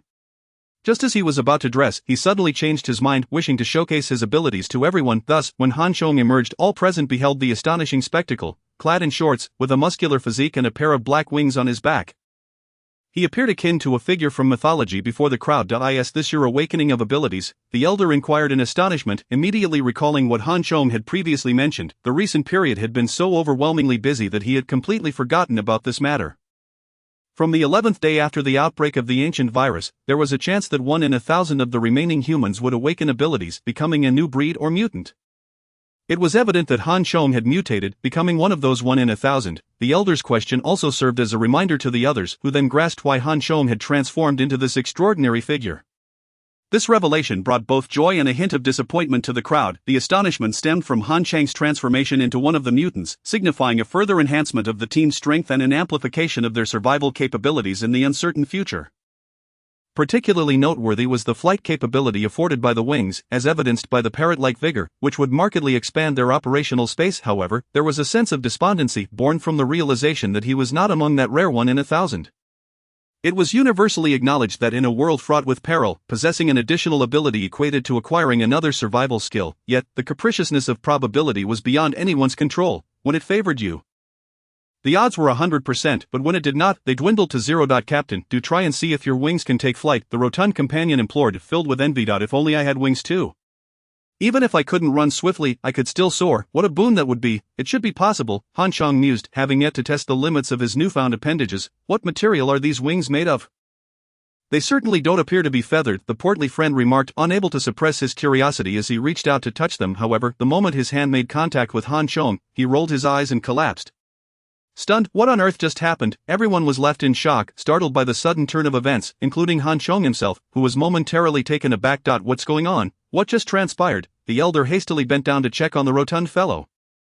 Is he alright? Han Chong, equally perplexed, retracted his wings with a mere thought. It seems he has fainted. After inspecting the situation, the elder sighed in relief, patting the plump man's face in an attempt to rouse him. After a moment, the rotund fellow finally opened his eyes, albeit with a vacant stare. It took several seconds before his gaze refocused, filled with astonishment as he regarded Han Chong. What just happened? The elder helped him onto the sofa, urgently inquiring, those wings, they are peculiar. The rotund man shivered, as if still rattled by the experience. Of course they are strange, but what makes them so? Although everyone was intensely curious, they patiently awaited his explanation as he composed himself. The moment I touched those wings, an icy sensation enveloped me, not the ordinary chill, but a frigidness that seemed to emanate from the depths of my soul. An invisible force was pulling at my essence, urging me toward an endless abyss of darkness. I glimpsed that abyss, and then everything faded into oblivion. The crowd was once again astounded, casting horrified glances at Han Chong, who had not anticipated the wings' eerie nature. Observing the fear in their eyes, Han Chong managed a wry smile. I had no inkling it would manifest this way. The ability I awakened is called the Wings of Death, possessing a unique capability known as soul devouring. It can consume the souls of living beings to amplify my own power. However, I am yet to comprehend its precise application. When I touched it myself, it merely felt a bit cool. Never did I expect, Captain. Those wings are a part of you, so naturally, you would be unharmed. Meanwhile, I nearly met my end in confusion while trying to aid you, the rotund man lamented with palpable indignation. Soul devouring, how terrifying. It could consume one's very essence. My heroic journey was only just beginning, and I nearly slipped away without a trace. Enough. This is what happens when you recklessly meddle without understanding the situation. The elder chastised to get up. If you're alright, we have significant tasks ahead. Collecting energy crystals? Well, I might be a tad dizzy, but I believe I can manage. Upon hearing of the opportunity, the rotund man sprang back to life. Grandfather, I want to join too. At that moment, Tang Luo, who had been seated on the sofa, eagerly chimed in, bouncing on one leg like a lively rabbit. She had sustained an injury the previous night and had been resting at home. Though safe and comfortable, she felt an overwhelming sense of loneliness and anxiety, fearing for Han Chong and the others. Moreover, her vivacious nature made the thought of sitting idly at home unbearable. No, your foot isn't healed yet. You can't go out, Zhao Ziyue promptly interjected, pushing her back down. Not only Zhao Ziyue, but the elder also opposed Tang Luo's pleas. Although the day's work required manpower, Tang Luo was simply not fit for the task. According to Han Chang's prior explanation, zombies had now evolved into level 2 entities exhibiting intelligence and enhanced speed and strength, doubling their capabilities compared to level 1, thus even though they were currently level 1 evolved beings. In a one-on-one confrontation, there was a significant probability they would falter against level 2 zombies. Should they encounter several level 2 zombies, the group would hardly manage to protect themselves, let alone an injured Tang Luo. Chapter 66, Healing on Dear Little Tang Luo, behave and stay at home while Brother Fatty brings you back some delightful treats. The rotund man swiftly donned the firefighting gear he had prepared the day prior. Clutching a breathing apparatus in one hand and a fire axe in the other, flashing a victorious sign to Tang Luo. "Oomph." Tang Luo pouted, visibly displeased. Upon hearing their exchange, Han Chong was struck by inspiration. He had been so focused on showcasing the wings of death that he had forgotten about his second ability. Now, given the opportunity, why not test its efficacy? He approached Tang Luo with a smile. "Let me examine how your injury is faring." As Han Chong prepared to unwrap the bandage from Tang Luo's leg, Zhao Ziyue hurriedly intervened. "We just changed the dressing this morning. It will take a few days to heal." "Is that so?" Han Chong replied with a smile, crouching down to place Tang Luo's ankle on his thigh while his other hand brushed over her injury. To the untrained eye, it appeared as though he was merely waving his hand in the air. However, for Tang Luo, the sensation was distinctly different. As Han Chang's hand glided across her wound, she felt a wave of warmth followed by a sudden intense itching. This itch compelled her to scratch, but Han Chong swiftly grasped her hand to prevent her from doing so. "It itches, it's so itchy," Tang Luo exclaimed in exasperation. "Bear with it. It'll only take a few minutes." Han Chong shook his head, resolutely restraining her from scratching. The minutes felt like an eternity to Tang Luo. Tormented by the relentless itch, just as she thought she could endure no longer, the itching abruptly ceased, as suddenly as it had begun. "Oh, it doesn't itch anymore," Tang Luo exclaimed in delight. Hearing this, Han Chong promptly tore away the bandage. The onlookers gasped in astonishment as they beheld Tang Luo's previously injured leg, now unmarred by any wound. Only a faint red mark remained. Han Chong gently patted the red imprint, applying pressure as he spoke. "All done. In 2 or 3 days, this mark will vanish entirely, leaving you flawless, without a scar." "Oh, thank you, Brother Han Chong." Tang Luo was positively elated. Every girl cherishes beauty. The thought of an unsightly scar on her leg would prevent her from wearing skirts in the future. After stomping her feet in excitement to confirm her foot was healed, she joyfully leaped into Han Chang's embrace, offering him a grand hug. However, as she puckered her lips to plant a grateful kiss on his cheek, an unexpected hand appeared between Han Chang's face and Tang Luo's mouth, effectively blocking her gesture. Zhao Ziyue calmly shifted her palm, turning Han Chang's face toward her as she inquired, "You possess another ability?" Noticing that the scars on Han Chang's face and arms had vanished, the group was taken aback. "Wow, it's truly gone. The wounds have completely disappeared," Tang Luo echoed in astonishment, her small hands wandering over Han Chang's physique. "Brother Han Chong, you even have abs. Your physique is impressive." The sudden change in tone left everyone momentarily stunned, their expressions frozen. While they were discussing the awakening of abilities, Tang Luo seemed to be preoccupied with entirely different matters. Moreover, Zhao Ziyue's expression was one of sheer disapproval. Han Chong felt an acute sense of embarrassment. Upon his entrance, he had been so focused on showcasing the wings of death that he had neglected to wear a proper outfit. Donning only a pair of remarkably impressive shorts, while not inherently problematic, the situation shifted with Tang Luo's affectionate embrace and touch. Nevertheless, Tang Luo remained blissfully unaware, her innocence and spontaneity preventing her from perceiving any underlying implications. The rotund man discreetly glanced at Zhao Ziyue, noticing her disheveled demeanor, and quickly exchanged a knowing look with Han Chong. You all continue preparing. I'll be right back." Han Chong hurriedly retreated to his room to dress. When he emerged once more, the group was fervently discussing Han Chang's abilities, the enigmatic wings, and his miraculous healing power. The rotund man winked at Han Chong, deliberately lightening the previously tense atmosphere with jest. "Let's grab a bite first. We've all been waiting for you to finalize today's action plan." The elder jovially beckoned Han Chong, seemingly oblivious to Zhao Ziyue's earlier expression. During this time, the group had subsisted mainly on milk and bread. Perishables that warranted swift consumption. However, it can hardly last for more than a few days. The packaged milk holds up reasonably well, yet the bread only has a shelf life of 3 to 7 days. After which everyone will need to change their palate. With 4 adults and 1 half-grown child, none of whom are particularly skilled in the culinary arts, the stored provisions, though plentiful, will likely lead to a monotonous diet of instant noodles paired with lao gan ma in the near future. "Cooking, for now, seems out of the question. How about you all? Do you feel anything special?" Han Chong inquired as they consumed their food. The awakening of abilities represents a unique transformation. The mutated individuals comprehend what has transpired. But for those who remain unchanged, explanations elude them. At this moment, Han Chong's primary concern lay with Zhao Ziyue, that he was uncertain about the circumstances of the others or whether they would awaken. But it was a certainty that Zhao Ziyue's previous life had granted her the ability to control metal. After his rebirth, his own awakening had undergone a transformation, yet he did not wish for Zhao Ziyue to be influenced by him. which could lead to deviations in her own awakening. Currently, it appeared that his death wings were more mysterious than practical and required further experimentation. In contrast, Zhao Ziyue's metal control was an undeniably formidable skill. As he contemplated the construction of an impregnable steel fortress, Zhao Ziyue's ability would be crucial, otherwise, any aspirations of establishing an unassailable base would amount to mere idle talk. Special feelings, and none, upon seeing everyone shake their heads. Han Chong felt a tinge of disappointment. In the apocalyptic world, abilities serve as a vital assurance of strength. In the future, numerous teams, shelters, and organizations would seek to recruit awakened individuals en masse to bolster their power. If his team consisted solely of himself as the lone awakened, competing with other awakened beings would undoubtedly place them at a disadvantage. Thus, it seemed prudent for him to reconsider his approach. Moving beyond merely protecting the current team members. If he could identify and assist some awakened individuals in advance, it might prove to be an advantageous choice. Incinerating thousands of zombies would require a considerable amount of time. There was no need to linger outside. From this day forth, the dangers outside would be unlike any previously encountered, and we must exercise greater caution. I will venture out first to assess the situation and ignite a fire. Once it is spread sufficiently, we will embark together. After hastily finishing his bread, Han Chong rose to his feet. Chapter 67. Fire burns zombies. From this day forward, all activities must be conducted with caution and discretion, for otherwise, they risk attracting a horde of zombies. Before departing, Han Chong reiterated his warnings. Although everyone was eager to venture outside, they understood the truth in his words. The distinction between the intelligent and the mindless was profound. Mindless zombies could be readily hunted, yet the intelligent ones would turn the tables and hunt them instead. Han Chang's insistence on constructing a steel fortress was primarily to prevent ambushes or assaults from intelligent zombies and other entities, ensuring that even eating, sleeping, or using the restroom remained peaceful. After modifications, the main entrance of Building 1 now featured not only the original glass door but also 2 additional steel gates, one on the exterior, embedded in the building's outer wall, and another on the interior, set into the inner wall each time they entered or exited. Han Chong insisted that everyone secure the iron gates. Once downstairs, Han Chong did not exit immediately.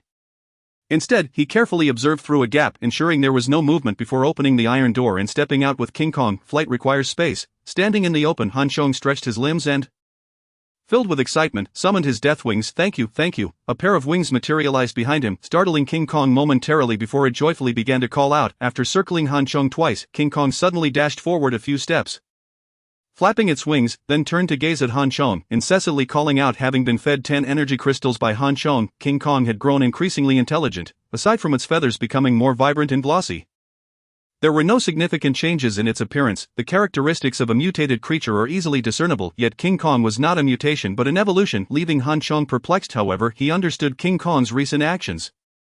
It likely wished to teach him how to fly. Upon seeing his wings, what it did not realize was that the method of flight through abilities relies primarily on the application of those abilities, rather than merely flapping wings like a bird. As long as a bird possesses strength, it can soar endlessly. In contrast, once Han Chong's abilities are exhausted, not only can he no longer fly, but he cannot even summon his wings. Alright, let us fly together. King Kong's behavior eased Han Chang's initial trepidation about flying. With a powerful flap of his death wings, he ascended into the air. King Kong, equally exhilarated, let out several cries and took off behind Han Chong. After reaching its first level of evolution, King Kong's flying speed had more than doubled compared to its previous pace. Catching up to Han Chong, who was just trying to fly, was still a challenge. Moreover, it continuously performed various maneuvers such as flips, side flying, and gliding, chirping excitedly for Han Chong to follow suit. For King Kong, flying was entirely instinctual. For Han Chong, it was a newly acquired skill that required ongoing practice. However, the time for training was not now. He had essential matters to attend to. We will practice together later. Han Chong exchanged a few words with King Kong, then lowered his flying altitude to begin a thorough search around the library subway station. The zombies within this vicinity had been repeatedly cleared, yet Han Chong remained cautious, wary of any unforeseen events. Once zombies attain intelligence, it is conceivable they might return to this area. After confirming there were no threats, Han Chong descended at the subway station entrance, sword in hand, and cautiously ventured into the station. Upon entering, the clang of metal doors and the furious roars of countless zombies echoed within, the enraged creatures colliding against the iron doors at the passage's entrance. The zombies that had been confined the previous day had now all undergone secondary evolution, gaining intelligence, and seeking ways to escape. As Han Chong approached, he could clearly see that the second-tier berserk zombies had diverged further from their human forms.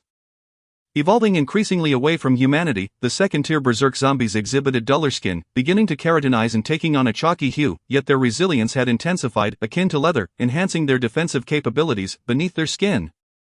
flesh and blood began to vanish, possibly consumed by the evolution process, leaving them as mere skin and bones, hunched over, their nails elongated into sharp claws reminiscent of a beast's, their hair thinned, suffering severe hair loss. And their eye sockets were deeply sunken yet glimmering, no longer resembling the lifeless gaze of before due to the retraction of flesh and blood, their lips curled upward, exposing sharp teeth, particularly their elongated canine teeth. No matter how one viewed it, the second-tier berserk zombies appeared increasingly grotesque, desiccated, and emaciated, yet Han Chong understood that, in reality, these zombies were far more agile and powerful, wildly ferocious. In his past life, some speculated that zombies represented the correct evolutionary path for humanity. And there was a kernel of truth in that assertion. After all, with each evolution, they grew stronger and more adept at adapting to the apocalyptic environment. Furthermore, this evolution was entirely self-directed, akin to humans naturally growing from infants into adults. Periodically, zombies would ascend to even greater strengths. In contrast, humanity's evolutionary path was different, especially for evolved beings, which fundamentally constituted a predatory evolution, developed through external cultivation. Even those who had awakened their abilities required a continuous acquisition of evolutionary resources to ascend to higher tiers.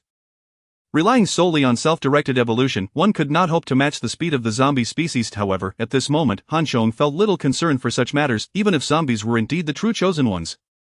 What of it? He was human, he needed to survive, and he aimed to grow stronger. Even if zombies were the heavenly chosen, they would still meet their demise. Not only did he intend to kill, but whenever possible, he would do so on a grand scale, as exemplified by the horde before him. Han Chong regarded the zombies before him coldly, viewing them merely as vessels for energy crystals.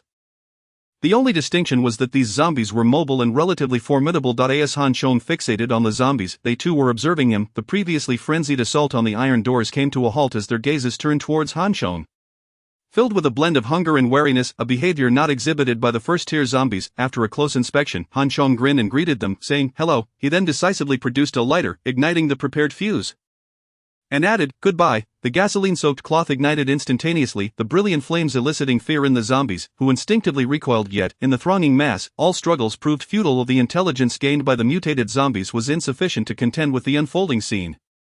The flames spread rapidly, shooting like a piercing arrow into the depths of the dark passage. Following the arrow, plastic bags filled with gasoline or diesel fell from above, showering the zombies below, and the flames swiftly followed, engulfing the zombies in an instant. The once dim underground passage transformed into a searing blaze, as countless zombies writhed and wailed in the inferno. Chapter 68, Urban Flames. As the flames blazed, the entire subway station was suffused with an intense heat and the acrid stench of burning. Han Chong found the atmosphere unbearable, and thus, by igniting another passage in a similar fashion, he vacated the subway station.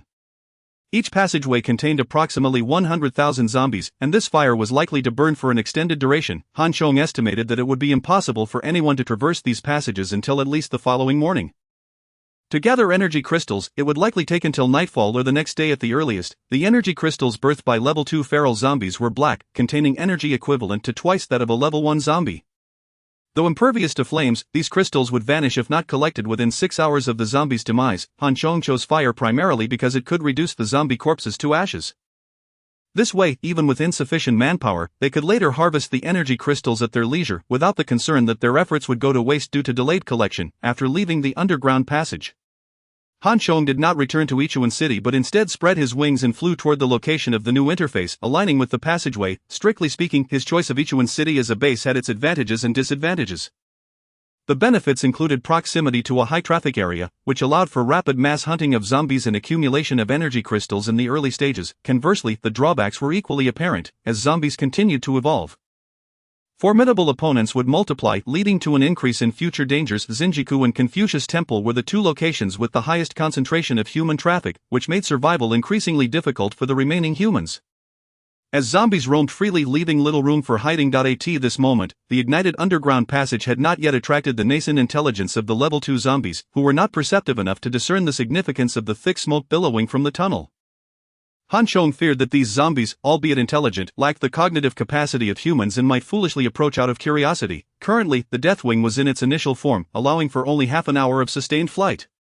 Thus, Han Chong refrained from flying continuously. In most instances, he ran atop rooftops, utilizing the Deathwing only in the gaps between buildings. From the heights near Zinjiku, he could clearly see 3 thick plumes of black smoke rising from the center of Luqiao City.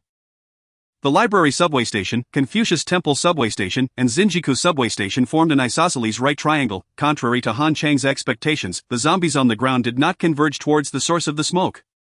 Instead, they seemed to fear the flames and heat, retreating to distant locations, which eased Han Chang's concerns significantly. Moreover, Han Chong observed a notable difference. Previously, zombies typically wandered in a state of unconsciousness within fixed areas, performing repetitive actions at designated points. However, the newly evolved level 2 zombies exhibited behavior akin to that of wild beasts. They began to move purposefully and consciously, learning to search every nook and cranny. Following their evolution, their sensitivity to warm-blooded creatures had also intensified. Whether human or uninfected animals, evading zombies had become a formidable challenge. This was why Han Chong repeatedly cautioned the elderly and others to remain vigilant. After surveying the situation, Han Chong felt a sense of relief due to the significant number of zombies being drawn into the underground passage. The previously bustling Zinjiku had seen a notable decrease in zombie presence. Crouching atop the tallest building in Zinjiku, he gazed over Luqiao City, experiencing a sense of control over the multitude below. He mused that it was no wonder the superheroes of American films and the adept characters in domestic novels often perched atop rooftops. Aside from the element of showmanship, there was also the advantage of perspective. Standing high above, one's mind naturally expanded. Just as Han Chong was lost in contemplation, he was suddenly startled to discover another thick plume of smoke rising from the northern side of Zinjiku. Was it a call for help or a fire? Observing the smoke ahead, Han Chong hesitated momentarily. Given the distance of the smoke, he believed he could make a round trip within half an hour. If he employed rooftop leaps, he might even last longer. However, the pressing question remained: should he intervene if it was indeed a plea for help? A few days prior, while relocating from the supermarket, he had witnessed someone setting a fire, and at that time, he had chosen to ignore it. He could not guarantee his own safety in reaching the source of the cry nor ensure he could safely bring anyone back. One should act within their means. Even now, although Han Chong's mindset had evolved since his rebirth, the principle he held steadfastly had not changed. After a brief contemplation, Han Chong rose to his feet and swiftly dashed across the rooftop. Leaping from the edge of the building towards the source of the smoke, with the aid of the Deathwing, he effortlessly traversed the obstacles, racing along the city skyline. Beside him, a magnificent parrot soared gracefully, and together, they navigated through the urban landscape. Upon arriving at the smoking building, Han Chong discovered it to be a residential structure with over 30 floors. The fire had ignited from the middle of the building, rapidly spreading upwards. On the rooftop, a group of about 10 individuals huddled together in a state of panic and despair. If they were on a lower floor, they might have considered jumping down. But at this height, merely looking down was enough to instill dread, let alone leaping. Although the flames had yet to reach the rooftop, the thick smoke rendered their eyes unseeing and incited persistent coughing. What should they do? What should they do? The building was teeming with zombies, and now it was ablaze. They were doomed. I had always said we should have gone down instead of fleeing upwards. What good is it to say that now? Besides, how could you rush through a horde of zombies? Someone retorted. It's all Deng Ai's fault. If he hadn't set the fire, we wouldn't be trapped here. He's a monster. Nonsense. If it weren't for Deng Ai barricading those zombies, we would have been torn to shreds long ago. Where would you have the audacity to make such a fuss? Enough shouting, we must find a way to escape. If we delay any longer, we'll be left with no options, the earlier rebuker reiterated. Yet, amidst their overwhelming fear, the crowd ignored his admonitions and continued to bicker incessantly. As Han Chong alighted upon the building, he overheard their arguments and couldn't help but shake his head. This was also why he hesitated to rescue others. Human nature was complex, and with a larger group, various conflicts easily arose. Sometimes even the best intentions could be misinterpreted or lead to accusations. Fortunately, from their discourse, Han Chong gleaned a valuable piece of information, which was the very reason he had decided to come here. Chapter 69, The Flame Awakener. Hello, may I ask who Deng Ai is? Han Chong approached the crowd, inquiring with a warm smile. The panicked individuals paused their commotion, turning their attention to the young man who had seemingly materialized from nowhere. His attire was particularly peculiar. Due to the damage to his armor, he had donned a smart police uniform. However, he bore no other tactical equipment, save for an ancient longsword hanging at his waist. More strikingly, a large and elegant parrot perched on his shoulder. Who are you? A man in his 40s regarded Han Chong with utmost suspicion. Judging by his tone, he was likely the most vocal among the crowd earlier. Chastising Deng Ai. I am also a survivor from this building, Han Chong replied with a smile, reiterating his question. May I ask who Deng Ai is? At this moment, a somewhat slow-witted young man stepped forward slightly. However, a girl standing beside him quickly pulled him back, stepping forward instead to ask, "What do you want with Deng Ai?" Han Chong recognized that this girl had previously defended Deng Ai during the arguments. Thus, the young man she had restrained must be Deng Ai. Han Chong took a few steps forward, causing the panicked crowd to instinctively retreat. Wary of his approach, the girl, however, held her ground firmly, attempting to shield Deng Ai behind her. Yet, Deng Ai, displaying a stubborn streak, resolutely pushed her arm aside to stand in front. "You needn't fear. I mean no harm," Han Chong reassured them, his gaze locking onto Deng Ai, the young man, appearing not much older than Han Chong himself, had a buzz cut, and although his expression seemed dull, his eyes held a glimmer of determination. I set the fire. If there is any issue directed at me, Deng Ai stated, meeting Han Chang's gaze. Han Chong remained non-committal, his eyes sharp as arrows as they pierced through Deng Ai's eyes. What did you use to start the fire? Deng Ai's eyes flickered, revealing a mix of panic and confusion. Observing his demeanor, Han Chong surmised that Deng Ai had indeed awakened powers related to fire. Could you demonstrate your flames for me? Han Chong inquired, seeking further confirmation. Deng Ai, the girl beside him, tugged at his arm. Seemingly reluctant for him to showcase his abilities, Deng Ai hesitated for a moment, contemplating that everyone was on the brink of death anyway. Besides, many had already witnessed the events that transpired, rendering it no longer a secret. And there was nothing left to be concerned about. With this thought, Deng Ai gritted his teeth and extended his hands, flames erupting spontaneously from them. The fire danced and swirled, consuming his palms, while Han Chong could distinctly sense the heat emanating from the flames. Yet Deng Ai appeared completely unfazed. A monster, he truly was a monster, akin to those zombies, the previous elder shouted once more, influenced by his words. The others were gripped by fear, retreating hastily from Deng Ai's vicinity. Seeking refuge in a more distant part of the building, witnessing the expressions of terror and disdain among the crowd, Deng Ai's countenance fell. He had aspired since childhood to become a firefighter like his father. Yet now he found himself a feared arsonist, a monster. As Deng Ai wallowed in self-pity, the golden eagle perched on Han Chang's shoulder suddenly extended its head, its sharp, powerful beak reaching its maximum length. Then, the flames in Deng Ai's hands transformed into a stream of light, darting into the eagle's mouth. Burp. After consuming all the flames, the eagle let out a loud belch, releasing a wisp of smoke and a few sparks from its beak. This demon, Deng Ai and the girl beside him were immediately petrified by the spectacle before them, retreating in panic. Not only them, but even Han Chong himself was taken aback by this sudden turn of events. What in the world was happening? Han Chong hurriedly pulled the eagle from his shoulder, inspecting it closely, but it seemed unremarkable. He pried open its beak, and the smoke and sparks had vanished without a trace. Appearing just as it did when he last fed it, yet he had witnessed that scene with his own eyes. Was this parrot a demon? Who on earth are you? Deng Ai was filled with overwhelming panic. In light of the bizarre circumstances, Han Chong momentarily set aside his examination of the eagle and spoke to Deng Ai. We are just like you, merely expressing ourselves differently. Are you saying that you too are a monster? Deng Ai seemed somewhat elated at finding a kindred spirit. No, this is not a monster, it is evolution. Han Chong shook his head, sensing the searing energy rising from beneath his feet and the smoke thickening. Han Chong swiftly articulated his intentions. Follow me from now on, and I will explain everything to you. Follow you? Where can we possibly go? We are surrounded by flames, with zombies everywhere. We cannot escape. Deng Ai despaired. You only need to tell me if you are willing to follow me. How to escape and where to go, I will arrange myself. Han Chong replied with a smile. Agree to him. Shall I agree to him? The girl beside Deng Ai urged anxiously. Staying here means certain death. Perhaps this is your only chance to survive. Deng Ai glanced at the girl beside him, his eyes lighting up.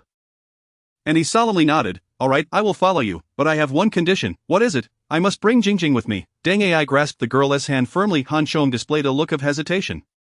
With his current abilities, rescuing one person posed no problem, but two would be quite a challenge. Perhaps sensing the conflict on Han Chong's face, Deng Ai immediately declared, if Jingjing is not included, I will not leave. No, Xiao Ai, you must go. One person surviving is better than both perishing. The girl named Jingjing urgently protested. No, if you don't go, then I won't go either. We promised to share life and death together. Why are you so foolish? Why do you refuse to fight back against others, yet insist on it at this moment? Fine, if you don't go, then I will die first, Jingjing exclaimed angrily, shoving Deng Ai away and running towards the edge of the building. Preparing to jump Jingjing, Deng Ai stumbled from the shove, realizing he was too late to catch her. As the girl approached the staircase's edge, Han Chong suddenly appeared in front of her. Jingjing was caught off guard. Colliding with Han Chong and falling to the ground, she was too stunned to feel any pain, her eyes wide with shock as she gazed at Han Chong, unable to utter a word. Who was this ghostly figure? And how had he suddenly appeared before her? Chapter 70. The killed Deng Ai hurriedly rushed forward, embracing the fallen Jingjing, repeatedly exclaiming, What are you doing? What are you trying to do? Yet Jingjing paid him no heed. Instead, she broke free from Deng Ai's grasp and knelt before Han Chong, pleading, Please, you must save us. Han Chong regarded the girl kneeling before him with quiet admiration. Compared to Deng Ai, this girl named Jingjing was remarkably astute. Her reaction swift, whether persuading Deng Ai to comply or responding to Han Chang's sudden appearance. Undoubtedly, what impressed Han Chong the most was the bond between the two. To willingly face death for one's beloved in the face of peril was truly moving. In his past life, if that wretched Li Xiaoran had shown him even half the kindness this girl displayed, he would not have suffered so. With that thought, Han Chong lifted both of them, saying, To save two people simultaneously is challenging for me, but I am willing to try. Upon hearing Han Chang's words, both were filled with immense joy. All right, I will first take you to safety. This building is about to collapse. Han Chong firmly grasped Deng Ai's arm, however, Deng Ai resolutely refused, insisting that Han Chong save Jingjing first. His fiancée Han Chong remained non-committal. After all, it was merely a matter of 2 minutes. Thus, he turned and seized Jingjing, leaping from the edge of the building. This terrified both Jingjing and Deng Ai to the core. Even the onlookers from a distance gasped in shock, but as they approached the rooftop's edge, they suddenly witnessed Han Chong and Jingjing rising from below. The mysterious young man had sprouted a pair of wings. He can fly, that man can fly, we are saved, we are saved. The crowd erupted in cheers, as if they were already rescued. While Jingjing remained in a daze, her head spinning, Han Chong had already placed her on the adjacent rooftop before soaring back. Save us, please, also save us together. Upon seeing Han Chong return, the crowd immediately surrounded him, clamoring for him to rescue them first. Get away from me, Han Chong bellowed. Not only was he currently unable to assist them, but even if he could, he would refuse. Their previous behavior had already filled him with disdain, and he had no intention of aiding them now. But if you don't save us, none of you will escape, we'll all die together.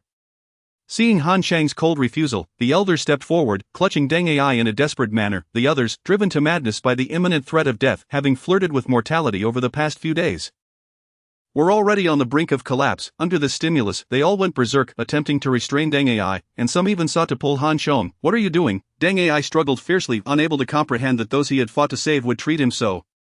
Meanwhile, on the other building, Jingjing noticed the unfolding chaos and shouted anxiously. Conversely, Han Chong was unfazed by the situation. Such circumstances would be witnessed many times in the future, and they might even become more grotesque.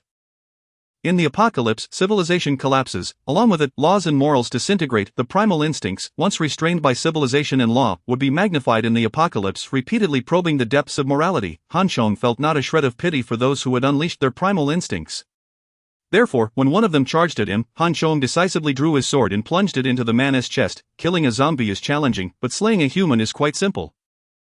How could you? The man clearly did not anticipate that Han Chong would suddenly resort to violence, and that he truly had the audacity to kill him. His eyes remained wide open in death.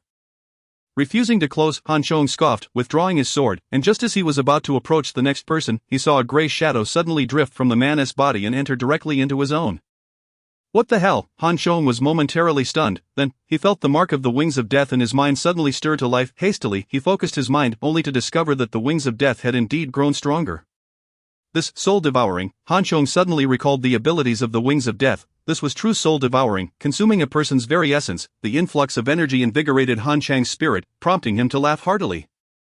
You dare to kill? Do you even recognize the law? Han Chang's sudden violence astonished the onlookers, especially the elder, who was visibly terrified. Now you wish to speak of the law? I'm giving you a chance, release him and step back.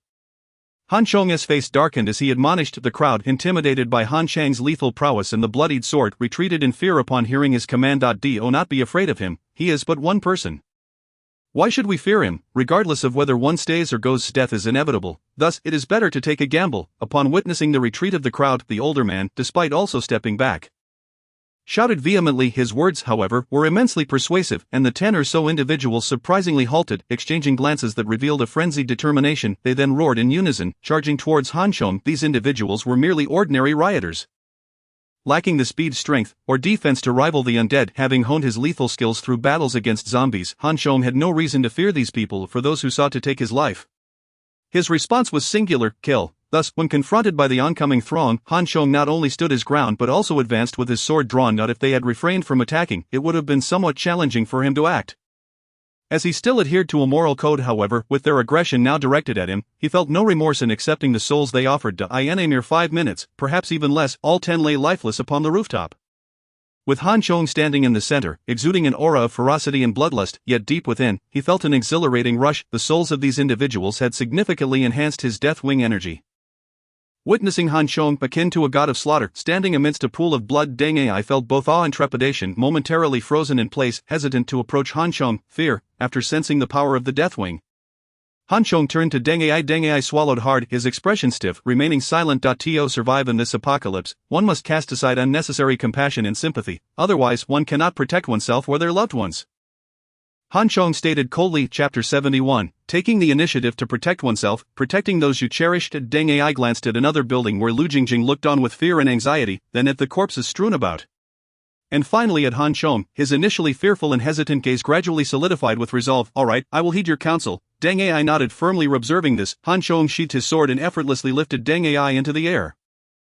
Had it not been for the infusion of those 10 souls, rescuing Deng Ai and the others would have required alternative strategies, perhaps conducting separate rescues, saving one today and another once his energy was restored. Among other methods, yet now, the demise of those 10 individuals had inadvertently facilitated Han Chong's efforts, replenishing and even augmenting his prior energy depletion, with a combination of dragging and pulling, utilizing the advantage of traversing the rooftop. He managed to bring Deng Ai and the others to Ipin Yuching just as his energy waned. Upon seeing the building encased in steel and iron, Deng Ai and the others were left awestruck. Finally convinced that Han Chong had not deceived them, "What is this place?" Deng Ai inquired, astonished. "A sanctuary. You may consider it our temporary home," Han Chong replied with a faint smile, brimming with pride. "I am this apocalypse. There is no place that can be referred to as home. Here, it is second to none. Even in times of peace, regardless of wealth or power, everything can become meaningless in the face of the apocalypse. And the survival of humanity remains uncertain. Even if there are survivors, they tremble in hiding. Those like Deng Ai, who awaken their powers today but have yet to grasp their worth, will likely require more time before they can truly unleash their potential. Yet within this seemingly grotesque steel cage lies a profound sense of safety, along with ample provisions to sustain them." What is happening? Upon seeing Han Chong return after a morning of exploration, bringing back 2 living individuals, the portly man was utterly astonished. Once inside the building, Deng Ai and the others were struck by wonder, unable to fathom that amidst the apocalypse, such a tranquil and serene place existed. Filling their hearts with boundless joy, Han Chong observed their expressions, smiling faintly as he briefly recounted his morning observations and introduced Deng Ai and the others to the group. When the others learned that Deng Ai was also a mutant, they were equally astonished. To encounter 2 mutants in a single day, it seemed the world was growing increasingly unfamiliar. Simultaneously, they felt the harsh truth of Han Chong's earlier words: without effort, one would be cast aside by this world. Zombies were evolving, animals were becoming stronger, and even plants were mutating into forms they no longer recognized, without Han Chang's foresight, providing them with opportunities to utilize energy crystals for evolution. What future would there be for their survival? However, what shocked them even more was Han Chong's revelation that the macaw had seemingly undergone a mutation as well. This provoked outright envy and jealousy from the portly man and Tang Luo. "Damn it, after all this time, it seems I am outdone by a mere bird." Yet, since the macaw absorbed that flame, it appeared satiated. No matter how Han Chong tempted or commanded it, it merely swayed its head, showing no signs of unusual behavior. Faced with this, Han Chong had no choice but to abandon further investigation. Still perplexed about the bird's condition, it exhibited no signs of demonic transformation, lacked any trace of demonic power. Nor had it birthed a demon core, yet it could absorb flames. Could it be that the macaw, like humans, had awakened a power? Yet, there had never been reports of animals or plants awakening abilities. "What are your plans moving forward?" As Deng Ai and the others began to integrate into the team, engaging in conversation with the portly man and Zhao Ziyue, the elder seized an opportunity to pull Han Chong aside. Speaking with veiled meaning, understanding the elder's sudden approach, Han Chong comprehended his concerns. The arrival of newcomers would inevitably divert some resources, particularly with a potential mutant like Deng Ai, who would surely require focused cultivation. However, these resources were procured at great risk and cost by the original members of the team. If newcomers were to receive resources immediately, regardless of the reason, it would indeed seem somewhat unjust, likely fostering discord within the group, particularly between Deng Ai and Lu Jingjing. Deng Ai was a mutant with boundless potential, while Lu Jingjing was an ordinary person. Should resources be allocated to her as well? When Tang Luo joined, the numbers were too few, and given Tang Luo's youth and endearing appearance, there were no objections. If furthermore, just yesterday, Tang Luo nearly sacrificed his life to close the iron door, earning the group's respect. In Han Chong's view, to foster future development, attracting more awakened individuals to join the team was paramount. The ongoing expansion of the team could become a prevalent trend. As numbers increased, issues surrounding resource distribution and personal interests would become ever more pronounced. Human emotions are complex, and once fissures of discontent arise, various problems may quickly follow. The elder's initiative to discuss these matters with Han Chong indicated that he had already contemplated this issue. As a former general, he possessed greater experience in management than Han Chong. Fortunately, Han Chong's perceptiveness alleviated some of the elder's concerns. Otherwise, encountering someone lacking understanding could lead to misunderstandings, causing Han Chong's well-intentioned suggestions to be misinterpreted as petty or malicious. The intricacies of human nature make management inherently challenging. This team, this family, everything we possess has been forged together, and I shall not permit anyone to undermine it in any way. Adhering to the rules signifies unity. Those who do not comply may simply depart, Han Chong declared resolutely. The elder, being a long-standing member of the team, earned Han Chang's unwavering trust and reliance. Moreover, behind him stood Zhao Ziyue, who could awaken her powers at any moment.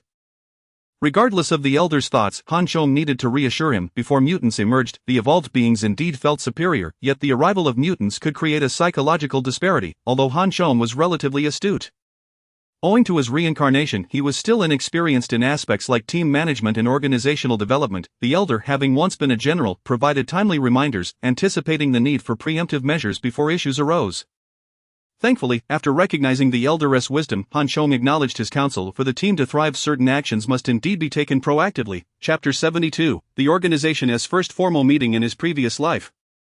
The organization Han Chong belonged to was established by a student from a neighboring university. This individual was also among the first batch of awakened mutants, possessing the ability of metal transformation, enabling him to become an indestructible metal being, immune to blades and bullets. He was extraordinarily resilient. This power, from its inception, was virtually invincible. As long as his energy was sufficient, he could disregard zombie attacks, even from second-tier zombies, which could not inflict harm upon him. It was precisely due to this ability that he emerged as a dominant figure in the East City University area, gathering the majority of survivors in the vicinity. He founded a renowned organization known as the Hero Alliance. In its early days, this organization indeed accomplished numerous good deeds, rescuing many individuals. However, as one's understanding of the world deepens and the realization dawns that the entire system of global civilization is collapsing, coupled with a rise in personal power and a newfound stability, the nature of this alliance has taken a disconcerting turn. What was once a formidable organization has devolved into a mere plaything for the privileged, transforming havens into exclusive enclaves. The powerful mutants within the organization have morphed into ruthless beings, indulging in the wanton slaughter of ordinary people, with acts of violence and pillaging becoming all too commonplace.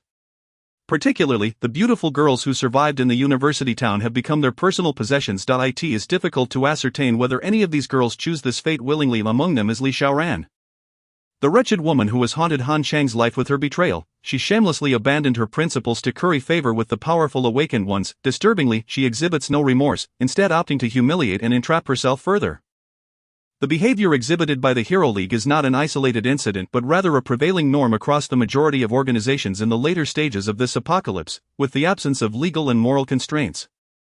Every organization's leader becomes a local tyrant. During times of chaos, the emergence of capable and powerful evolved beings in positions of authority may seem acceptable, yet treating ordinary people as mere slaves, cannon fodder, and playthings is far from humane. These individuals come from complex backgrounds, having engaged in various professions prior to their awakening, and their qualities vary greatly once in power. The consequences of their unrestrained actions are predictable.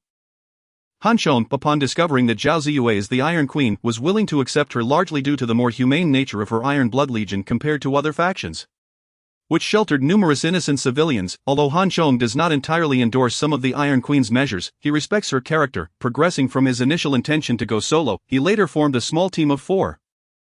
And now his ambitions have grown, aspiring to establish a powerful force and organization of his own. As Han Chong's strength increases, so too does his mindset evolve. The old man once advised him to help as many innocent people as possible within his means. Perhaps this will be the case in the future, but for now, Han Chong does not possess such lofty ideals. His sole ambition is to become powerful enough to control his own destiny, to forge his own kingdom of power according to his will. Thus, the foundation of this kingdom must be solid. This is why he increasingly relies on the old man, not only because of Zhao Ziyue but more importantly for the invaluable experience and wisdom the old man provides.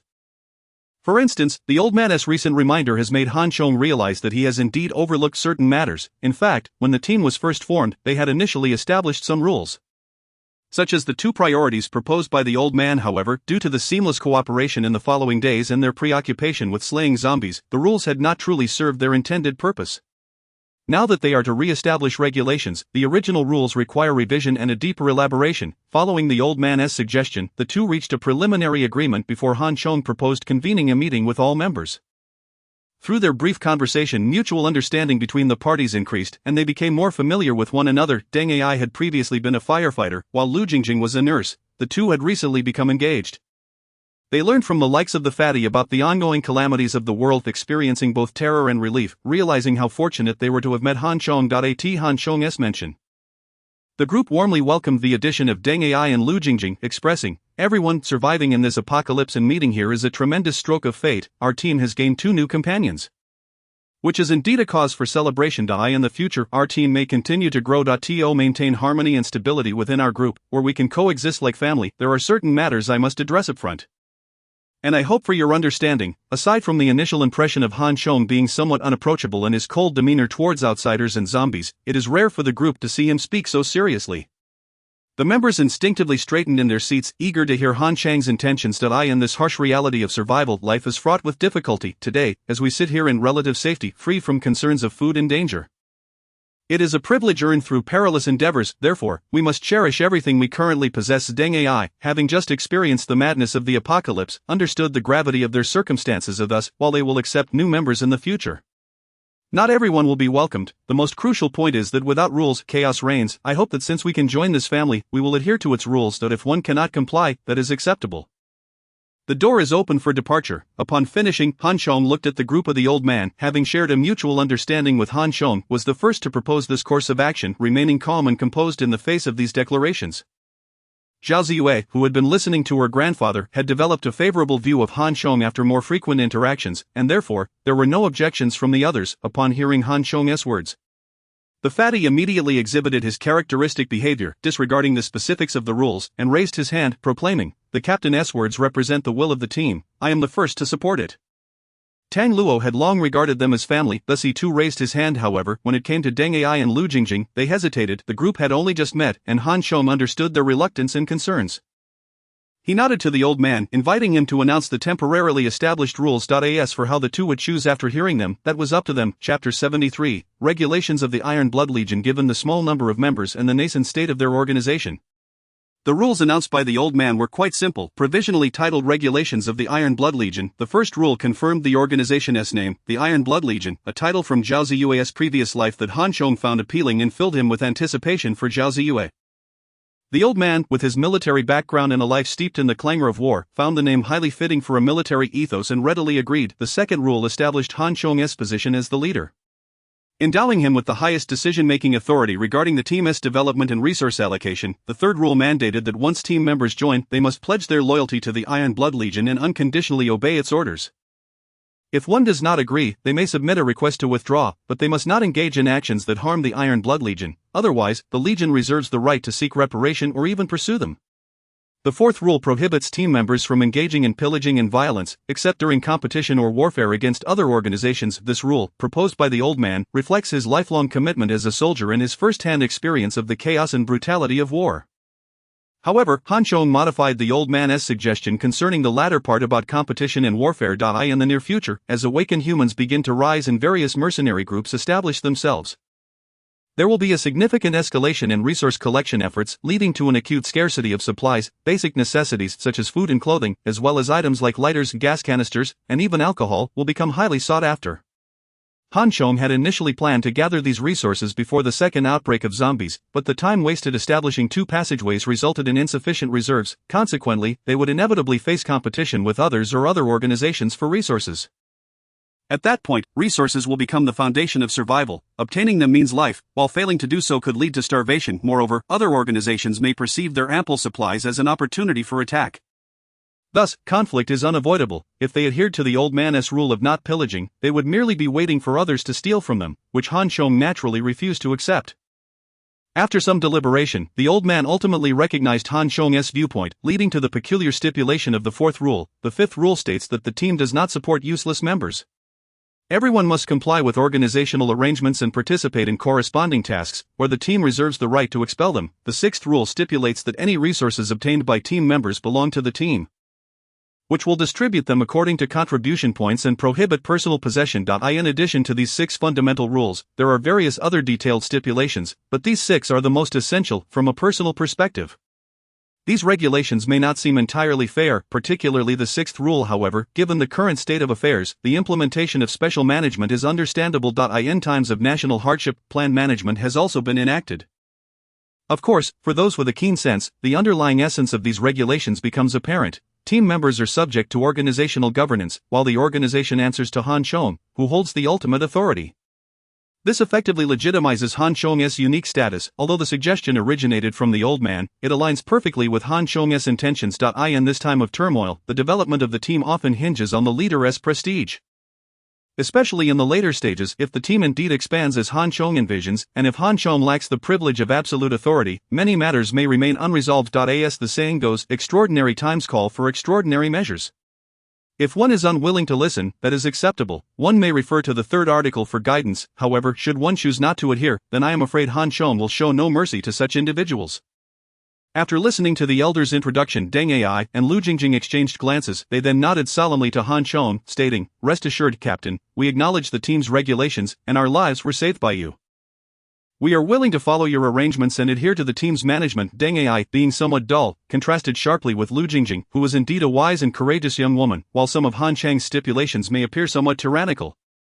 They are not unacceptable given their current lack of resources and the harsh conditions outside. If they could truly gain something from being part of such a team, even if reassigned by the organization, it would still be a personal gain. Their previous hesitations primarily stemmed from concerns about Han Chong potentially imposing excessive demands, such as those revolting rites of exclusion, but what was there to worry about now? On the contrary, as members of such an organization, they should feel elated and proud upon seeing the two nod. The atmosphere within the team became lively once again. As the team's logistics chief and chief advisor, the elder allocated the room across from them, the former residence of the formidable owner, to Deng Ai and his partner. After all, they were a couple, which set them apart from the others. Meanwhile, Han Chong and the others resided in Tang Luo's home, as there were ample rooms available, allowing for one person per room. Once Deng Ai and his partner settled in, the eager Fatty rushed to Han Chang's side and inquired, "Captain, what is the situation outside? When do we make our move?" Fatty and his companions had yet to awaken and sought evolution, with energy crystals being their only pathway given that the individual strength of the zombies had already surpassed theirs.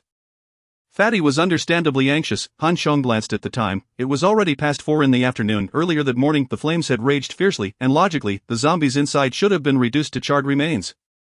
However, the temperature within would likely be difficult to decrease in a short time. With the excessive heat, even clad in firefighting gear, it would be challenging to remain inside for long. Moreover, with 2 passages spanning a total of 4 to 5 kilometers and over 100,000 zombies, it would be difficult to complete the task before nightfall. Han Chong expressed his concerns. "This is manageable. If all else fails, we can work through the night. We've done it before," Fatty declared, thumping his chest and disregarding the risks in pursuit of the crystals. "It doesn't necessarily have to be that way. If nighttime proves too perilous, we can collect a portion now, allowing ourselves to ascend to the second-level evolutionary state, and then return tomorrow to gather the rest," the elder suggested, his more cautious approach garnering unanimous approval from Fatty and the others. Upon hearing this, Han Chong realized it indeed made sense. He then waved his hand, instructing everyone to don their firefighting suits, put on respirators, and prepare bags, readying themselves for the first harvest of second-level energy crystals. Chapter 74. Gather. Deng Ai and his partner remained in a state of bewilderment, having just joined the team and still unaware of what energy crystals were and that zombies could even produce them. Now, with so many zombies outside, and seemingly stronger than before, what kind of energy crystals could possibly warrant such a risk, and why were they required to wear firefighting gear? Were they going to put out fires? Yet, upon the captain's command, everyone donned their firefighting suits, and they had no choice but to follow suit, as they had just pledged allegiance to the organization and must comply with its directives.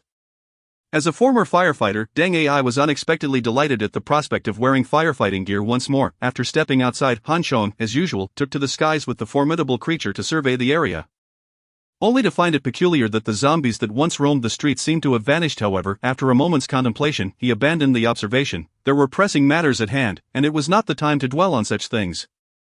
The absence of zombies was fortuitous, providing an opportunity to collect the crystals. Under Han Chang's guidance, the group headed straight for the library subway station, but upon reaching the entrance, they were nearly overwhelmed by the acrid stench wafting from within. Quickly, under Deng Ai's guidance, they donned their respirators before plunging into the subway station. The once pristine and clean subway station was now a scene of disarray, tainted by smoke, due to the fire. The electrical circuits beneath the subway had been completely destroyed, and the remnants of light in the underground passage were now shrouded in darkness. This power outage was merely a glimpse of what lay ahead. With power and water supply systems ceasing to function, all technological civilization would gradually fade away. Hence, the importance of a lighter in the future is not merely for smoking, but for survival and sustenance. Fortunately, the firefighting equipment was well stocked, and the group affixed explosion-proof, waterproof firefighting searchlights to their helmets, illuminating their surroundings. However, in the oppressive darkness, the few beams of light appeared somewhat feeble, further amplifying the atmosphere of tension and unease. What we are searching for this time is a black crystal. Everyone, please be meticulous in your search, while also being mindful of your surroundings. This directive was primarily aimed at the new members. Deng Ai and Lu Jingjing. After giving the instruction, Han Chong took the lead into the passage. As Han Chong had surmised, the heat had not dissipated in a timely manner, rendering the air stifling. Had they not been adequately equipped with firefighting gear, particularly respirators, even he, as a mutant and a first-level evolutionary, would not have been able to enter. Under Han Chang's leadership, the team diligently scoured the area like dedicated scavengers. Meticulously searching every inch of ground, the multitude of zombies burned in the passageway had met a grim fate, leaving behind only charred and brittle remains. Stepping on them produced a satisfying crunch.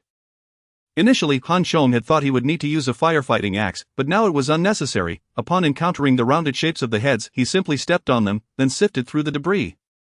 The density of the dry zombie corpses in the tunnel was overwhelming, and it wasn't long before the team made their first discoveries. The thrill of treasure hunting without risk was exhilarating, causing everyone to lose track of time, with only one thought echoing in their minds: gather, gather, gather. What could be more joyous than this? It wasn't until Lu Jingjing, who had been closely following the group, suddenly collapsed to the ground with a thud that they snapped back to reality. Jingjing, Deng Ai was taken aback and rushed over. What happened to her? Han Chong and the others were equally startled and quickly gathered around.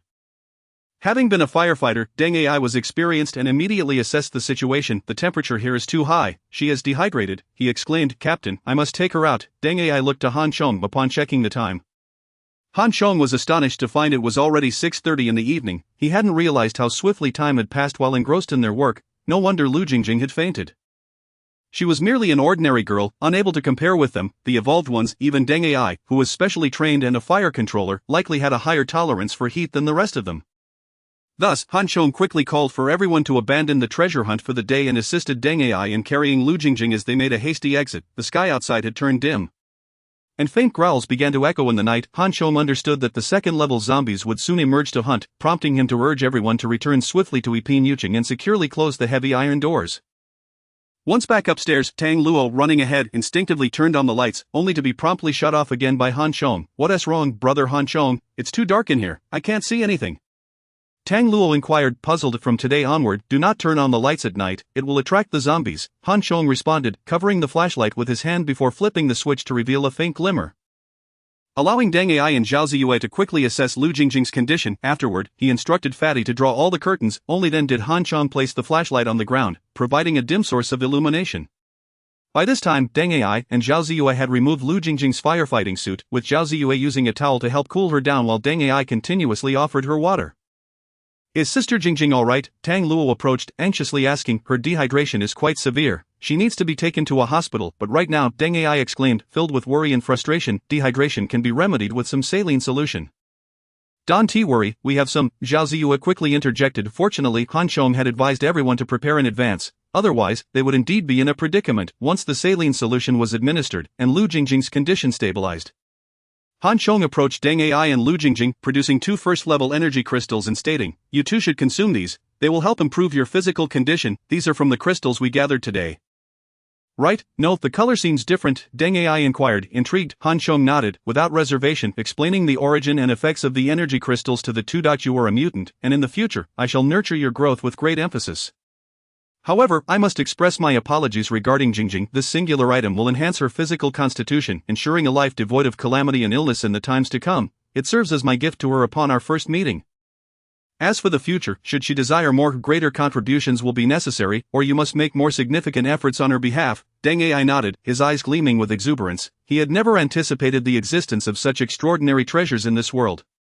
As for what Han Chong mentioned, those were merely stipulations outlined in the regulations of the Iron Blood Brigade, which they had all acknowledged. Deng Ai, being a straightforward individual, naturally held no objections. On the contrary, Han Chong's revelation of this information, coupled with the gift of 2 energy crystals, provided them with an opportunity for better development in the future, which truly astonished him. Chapter 75, Promotion, Level 2 Evolutionary Entity. That evening, after everyone had bathed in the dim light, they meticulously cleansed all the level 2 energy crystals they had collected that day and placed them in a large white bowl, resembling obsidian. A total of 312 crystals, the elder exclaimed with delight. It was impossible for him not to be thrilled. They had only cleared 1/3 of a passageway today and yet had garnered over 300 crystals. If both passageways were fully cleared, the total could very well exceed 2000. These energy crystals were the fruits of their labor, achieved through numerous life-threatening endeavors, and given their pressing need for enhancement. Each member involved in setting traps and luring zombies would receive 10 crystals each, striving to attain level 2 evolution by the end of the day. With a grand gesture, Han Chong swiftly made the distribution. The plump fellow, having acquired the treasure, greeted everyone and hurried back to his quarters to indulge himself. Meanwhile, the others sought quiet corners to consume their crystals, each intent on augmenting their own strength. In the apocalyptic world, such a sense of urgency was paramount. The sooner one enhanced their abilities, the greater their protection would become. After the distribution, Han Chong also placed a crystal into the mouth of the Iron King. From the perspective of contribution, this was entirely deserved by the Iron King. Despite the plump fellow's incessant grumbling and jealousy towards the Iron King, he had no grounds for complaint regarding the allocation of energy crystals. Were it not for the Iron King, their plan would likely have faltered. Furthermore, it appeared that the Iron King had also awakened, transforming into a mutant bird. In terms of developmental potential, the Iron King possessed greater promise than the plump fellow and his companions, making Han Chong's focus on nurturing it entirely rational. After the Iron King swallowed the crystal and proudly strutted away, Han Chong too consumed a level 2 crystal. Mere moments later, a searing energy began to rise within him, swiftly coursing through his limbs and veins. His bones, meridians, blood, muscles, and skin felt as though they were being scorched by flames. This sensation was markedly different from that experienced with level 1 energy crystals, which offered warmth and comfort. Level 2, however, brought discomfort. Fortunately, this discomfort was not severe, merely an unpleasant sensation. Han Chong was mentally prepared for this. After all, compared to level 1 energy crystals, the energy contained in level 2 was far more violent. Level 1 energy crystals were blue, level 2 were black, and level 3 were brown. Further grades included yellow, dark red, and so forth. As the levels increased, the colors of the energy crystals varied, and the energy they contained differed accordingly. Each advancement doubled the energy, leading to even more ferocious power. Apart from the energy crystals from zombies, the demon beasts' cores largely adhered to this principle. Han Chong experienced slight discomfort primarily because he had already completed his level 1 evolution. Otherwise, his reaction would not have been so mild. Evolution, from a developmental standpoint, is a systematic progression from lower to higher states, embodying the most fundamental natural laws. Level 2 energy crystals contain significantly more energy, requiring fewer to ascend to a level 1 evolutionary entity. However, this contravenes natural laws. Thus, in terms of ultimate evolutionary results, this method of evolution is vastly inferior when compared to the progression achieved with level 1 energy crystals. Initiating a steady evolution from level 1 energy crystals offers the most comprehensive enhancement and potential development for the human body, while it is possible to utilize level 2 or higher energy crystals for evolution.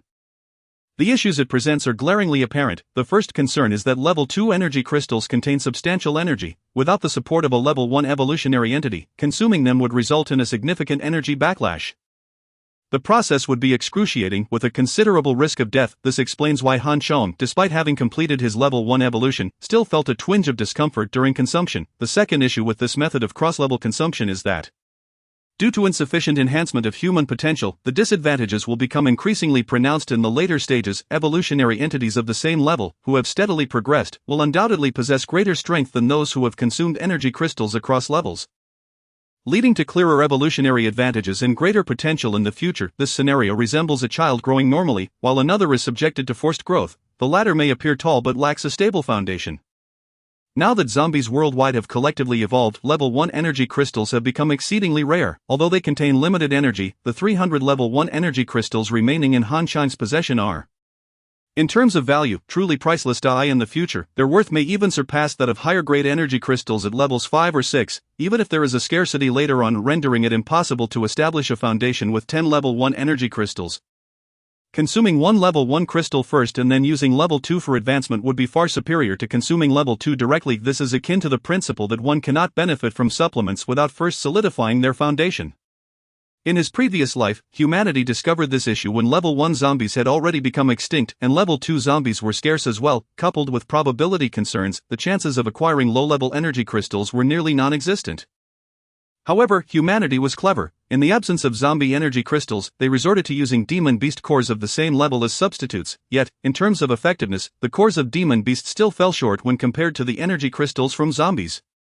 After all, humans and zombies are of the same origin, while humans and demon beasts belong to entirely different species. Simply put, those who evolved using level 1 and level 2 energy crystals are considered perfect evolutionary entities, while those who utilized other methods invariably possess certain flaws. Previously, Han Chong had a total of 312 energy crystals remaining from his last harvest, and after clearing Limin Alley, he acquired 2 more, bringing the total to 314. Utilizing 20 crystals for the development of Tang Luo and the Iron King, and gifting 2 to Deng Ai and his companion that evening, meant that, from this point onward, the global tally was likely reduced to merely 292. When Han Chong previously stated that these energy crystals were more valuable than money, it was not an empty boast. However, at that time, he did not harbor such grand ambitions.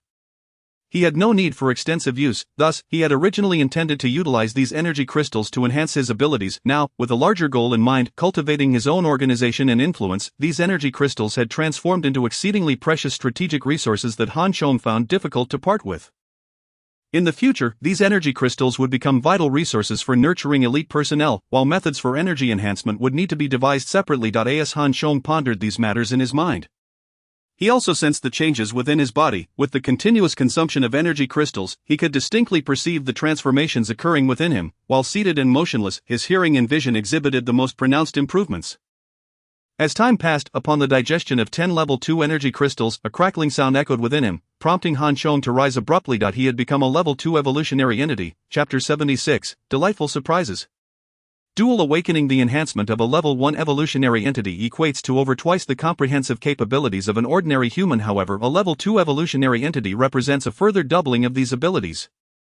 The disparity from 1 to 2 may not be immediately apparent, but the leap from 2 to 4 is significantly pronounced, particularly for Han Chong and his companions. The swiftness with which they transitioned from ordinary humans to level 2 evolutionary entities was remarkable. In just 11 days, their overall capabilities had quadrupled. While a level 1 evolutionary entity might be likened to a minor superhero, a level 2 could truly be described as an authentic superhero.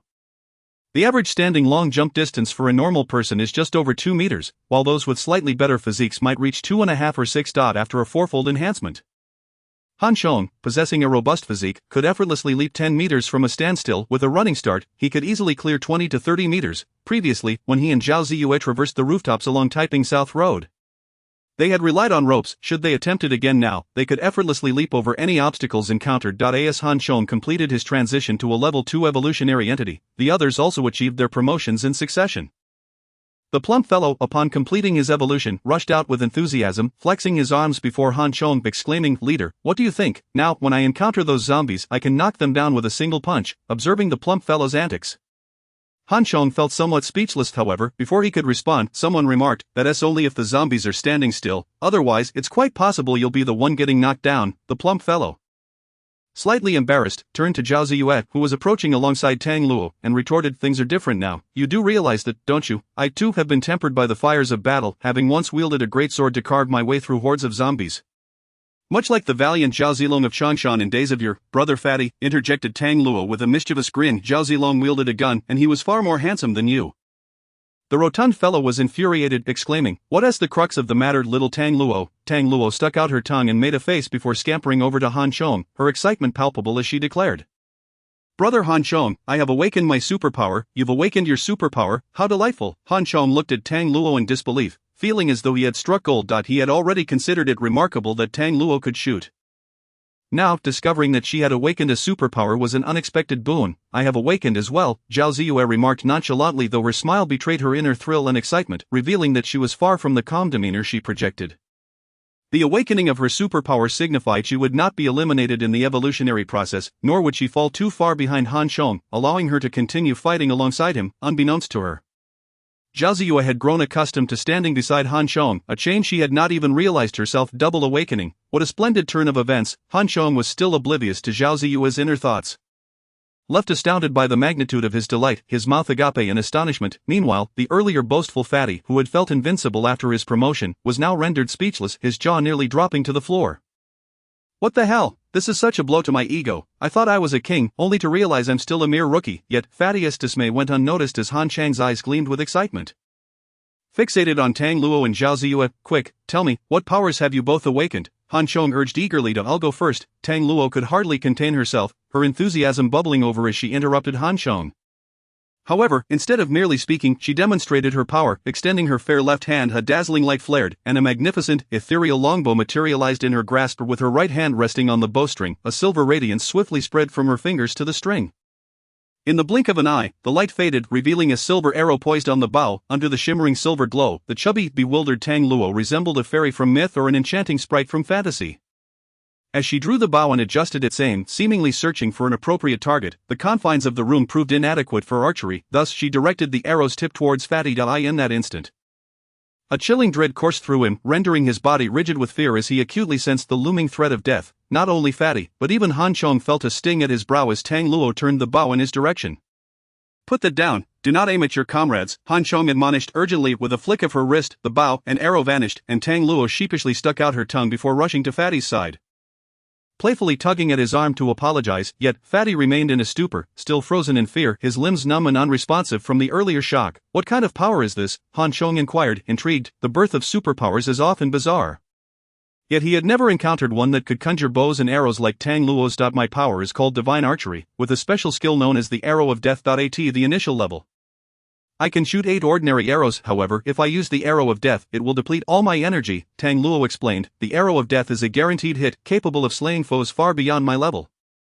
Those struck are certain to perish. Despite its high energy cost, its potency is undeniable. Upon hearing Tang Luo's description, Han Chang's excitement only intensified. This was a genuinely combat-oriented skill, and if it was this formidable at the novice stage, it would undoubtedly grow even more powerful as she advanced. And Yu Ziyue, Han Chong turned his gaze to Zhao Ziyue, his heart brimming with anticipation. The superpower I awakened is metal manipulation, Zhao Ziyue spoke, her lips parting softly.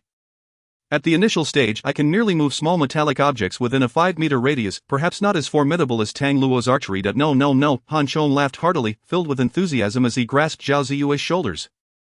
You're simply unfamiliar with your power at present. Once you become accustomed to it, especially after advancing further, you will discover its true strength. Zhao Ziyue's awakening of her power, retaining her previous life's ability to control metal, relieved Han Chong immensely. Replaced by overwhelming joy, he had feared that his reincarnation might alter Zhao Ziyue's fate, impacting her superpower's awakening. Now, it appeared that his worries had been unfounded, with Zhao Ziyue's reawakening.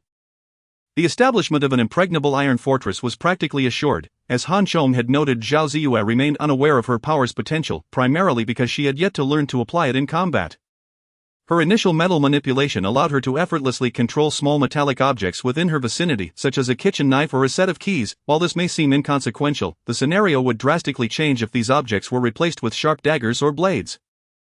Han Chong handed Zhao Ziyue a utility knife blade, encouraging her to try again. As the blade whizzed through the air, Zhao Ziyue's imagination began to unfold. This was far superior to the flying dagger technique. Knowing her energy was sufficient, theoretically, the blade could dance indefinitely in the air. This blade seems a bit flimsy, though, Zhao Ziyue remarked, her lips pursed as she held the blade, appearing somewhat dissatisfied. This is simple. How about trying this? Han Chong, as if performing a magic trick, produced a box filled with long steel needles and handed them to Zhao Ziyue. He then presented 2 steel bars, roughly the thickness of fingers and 10 centimeters long, both sharpened at the ends. Wow, Captain, did you prepare these in advance? Fatty, now recovering from his shock, exclaimed in astonishment at Han Chang's subsequent reveal of the items. Han Chong merely smiled, offering no explanation. Indeed, he had prepared these items beforehand. Among everyone, he alone knew Zhao Ziyue would awaken her superpower and what that power would entail. Given her adeptness with firearms, he had not considered acquiring weapons for her. However, once her superpower awakened, he had already envisioned how she might utilize her abilities in combat. The awakening of superpowers is fixed, yet the myriad ways to employ them in battle are boundless, just as the results differ between controlling a bunch of keys and manipulating sharp blades. Failing to maximize one's abilities could lead to dire consequences, even if one possessed a relatively strong power. Take Deng Ai for instance. Although he had awakened the ability to control flames, which appeared impressive, Han Chong, even without his powers and not yet a perfected evolved being, could still vanquish him easily. In his previous life, as superpowers began to awaken en masse, various combat styles emerged through battle, gradually forming a comprehensive combat system. Much like ancient martial arts, the combat applications of superpowers are resplendent and intricate, particularly among high-level evolved beings with unique powers. Their battles resemble mythological spectacles, fantastical yet perilously destructive.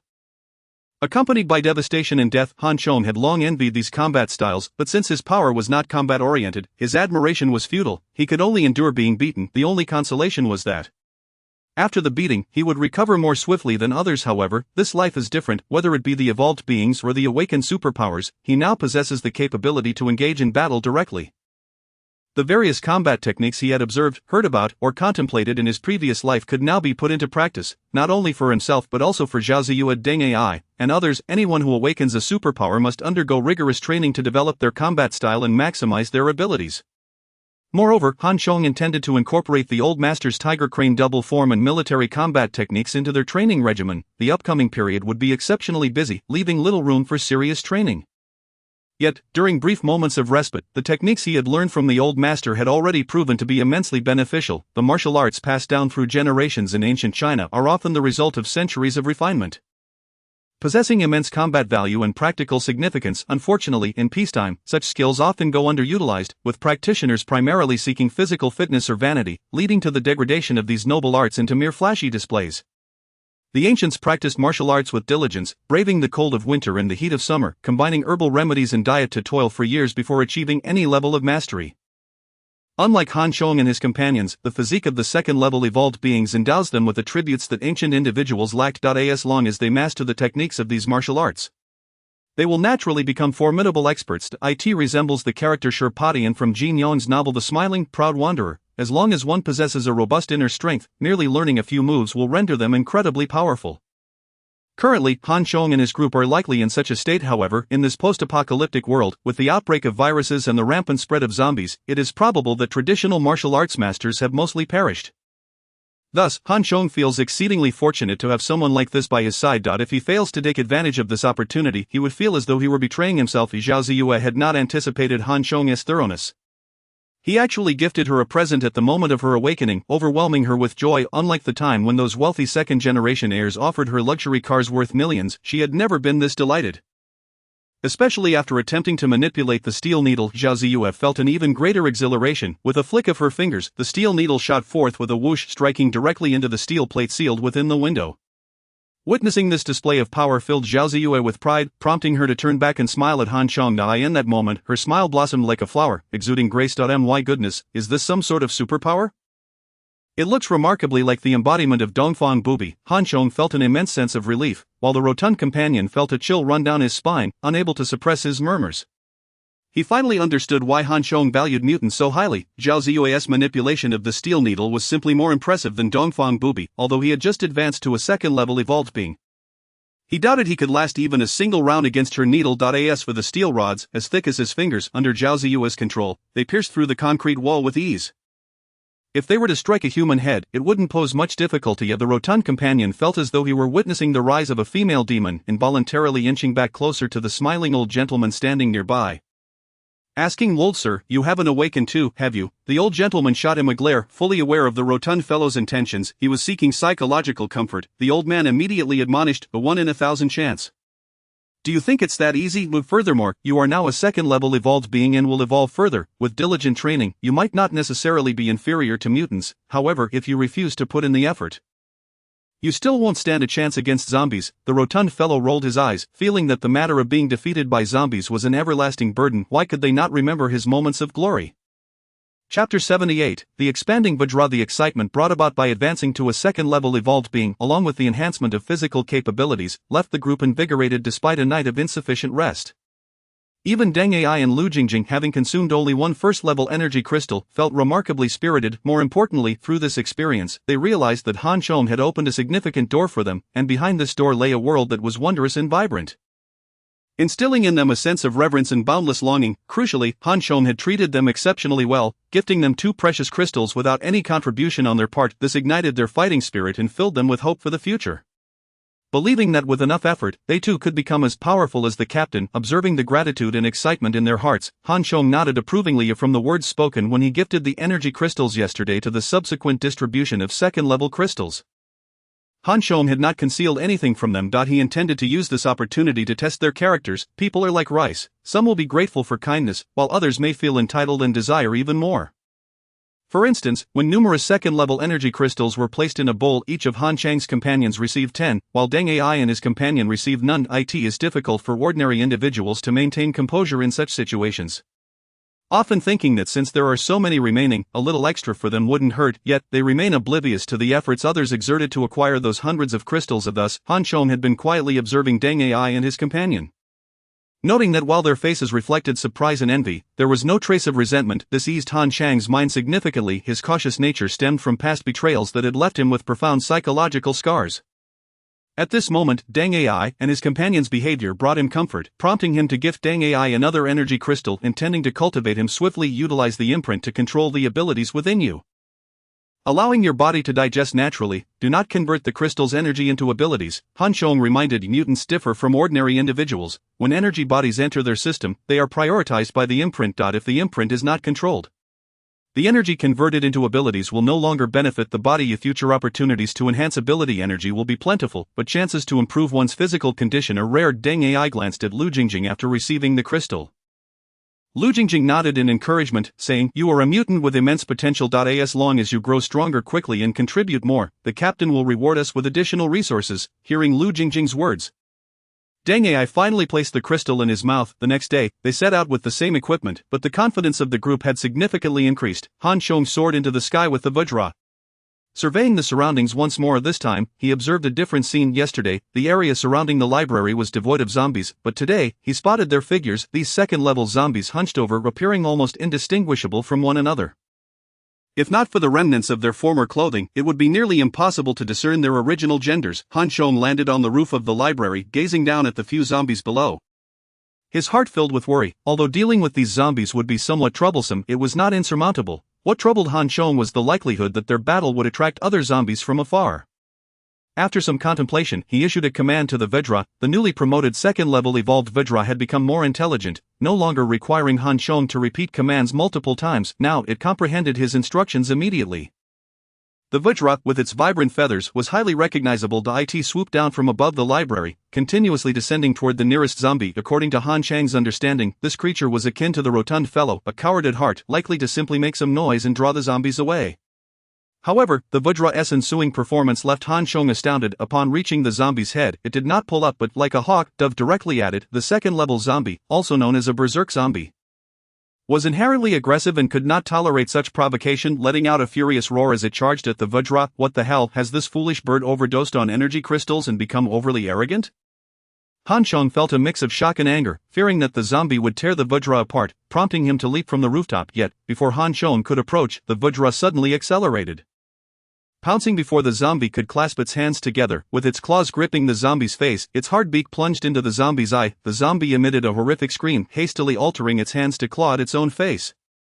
But the Vajra was quicker, darting away with the zombie's skin and TOWI in the blink of an eye. Their struggle was both exhilarating and brutally bloody. The zombie, with its formidable vitality, sustained severe injuries. Yet for it, such wounds were trivial. Seeing the Vajra fly away, the zombie howled in rage, relentlessly pursuing it, leaping onto an abandoned car and then soaring into the air. The combat power of a second-level zombie equates to just over 3 times that of an ordinary human, making this leap quite impressive. After successfully landing a hit, the Vajra was momentarily filled with pride, evidently caught off guard by the opponent's reaction. Not by the time it sensed danger, the zombie's hand was already upon it. The Vajra let out a shriek, crashing to the ground. Seizing the advantage, the zombie charged forward, intent on tearing the Vajra to shreds. The Vajra, however, reacted swiftly, leaping from the ground to meet the zombie head-on. Yet, before they could draw near, the Vajra suddenly opened its mouth, a brilliant fireball erupting forth, striking the zombie squarely in the face. This battle was a roller coaster of twists and turns, leaving Han Chong, who had intended to rush to its aid, utterly dumbfounded, particularly the final strike, where the Vajra unleashed the fireball, swift, urgent, and exceedingly cunning, left Han Chong in awe. He quickly dashed forward, seizing the opportunity to decapitate the zombie with a swift stroke of his sword. The Vajra circled twice in the air, squawking foolishly before soaring away. Han Chong stared at the vibrant figure of the Vajra, somewhat speechless, finally confirming one thing: this foolish bird had indeed awakened its powers and had grown quite arrogant. Chapter 79, The Crisis of Annihilation. Having confirmed the Vajra's overwhelming combat power, Han Chong no longer harbored the same worries about it. It should have no problem drawing the zombies away. Moreover, the Vajra had performed such tasks numerous times, amassing considerable experience, while Han Chong swiftly turned to welcome Zhao Ziyue and the others as they entered the subway station together, after a night of cooling. Although the stench lingering in the corridor remained unpleasant, the temperature had significantly dropped, with the oppressive heat of the barbecue no longer present and the overall strength of the group having improved. Their work efficiency had markedly increased compared to the previous day. By the end of the day, one passageway leading to Xin Street had been completely cleared, while another was left with less than a fifth remaining. However, upon checking the time, Han Chong hesitated. At 6 o'clock, darkness was about to envelop the outside. If they continued, it would likely take until 7 or 8 in the evening to finish completely. Why don't we muster our strength and finish picking up the last bit before we leave? The old man inquired, noticing Han Chong glancing at the time. Han Chong shook his head as he surveyed the dark corridor and replied, "We have already collected a sufficient amount of crystals. Safety comes first." Hearing this, the others reluctantly abandoned their treasure hunt for the time being, comforted by the thought that they could return tomorrow in the full bag of crystals they held, lifting their spirits considerably. Yet, as they approached the subway station, their expressions changed dramatically. The sky was not yet completely dark. The setting sun bathed the heavens in a blood-red hue, casting vast shadows from the towering buildings of the city. While the corridor had been silent, upon reaching the subway entrance, the haunting wails of zombies outside made their hearts race. Hadn't this area already been cleared? How could there be so many injuries? After listening closely to the commotion outside, the old man furrowed his brow. It was evident that the number of zombies outside was far from negligible. The rate of zombie evolution was alarming. Almost daily they grew stronger, and with newfound intelligence, their behavior became increasingly unpredictable. Reflecting on the previously desolate Xin Street, Han Chong shook his head, sensing that the zombies' actions were exceedingly peculiar. We must leave swiftly. Darkness is falling, and the number of zombies will only increase, Zhao Ziyue added from the side. Han Chong nodded, acknowledging the validity of her statement. The darker it became, the more advantageous it was for the zombies. To a certain extent, zombies were creatures of the night, and under the cover of darkness, they became even more formidable. However, traversing the mere few hundred meters ahead would prove exceedingly challenging. A second-level raging zombie was not to be trifled with. Especially with Lu Jingjing and Deng Ai in the team, their speed could hardly compare to that of the zombies, making it far from easy to navigate through a horde. Han Chong quickly devised a plan. Stating, "Let Jie and Gang attract their attention first, then I will take Deng Ai and Lu Jingjing airborne. The rest of you must charge through." At that moment, Han Chong regretted not bringing back the shields. With their presence, coupled with the fire axes among the group, their charge would have been considerably safer. I will lead the charge. Your grandfather will assist from the side. Tang Luo, be ready to provide urgent support at a critical moment. And Fatty will cover the rear, Zhao Ziyue quickly outlined. Han Chong glanced at her, noting her growing composure. Perhaps it was inherent in her nature, only hindered by his own presence from flourishing. Once the group was prepared, Han Chong promptly issued commands to Jingang. With a roar, Jingang soared from the underground exit, seemingly relishing his newfound strength and eager to show off. Upon emerging onto the surface, he unleashed a fiery breath from his mouth. Though the flame was no larger than a fist, it was still quite brilliant in the dimness. The zombies outside were drawn to the commotion and the fire, proving to be remarkably effective. The onlookers hiding at the corridor's entrance witnessed the glow outside. Having previously thought Han Chang's claims of Jingang awakening his powers were mere fantasy, now they had truly seen it for themselves.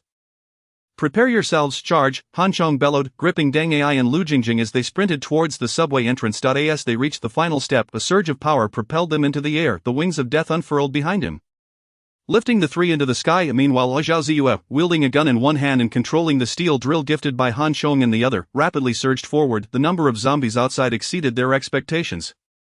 And most critically, they had congregated together. After drawing the zombies a few paces away, Jingang halted. Instead of pursuing, the zombies roared in frustration at his retreating figure. Indeed, now that they had gained intelligence, they no longer mindlessly followed, but rather chose to abandon the chase when they realized they could not catch up. Once Han Chong and his companions emerged, the zombies immediately redirected their rage towards them. Surging forward, their approach was far from the typical mindless shuffling of ordinary zombies.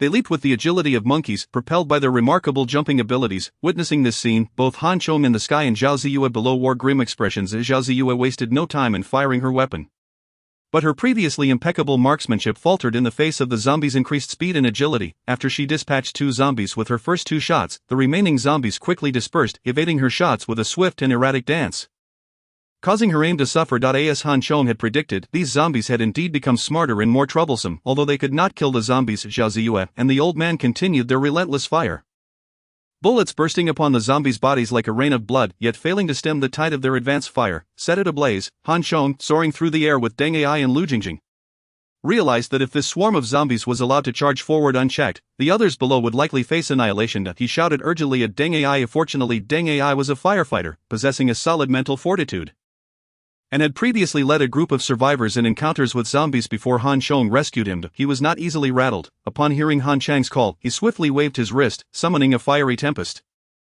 The flames he conjured were not mere fireballs the size of fists, but vast sheets of fire that surged wherever he directed. The zombies, startled by the sudden deluge, scattered to either side, seizing the opportunity.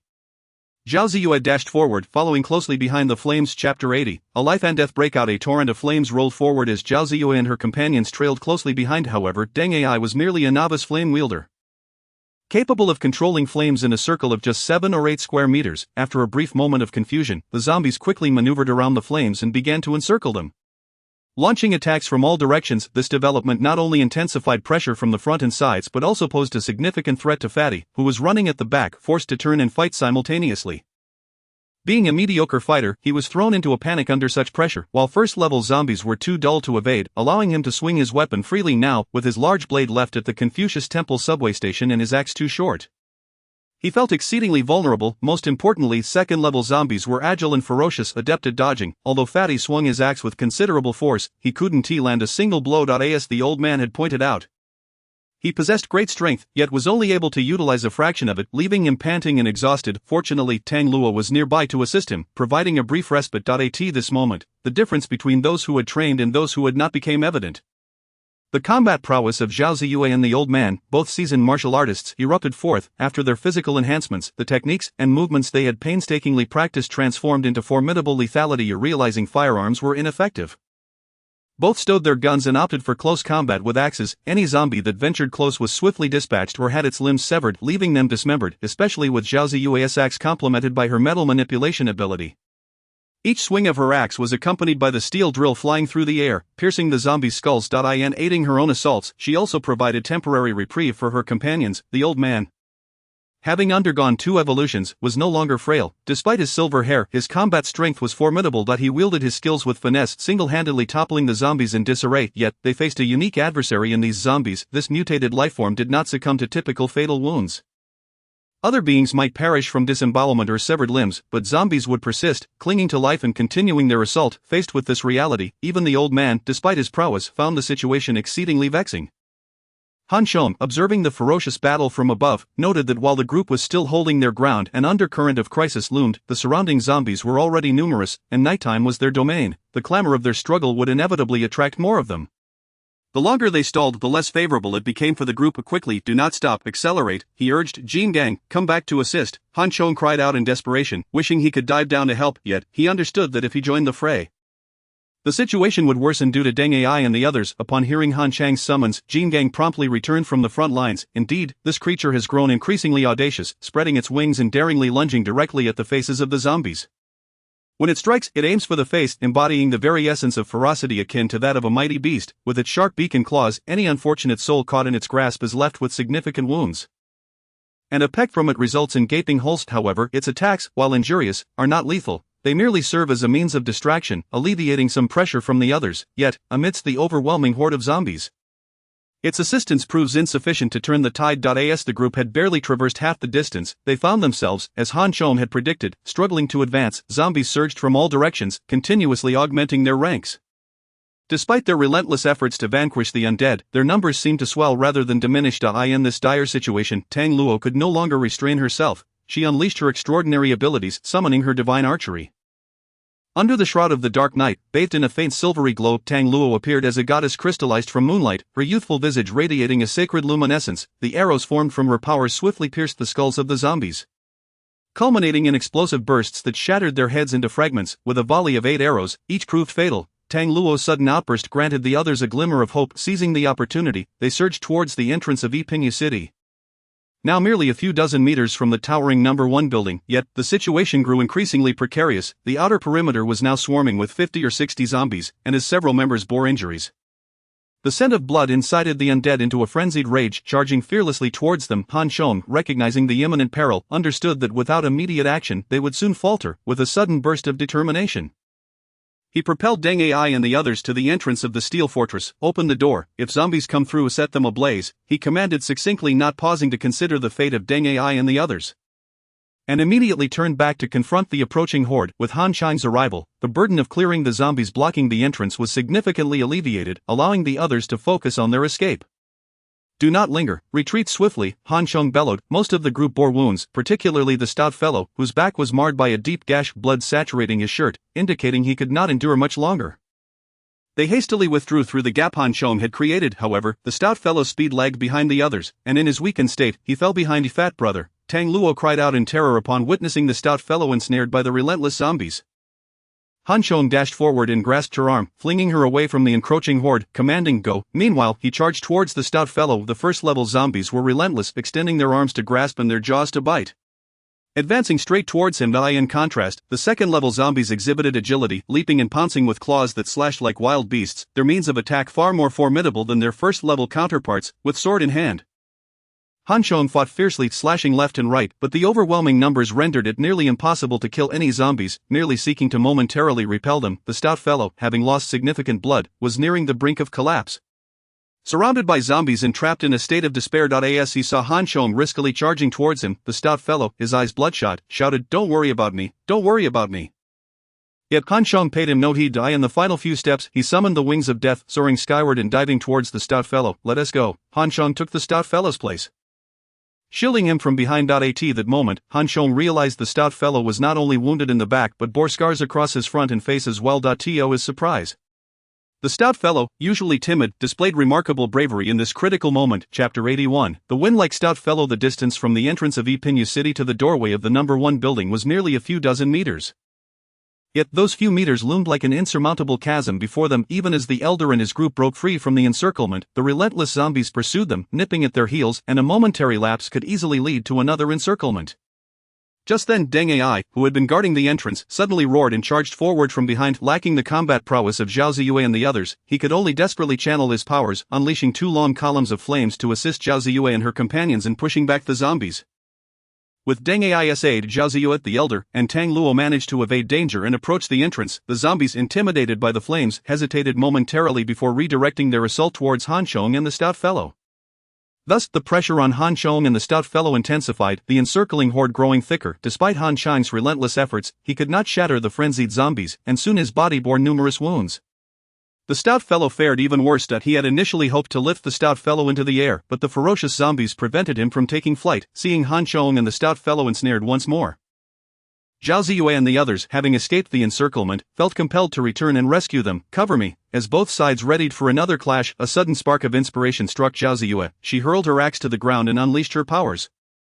Manipulating a steel rod with one hand, the sound of whistling pierced the air as the 2 sharpened steel rods, akin to arrows, sliced through the air, swiftly penetrating the skull of a zombie and then darting into another's head, splattering blood in a gruesome yet beautiful display. Under the pressure of life and death, Zhao Ziyue finally erupted. Her metal-controlling abilities, under her full command, unleashed a stunning lethality. The 2 sharp steel rods became lethal weapons against the zombies. The sudden outburst from Zhao Ziyue left everyone astounded, finally understanding why Han Chong had previously stated that she did not fully comprehend her abilities. Indeed, even Zhao Ziyue herself was profoundly astonished. Under her complete control, the steel rods moved with precision, far surpassing the efficacy of firearms, especially with the elder's battle axe and Deng Ai's flames providing cover. Zhao Ziyue unleashed her powers, transforming into a harbinger of death amidst a shower of blood. The zombies surrounding Han Chong and the stout fellow were once again forced to retreat. Seizing the opportunity, Han Chong bellowed for the stout fellow to flee. Believing himself doomed, the stout fellow's spirit soared upon witnessing the opening. In a surge of survival instinct, he felt an overwhelming burst of energy, as if some shackles within him had been shattered. The previously weakened body suddenly surged with remarkable vitality, propelling him forward. In the blink of an eye, the stout fellow vanished from sight, and before the others could turn around, a loud crash echoed behind them. The stout fellow had collided with the heavy iron door at the entrance of the unit, collapsing to the ground. The zombies were momentarily stunned. Han Chong was bewildered. Everyone was left in shock. What just happened? Was that a gust of wind? A wind-like stout fellow? Why was he running so fast? Could it be that this seemingly lifeless stout fellow had been feigning weakness all along? Yet, there was no time to ponder these questions as the relentless zombies continued their assault, forcing everyone back into battle. Without the stout fellow's burden, although the pressure remained immense, Han Chong found himself relatively at ease, wielding his sword with precision, slaying as he retreated, striding to regroup with Zhao Ziyue and the others. In that brief moment, the number of zombies surged even further, not only outside Ipinu City but also within. Large hordes emerging from every corner, the outer walls of Ipinu City could not withstand the onslaught of the second-level enraged zombies, who began climbing over the walls on either side. Encroaching from all directions, under the full eruption of her powers, Zhao Ziyue carved a bloody path, yet the energy of her abilities dwindled rapidly. Her complexion paled, her once resolute strides began to falter. But for the sake of rescuing Han Chong, she gritted her teeth and persevered. When Han Chong finally broke through the encirclement and reunited with the group, Zhao Ziyue collapsed, utterly drained from overexertion. "Go!" Han Chong, rushing towards her, scooped up Zhao Ziyue and handed her to the elder. By this point, the entire group was nearing exhaustion, and continuing to fight would only complicate their escape. The last few steps were crucial.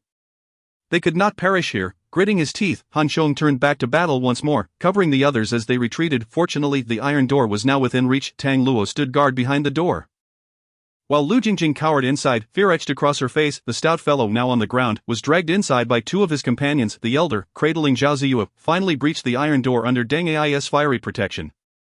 Hurry inside, they urged Han Chong anxiously. Outside, the scene had transformed into a sea of zombies, swiftly encroaching upon the entrance to the number 1 building. Deng Ai gritted his teeth, continuing to unleash flames to push back the attacking zombies.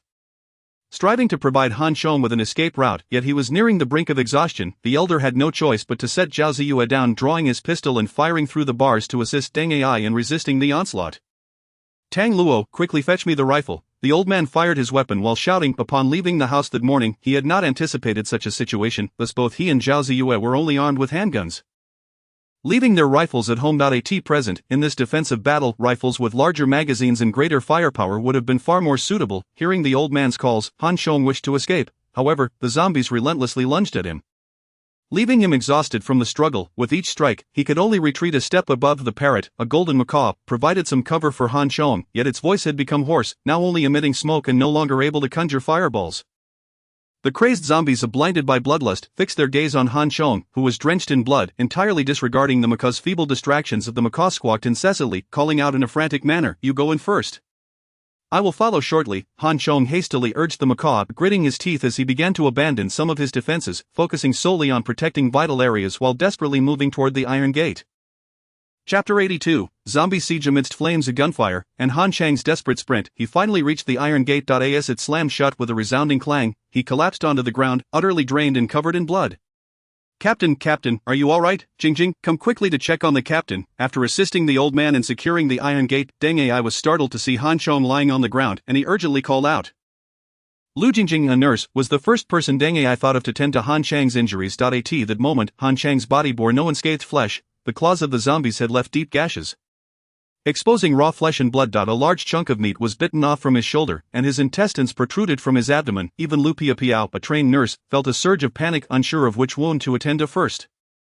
Outside, the zombies were violently battering the Iron Gate, their roars and the clanging sounds echoing ominously. The old man seized the moment, shooting through the iron bars without respite. However, the sheer number of zombies was overwhelming. They seemed impossible to eradicate. Han Chong took a moment to catch his breath, glancing outside to confirm that the zombies could not breach the gate for the time being, allowing him to exhale a sigh of relief. Noticing Lu Piao attempting to assist him with his wounds, Han Chong shook his head and said, "It's nothing. I'm fine. How are they?" He turned his gaze toward the plump man and Zhao Ziyue, who lay on the ground. Never before had they faced such dire straits since the apocalypse, nearly facing total annihilation. Indeed, survival in the end times demanded utmost vigilance. A moment's inattention could lead to utter disaster. Relying on his prior evolution and the awakening of his abilities, he had underestimated the perils of the apocalypse. Ziyue had merely fainted, suffering only superficial wounds that needed bandaging, but the plump man's injuries were far more severe. He might. Lu Jingjing spoke with a mix of fear and concern, unsure whether to share the grim news with Han Chong. The plump man's condition was worse than Han Chang's, he was losing blood rapidly. And more critically, a wound had penetrated his chest and lung, while an artery in his neck had been severed, blood gushing uncontrollably. So serious. Upon hearing this, Han Chong disregarded his exhaustion and struggled to rise. Reaching the plump man's side, he found that the man was barely clinging to life. Lu Piao had pressed her clothing against his neck to stem the blood flow, but it continued to seep out, forming a large pool beneath him. Even in peacetime, getting him to the hospital would be a race against time, how much more so in the current circumstances with no hospital available. Lu Piao, relying on her conventional knowledge, had all but sentenced the plump man to death. Han Chong could not afford to delay. Even if he could not heal his own grievous wounds, he activated the healing abilities of the Tree of Life to assist the plump man. Strictly speaking, while both the Tree of Life and Infinite Vitality possessed healing capabilities, they differed significantly. The Tree of Life required Han Chong to actively control its healing, whereas Infinite Vitality operated automatically. In Han Chang's current predicament, had it been Infinite Vitality, his wounds would have healed by now rather than leaving him in such a state. Infinite Vitality resembled a special constitution, while the Tree of Life was akin to a skill that needed to be unleashed. With both powers awakened and under the pressure of life and death, Han Chong struggled to master the use of both abilities during battle, hence he had not treated his own injuries until now. Nonetheless, at this moment, his powers played a crucial role. Despite the plump man being on the brink of death, Han Chong managed to pull him back from the edge. However, the plump man's injuries were so severe that after healing 2 critical wounds, Han Chong found himself drained of most of his abilities. "How is my brother? Is he alright?" At this time, Tang Luo had taken the old man's rifle and, upon seeing the injuries of Han Chong and the plump man, her face paled in fright. "He won't die, but he has lost too much blood. He just needs to rest." Han Chong wearily shook his head. He then instructed Tang Luo, "My energy is insufficient to heal everyone right now. You and Lu Jingjing should help treat the others' wounds, give Ziyue a level 2 energy crystal to help her replenish her strength, and you need to recover your fighting capabilities as well. The remaining energy from the Tree of Life was only enough for Han Chong to heal himself. Although others were injured to varying degrees, he had no choice but to allow them to use conventional medical means for bandaging. The number of zombies outside was increasing, and they began to batter the iron gate furiously, the sounds of clanging and roaring instilling a sense of dread. Han Chong dared not let his guard down. Currently, the plump man was gravely injured. Zhao Ziyue was unconscious from exhaustion, and Deng Ai had reached his limit. Even the macaw was rendered mute. The only one still able to fight was the old man. But he too bore injuries, fatigued and relying solely on sheer willpower to endure. Given that the zombies had surrounded the area, aware that there were living beings present, it was likely they would not disperse anytime soon, indicating a prolonged defensive battle ahead. Thus, Han Chong needed to recover his combat capabilities swiftly. You should recover as well. Deng Ai had already consumed 2 level 1 energy crystals, and Han Chong handed over the remaining 8 crystals needed for his advancement without hesitation. In this critical moment, extraordinary measures were necessary. With the zombies besieging them, Han Chong needed to mobilize and maximize the strength of every person available, leaving no time for careful assessment of Deng Ai. Although Han Chong had initially believed that the house could withstand attacks from zombies and monsters of levels 3 and 4, the sheer number of zombies was overwhelming. Even ants could kill an elephant in sufficient numbers. Han Chong had to proceed with utmost caution, otherwise the consequences would be catastrophic. After instructing Deng Ai, Han Chong himself consumed a level 2 energy crystal and began to absorb its energy to replenish his abilities while healing his own wounds. Regardless of the crystal's value, he could not afford to be stingy. In dire circumstances, he had to treat them as potions, just as he had done in games of OLD.AS. The healing ability of the Tree of Life activated. Han Chang's various wounds began to close rapidly. By the time he had healed most of his injuries, his powers were nearly depleted, and he had yet to replenish new energy. The remaining minor injuries were insignificant, and Han Chong decided to forego further treatment. As he opened his eyes and stood, he noticed that Zhao Ziyue had awoken at some point, her body wrapped in bandages, holding a rifle and shooting alongside the old man. Look outside. Upon seeing Han Chong approach, Zhao Ziyue's expression turned grave as she pointed outside. Han Chong peered through the bars aided by the darkness, and saw a zombie figure standing atop the gate of Iping. Unlike the other zombies, which were in a frenzy, this one seemed to command the others in their assault. Upon witnessing this scene, Han Chang's heart sank. Had the zombies evolved so rapidly? Were they now producing such highly intelligent beings?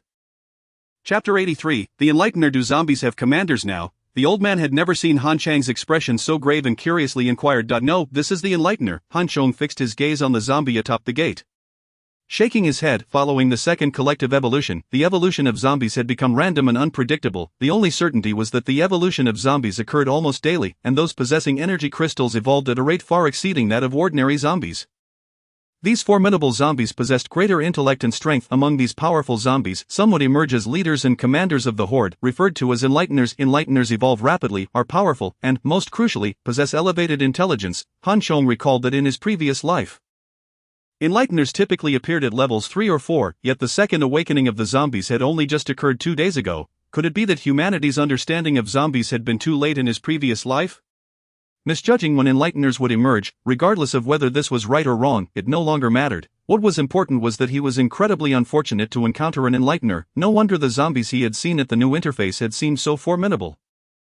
It was due to the presence of an Enlightener. With an Enlightener, the zombies were akin to having organization. They were no longer chaotic but rather exhibited a degree of order. Order and a rabble were entirely different states. After hearing Han Chang's explanation, both the old man and Zhao Ziyue were visibly moved. According to Han Chong, the previously chaotic zombies had transformed overnight into an organized zombie army, marking a fundamental change. Make sure to take a moment to rest. I fear that we are about to engage in a protracted battle, Han Chong declared with a solemn expression, despite having sealed the outer walls. His apprehension lingered. The second-tier zombies were formidable, and with the presence of the Enlightened One, it was entirely possible that the walls and rooftops were already teeming with undead. No sooner had Han Chong spoken than a clattering sound echoed from the rooftop. I'll go check it out. You all stay vigilant below. The elder's face changed, and he promptly ascended the stairs with his rifle in hand. Deng Ai, follow closely behind the elder and form a pair. Han Chong instructed hastily. Hearing this command, Deng Ai quickly followed the elder upward, while Han Chong and the others deliberated. The onslaught of zombies outside surged once more. This time, the sounds of their assault reverberated from all directions of the building. Not merely the front door. Clearly, the zombies were seeking weaknesses in their defenses, just as Han Chong had suspected. Although he had thoroughly sealed the house, he had inadvertently left a flaw that made it easier for the undead to scale the premises. Thank goodness you had everyone use iron plates to secure the house, otherwise, we would have been utterly defenseless, Zhao Ziyue remarked, her gun at the ready. Han Chong shook his head, letting out a sigh. I never anticipated that we would encounter second-tier zombies. This house was initially constructed to guard against the plague of giant mosquitoes and subsequently higher-tier zombies. He then turned to Zhao Ziyue and inquired. How is your ability recovering? The energy required for my abilities far exceeds that contained within the energy crystals. I have only managed to restore a fraction thus far. Once I finish digesting, I will continue to replenish. We must maintain peak combat readiness in case of unforeseen circumstances. Han Chang's heart was heavy with worry. While he could devise means to fortify the building, he could not guarantee that the zombies would not find ways to dismantle these defenses. Ordinary zombies might lack the intellect, but the enlightened one was an entirely different matter. The very fact that it had evolved into an enlightened one so soon after becoming a second-tier zombie indicated that it was anything but simple. Through a crack, Han Chong glimpsed the figure of the enlightened one, not particularly tall, around 1 meter 30 or 40, but its features remained obscured. Blood was splattered across the iron door and the outer walls. Under the command of the enlightened one, the frenzied zombies clawed and battered against the barriers, heedless of their own injuries, continuing their assault until their heads were bloodied. After a prolonged period, the cacophony of crashing sounds finally subsided, replaced by the furious howls of the zombies outside. Had they given up? There seemed to be no movement as Zhao Ziyue waved her wrist, calling back 2 flying darts that had fallen outside when she had fainted. Let them be, we should rest for a moment. Feeling the life force within him revitalizing, Han Chong carefully unwrapped the bandages on Zhao Ziyue's wounds to assist in her treatment. However, one gash extended from her collarbone down to her chest, leaving him feeling somewhat awkward. The stark red of the wound against her fair skin was quite alarming. Han Chong hesitated, unsure of how to proceed. Meanwhile, Zhao Ziyue boldly took his hand and pressed it against her injury. If a girl were to be this direct, it would be rather excessive for him to hesitate further. Han Chong promptly focused his energy to heal her. If it weren't for you, we might have perished, Zhao Ziyue murmured softly as he tended to her wounds. Han Chong remained silent, knowing that even without him Zhao Ziyue would likely survive, but the fate of the elder Tang Luo and the others remained uncertain. After all, in his previous life, he had never heard of their names. Particularly, Tang Luo's name stood out. Her awakened archery ability was notably powerful, although it might not demonstrate its strength against hordes of zombies. In one-on-one encounters with mutants or other creatures, her combat prowess would be evident. Her ability Death Arrow could kill beyond her tier, making her a formidable asset. Such an individual, if she could survive to the later stages, would undoubtedly wield significant influence. Yet, Han Chong had never heard of her in his past life, suggesting that she likely did not survive long enough to awaken her abilities, and perhaps his arrival had altered her fate. Alright, just as Han Chong was lost in thought, Zhao Ziyue suddenly spoke up. Alright, he blinked, his gaze drifting toward her. What do you mean? Alright, the wound has healed. Zhao Ziyue's cheeks flushed slightly as she reiterated. It's healed. Caught off guard, Han Chong realized that while he had been treating her from the collarbone down, his hand had inadvertently settled on a soft, elevated area. It felt as if he had burned himself. He quickly withdrew his arm, his face turning crimson with embarrassment. Brother Han Chong, Sister Ziyue. Just as he was scrambling to find a way to explain, Tang Luo's voice echoed from the top of the stairs. Han Chong felt a wave of relief wash over him, as if he had been freed from an awkward predicament. However, his expression soon turned grave again. Chapter 84, The Fat One Awakens. Lightning speed. What happened? Han Chong asked, turning to Tang Luo, who was rushing down the stairs, anxious to hear if she bore any ill tidings. Brother Fatty has awakened, and he has even gained abilities, Tang Luo exclaimed excitedly. Han Chong, Zhao Ziyue, is Fatty's awakening a blessing in disguise? What abilities has he awakened? Although Han Chong felt somewhat dazed, he was genuinely pleased that Fatty had awakened. It was not uncommon for individuals to suddenly unlock their abilities in moments of life and death. Some had speculated that everyone possessed the potential to awaken powers, or rather, the genetic capacity for it. Some were overt, allowing for spontaneous awakening, while others were latent, needing specific conditions to trigger, like Fatty's case.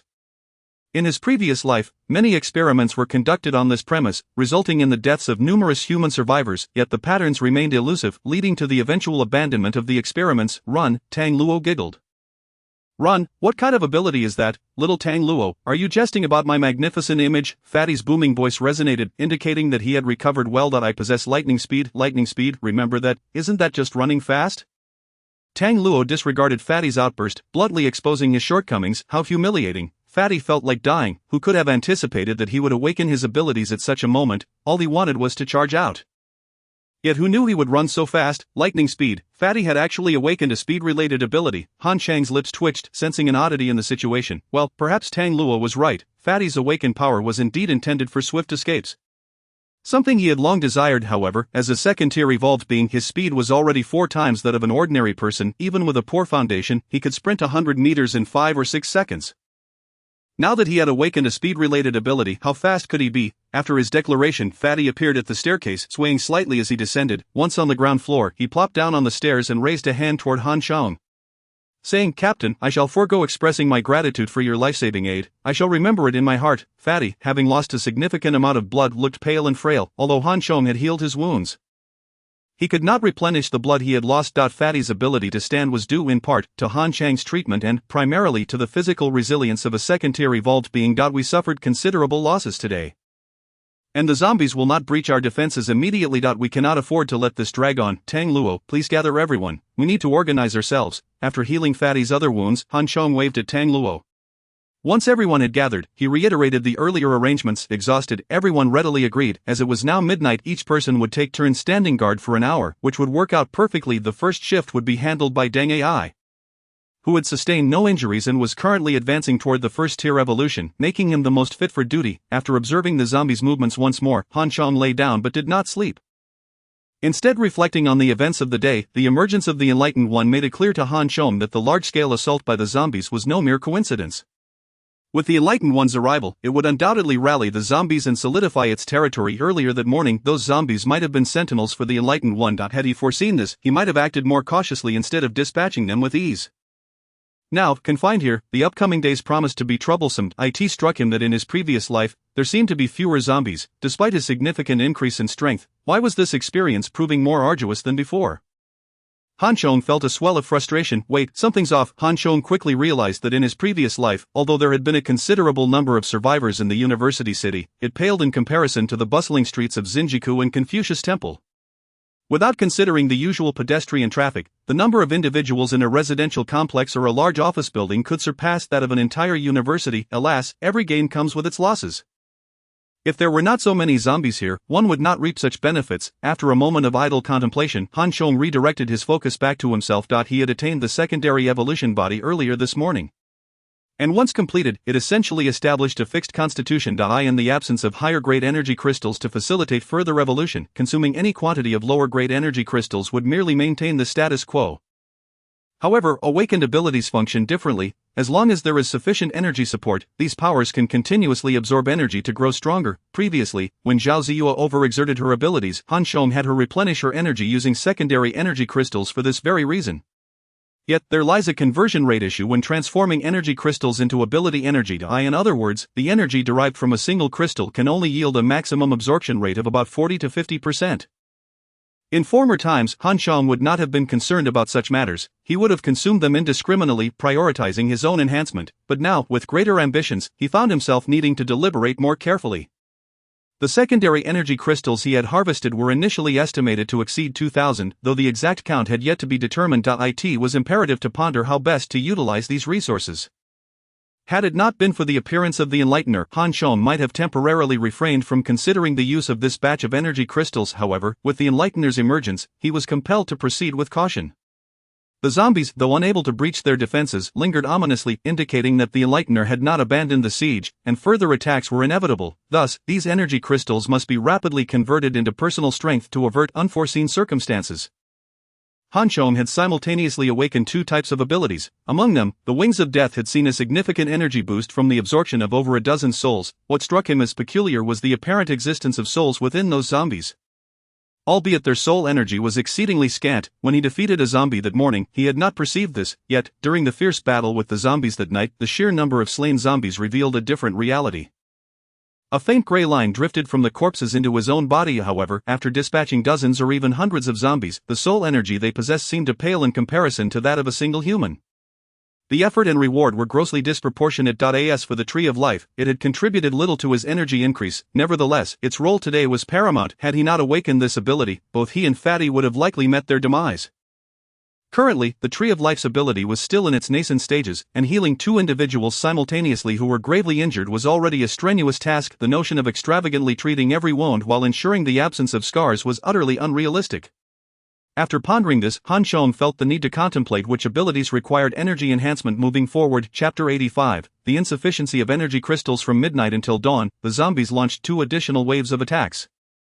Yet, their methods remained the same: frantic collisions and relentless pulling. Although some rebar had loosened, the entire building stood firm, providing considerable reassurance to all. Fatty took great pride in his craftsmanship, having exerted immense effort to prevent shoddy construction during the life project. As the sun rose high in the sky, a vast number of zombies receded like a tide, and the silhouette of the Enlightener atop the entrance vanished without a trace. However, upon witnessing the situation outside, the group could not find joy. A multitude of zombies still lingered outside, seemingly left behind by the zombie leader, the Enlightener, to guard them. Fortunately, the zombies no longer launched large-scale assaults, aside from a few stragglers attempting to breach the main entrance. The overall situation remained stable, allowing everyone to breathe a slight sigh of relief and enjoy a peaceful breakfast. What surprised Han Chong and the others was that Lu Jingjing had managed to prepare a splendid meal. Under the current constraints of limited resources and environmental conditions, she had managed to whip up a feast. This delighted Han Chong and his companions, who had grown accustomed to the impending spoilage of bread and milk. I just counted. Yesterday, we harvested a total of 2,236 secondary energy crystals, plus the 318 from the day before, totaling 2,554. After accounting for the few of us and the crystals needed for King Kong's elevation to a secondary evolution body, as well as the energy consumed yesterday, we still have 2,491 left. Energy crystals are the most vital strategic resource. After breakfast, the elder promptly collected and cleaned the energy crystals harvested the previous day before reporting the total to Han Chong. In the past, such a bounty of energy crystals would have thrilled Han Chong immensely. However, now, with 2 elevations and the awakening of abilities, coupled with being besieged by zombies, he felt quite disheartened, sensing that the quantity of energy crystals was still insufficient. If only there were 100,000 or 80,000 crystals to consume freely, he could elevate everyone's ability levels significantly. At that point, who would care about the Enlightener or the army outside? He could charge forth and slay them without hesitation. It was inconceivable that he was now trapped in his dwelling by secondary zombies, akin to a fish caught in a barrel. Although 2,000 crystals appeared substantial, they were woefully inadequate for transforming abilities. So the evolution body and abilities represent 2 distinct paths of evolution, each with its own energy and leveling requirements. The evolution body progresses from low to high: first level, second level, third level, and so forth, mirroring the energy crystal levels of the zombies. The advancement conditions are relatively straightforward, requiring a modest number of energy crystals. Each elevation necessitates 10 crystals of the next higher tier. Theoretically, as long as one continues to hunt high-level zombies, one can sustain continuous progression. However, this path is not without drawbacks. As the supply of high-level zombies diminishes in later stages, hunting becomes increasingly challenging, hindering the progression. Utilizing demon beasts' demon cores can lead to imperfect evolution bodies, presenting a conundrum. On the other hand, the awakening of abilities follows a different paradigm. Depending on the level of awakening, they can be categorized into initial, intermediate, advanced, pseudo-divine, true divine, divine king, and divine emperor tiers. This classification bears a distinctly Eastern flavor, reminiscent of cultivation narratives. Conversely, in the Western world, the awakening levels are delineated as delta, gamma, beta, alpha, and omega, with delta being the weakest and omega the strongest.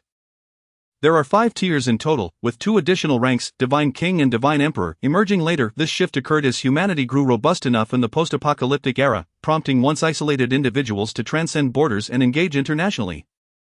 Upon encountering the Eastern classification, Westerners were impressed and adopted the terms Divine King and Divine Emperor for the latter 2 ranks, thereby standardizing the nomenclature globally.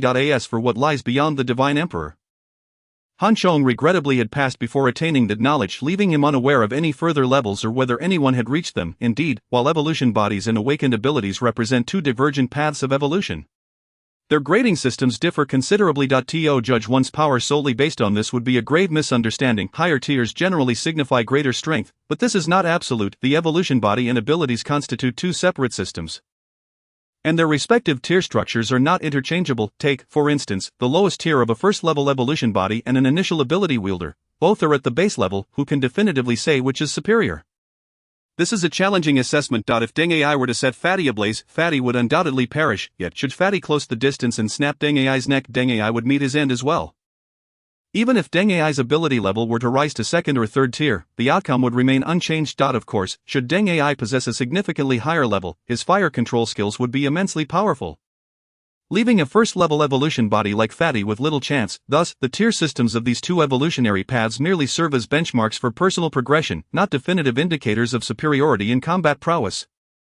Factors such as combat style and the type of abilities wielded play a substantial role as well. While this discourse may seem tangential, it underscores the vast differences between the 2 evolutionary methods. Perhaps to compensate for the shortcomings of evolution bodies, the energy required for their evolution is significantly less than that for abilities. Just 10 secondary energy crystals can elevate Han Chong to a secondary evolution body.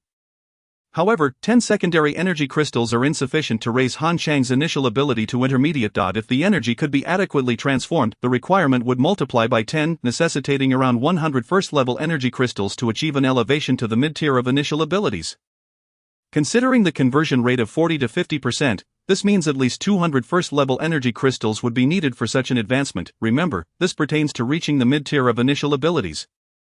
Not intermediate, the progression is as follows: initial early stage, initial mid-stage, initial peak stage, and then intermediate. This elucidates why Han Chong feels such discontent. The consumption of energy crystals for enhancing abilities is exorbitant. With low conversion rates leading to significant energy wastage, they had risked their lives to acquire these 2,000+ energy crystals, cleverly utilizing captive methods to obtain them. Under normal circumstances, where would one procure such quantities? As it stands, everyone has awakened their extraordinary abilities, and even the second-level evolved entities remain firmly encircled by zombies within the confines of the house, unable to escape, let alone gather any crystals. However, upon reflection, the immense cost of enhancing one's powers is understandable. After all, the potency and characteristics of these abilities are indeed exceptional in certain aspects. It is not merely a matter of possessing superior physical strength. For instance, Han Chong can heal severe injuries in an instant using his powers, while Zhao Ziyue can effortlessly slay with her dual steel stakes, leaving a trail of blood in her wake. Nonetheless, despite the reality of the situation, the limitation of one's energy crystals is a pressing concern. Han Chong pondered for a moment, concluding that valuable resources must be allocated wisely. Chapter 86. The situation is grim. Energy crystals are essential, but they cannot be entirely expended. The question of whom to invest in and how much requires careful consideration. Currently, Zhao Ziyue holds the highest overall combat capability, possessing a unique mastery over metal that allows for both offensive and defensive maneuvers, making her the prime candidate for cultivation. Tang Luo boasts impressive archery skills with formidable offensive power. However, the number of shots is limited, revealing significant drawbacks when facing hordes of zombies, making him more suited for targeted strikes rather than group battles. Deng Ai's fire abilities are also commendable, as zombies have an inherent fear of flames, which can incinerate large swathes of them. Yet, the zombies are quite agile, often evading the flames, and the attack range and speed of fire are constrained, making it more suitable for defense than offense. Once ignited, zombies do not perish immediately. Instead, they tend to flail about, spreading the flames. Most critically, Deng Ai's combat experience is severely lacking. He relies solely on fire, with his effectiveness in other combat aspects akin to that of a novice, comparable to the overweight individual in their midst, perhaps even inferior. As for the overweight individual, well, he is best left unconsidered for the time being, as he has no room to maneuver within the house. If the zombies were to breach their defenses, he would have nowhere to flee. Moreover, there is also King Kong. His small fireballs serve as single-target attacks, adequate in power but lacking in potency for main combat. Han Chong contemplated these factors and resolved to focus resources primarily on Zhao Ziyue, with Deng Ai and Tang Luo receiving secondary consideration. As for himself, at this juncture, he could prioritize a supportive role, safeguarding Zhao Ziyue and Tang Luo to allow them to unleash their full potential while simultaneously tending to injuries, ensuring sustained combat effectiveness. After much deliberation, Han Chong had a clearer idea of how to allocate and utilize the energy crystals. Currently, first-level energy crystals are scarce and thus highly precious, necessitating their preservation. The more readily available option is the second-level energy crystals, which possess double the energy reserve of the first level. This means that to elevate from the initial to mid-level, approximately 200 first-level crystals would be required, considering the disparity in levels. Around 160 to 180 second-level crystals would suffice for a minor promotion. The enhancement of ability levels within a major tier consists of 3 small increments, primarily relying on quantitative increases without qualitative changes. Zhao Ziyue is currently at the initial stage of her abilities. To achieve a qualitative transformation, she must progress through the initial phase, mid-phase, and peak phase before finally advancing to the mid-tier. In essence, elevating a major tier necessitates at least 3 small increments, cumulatively requiring no fewer than 480 second-level energy crystals. Presently, there are just over 2,000 crystals available, which translates to a depletion of a quarter of their resource reserves. The mere thought of this is agonizing, yet, despite the pain, action must be taken. Once they have successfully elevated their powers, they will have the opportunity to eliminate these zombies, thus collecting energy crystals for replenishment. The corpses of the zombies outside can also be harvested. To remain holed up in the house would lead to an inevitable demise. After sharing his thoughts with the elder immediately slammed the table and declared, Indeed, that is a sound principle. The bold thrive while the timid perish. Resources must be utilized, continually converted into combat power to be deemed valuable. If one hoards them without use, they become waste. Han Chong wholeheartedly agreed with the elder. Not only in agreement but also slightly altering his previously cautious approach, preparing for a significant investment and engagement, with his life tree ability at hand, as long as he does not meet an untimely death. He can essentially revive himself. There is little to fear. If he cannot be killed, he shall fight fiercely. As the saying goes, in the gentle embrace lies the grave of heroes, which holds a grain of truth. When he first reincarnated, he feared nothing, he merely acted. Now, with resources and a secure base, he finds himself lacking the same vigor he once had. With this in mind, Han Chong promptly gathered everyone to convey his plan for a bold offensive. Except for Lu Jingjing, who appeared somewhat anxious, the others expressed their support. Even the usually reticent Deng Ai, Han Chong wasted no time in revealing the energy crystals he had, 2,491 in total.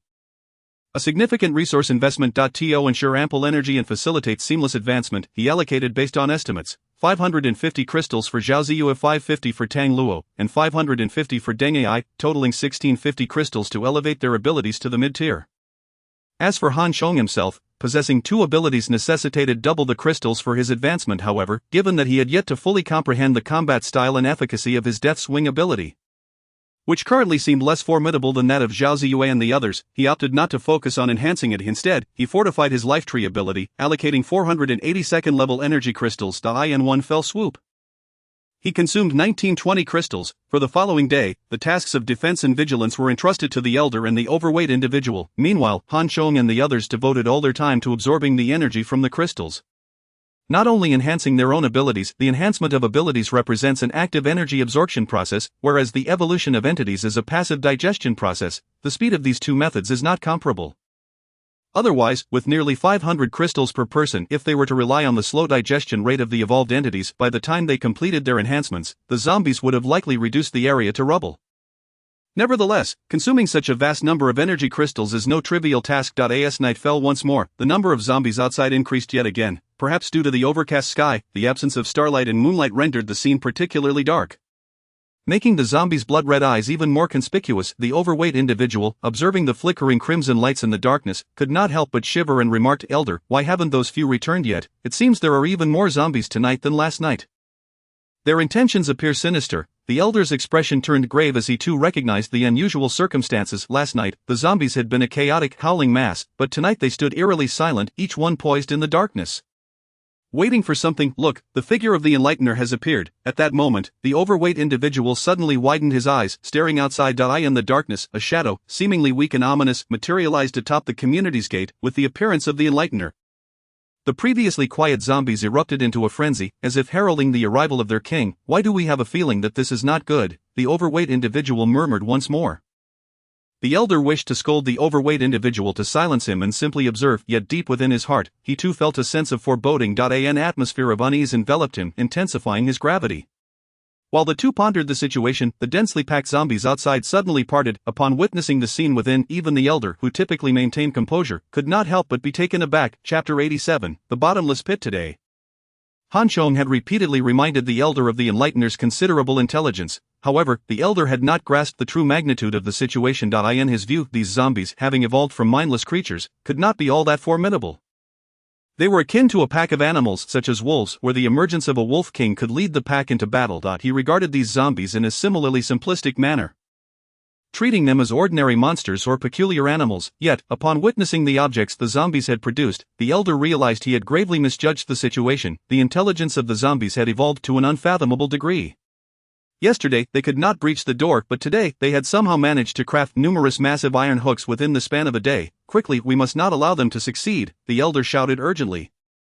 Raising his rifle and firing frantically at the encroaching horde, the overweight individual understood the gravity of the situation. While one or two zombies could not break through, if thousands were to pull together, they could easily breach the iron door, potentially even toppling the entire building. However, armed with only an axe, he was unable to attack the zombies from within, and his abilities were of little use, leaving him in a state of anxiety. At that moment, the zombies surged forward with wild abandon. The elder's rifle, even if it were equipped with a machine gun, would be insufficient to fend them off.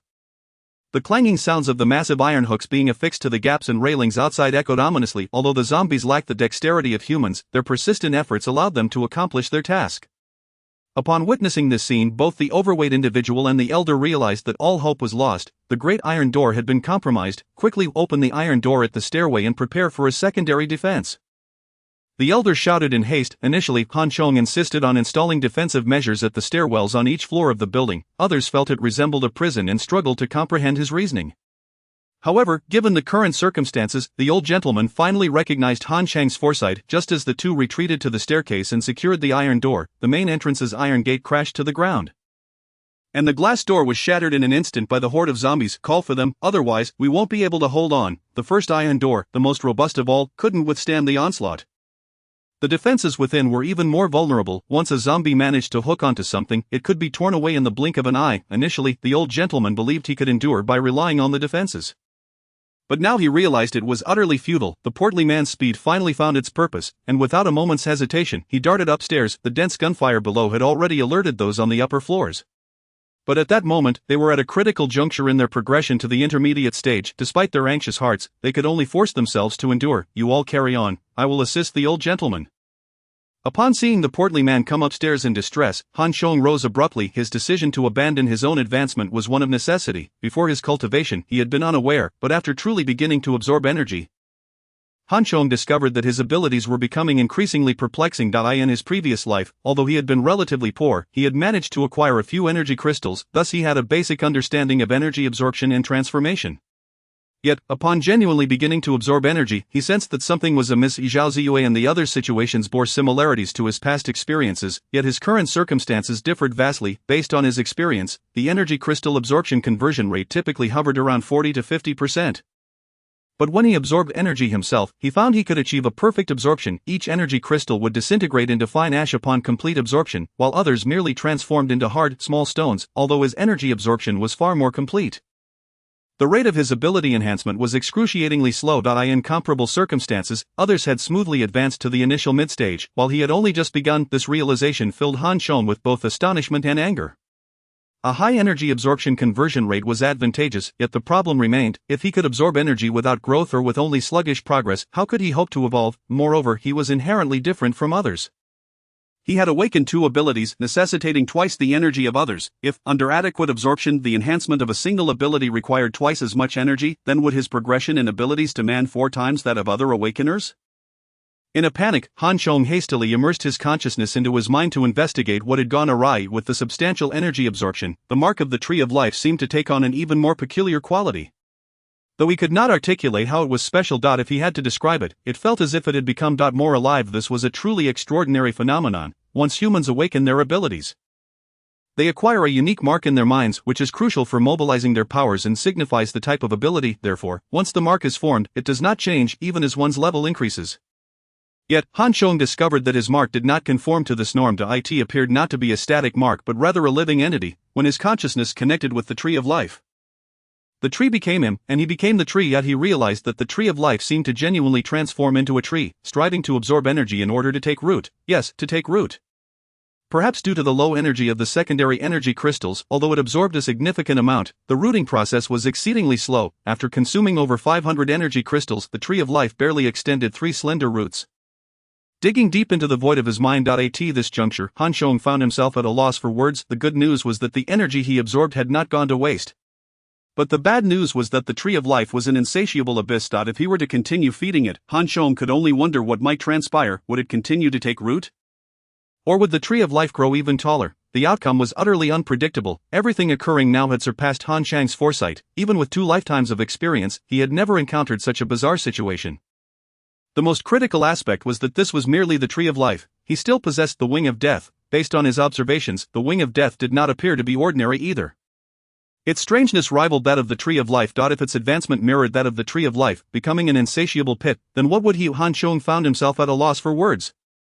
When he had first awakened his dual abilities, he had been overjoyed. Now, however, he was left regretting his choices. By the time the portly man called for help, Han Chong had absorbed 520 secondary energy crystals.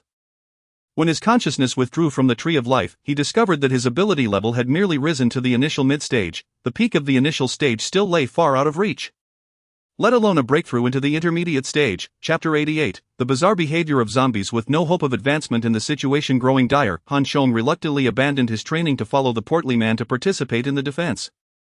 However, upon descending to the lower floor, a cold sweat broke out on Han Chang's brow, although he was aware of the ferocity of the zombie attacks and the urgency of the situation.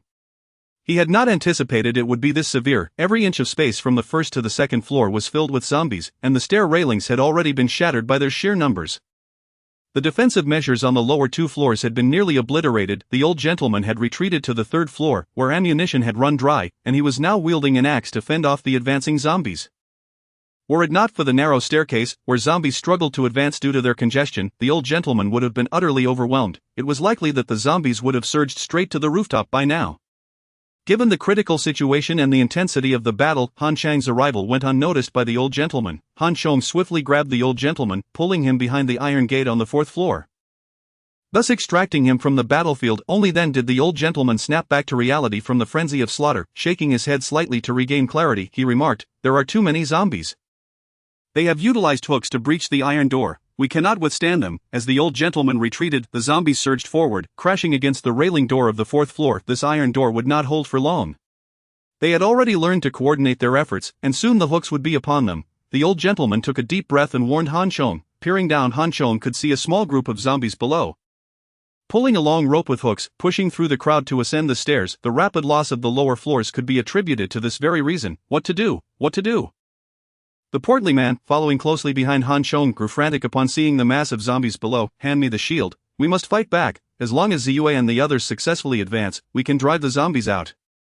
Han Chong turned urgently to the portly man and, seeing him vanish in a flash, addressed the old gentleman. "You rest for a moment. I will take over." Han Chang's expression hardened, and a fierce, frenzied glint shone in his eyes. The portly man, with his swift speed, quickly returned with the shield. After taking the bomb-proof shield from the police station, Han Chong instructed the portly man to open the fourth floor's defensive iron door.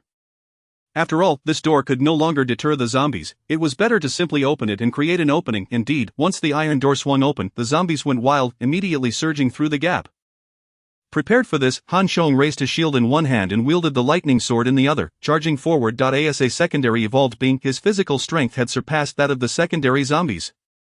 Coupled with the narrow staircase and the iron door as a barrier in a one-on-one confrontation, with a shield and sword in hand, Han Chong felt utterly fearless. As the zombies approached, he met them with his shield, swiftly severing their heads with a single stroke of his sword. The adage, "to do a good job, one must first sharpen their tools," held true. To this day, Han Chong remained immensely grateful that he had seized this sword at the onset of the apocalypse. With his overwhelming power combined with the sword's sharpness, the two formed a nightmare for the zombies in such cramped conditions, far more effective than the old gentleman's use of a gun or axe. In mere moments, the stairway was piled high with the corpses of zombies. The multitude of bodies not only posed a challenge for Han Chong but also created significant obstacles for the zombies, and the latter faced even greater difficulties. The already narrow passage became even more congested, preventing the zombies from advancing. Han Chong stood firm at the staircase's entrance, sword in one hand and shield in the other, embodying the stance of a lone warrior capable of holding back an army. Seeing that he had momentarily stabilized the situation, Han Chong couldn't help but exhale in relief, given the current state of affairs. He believed it was plausible to hold out until Zhao Ziyue and the others awakened. Just as Han Chong entertained this thought, a piercing wail erupted from outside, and the frenzied zombies, upon hearing this cry, retreated like a receding tide. The once crowded corridor suddenly lay barren. Not only that, but the zombies even dragged away all the corpses from the ground. What? The zombies had been repelled. The portly man felt as if he were in a dream. He had summoned his courage, preparing to step in and take over once Han Chong fatigued. Impossible. Han Chong shook his head. Zombies are bloodthirsty and relentless. They will not easily abandon their pursuit upon sighting the living. Besides, isn't it strange that the zombies even know to carry away the corpses? Han Chong pointed towards the now desolate corridor. Are they devouring their companions, or perhaps clearing a path? Speculated the stout man.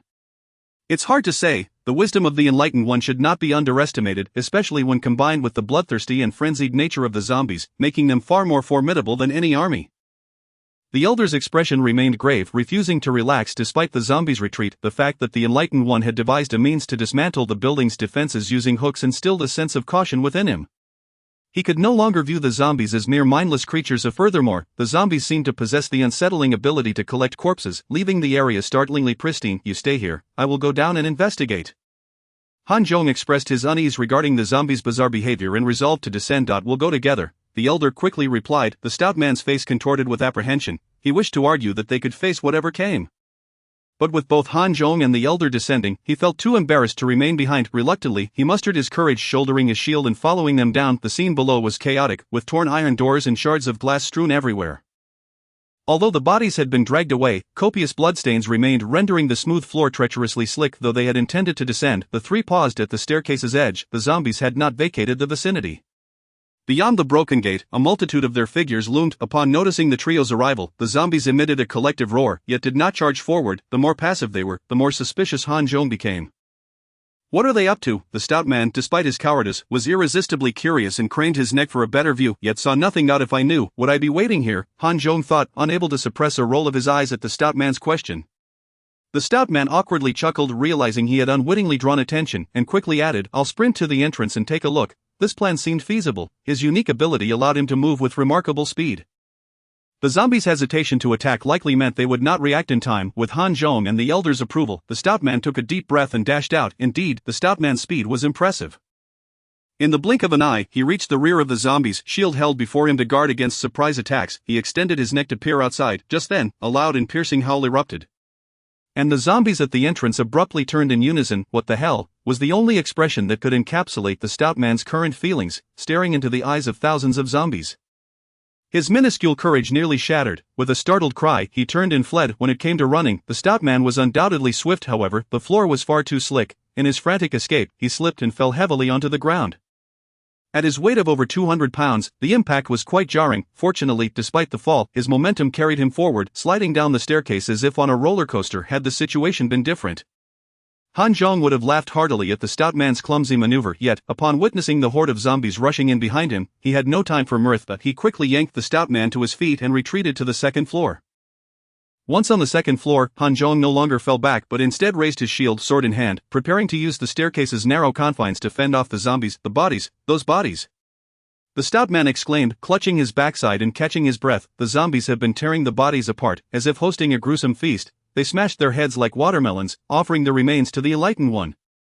"Are you certain they are smashing heads to present to the Enlightened One?" Han Zhong's expression darkened, becoming even graver than when faced with the advancing zombies. He had not anticipated that the Enlightened One would indulge in such grotesque offerings. Selecting only the finest for consumption, the stout man, still oblivious to the gravity of the situation, continued to speculate wildly. "Indulging? This is a serious problem," Han Zhong exclaimed, cleaving the head off the first zombie that charged forth. The clean cut showcasing the sharpness of his sword, all while cursing loudly. "A problem? Are you implying they have discovered the energy crystals?" The elder immediately grasped the implication. What was most vital within the brains of the zombies? The energy crystals. The Enlightened One's intelligence should not be viewed through the lens of ordinary zombies. Its capacity for learning was exceedingly high, coupled with cunning. It must have realized the significance of the energy crystals within the zombies' heads, prompting it to instruct the zombies to transport the bodies and remove their heads. As Han Zhong fought, he shouted rapidly, "The high-tier zombies and the transformed creatures we have yet to encounter will all be vying for the energy crystals on the evolutionary path ahead. It is not just humanity that has uncovered the secret of the energy crystals and evolution. These creatures may have discovered it even earlier. Many of them are carnivorous, and it is entirely plausible they stumbled upon the energy crystals while preying upon the zombies." The example of the parrot-like creatures stood as a testament. Even in their non-transformed state, they recognized the value of energy crystals. Han Zhong even suspected that these beings might evolve even faster than humans, likely due to their earlier discovery of this secret and their consumption of numerous crystals. Given the Enlightened One's wisdom, it was hardly surprising it could uncover such truths amidst the carnage of fallen zombies. Yet, for Han Zhong and his companions, this was far from good news. The zombies were already plentiful and frenzied, constantly evolving, and under the guidance of the Enlightened One, their combat prowess had reached astounding heights. If they were to learn the secret of the crystals, they would undoubtedly grow even stronger, placing everyone in a more precarious position. The elder seemed to grasp this predicament as well and quickly urged Han Zhong.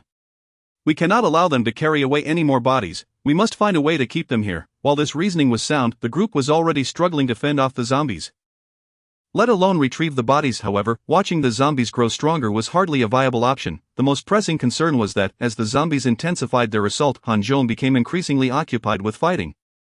Leaving no time for contemplation, the relentless charge of the zombies painted the staircase in blood. Yet, the second-tier zombies proved particularly troublesome, their agility and powerful leaps enabling them to vault over the handrails above. Though Han Zhong continued to slay the zombies, he was compelled to retreat, striving to prevent being flanked. Even with the elder and the stout man providing assistance, the staircase's narrowness, while advantageous, also hindered their efforts, as the lack of space limited the effectiveness of their support. Just as Han Zhong felt the pressure mounting, he heard a sudden whoosh, and a dark shape zipped past. A zombie that had just leapt from the staircase. Attempting to pounce on Han Zhong, was pierced through the skull by the shadow, collapsing to the ground. Then, the sound of whirring intensified as steel pins became lethal projectiles, penetrating the heads of the zombies and bursting forth a series of blood sprays. In an instant, the horde crowded on the staircase was reduced to a sea of fallen bodies. Han Zhong seized the opportunity to catch his breath and turned to see Zhao Ziyue descending the stairs. Clad in a tactical police uniform, her hair tied into a ponytail, she appeared composed and strikingly youthful. Upon meeting Han Zhong's gaze, Zhao Ziyue flashed him a playful smile, and at that moment, the tension in the air dissipated. The atmosphere lightening as if sunshine had pierced through the clouds. Han Zhong knew that from this moment forth Zhao Ziyue, having advanced to a higher tier, was truly beginning to rise. He had long anticipated this moment. Nurturing the Iron Queen, who was now showcasing her unique brilliance, as the clouds parted to reveal the moon, Han Zhong's spirits lifted, and he burst into hearty laughter, proclaiming, "Now it's our turn to counterattack. I will lead the charge, Ziyue, you handle the enemies." With sword and shield in hand, Han Zhong surged forward, the struggle endured previously culminating in this moment of explosion. Zhao Ziyue followed closely behind, fully harnessing her abilities. Behind her, Tang Luo and Deng Ai trailed, their expressions filled with anticipation. However, Tang Luo and Deng Ai refrained from joining the fray. Han Zhong and Zhao Ziyue's cooperation alone was sufficient to sweep through the zombies. After a mere 10 minutes, the line of battle had been pushed back from the third-floor stairwell to the entrance, the ground thickly carpeted with the remains of zombies, thanks to the explosive manifestation of Zhao Ziyue's abilities post-advancement. They successfully pushed the front line back to the entrance, the zombies' frenzied charges resulting only in greater casualties. At that moment, as Han Zhong burst through the door, he finally laid eyes upon the Enlightened One. Illuminated by the flames conjured by Deng Ai, atop the grand and opulent entrance of the first-class city, stood a petite figure clad in a striking red dress, with a charming doll-like haircut. At first glance, she appeared less like a zombie and more like a delicately crafted human child. This was the fabled Enlightened One, the leader of the zombies. In that instant, a profound sense of bewilderment surged within the hearts of all present. Chapter 90. This is awkward, Captain. Did I just fall too hard? Am I seeing things? How could that be a human little girl? The stout man rubbed his eyes, feeling incredulous. I in his mind, the one who could command countless zombies, feasting solely on brains, must undoubtedly be an exceedingly grotesque and bizarre creature. Yet, the appearance of this human girl, resembling Tang Luo with her soft, adorable charm, made it hard to reconcile her with the notion of an ugly zombie. It was a perplexity not limited to the stout man. Even the elder and others were deceived by the appearance of this enlightener. Finding it hard to believe, Han Zhong gazed at the cherubic face, which bore a blend of fear, terror, and cunning, amidst the flames, and couldn't help but let out a cold chuckle. A human little girl? Can a human little girl stand so calmly among a horde of zombies? Why don't you step outside and see if the zombies are friendly and willing to befriend you? The stout man shrank his head. Stepping outside was out of the question, especially after nearly being torn apart by zombies the day before.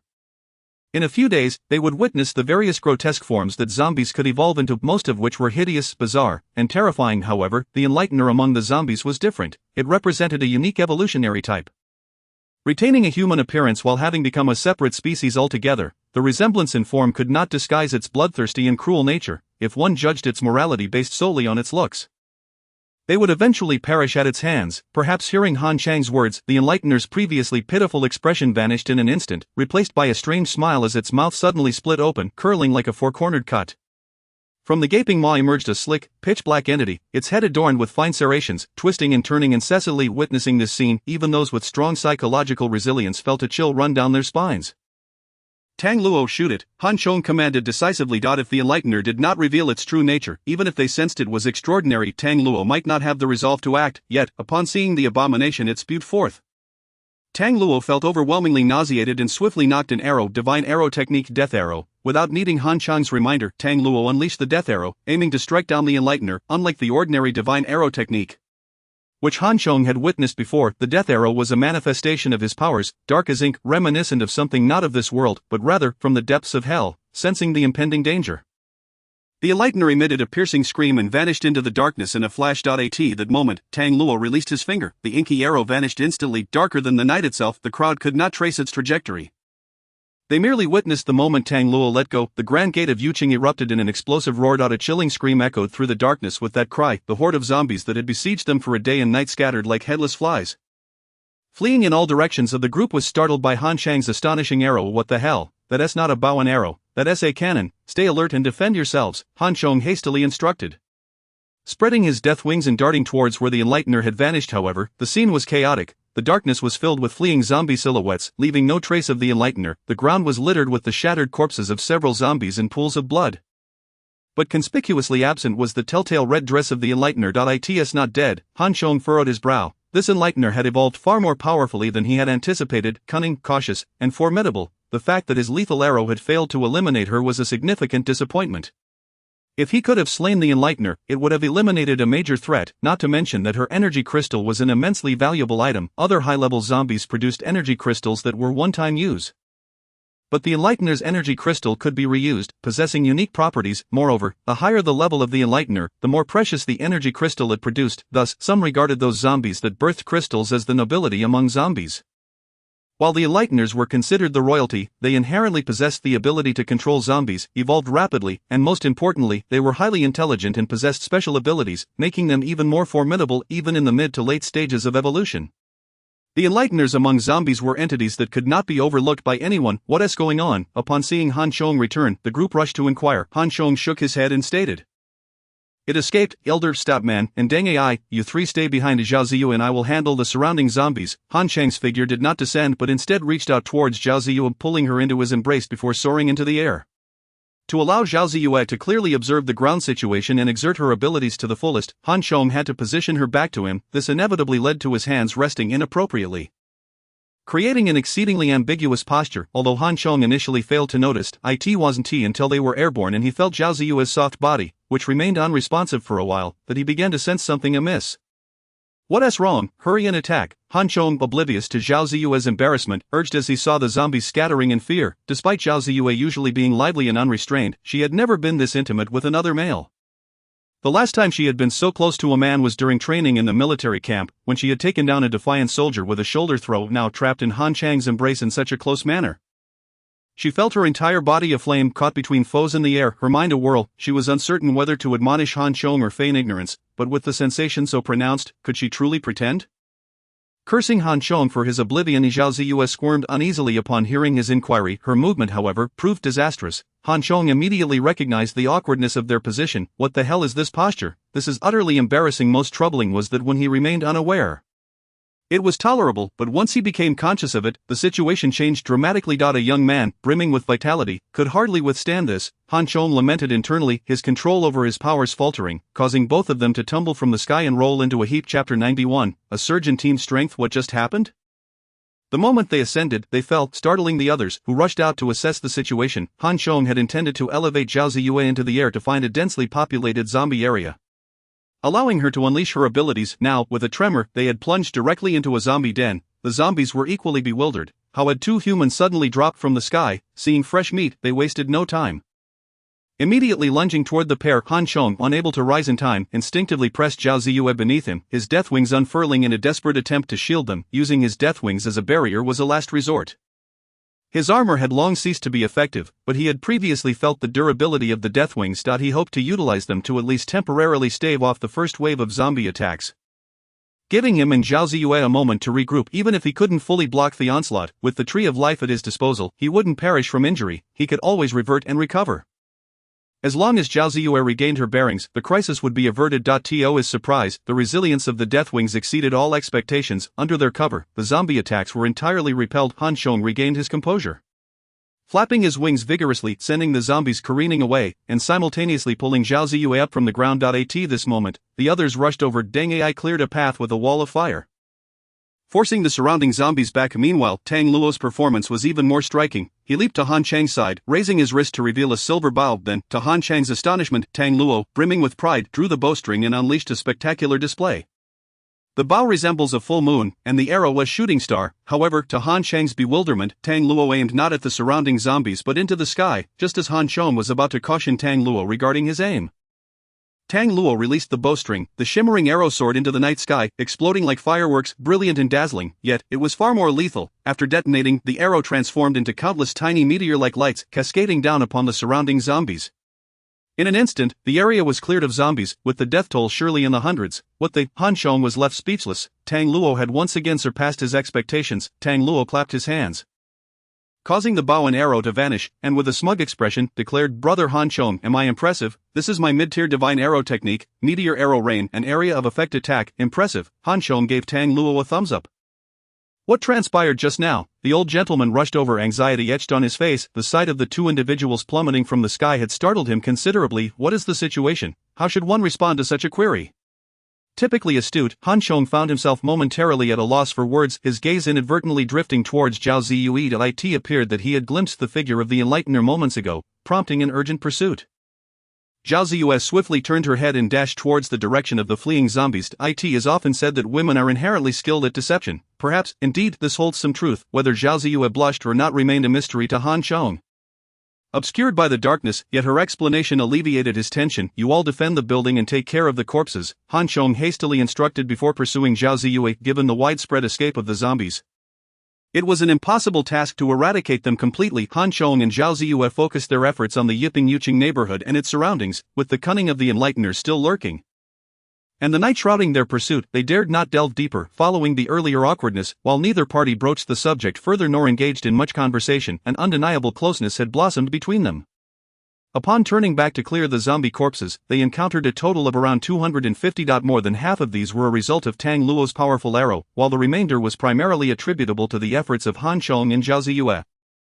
Even the tiniest of mosquitoes are still flesh, and thus, the group seized this opportunity with enthusiasm. Even Lu Jingjing was summoned to assist, and they worked through the night to clear all the zombies, collectively unearthing 3 energy crystals. Though this yield paled in comparison to that of the cultivated ones, it was still a commendable haul. During the process of clearing the zombies, Han Chong gleaned insights into the advancement of Tang Luo and the others' abilities. Tang Luo had consumed a total of 542 energy crystals, successfully advancing to the early stage of the intermediate level. In terms of her abilities, her ordinary archery shots had increased to 32 arrows, with both power and range doubling. In addition to acquiring a new skill, the meteor shower arrow she had just unleashed. Meanwhile, her death arrow from the initial stage had also seen its power doubled.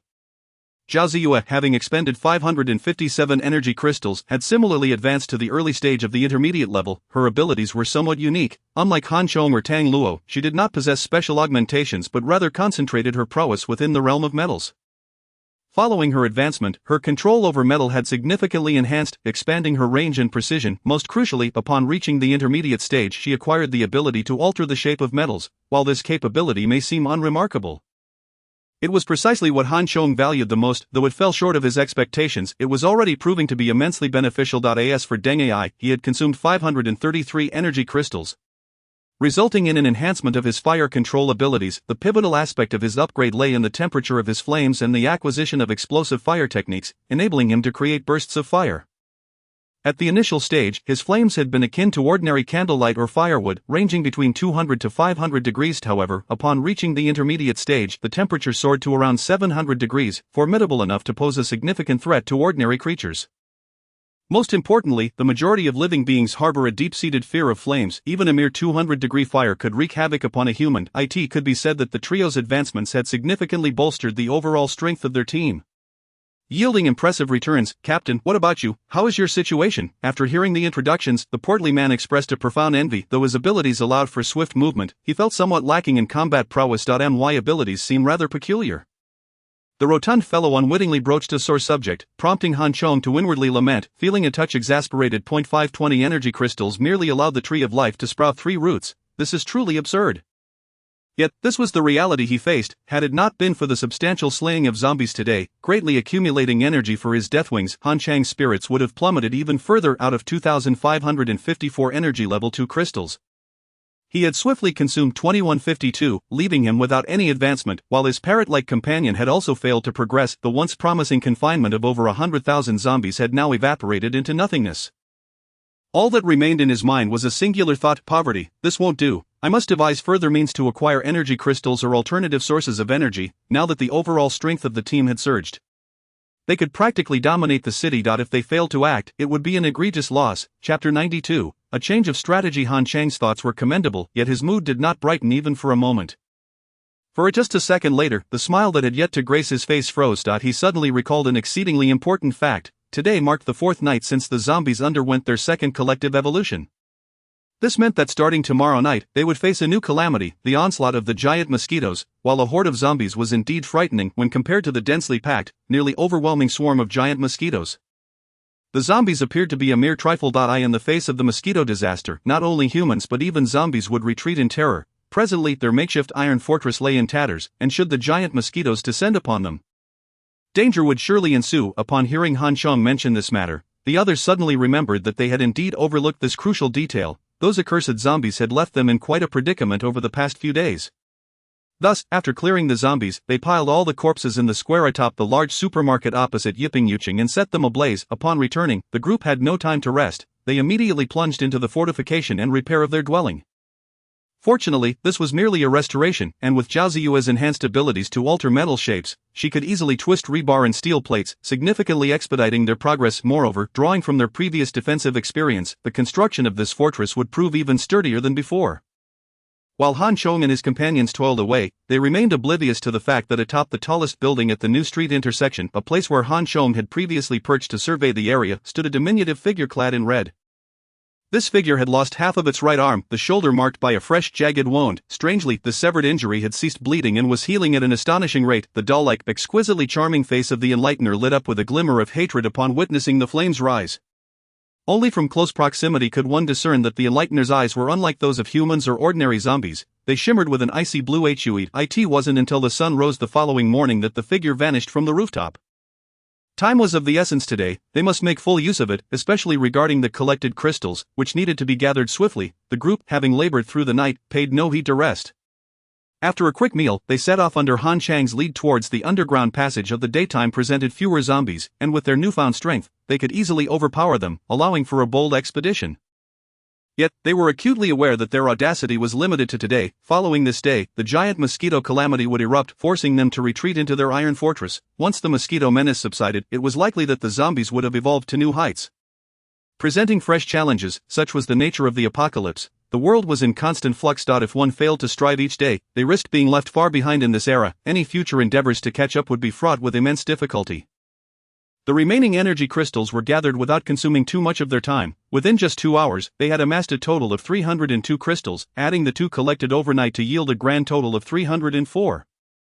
When accounting for the crystals they already possessed, the total stood at a mere 644. Though this seemed a substantial sum, it was still insufficient for Han Chang's elevation to the intermediate level. How about we head to the Confucius Temple? There are numerous level 2 zombies there. If the circumstances are favorable, we could easily slay over 1,000 zombies in a day. The old gentleman, noticing Han Chang's furrowed brow after the crystal collection, presumed he was distressed about the crystals and suggested their team now possessed the capability to confront the zombie horde head-on. As long as they preserved their strength during combat and avoided being encircled, their safety would be relatively assured. However, Han Chong shook his head in dissent. No, killing 1,000 zombies in a day would yield merely 100 or so level 2 energy crystals. That simply isn't worth it. Though 100 crystals were indeed a considerable number, in light of the needs of the group, it amounted to little more than a drop in the bucket. Han Chong was no longer the same person. He had outgrown such trivial pursuits, especially now that he required vast quantities of energy for his own advancement. And look over there, Han Chong pointed towards the rooftops on either side of the road, where zombies were meandering. They are merely scattered zombies. Should I shoot them all down? Tang Luo confidently offered. The maximum range of a conventional bow and arrow is approximately 200 meters, with an effective range of around 120 meters. At present, Tang Luo, endowed with the extraordinary skill of archery, boasts an effective range of no less than 400 meters, and remarkably, she can achieve precise shots even at that distance, although for the time being, she cannot match the capabilities of a sniper rifle that can reach 1 or 2 kilometers. Her prowess is undeniably formidable. Moreover, Tang Luo is still in the process of evolution. Once she ascends to a higher level, it would only be a matter of time before her archery skills surpass those of a sniper rifle. These are not merely scattered zombies. Had they been ordinary ones, they would have either rushed towards them or fled long ago. These are likely the eyes and sentinels of the Enlightener, the elder speculated, having been reminded by Han Chong. The fact that the Enlightener is still alive poses a significant threat, with so many zombies surrounding them. Every move they make is under her watchful gaze. Zhao Ziyue chimed in. This predicament weighed heavily on Han Chang's mind as well. The premature appearance of the Enlightener took him completely by surprise. Akin to a thorn perpetually pressed against his chest, potentially piercing him at any moment if he were not cautious. Just like now, if they dared to recklessly enter the Confucius Temple, he could guarantee that the zombies would surely encircle them. The zombies within the temple are not merely in the thousands. Even after they had burned tens of thousands, there would still be at least another 100,000 remaining. Of course, more critically, Han Chong was unsure whether the emergence of the Enlightener at Zinjiku might also indicate the presence of another within the Confucius Temple. So what shall we do next? Tang Luo, eager to showcase her newly acquired skills, found herself at a loss for an opportunity to do so. What else can we do? Let us hasten back and prepare. Tonight we shall hunt mosquitoes. Han Chong waved his hand decisively. Since substantial resources could no longer be harvested from the zombies, they would have to change their approach. However, this shift meant that their original plan of passively defending their hideout would need to transform into an active offensive. Captain, may I make a request? I left my great sword at the subway station near the Confucius Temple. May I retrieve it first? Just as everyone was preparing to return, the plump man suddenly interjected. Without his great sword, he felt as though he had lost half of his courage, and his bravery was already limited. This is not a difficult task, Zhao Ziyue said, effortlessly manipulating metal to open the iron door on one side of the subway station. Allowing the plump man to joyfully reclaim his great sword. Chapter 93. The mutated giant mosquitoes typically require over 20 days to grow from eggs to maturity. However, since the outbreak of the ancient virus, it has been 15 days. Due to the influence of the virus, this new batch of mutated mosquitoes takes 5 to 10 fewer days to develop than normal mosquitoes, yet, the most significant factor is not the time but the size of the mutated mosquitoes. The smallest variety of these mutated mosquitoes is already the size of a human head, while the largest can reach the size of a car. However, such enormous mosquitoes are reportedly found in the southern regions of Sichuan. Not in the Six Dynasties city, where the largest mosquitoes measure only about the size of a wash basin. This size refers to their bodies, not the span of their wings, which would be even larger. Although these mosquitoes are large, their combat prowess is even weaker than that of a level 1 zombie. Even an ordinary person armed with a stick could easily dispatch one. The real issue lies in the fact that these giant mosquitoes, if not approached with ample knowledge and bravery, pose a significant threat. After enduring a prolonged period of peace, few among humanity retain the bloodthirst and ferocity of wartime. How many would dare to confront a giant mosquito? Even if one possessed the requisite ferocity and courage to challenge such a creature, a new problem arises. Mosquitoes do not come alone, they swarm. A single bite could drain half of one's blood in an instant. How does one contend with that? Thus, at the outset, Han Chong was uncertain about the nature of his potential awakening powers, barely confident in ensuring his survival as a level 1 evolved being. His initial thought was to gather supplies, construct a sturdy refuge, and then hunker down for a few days to safely weather this calamity of giants. The average lifespan of mosquitoes is approximately 3 to 10 days for males and 10 to 20 days for females. But after mutation, their lifespan extends by about 1/3. However, the emergence of these large mosquitoes occurred abruptly post-mutation. Meanwhile, due to the virus, other creatures have not only diminished in number but have seen more than half perish. The remaining creatures have either transformed into zombies or undergone demonic mutation. New species have not proliferated in such a short span of 10 days. This indicates that the food chain among existing organisms has been disrupted, with mutated giant mosquitoes unable to secure sufficient sustenance, leading to their eventual starvation. Thus, theoretically, while their lifespan may increase, the reality of such unconventional mutations accelerates their mortality. Indeed, they could die of hunger. Therefore, by merely hiding in a refuge for a few days, one could easily evade the disaster of the giant mosquitoes and emerge unscathed. However, should one tragically encounter a swarm of these creatures and be incapable of fighting them off, one would become their unwitting benefactor, as they would drain one's blood without hesitation and lay their eggs within one's body, producing a new generation of giant mosquitoes the following year. Certainly, not all mosquitoes perish within the same year. Due to their sheer numbers, they outnumber humans. Hence, a significant portion of these mosquitoes may undergo demonic transformation, albeit at a low level, predominantly existing as level 1 entities. As for the ratio of transformation, it remains unclear due to the overwhelming number of mosquitoes. No one dares to venture into research during the calamity of giant mosquitoes, believing themselves invincible. However, the situation has changed, driven by an urgent need for energy to facilitate his ascension. Han Chong must confront these giant mosquitoes head-on. Fortunately, his actions are not blind. The enhanced overall strength of the Ironblood Legion equips them to contend with the onslaught of giant mosquitoes, offering an opportunity to capitalize on the situation. Nevertheless, to prevent unforeseen circumstances, thorough preparation is essential. Among the mosquitoes, aside from the ordinary mutated ones, there are also demonic mosquitoes, which are more formidable and agile. The distinguishing feature of a demonic mosquito lies in its tail, which is dark and hardened, resembling scales. This is due to the presence of a blood mosquito pearl in the tail, the source of the demonic mosquito's power, fortifying its abdominal defenses. If they can collect a substantial number of blood mosquito pearls, it would also aid in the evolution of their abilities. Given the evolution speed of the demonic mosquitoes, they likely fall within the realm of level 1 demonic entities. Han Chong has mentioned the calamity of giant mosquitoes several times, but this instance marks his most detailed explanation. Since the first day of the zombies' collective evolution and the emergence of the Enlightener, it has become increasingly difficult for Han Chong to ascertain whether any of the myriad demonic mosquitoes might possess exceptional talents. successfully evolving into level 2 or 3. Why not store some gas canisters and, combined with Deng Ai's flames, incinerate the mosquitoes? The plump man eagerly proposed. It is said that mosquitoes are not as formidable as zombies. Which is a silver lining. With his great sword reclaimed, the plump man felt a surge of courage and promptly pushed Deng Ai forward. Fire is effective, even level 2 zombies cannot withstand it. Let alone mosquitoes. However, Han Chong shook his head in disagreement, stating, it won't work. If the aim is merely to kill the mosquitoes, that poses no issue. However, if one wishes to obtain blood mosquito pearls, fire cannot be used. The blood mosquito pearl is a condensation of the mosquito's blood essence, akin to the demon cores of other demonic beings, and it would melt upon exposure to flames. The restriction on using fire indeed complicates matters. The elder frowned. Engaging in a continuous hand-to-hand battle with the giant mosquitoes would be physically exhausting, and the problem remains that once bitten, a person is effectively incapacitated. In a swarm of giant mosquitoes, no one can guarantee they will remain unscathed. Thus, I insist we prepare. We still have half a day to create a suit of steel armor. If we can protect ourselves entirely, we need not worry about mosquito bites. Han Chong deliberated. This was the only solution he could conceive. Once equipped with armor, coupled with the existence of the steel fortress, they could advance and retreat with confidence. Within 5 or 6 days, during the peak of the giant mosquito frenzy, they could amass several thousand to 10,000 energy crystals. Yet, none of us know how to craft armor. This requires specialized techniques.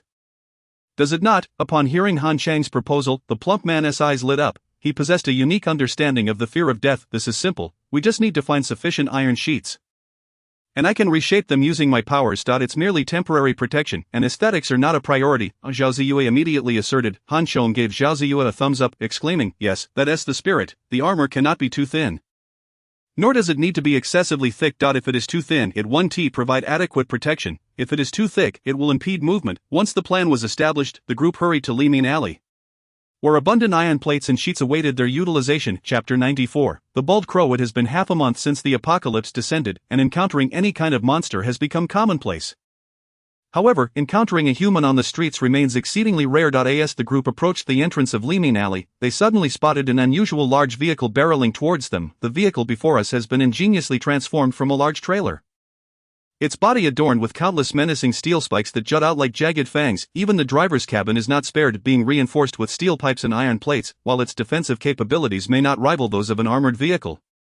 It is certainly formidable enough to withstand encounters with ordinary zombies. Most notably, the spacious cargo area at the rear of the trailer can accommodate a substantial amount of supplies. This behemoth, resembling a hedgehog, rumbles forward, exuding an aura akin to that of a steel monstrosity. Humans, someone's driving, and we have fellow companions, exclaimed Deng Ai, his lack of experience evident as he spotted the vehicle with palpable excitement. Indeed, they are humans, Han Chong replied somewhat nonchalantly, but to claim they are companions is rather premature. His response reflected a cautious demeanor, as he was not overly enthusiastic about encountering fellow humans, instead harboring a sense of wariness. In this apocalyptic world overrun by zombies, the audacity to drive brazenly through the streets suggests one of two possibilities: either they possess formidable strength or they are recklessly insane. Such individuals are typically arrogant and may not be easy to deal with. The roaring trailer came to a halt not far from the onlookers, and from the front cabin, 3 figures emerged. The leader, a burly man in his 30s with a shaved head, had a muscular build and an impressive tattoo of a crow that wrapped around his scalp, its beak poised to grasp his right ear. The creativity and execution of the tattoo were commendable, surpassing the typical depictions of dragons and tigers. Behind him stood 2 companions. One was short with long hair, a hunched posture, and a hawkish nose. His demeanor reeked of lewd intentions. The other, older, and appearing to be in his 40s, sported a buzz cut and had a sinister expression. All 3 were clad in identical prison guard uniforms, their visages radiating aggression and arrogance. They resembled predators rather than guardians of the LAW. At that moment, Han Chong immediately recognized who these individuals were. Outside the main city center of the 6 Dynasties city lay 4 major districts: the northern Jiangbei district, the eastern Lingdong district, the southern Ningyuan district, and the western Nu district. The Ningyuan district had been the site of numerous wars and housed a massive war memorial, leading locals to believe that the area was steeped in ominous energy, making it less desirable for habitation. Consequently, most residents were outsiders or individuals placed there by the government, including bus stations, airports, prisons, and crematoriums. In his previous life, Han Chong recalled a notorious mutant named Zhu Jiaxing, known as the Bald Crow, who seemed to match the imposing figure before him. This individual possessed the ability to transform into a gigantic being composed of flames. The 2 companions accompanying him were inmates who later conspired with him. 1. named Gusong, had awakened wind-based powers, while the other, Han Shan, was a relative of Han Chong and had the ability to petrify. They were originally violent offenders from the second prison, but the outbreak of the virus and the zombie apocalypse provided them with an unexpected opportunity to escape. With their newfound powers, they swiftly overpowered the zombies and surviving guards, seizing control of the prison. In his previous life, they had established a sanctuary based on their formidable abilities, which, while sheltering many, became a nightmare for those within. These three acted as the tyrants of that refuge, saving people only to subjugate and exploit them. Han Shom had never anticipated encountering these individuals so early in the apocalypse. Logically, they should have been active in the Ningyuan district. Why had they ventured here? Unbeknownst to him, this was a misconception stemming from his previous memories, as these three were merely newly awakened and had just escaped the prison, grappling with the drastic changes in the world around them. After wandering outside the prison, they had intended to find a safer locale to ascertain the situation but were quickly disillusioned, realizing that safety was a mere illusion in this world overrun by zombies. Reluctantly, they resorted to scavenging supplies before returning to the prison. However, recent events, such as Han Chang's fiery disposal of zombies, had drawn significant attention, and the trio, misinterpreting the smoke as a signal for human survivors, hastily commandeered a large trailer, reinforced it, and charged into the heart of the city. To their astonishment, after a series of brutal encounters, they indeed found humans, 6 or 7 of them. Who are you? Where are the others? Zhu Jiaxing inquired eagerly, as if he had stumbled upon a long-lost kinship. The group, initially filled with anticipation upon seeing the vehicle, was now rife with apprehension at the sight of the 3 men. Instinctively sensing that they were not to be trusted, thus, when Zhu Jiaxing posed his question, silence ensued, and all eyes turned to Han Chong. "Not we are survivors, just like you. There are no others here, only us and the zombies." Han Chong replied coolly. In his previous life, he would have retreated at the mere sight of them, but now he weighed their strength and resolved. A former powerhouse? What of it? Times had changed. Preposterous, there was clearly a fire signal here. Zhu Jiaxing retorted angrily at Han Shan's response, incredulous at the suggestion that there were no survivors, only a few wandering souls. "You think I'm blind? I've come all this way searching for a human stronghold. And you tell me there is no one but a handful of stragglers? Are you mocking me?" Realizing that his actions of burning zombies had been misconstrued as a signal, Han Chong stifled a laugh. "No signal was sent, I merely dealt with the undead," he replied, suppressing his amusement. "Damn it, are you toying with us? I'll have your head." Gusong, unable to contain his fury, stepped forward, ready to strike. "Hold on." Zhu Jiaxing interjected, his expression darkening as he scrutinized Han Chong and his companions. "How did you survive? Where are you headed? That seems irrelevant to you," Han Chong retorted coldly, eyeing Gusong, who was clearly up to no good. Perhaps it would be prudent to eliminate him sooner rather than later. The trio possessed unique abilities, yet Han Chang's group was undoubtedly more potent. If a confrontation were to ensue, subduing them should not pose a significant challenge. Despite his brutish appearance, Zhu Jiaxing was clearly capable of commanding his equally ruthless companions, and while he felt a surge of anger at Han Chang's attitude, he managed to suppress it, forcing a smile. "In these chaotic times, we must rely on each other to survive. Little brother, what do you say?" Zhu Jiaxing proposed, attempting to appeal to camaraderie. "I see you are armed. You must possess some strength. We 3 have thrived amidst the zombie apocalypse. If we unite our strengths, we can navigate this world unscathed. With everyone dead, all resources are up for grabs. Wouldn't it be better than cowering in fear from the undead?" For the first time, Zhu Jiaxing found himself reasoning with others, a stark departure from his usual reliance on brute force. Yet, Han Chong was unyielding, bluntly rejecting his overture. "Not interested? You think slaying a few zombies makes you impressive? We've taken down hundreds of thousands. You should be quaking in fear." Zhu Jiaxing's face flushed with indignation, nearly pushing him to rage. Just as he was about to explode, Han Shan, who had remained silent until now, suddenly shouted and advanced, reaching for Han Chang's collar. Han Chong emitted a cold snort, and before he could be seized, he suddenly grasped his opponent's wrist and yanked it fiercely. As his adversary was propelled forward by the force of the pull, Han Chang's knee struck violently against his abdomen. Although Han Shan was a mutant with formidable abilities, his physical prowess was merely that of an ordinary person, utterly incomparable to Han Chong, even if Han Chong were not a second-level evolved being. His extensive combat experience from his previous life, coupled with the few techniques he had learned from the old master, rendered him far beyond the capabilities of a mere criminal like Han Shan. The swift pull and collision occurred like a flash of lightning. Han Shan barely comprehended the situation before he was sent crashing away. After hitting the ground, he clutched his stomach and groaned in agony for a moment. Then, filled with rage, he rose from the debris. As he stood, his form rapidly petrified, his face resembling that of someone afflicted with a severe skin disease. By the time he was fully upright, his skin had taken on a uniform hue. No longer resembling that of a human. He had transformed into a towering granite golem, exceeding the height of the historical basketball star known as the Little Giant by several centimeters. "You give me death." Upon completing his transformation, the stone figure of Han Shan let out a furious roar, his fists the size of cooking pots swinging wildly, hoping to convey to Han Shang the reason behind the vibrant bloom of flowers. However, before he could finish his statement, Han Shang's figure had vanished from his sight. "Watch out, behind you," Zhu Jiazhen urgently warned from the side, yet Han Shan was unable to react in time. Han Shang had already appeared behind him. Leaping high into the air, he descended, his elbow crashed heavily against the back of Han Shan's neck, the immense strength of a second-level evolved being forced the stone giant to his knees. Before Han Shan could respond, Han Shan was already in motion again, gripping his head tightly and twisting it violently, sending Han Shan spinning through the air. The colossal stone figure, weighing several thousand pounds, was effortlessly discarded as if it were mere refuse in Han Shang's hands. Han Shan crashed down with a resounding thud onto an abandoned vehicle, reducing it to scrap metal, after enduring a series of relentless assaults.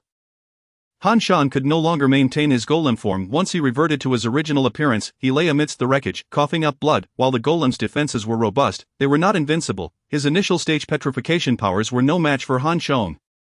A second-level evolved being, and his defenses were shattered. The clash between the two unfolded in a flash. From Han Shan's transformation to his utter collapse at the hands of Han Shang, nearly 3 or 4 seconds had elapsed. Zhu Jiazhen, finally aware of the situation, realized that the battle had come to a swift conclusion. He gazed at Han Shang, who appeared effortlessly composed, his expression one of astonishment, struggling to believe the scene before him. The fervor and anger that had once burned within him vanished in an instant. Since the three of them had awakened their powers, they had been virtually unstoppable, even facing mutated and more formidable zombies without fear. Just earlier, Han Shan had transformed into a golem, obliterating a zombie in a single blow, yet now, damn it, Gu Song, unlike Zhu Jiazhen, who was more level-headed, was quick to charge forward upon witnessing Han Shan's defeat. Although Han Shan's petrification rendered him slower, Gu Song, having awakened the power of storm control, was confident in his rapid attack abilities and believed he could best Han Shang. However, as he lifted his foot, Zhu Jiazhen swiftly intervened, blocking his advance. "Don't act impulsively," Zhu Jiazhen barked. Han Shang, casually observing Zhu Jiazhen, had hoped that his opponent would act rashly, providing him an opportunity to eliminate him, yet, he did not anticipate Zhu Jiazhen's remarkable restraint, which starkly contrasted with his previous impression of the arrogant, domineering bald-headed crow. "I apologize, everyone. It was all a misunderstanding. I extend my apologies on behalf of my brother." Zhu Jiazhen managed to muster a strained smile.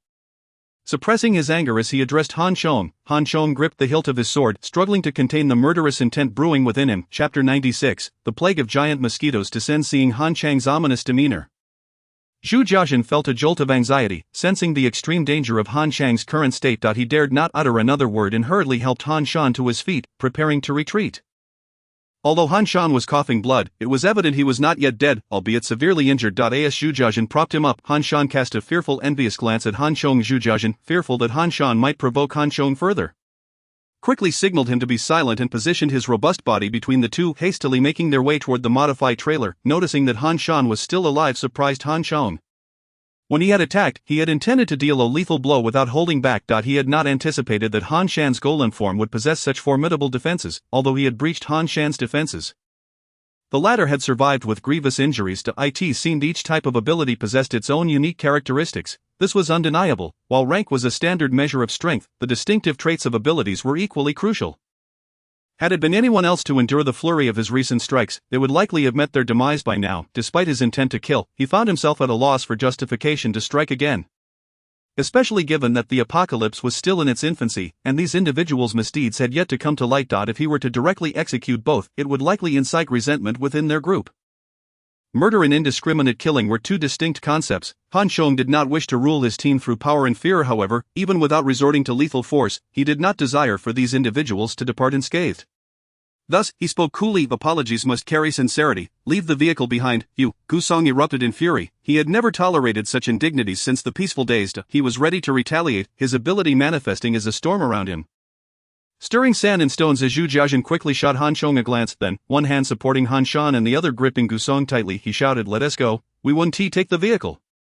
This bald fellow is no ordinary man. Do you know them? Upon witnessing the trio's departure, the old man turned to Han Shang and inquired, having grown accustomed to Han Chang's occasionally inexplicable prescient abilities. He was no longer surprised. Somewhat, Han Shang nodded, briefly introducing the trio's situation, while cautioning everyone to avoid confrontation. If they encountered those three again, it would be best to eliminate them if possible, or at least avoid them. "Oh, so they are death row inmates. No wonder they are so fierce. Why doesn't the virus eliminate these scoundrels first?" Tang Luo pouted, clearly displeased. "The key is that they possess formidable abilities," the rotund one lamented. Filled with envy and resentment, although Han Shan had been swiftly defeated by Han Chong, the sight of him transforming into a massive stone golem had left a profound impression on him. If only I had such powers, I wouldn't fear those damn zombies at all. I could just wield a great sword and slash through them without a care for defense. Let us not concern ourselves with them for now. Perhaps tonight the plague of giant mosquitoes will descend, and they may perish. We must hasten to create the steel armor. This is paramount. Han Chong interrupted the group's discussion urgently. This vehicle is quite good.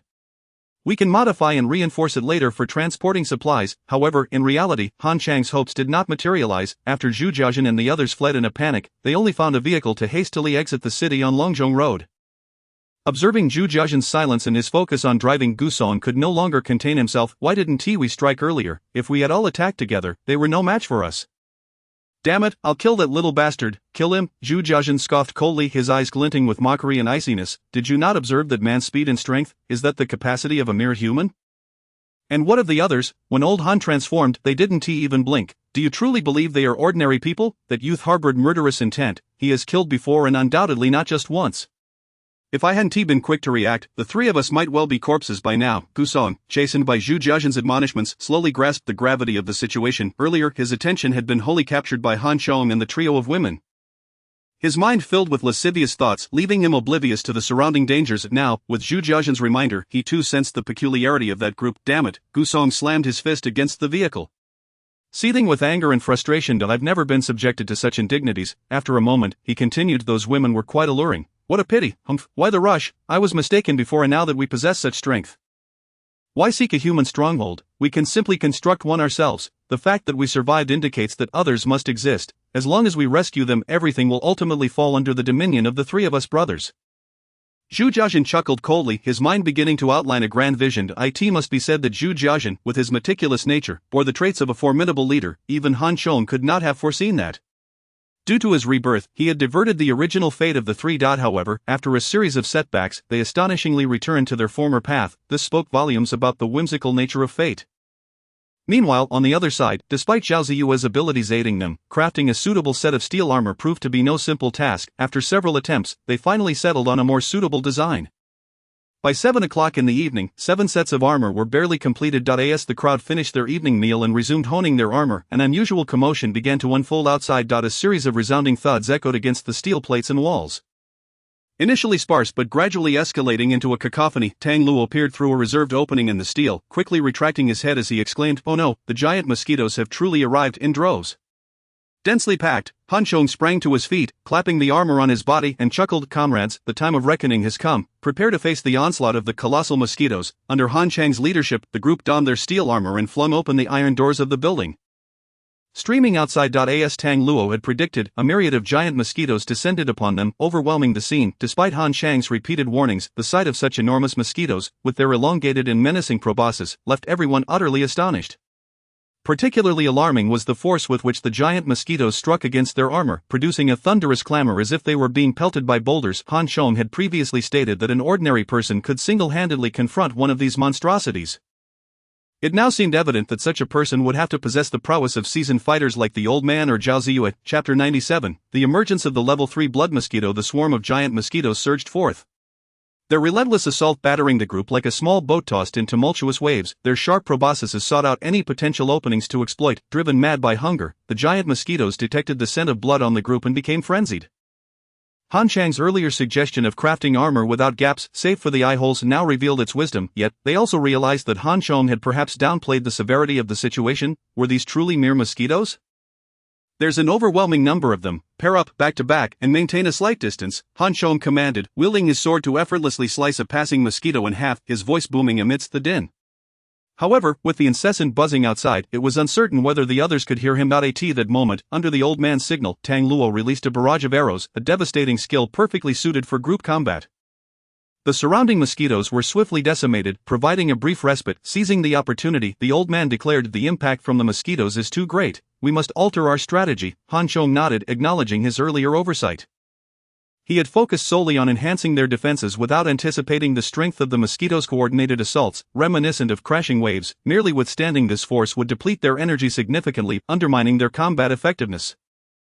Fortunately, the old man was adept at battlefield strategy, promptly instructing, "Utilize the building. Pair off back to back in a T formation, with the captain and Ziyue at the front. with 7 individuals, including the least capable Lu Jingjing. The old man relieved her of combat duties, assigning her the task of clearing away the mosquito carcasses. Han Chang's sword was razor-sharp, and his combat experience was vast as Zhao Ziyue, wielding her formidable abilities. Unleashed dual steel harpoons that struck with remarkable range, with 2 individuals at the forefront slaughtering the mosquitoes. The pressure on the others significantly eased. The hefty blade of the stout man and the firefighting axes wielded by the old man and his companions also contributed greatly to their effectiveness. In a matter of moments, the ground was strewn with numerous mosquito corpses, far more efficient than combating zombies. Han Chong was almost blinded by rage, his excitement growing with the increasing number of mosquitoes. Alas, these creatures were mere insects, devoid of souls, otherwise his death wings could have reaped a substantial bounty. Han Chong continued to dispatch the giant mosquitoes with mechanical precision until, suddenly, he swung at empty air. Only to be confronted by a mosquito the size of a bowl, its black and white patterned body deftly dodging his strike as it lunged for his face. A realization dawned upon him: a demon creature. There was no time to retract his sword, so Han Chong thrust his armored left hand forward to meet the demon mosquito. The difference between being prepared and unprepared was stark. Even the strength of a level 2 evolved being was insufficient to withstand this demon mosquito. With a singular punch, the gluttonous creature, having gorged itself, exploded in a shower of blood. Quick as lightning, Han Chong seized a blood-red orb from the remnants, its surface adorned with 2 white lines resembling cracks. Yet, he knew these were not mere fissures but indicators of the mosquito's evolved state. The 2 lines signified that the mosquito he had just slain had reached level 2, in a mere span of 10 days. The emergence of a level 2 demon mosquito had taken Han Chong by surprise. Whether zombies or demon creatures, their rate of evolution surpassed that of humans. In times of peace, humanity prided itself as the pinnacle of life. But in the savage apocalypse, the laws of nature often favored beasts, insects, and flora, enabling them to adapt and evolve more swiftly than mankind. Everyone, be cautious, a level 2 demon creature has emerged among the mosquito swarm. Han Chong shouted urgently, alerting the group. No sooner had Han Chang's warning echoed than Tang Luo's startled cry rang out. Han Chong turned to see a blood-red giant mosquito ferociously attacking Tang Luo. Despite Tang Luo's frantic swings of his axe, the mosquito's speed was astounding, deftly evading his strikes while its long, sharp proboscis aimed for the opening in Tang Luo's helmet. As Tang Luo twisted his head to evade the assault, he was visibly shaken, his shouts echoing in alarm. After several attempts, the mosquito's proboscis struck against the helmet, producing a resounding thud. The sturdy helmet, surprisingly, bore a dent from the assault. Fortunately, Han Chong had insisted on using thicker steel plates. Although cumbersome to wear, their defensive capabilities were formidable. Had they relied on ordinary metal, it would likely have been penetrated by the demon mosquito by now. Seeing the blood-red markings, Han Chong was taken aback. This blood mosquito was likely level 3, for it exhibited an extraordinary strength. Ziyue, Han Chong shouted, unable to rush back to assist, yet desperate to alert Zhao Ziyue. As the others fought valiantly, Zhao Ziyue remained still, deftly maneuvering her harpoons like shooting stars through the air. The number of giant mosquitoes she felt rivaled the collective efforts of the others. However, focusing entirely on her abilities left her unable to divert her attention. Upon hearing Han Chang's urgent call, Zhao Ziyue shifted her focus, realizing the threat behind her. Under her control, the 2 harpoons ceased their aerial slaughter and shot toward the blood-red giant mosquito before Tang Luo. To everyone's astonishment, despite Zhao Ziyue's mid-level abilities and the unique characteristics of the harpoons, the strikes failed to connect. The blood-red mosquito, seemingly endowed with precognition, flitted aside just in time to evade the attack. Yet this retreat rendered it less audacious than before, as it melded back into the throng of giant mosquitoes. At this point, Han Chong could confirm that the blood mosquito had indeed ascended to level 3. Everyone maintain vigilance and tighten our defenses. We are facing a level 3 demon mosquito, Han Chong barked, coordinating with Zhao Ziyue to cover one another as they shifted their formation backwards. The previously encountered level 2 demon mosquitoes had increased in number since the appearance of the level 3 mosquito. This level 3 threat posed a significant risk. A surprise attack from it could easily pierce through their skulls. I'll draw it out. You take the opportunity to strike, Han Chong observed cautiously, growing increasingly anxious after failing to catch sight of the level 3 mosquito. The blood mosquito orb was a tremendous boon for him at this moment. If he could slay it, it would yield immense rewards. After deliberating, Han Chong approached Zhao Ziyue, ready to execute his risky plan. Chapter 98, Slaying the Level 3 Blood Mosquito. Seeing Zhao Ziyue nod in agreement, Han Chong exerted himself and leaped into the air, the death wings unfurled behind him, and with the protection of his armor. He charged recklessly into the swarm. However, his momentum soon waned as countless mutated giant mosquitoes surged toward him, their relentless onslaught akin to a torrent of water cascading over him. The moment he slowed, he was enveloped by the dense swarm of mosquitoes. Even with extraordinary strength, he found himself overwhelmed. With every swing of his sword, swathes of mosquitoes fell beneath its blade, yet more continued to collide with him.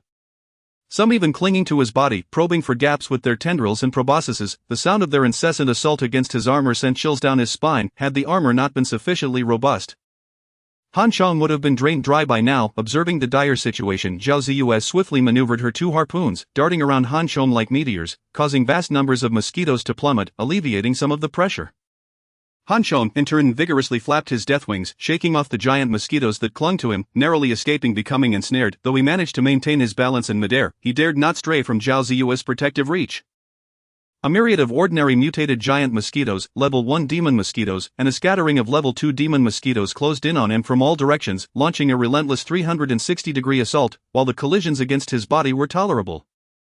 Those against his helmet created a reverberating cacophony, leaving his head buzzing with irritation. After a prolonged battle, the elusive level 3 giant mosquito remained hidden from view. Han Chong gradually began to feel fatigued. The exertion of flying through the air was proving to be more draining than anticipated, prompting him to prepare for a descent. However, at that very moment, an unexpected turn of events unfolded. After he had severed a massive mosquito, the long-vanished silhouette of a blood-colored demon mosquito suddenly re-emerged. Seizing the opportunity as Han Chang's sword swung through the air, the blood mosquito launched a swift attack, its sharp proboscis akin to a sword. Aiming directly for Han Chang's face, a glint of resolve flashed in Han Chang's eyes as he instinctively readied his left fist, poised for defense, and retaliated with blinding speed. Yet, the third-tier giant mosquito exhibited extraordinary intelligence and agility. To Han Chang's astonishment, his supposedly swift punch merely grazed past the giant mosquito. At that moment, the proboscis of the blood mosquito was perilously close, merely inches away. A further advance of 3 to 5 centimeters would allow the mosquito's proboscis to pierce directly into Han Chang's skull. He was acutely aware that even with his second-tier evolutionary body, he would be unable to withstand such a blow from a third-tier demon mosquito. This creature had already targeted the weakness in his armor, exploiting the gaps left for breathing and visibility around the mouth and nose as its primary attack point. Just when danger loomed large, Zhao Ziyue's flying dart whizzed through the air, breaking the tension. The third-tier demon mosquito's performance once again expanded Han Chang's understanding. This damned mosquito seemed to have mastered a form of teleportation. Right before his eyes, it displayed an astonishing maneuver. Han Chong distinctly observed the mosquito's wings fluttering as, at the last moment, it shifted its body horizontally by a fraction, evading the impending strike. Yet, the mosquito's assault remained relentless, and Han Chong felt a sharp pain in his brow. The mosquito imparted a crucial lesson. Although he too could fly, he was no match for a creature so innately adept at it. Just as the mosquito's proboscis was about to breach his skull, its body suddenly trembled violently, pulling away from Han Chong. It turned out that Zhao Ziyue had made preparations to eliminate the cunning third-tier demon mosquito. The flying dart served as a pivotal distraction, but the real lethal strike came from the fine steel needles concealed beneath it. These needles, which Han Chong had previously gifted her, lacked sufficient power to kill zombies, so Zhao Ziyue had only employed them during training and had seldom used them otherwise. Even so, she was often playfully dubbed the Invincible One by the chubby companion.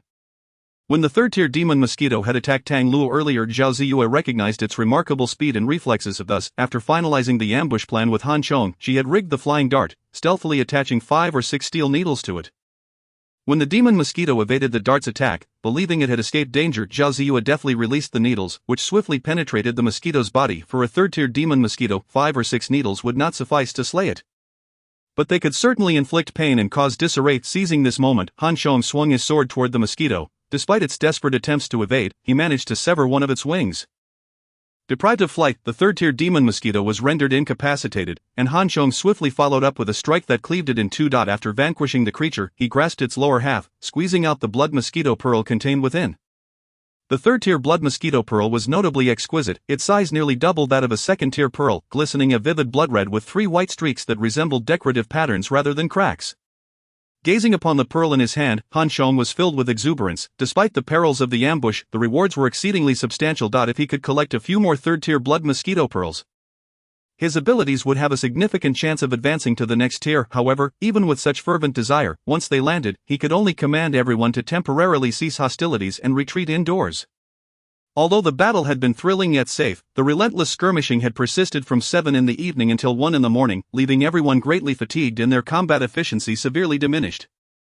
Particularly in the oppressive heat of October, the stifling weather had taken its toll, and the group found it increasingly difficult to endure the cramped, poorly ventilated confines of their steel armor. Upon returning to their quarters, they discovered the once sturdy armor marked by countless dents, a testament to the giant mosquito's formidable strength. When they finally shed the armor, it was as if they had been drenched, with sweat pouring down in torrents. There must have been tens of thousands of mosquitoes, right? How many were demonized? It's too dark to tell. What about you? The chubby companion sprawled on the ground, appearing as if he had just emerged from water. Utterly exhausted yet remarkably exhilarated, however, no one answered him. They were too worn out to converse, and during the frantic fighting, they had little time to ponder such matters. Mosquitoes thrived in the night, retreating into shadows during the day. Therefore, to achieve a large-scale extermination of zombies, nighttime was essential. Let's rest for a bit, then we must continue, Han Chong exclaimed, his excitement palpable as he rubbed the third-tier blood mosquito pearl in his hand. Thoroughly enchanted by it, his initial concerns regarding the rapid evolution of demon mosquitoes had transformed into eager anticipation. Chapter 99, Target, Food Storage Center. The second round of battle, following their rest, was considerably shorter than the first. While Han Chong had hoped to encounter more third-tier demon mosquitoes, his expectations went unfulfilled, leaving him somewhat disappointed. As dawn broke, the once-dense swarm of giant mosquitoes gradually thinned out, ultimately leaving only a handful fluttering in the distance, while the majority sought refuge in the shadows of walls or tree branches. Although mosquitoes were nocturnal, they did not fear sunlight. However, the scattered few did not pique the group's interest, as they had a plethora of tasks to accomplish. The parrot, which had been confined all night by Han Chong, was now released and, feeling pent up, initially squawked angrily before launching itself at the scattered giant mosquitoes. At first, the group worried for its safety, but soon they observed its formidable beak, sharp claws, wings, and the fireballs it conjured, employing a variety of attacks that made it nearly unstoppable against mere mosquitoes. Thus, they left it to its own devices. What lay before the group was the result of their night-long battle. Mountains of giant mosquito carcasses. Cleaning up these remains and collecting the blood mosquito pearls was an exceedingly time-consuming endeavor. Fortunately, unlike energy crystals that would degrade if not collected within a specific time frame, blood mosquito pearls remained intact. However, they had their own drawback. Unlike energy crystals, which were flame-resistant, these pearls melted upon exposure to fire. Hence, the group resorted to the most laborious method, meticulously extracting the demonized mosquitoes before retrieving the pearls one by one. The remaining carcasses and other non-demonized mutated mosquitoes were entrusted to Deng Ai, who incinerated them to ashes. However, with no further tasks at hand, Han Chong declared, Yelder, you've worked hard, take Tang Luo and Deng Ai to tidy this place up. I'll take Ziyoi and the chubby one and head out to gather some supplies. Gather supplies? The elder was somewhat taken aback, though not overly surprised. Throughout this time, Han Chang's actions had always been purposeful, never deviating from the overarching goal. The group had grown accustomed to following Han Chang's commands without question.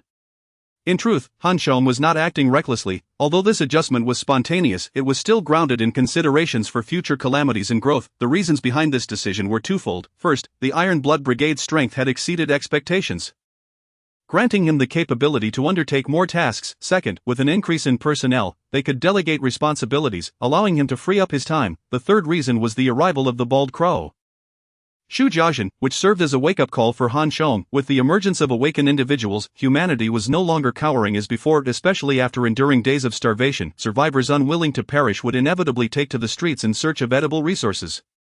As winter approached, the erratic weather conditions exacerbated by the greenhouse effect meant that even in a warming world, winter would still bring hail and extreme cold. Consequently, cotton clothing would become a coveted commodity.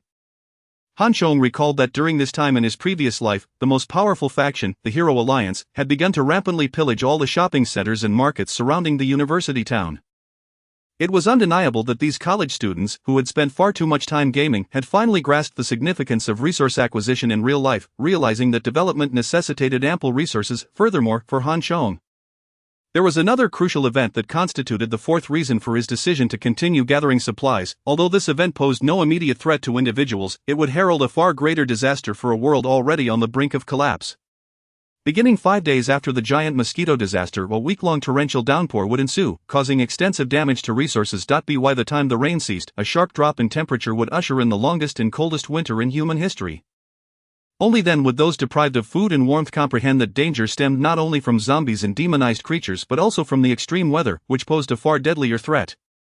As there would be no refuge from it. Of course, with Han Chong and his companions being second-tier evolved beings, coupled with their existing stockpile of supplies, they would be fully capable of weathering this dark winter with ease. The issue at hand is the vast amount of resources that, once damaged in extreme weather, cannot be collected in the future. What Han Chong currently seeks to accomplish is to salvage and gather as many supplies as possible before the onset of such weather. This preparation is vital for his future ambitions of establishing a more formidable power and organization. These resources will serve as the foundation for his rise and expansion. Only with food to eat and clothes to wear can one recruit soldiers. Thus, in light of his capabilities, time, and necessity, Han Chong sees no reason to delay action. Furthermore, the emergence of the giant mosquito plague has brought not only tremendous calamity to the surviving humans but has also constituted a disaster for the zombies. Overnight, many zombies fell victim to the sharp proboscis of the giant mosquitoes, drained of their brain matter. Likewise, a considerable number of giant mosquitoes were slain by the zombies at this brutal conflict. In a certain sense, is fortuitous for humanity. At least during the day, the likelihood of encountering zombies will be significantly reduced. The giant mosquito plague is set to last for 5 days, and for Han Chong these days present an exceptional opportunity. He has no intention of resting during this period. Consequently, after making arrangements, he did not allocate any time for rest, and alongside his companions, the Fatty and Zhao Ziyue, he drove the large vehicle seized from the Bald Crow directly to the Food and Resource Storage Center. To gather food, aside from large comprehensive supermarkets, the Resource Storage Center holds the most supplies. This place is truly a granary, a national reserve. Han Chang's expectations are modest. He merely aims to stockpile every building within the Yiping Yucheng community before the giant mosquito plague concludes. The city of Luqiao contains a total of 16 storage centers, with 2 being the closest to them. Point 1 is located to the west but requires passing through Xinjiku, the territory of the red-robed enlightener. Aware of the formidable nature of this enlightener, Han Chong is reluctant to stir trouble, hence he opts for another direction, northward. Proceeding north along Longzhong Avenue, 4.3 kilometers ahead lies the Jiuhua Mountain Food and Resource Storage Service Center.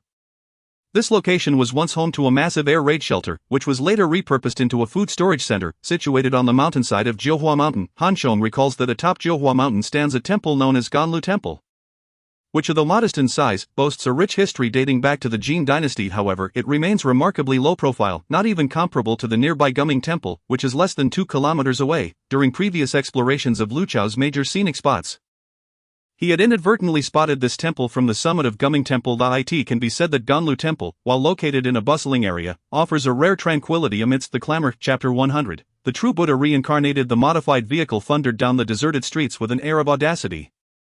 As Han Chong had surmised, the streets were littered with the corpses of both the deceased zombies and numerous giant mosquitoes. Naturally, as the vehicle passed, it stirred up giant mosquitoes that, oblivious to their fate, launched an attack on the trio. With a swift motion, Han Chong unsheathed his sword and cleanly cleaved one in half. As Zhao Ziyue, already known for her reckless driving, roared along, and within 10 minutes, they arrived at the entrance of the service center on the mountainside of Jiuhua Mountain. To their surprise, the service center's doors were firmly shut and secured with iron chains. Upon hearing the roar of the vehicle, 2 young monks inside, armed with wooden sticks, peered nervously through the cracks of the door. When they spotted Han Chong and his companions leaping from the vehicle, their expressions shifted from alarm to joy, and they relaxed their guard. Point 1 of the younger monks, eager to greet them, crouched at the door, suppressing his voice as he called out, "Are you survivors? Where do you come from?" Wow, there are monks alive. In this apocalyptic world, encountering a living person is a rarity, let alone meeting monks. The Fatty, upon hearing the call, peered through the crack and was instantly astonished to see 2 bald heads. Fortunately, in these extraordinary times, the monks did not take offense at his impolite words. Instead, they opened the door and welcomed them in. "You 2 monks have been hiding here, haven't you encountered the giant mosquitoes and zombies?" Han Chong was equally astonished to find living beings here, especially 2 monks, and he observed the relatively clean courtyard with intrigue. "We haven't encountered them, we drove them all away. Rest assured, this place is temporarily safe," replied the monk who had opened the door. "However, we are not alone. There are a few more senior brothers and some civilians in the cave behind. Have you come here to seek refuge as well?" the other monk added, suggesting that receiving refugees was not a new occurrence for them. Upon hearing the monks, Han Chong exchanged glances with Zhao Ziyue. The situation exceeded their expectations. According to the monks, this food storage center was already occupied by others, and not just a few people. The young monk mentioned driving away the zombies and giant mosquitoes, implying that ordinary individuals would lack such capabilities. There must be awakened beings present. This complicates matters. Their trip may have been in vain. What should we do? Zhao Ziyue looked at Han Chong, her eyes conveying a sense of inquiry. "Let us enter and assess the situation first," Han Chong whispered, maintaining his composure. In his recollection, he had never heard of human survivors gathering in Jiuhua Mountain. Point 1 of the monks remained to guard the entrance while the other led them into the air raid shelter.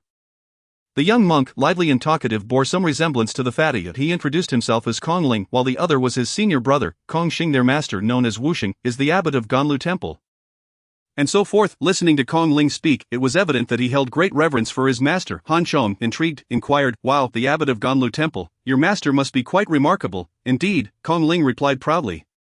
"My master is the reincarnation of the true Buddha, sent by the Buddha to rescue the people from suffering." "Young monk, is it really as grand as you say, a reincarnated true Buddha, and yet the outside world is teeming with monsters? If he is indeed the true Buddha reincarnated, can he subdue them?" The Fatty, ever cunning, understood Han Chang's intent and chimed in, feigning skepticism. Unperturbed by the Fatty's doubts, Kong Ling maintained his good-natured demeanor, smiling as he responded, You will understand in due time. After passing through the administrative hall and a small garden, they reached the entrance of the air raid shelter. The entrance was embedded in the mountainside, featuring a large double iron door that had been retrofitted. The door was only ajar, barely allowing one person to pass through. A monk stood guard at the entrance. Upon seeing Kong Ling leading Han Chong and the others, the guard promptly approached and asked, "What is happening? Where did these people come from?" Kongwen, these individuals are also refugees seeking shelter. I am taking them to meet the master. Kong Ling greeted him before guiding them through the narrow opening. Kongwen scratched his bald head, pondering refugees, but these individuals do not appear to be ordinary refugees. They even carry large knives and swords. Never mind, it is best to leave it to the master to handle.